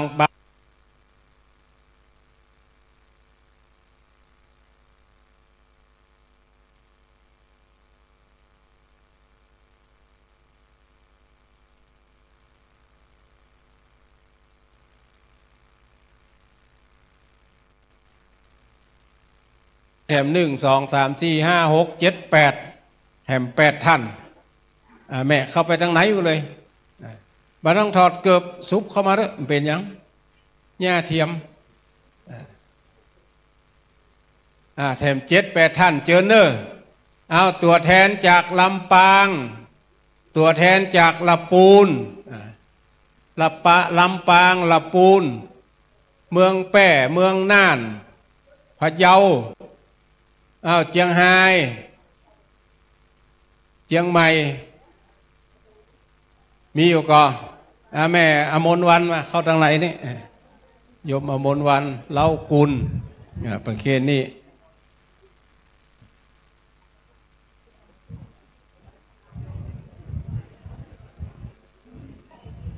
แม่เจิญแหม6 ท่านแม่เจิญแหม6 ท่านเลาะเข้าหลังนี่ไปเกณฑ์หัวบุญอาจารย์สมชาติช่วยพอกันแหม6 ท่านให้สะดวกหัวเข้าสะดวกข้อง มันต้องถอดไปเลยล้วนแล้วแต่ช่วงล่างบดีสักคนอ่ะ แต่ใจถึงหมดเจอเนอร์ข้างแหมอยู่แม่เอาข้างแหม2 ท่านมูที่จ่ายตังค์แล้วมาสักกั๊มเนี่ยเอาเจ้าภาพเตียนใครเป็นเจ้าภาพเตียนเจ้าภาพโซล่าเซลล์มาลูกมาเจ้าภาพเตียนลูกมาเลยเนอะเจ้าภาพเตียนเจ้าภาพโซล่าเซลล์แล้วก็ของแม่น้อยกาดนัดร้องงัวแดงปุ่นเจ้าหมูมินี่อยู่ก่อแม่น้อยกับแม่พรร้องงัวแดงแม่น้อยปลาเหียวมาเจิญมาเลยแม่ไปตั้งแต่ต้นแรกคุณตะกี้เกณฑ์ปัจจัย1,500ประเดี๋ยวจะเกณฑ์เตียนกับโซล่าเซลล์แล้วก็โยมอย่างหามก็เอาผ้าอาบน้ำมาเนี่ยแม่ก้อมยอดเงินจากเมืองพานเจียงไฮ้แม่ก้อมคณะแม่ก้อมลุกมาเลยเนอะมาถึงคณะเลยแม่บุญเรืองใช้เงินด้วยเนาะตั้งหน้าเต็มเข้าไปตั้งหลังพ่อบุญธรรมสั่งคำฟันพ่อบุญธรรมสั่งคำฟันประเคนแตนแม่อุ้ยเถาวันกำเนิดแม่อุ้ยเถาวันท่านโอใจเป็นเจ้าภาพเตียนมา4 เล่มไปจนสุดปุ๊เลยแม่ไปต้นแรกเลยพ่อแม่เอาผ้าขาวมาเกณฑ์ผ้าขาวมาคณะของแม่ติลุกเมืองพานมาเอาเลยเนอมาเกณฑ์ด้วยกันเมืองพานประเคนแตนแม่เพชรลาพรมใจตัวเนอเราเป็นเจ้าภาพโซล่าเซลล์1 ชุดสาธุล้ำกว่านี่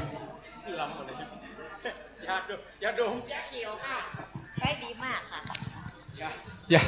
ยาเขียวหลวงปู่วันล้ำกว่านี่วะ ยาเขียวทาใกล้ตามาได้นะครับต้องรับมาได้เด้อใครเป็นเจ้าภาพเตียนเจ้าภาพโซล่าเซลล์ลูกมาเกณฑ์เด้อนั่งตั้งใดก็ตึงตันอยู่เคลื่อนไหนแถมเกณฑ์แล้วลุกเลยเด้อแม่เข้ามาระวังมันเป็นคมน้อยเด้อเกณฑ์เลย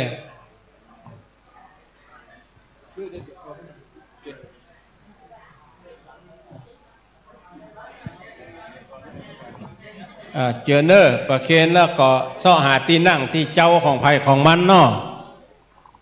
เจอเนอร์ไผ่ยังมาได้เกณฑ์จะเข้ามาเกณฑ์ตอนนี้ก็ตันอยู่เนอะคุณเกียรตินั่นลงคุณสุพันธนะวานิขจรเวียงป่าเป้าเป็นเจ้าภาพเตียน1 เล่มประเคนแตนไปแล้วเนอะเวียงป่าเป้าต่อไปแม่พรร้องงวดแดงฝากถวายครูบาอาจารย์กู้ตนกู้องค์นะครับบอยเข้ามาให้เข้ามาเกณฑ์แตนเลยเกณฑ์แตนแม่พรร้องงวดแดงปีอ้ายยกเกณฑ์ทุกตนเลยมันเป็นยาสามัญประจำบ้านครับแม่พรร้องงวดแดงกับแม่น้อยปลาเหียวเกณฑ์กุโตนเลยเนาะศรัทธาเขาก็ได้บุญโดยทั่วกันเด้อ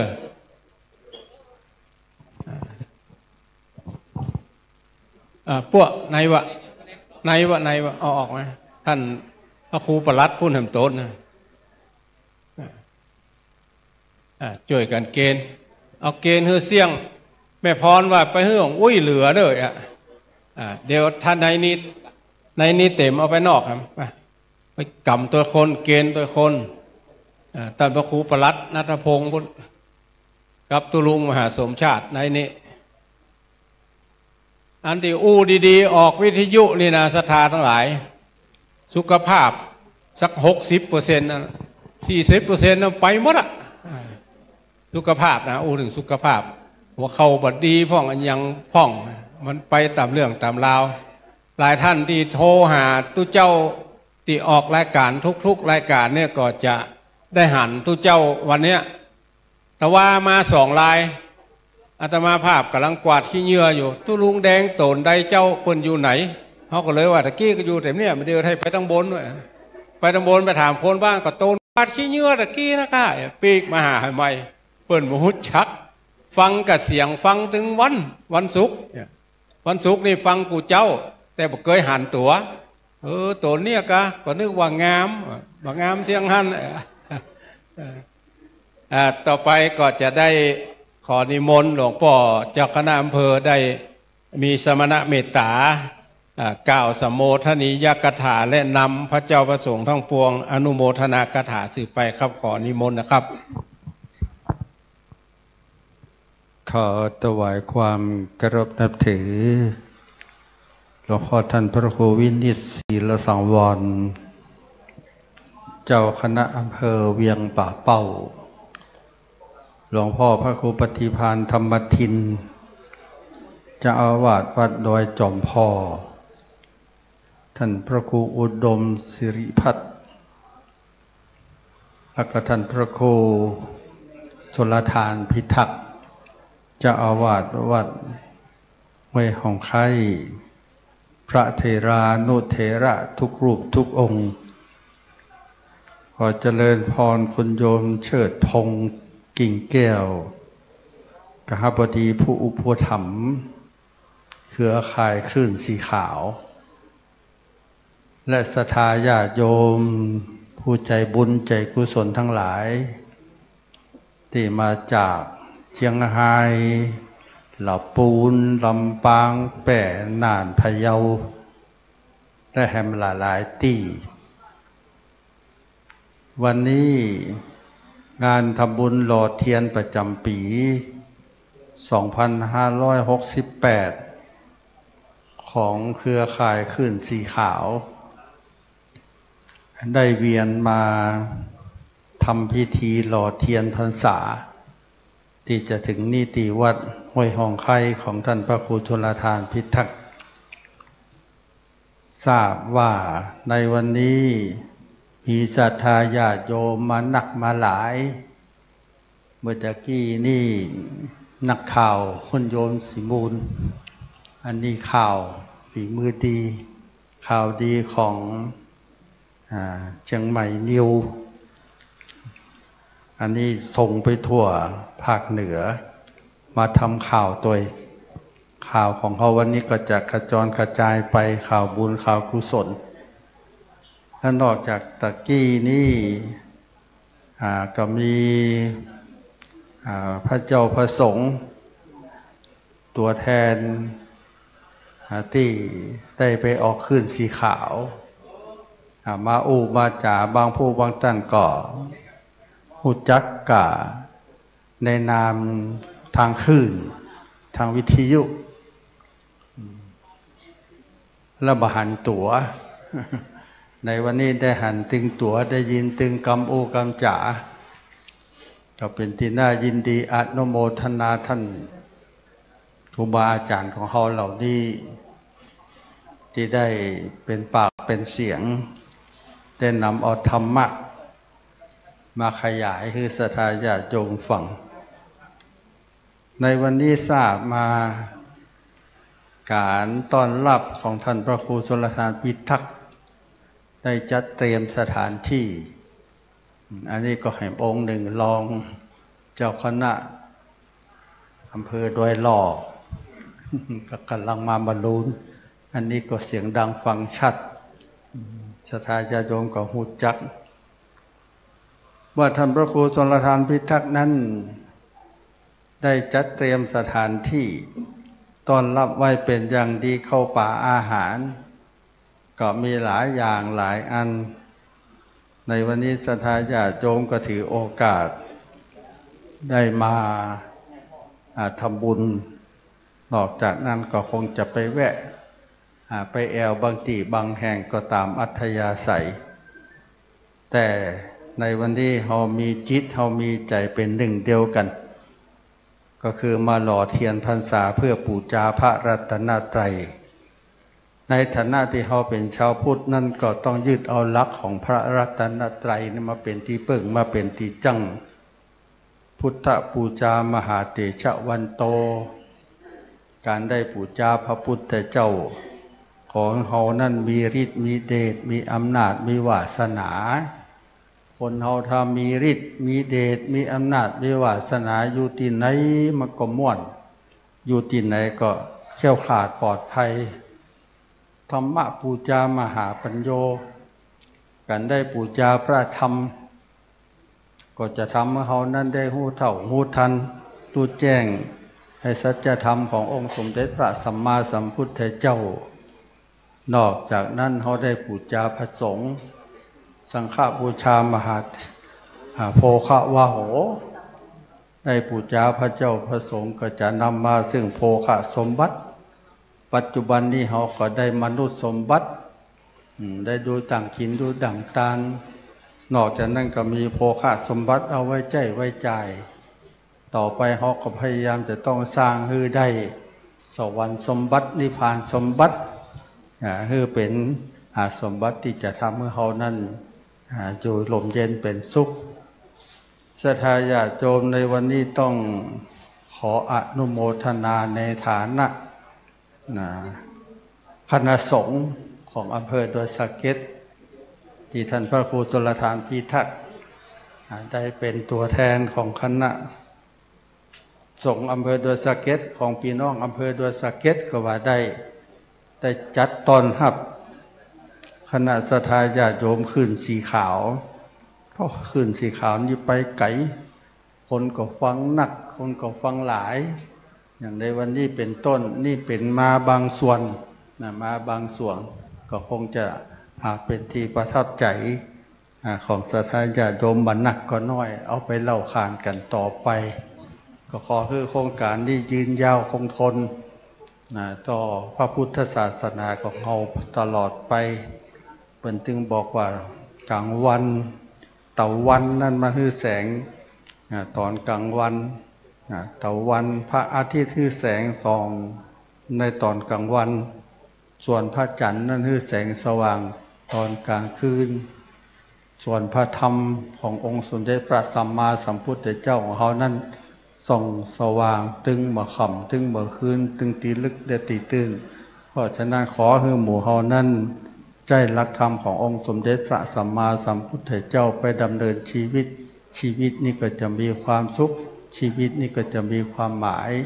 ในวันนี้ในนามของคณะสงฆ์อำเภอดอยสะเก็ดซึ่งมีพระคุณชนทานพิทักษ์เป็น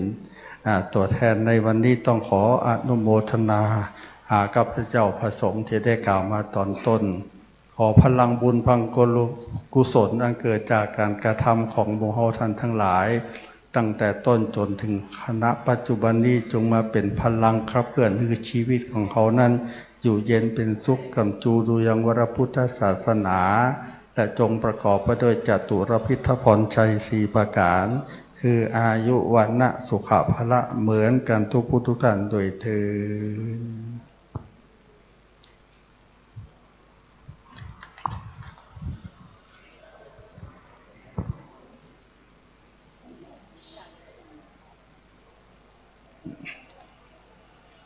ตั้งจิตตั้งใจรับพรอธิษฐานเอาเนิ่ง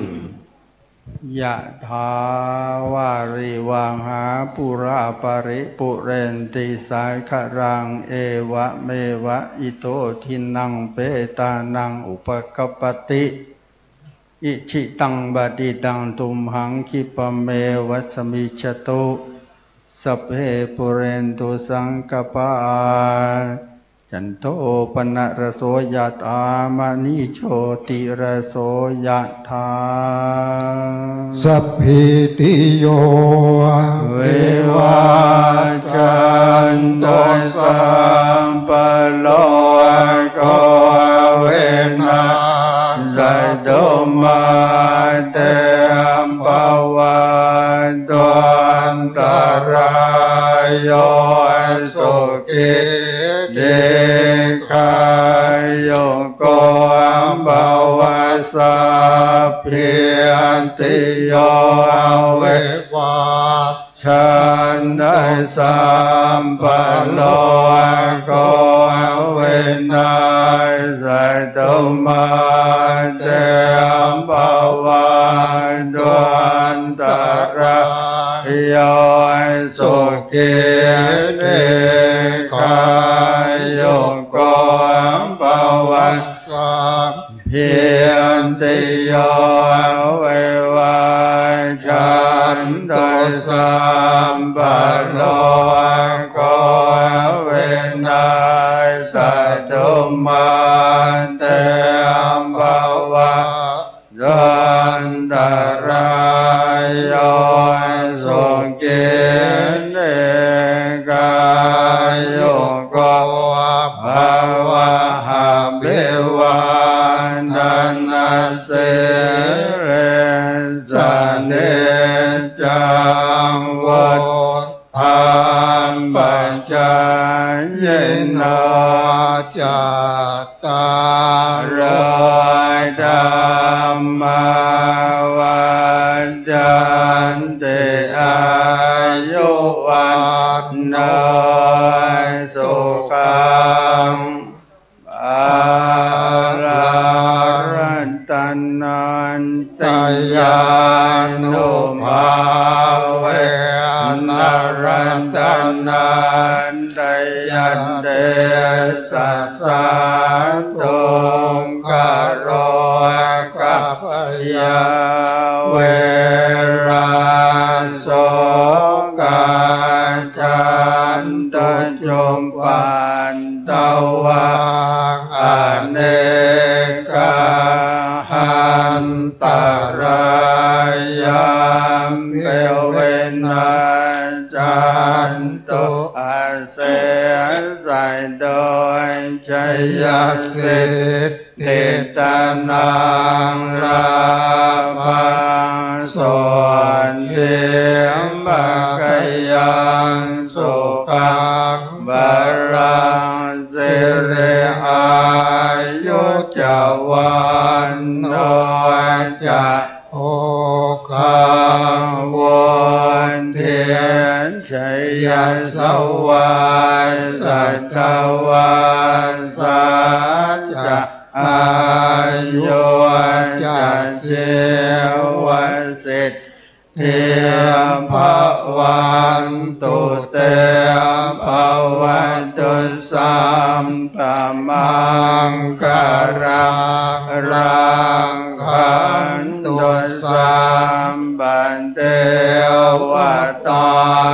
สัพงามบุญทานุภาเวนัสสันทาสุเทียมภวันตุเตมภวันตุสัมปมังคารังรังขันตุสัมปันเทวันตาสัพพันธรรมานุภาเวนัสสัทธาสุเทมภวันตุเตมภวันตุสัมปมังคารังรังขันตุสัพพันเทวันตาสัมปัสสังฆาโนดาเวสัตตาโสติภวันตุเต สาธุก่อนที่จะตั้งกรรมผาธนากล่าวกรรมหยาดน้ำอีมังยังกินจิวันตาหลวงวันตาน้อยนั่นขอแตบไต้ไวสาตันพระครูอภิวัฒนวิกรมรองเจ้าคณะอำเภอดอยหล่อผู้อำนวยการขึ้นวิทยุสีขาวเพื่อชาวประชาซึ่งมาล่ามาลูนเปิ่นพบปะกับพระเจ้าประสงค์และพี่น้องศรัทธาอู้เหตุผลว่าทำไมถึงมาช้า นิมนต์นะครับ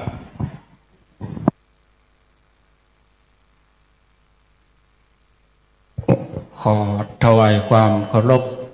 หลวงพ่อพระครูมงคลศิลวงศ์เจ้าคณะอำเภอดอยสะเก็ดหลวงพ่อพระครูนิวิทย์ศรีละสังวร เจ้าคณะอำเภอเวียงป่าเป้าหลวงพ่อพระครูปฏิภาณธรรมทินหลวงพ่อพระครูอุดมศิริทัศน์และครูบาอาจารย์ทุกรูปครับเจริญพรญาติโยมทั้งหลายก็เอาเหตุผลเดียวก็พอเนาะที่มาจ้าเพราะว่าบัดใจคนขับรถ ขับรถบัดจ้างก็เหตุผลเพราะว่าช่วงเจ้านี่มีสืบชะตาที่วัดม่อนฤาษีเนื่องจากว่าท่านพระครูสุเมธธรรมเสวีเจ้าวาดวัดม่อนฤาษีนั้นเพิ่นได้ขออนุญาตลาพักถ้าเป็นข้าราชการเพิ่นก็ห้องว่าลาพักร้อนเนื่องจากว่าใกล้เข้าพรรษาแล้วก็บ่มีตู้หลวงทางคณะสงฆ์ก็เลยปรึกษาหารือกันก็ได้นิมนต์พระคุณเจ้าซึ่งเป็นลูกศิษย์ของท่านพระครูสุเมธนั่นแหละ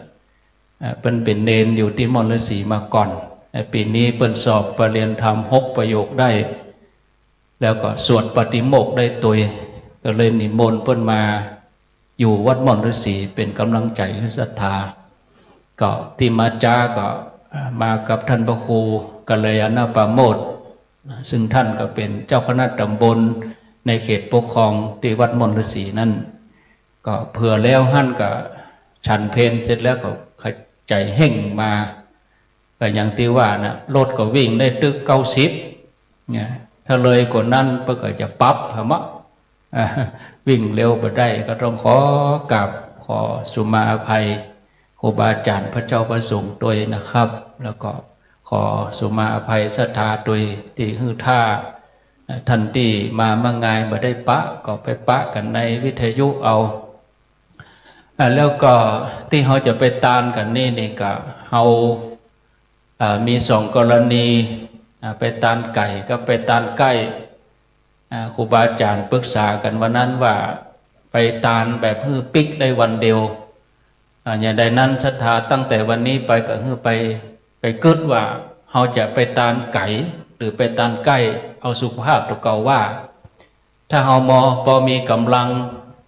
ถึงกำลังตัวเก่าเขาโดยกำลังทรัพย์ตัวก็เขาอยากจะไปตานไก่ก็มีโครงการไปตานแต่ถ้าบอกว่าเขาไปไก่บ่ไหวมันนอนมันลำบากเขาไปตานไก่ก็ได้ก็มีโครงการก็มีตัวเลือก2 อันส่วนเป็นวันที่อย่างนั้นก็เดียวก็รอฟังรายการเอาเนาะวันนี้พอสมควรแก่เวลาก็ขอกราบขอบพระคุณครูบาอาจารย์ที่เผยแผ่ธรรมะร่วมกันตลอดระยะเวลา18 ปีที่เขาได้รอเตียนกันมานำปาศรัทธาญาติโยมไปกินไปตานครูบาอาจารย์ที่อยู่ด้วยกันก็ดีบางรูปบางตนก็ขออภัยเนาะได้ถึงแก่กรรมมรณภาพไปก็มีไปย้ายที่อื่นไปก็มีก็เหลือกันไปคนใหม่ก็ขึ้นมาแทนครูบาอาจารย์ที่เป็นตนเมตตามาเป็นเนื้อนาบุญโดยเฉพาะคณะสงฆ์อำเภอดอยสะเก็ดเมตตาปรณิธรรมของหลวงพ่อเจ้าอำเภออาศัยสถานที่ท่านพระครูชลทานพิทักษ์เจ้าวาดวัดแม่หงไคศรัทธาทุกคนที่ได้เสียสละเวลามาเตรียมสถานที่เป็นแรมเดือนต้องขออนุโมทนาบุญกุศลที่ครูบาอาจารย์ทุกรูปได้บำเพ็ญวันนี้เป็นผลสะท้อนคือทุกท่านลงทานก็ดีคณะกรรมการทุกส่วนทุกหน่วยงานแม่บ้านป่อบ้านได้บุญเสมอเหมือนกันทุกคนทุกท่านอายุวันโนสุขังพลังสาธุในนามเจ้าของสถานที่กราบขอบพระคุณครูบาอาจารย์จุดตนจุองค์ที่มีสมณะเมตตาได้มอบหมายให้เป็นเจ้าของสถานที่จัดงานในครั้งนี้อันหนึ่งอันใดที่บ่เปิงใจบ่ถูกบ่ควรผิดด้วยกายกรรม3วจีกรรม4มโนกรรม3หู้แจ้งที่ได้กระทำหู้แจ้งที่ได้กระทำบ่ได้ตักตายปลาใสบ่ได้กำแขนบ่ได้ไปแหงนพ่อหน้าก็ดีก็ขอท่านทั้งหลายสุมาอภัยเหมือนกันจุผู้จุคนเด้ออิตังตานากัมมังนิปานาปัจจโยตุ จังอิตังศีลกัมมังนิพพานาปัจจยโยโหนิจังยังกินจิกุสลังกาตาปังกัมมังสัพกะเตงิกาตังปุญญังโนอนุโมทันตุสุนันตุอัสสมิงธาเนอาทิคาตาทิกาโยกาสัทธาโอนสัพพสัตตานังสุขีอันตานังปาเลตุมาตาปิตาสุกิตาโอนตุตุขาปามุนสัพเพญาตากาสุกิตาโอนตุตุขาปามุนสัพเพนัคขตากาสุกิตาโอนตุตุขาปามุนจันตุสัพเพสุขิตาโอนตุตุขาปามุนจันตุสัพเพเตตาสุขิตาโอนตุตุขาปามุนจันตุสัพเพเทวาโหนตุตุขาปามุนจันตุสัพเพอาจาลิโยปัจจยาสุขิตาโอนตุปามุนจันตุสัมปตินังสามิจันตุโววันตามิพุทธังสัมโตสังฆามาทะเมพันเตวันตามิธัมมังมาทะเมพันเตวันตามิสังฆังสัพพังเมขมาทะเมพันเตวันตามิโกโรโอปัจจาริโยสัพพังเมโตสังฆามาทะเมพันตามิกัมมัฏฐาโนสัพพังเมโตสังฆามาทะเมพุทธสีมายังสัพพังเมโตสังฆามาทะเมพันเตวันตามิยังสัพพังสัพพัทธาเนสุปาทิเทตาสาลีลาเทปุตโลปังสกาลังสัทธานาคาโลเกเตวะโลเกจัมโปทิเปลัง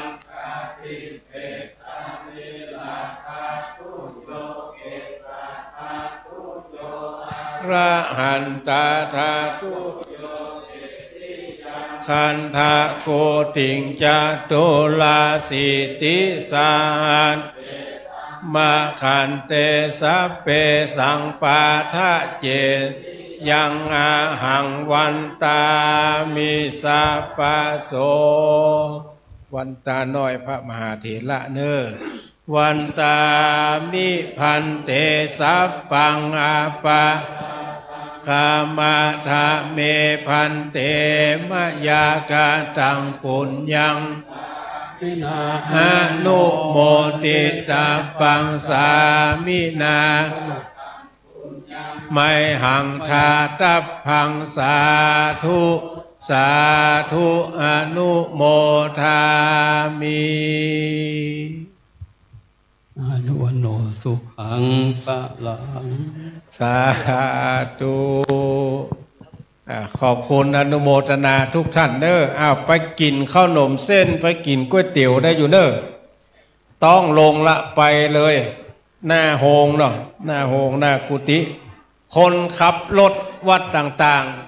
ๆเก็บปัจจัยใส่ย่ามพระสงฆ์แล้วก็เอาไตรยตานไปใส่รถกับเน้อเจ้าหน้าที่ตัวน้อช่วยเก็บปัจจัยใส่ย่ามเอาไตรยตานไปใส่รถ พระเจ้าประสงค์แต่ละวัดที่ได้รับนิมนต์มา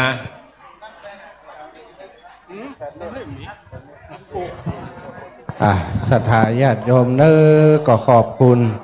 ทุกคณะทุกคนทุกท่านอย่างท่านอาจารย์พระครูชลทันพิทักษ์ได้บอกไปว่าได้จับมือถือแขนบ่ได้แงนพอหน้าบ่ได้อูจาปากตักอย่างใดก็ต้องขอสุมาอภัยกับศรัทธาเนาะคนนักคนหลายบางเตื้อหันกันแวบเดียวโอ้ไปไหนกันแล้วอาจารย์สมชาติอาจารย์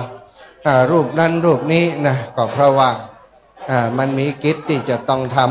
ำขอบคุณทุกคนทุกท่านเนอะ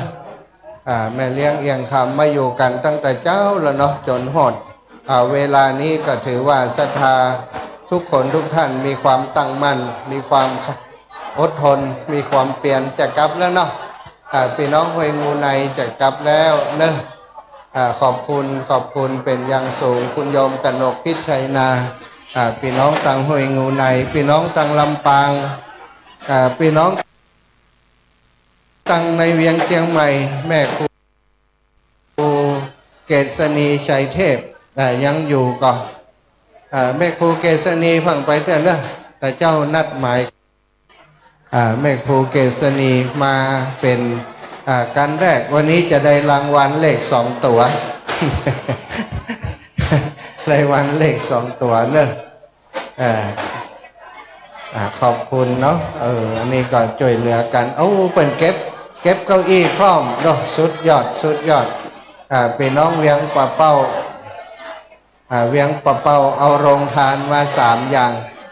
เอาโรงทานมา3 อย่างเนอะโรงทานเวียงป่าเป้าแล้วขอบคุณครับอีพ่ออีแม่ที่ได้มาร่วมกินร่วมทานร่วมกันรอเตียนในวันนี้ถ้าว่ามีศรัทธาญาติโยมอีแม่ทั้งหลายงานนี้คงบัดสำเร็จนะเพราะว่าปัจจัยทุกอย่างที่ได้เอามาถวายครูบาอาจารย์นั้นก็เกิดจากการที่ศรัทธาญาติโยมทุกคนทุกท่านได้ร่วมด้วยช่วยกันแม่จะกลับกะบ่เอาของก่อนกะตัวลุงจะแจกของอยู่นะเดี๋ยวไปที่กุฏินะตัวลุงแดงรอเป็นกับศรัทธาอีพ่ออีแม่ทั้งหลายพี่น้องตั้งลำปางเด้อป้าการกัดแม่ทา ทำได้ป้าการแม่ทามันเป็นน้ำแล้วแม่ครูเกษณีชัยเทพจะไปหรือยังไปแหละมีกี่คน5 คนกะกี่คนวันนั้นไปกี่คน5 กะ5 คนเนาะแม่จะกลับแล้วกะสาธุประกาศปนานสมเพชรปนานสมเพชรจัดแก้ว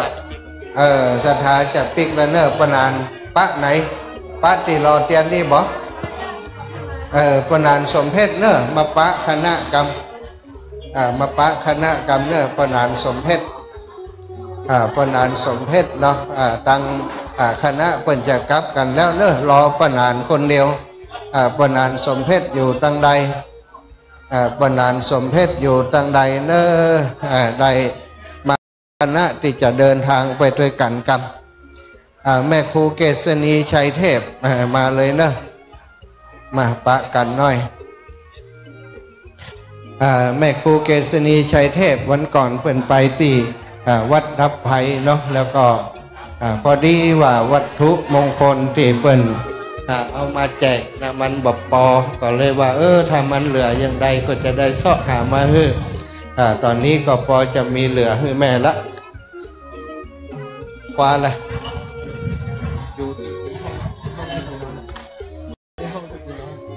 แต่สั่ง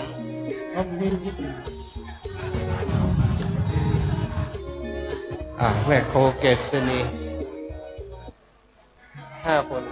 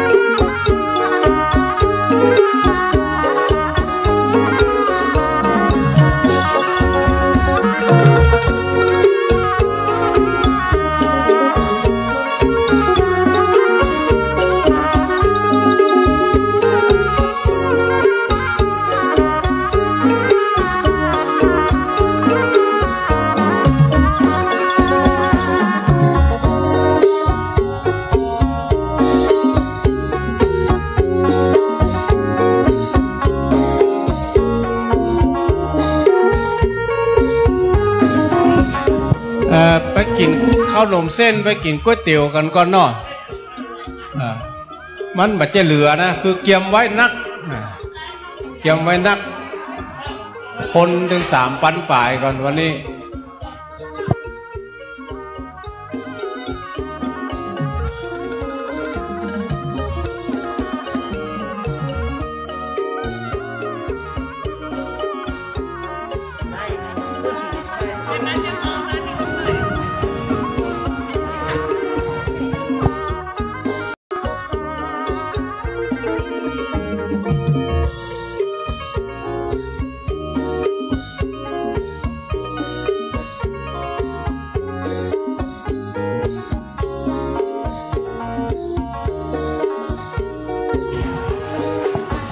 ยะถาวาลีวาหาปุราปาริปุเรนติสาคนามีวเมวันโตทินัง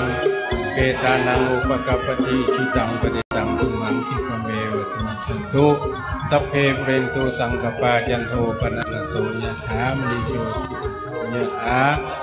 กรรมกัมภาทนายเจ้ามูลศรัทธาตั้งหลายอันใดห่วมรถยนต์หมายเลข7437เนอะขออนุญาตขยับรถเฮือกำบม7437ได้เมตตาขยับรถเฮือกำเนอะยังไงโอ้เหมาะเนอะ7437เลขดี7437รถนะ7437เนอะ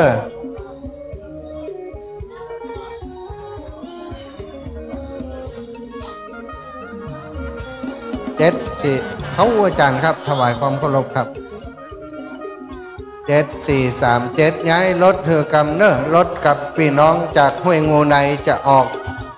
พอดีรถจอดขวางกันนิดหน่อยเนอะ7437ได้เมตตาขยับรถเธอกำเนอะ7437รถไผ่จ้าเจียงไฮ้7437เลขเด็ดงวดนี้ประกาศสุดท้าย7437อีบอกความดันเขาขึ้นกินได้ความดันขึ้นโอ้สาธุก๋วยเตี๋ยวแม่บุญศรีปลาน้อยโอ้อีแม่แล้วก็มาได้ไผ่มาได้จานกะโอ้ได้กะโอ้ได้รอเตียนได้เปิ่นก่อนรอแล้วยังรออีแม่ไปรอตันรออยู่ไปรอกัน7437เนอะขยับแล้วก็เนาะ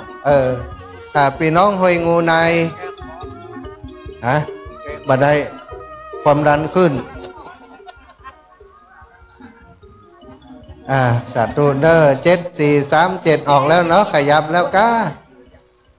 ขอบคุณเนอะขอบคุณมากไปต้องการปะตุลุงดอยนั่งฮะเนอะตนปุ้นตุลุงดอยแล้วตัวนี้ตุลุงยงตุลุงยองนี่มนนี่กำเนิดตุลุงยองไหนตุลุงยองปีกแค่ละก้าเนี่ยอาภัยตานตุลุงดอยเนี่ยตัวเนี้ยตัวที่นั่งฮะที่ท่านมหาสมชาติยืนนั่นเนี่ยตุลุงดอยว่าจะได้ย้ายพร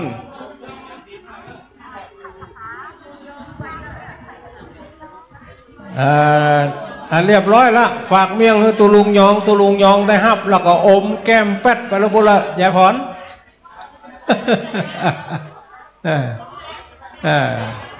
ตุลุงยองอมแก้มแป๊ดไปพวกละฉันเพนเสร็จตุลุงยองก็อมเมี่ยงยายพรทันที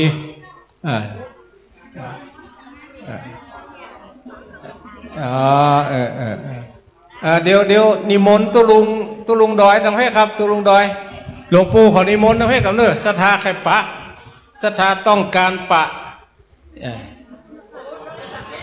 ขอบคุณเนอะโยมกนกพิชัยนาจากห้วยงูใน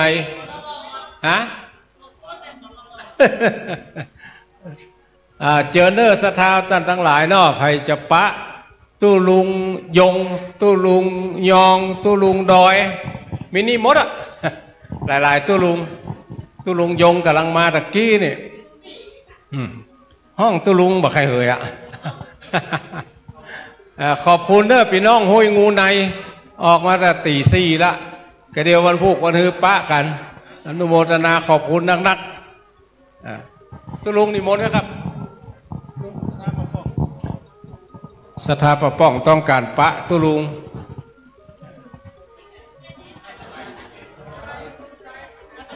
ตุลุงดอยเนี่ยฟังกับรายการนี่แหละตุลุงดอย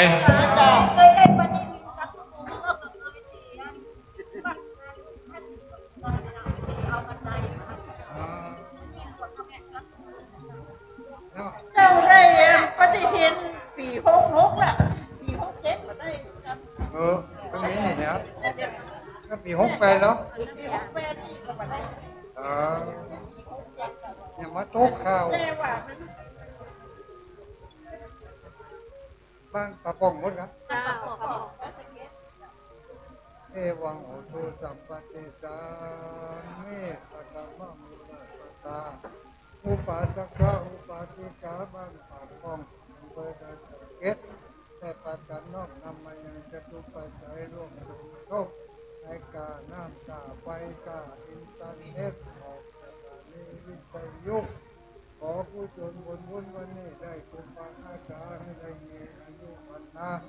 สุขภาละปราศจากทุกโรคภัยมาทันทุกผู้ทุกคนนั่นจุงจักมีสัพพิติโยวิวัจจันตุสัพพะโลโกวินาศตุมาเตภวัตุสัพพโลสุขีตีกายุโกภวะอภิวาตานาสีลิสานิจังมุตตามุตายิโนยัตตาโรธรรมาวัฏันติอายุวันโนสุขังพลัง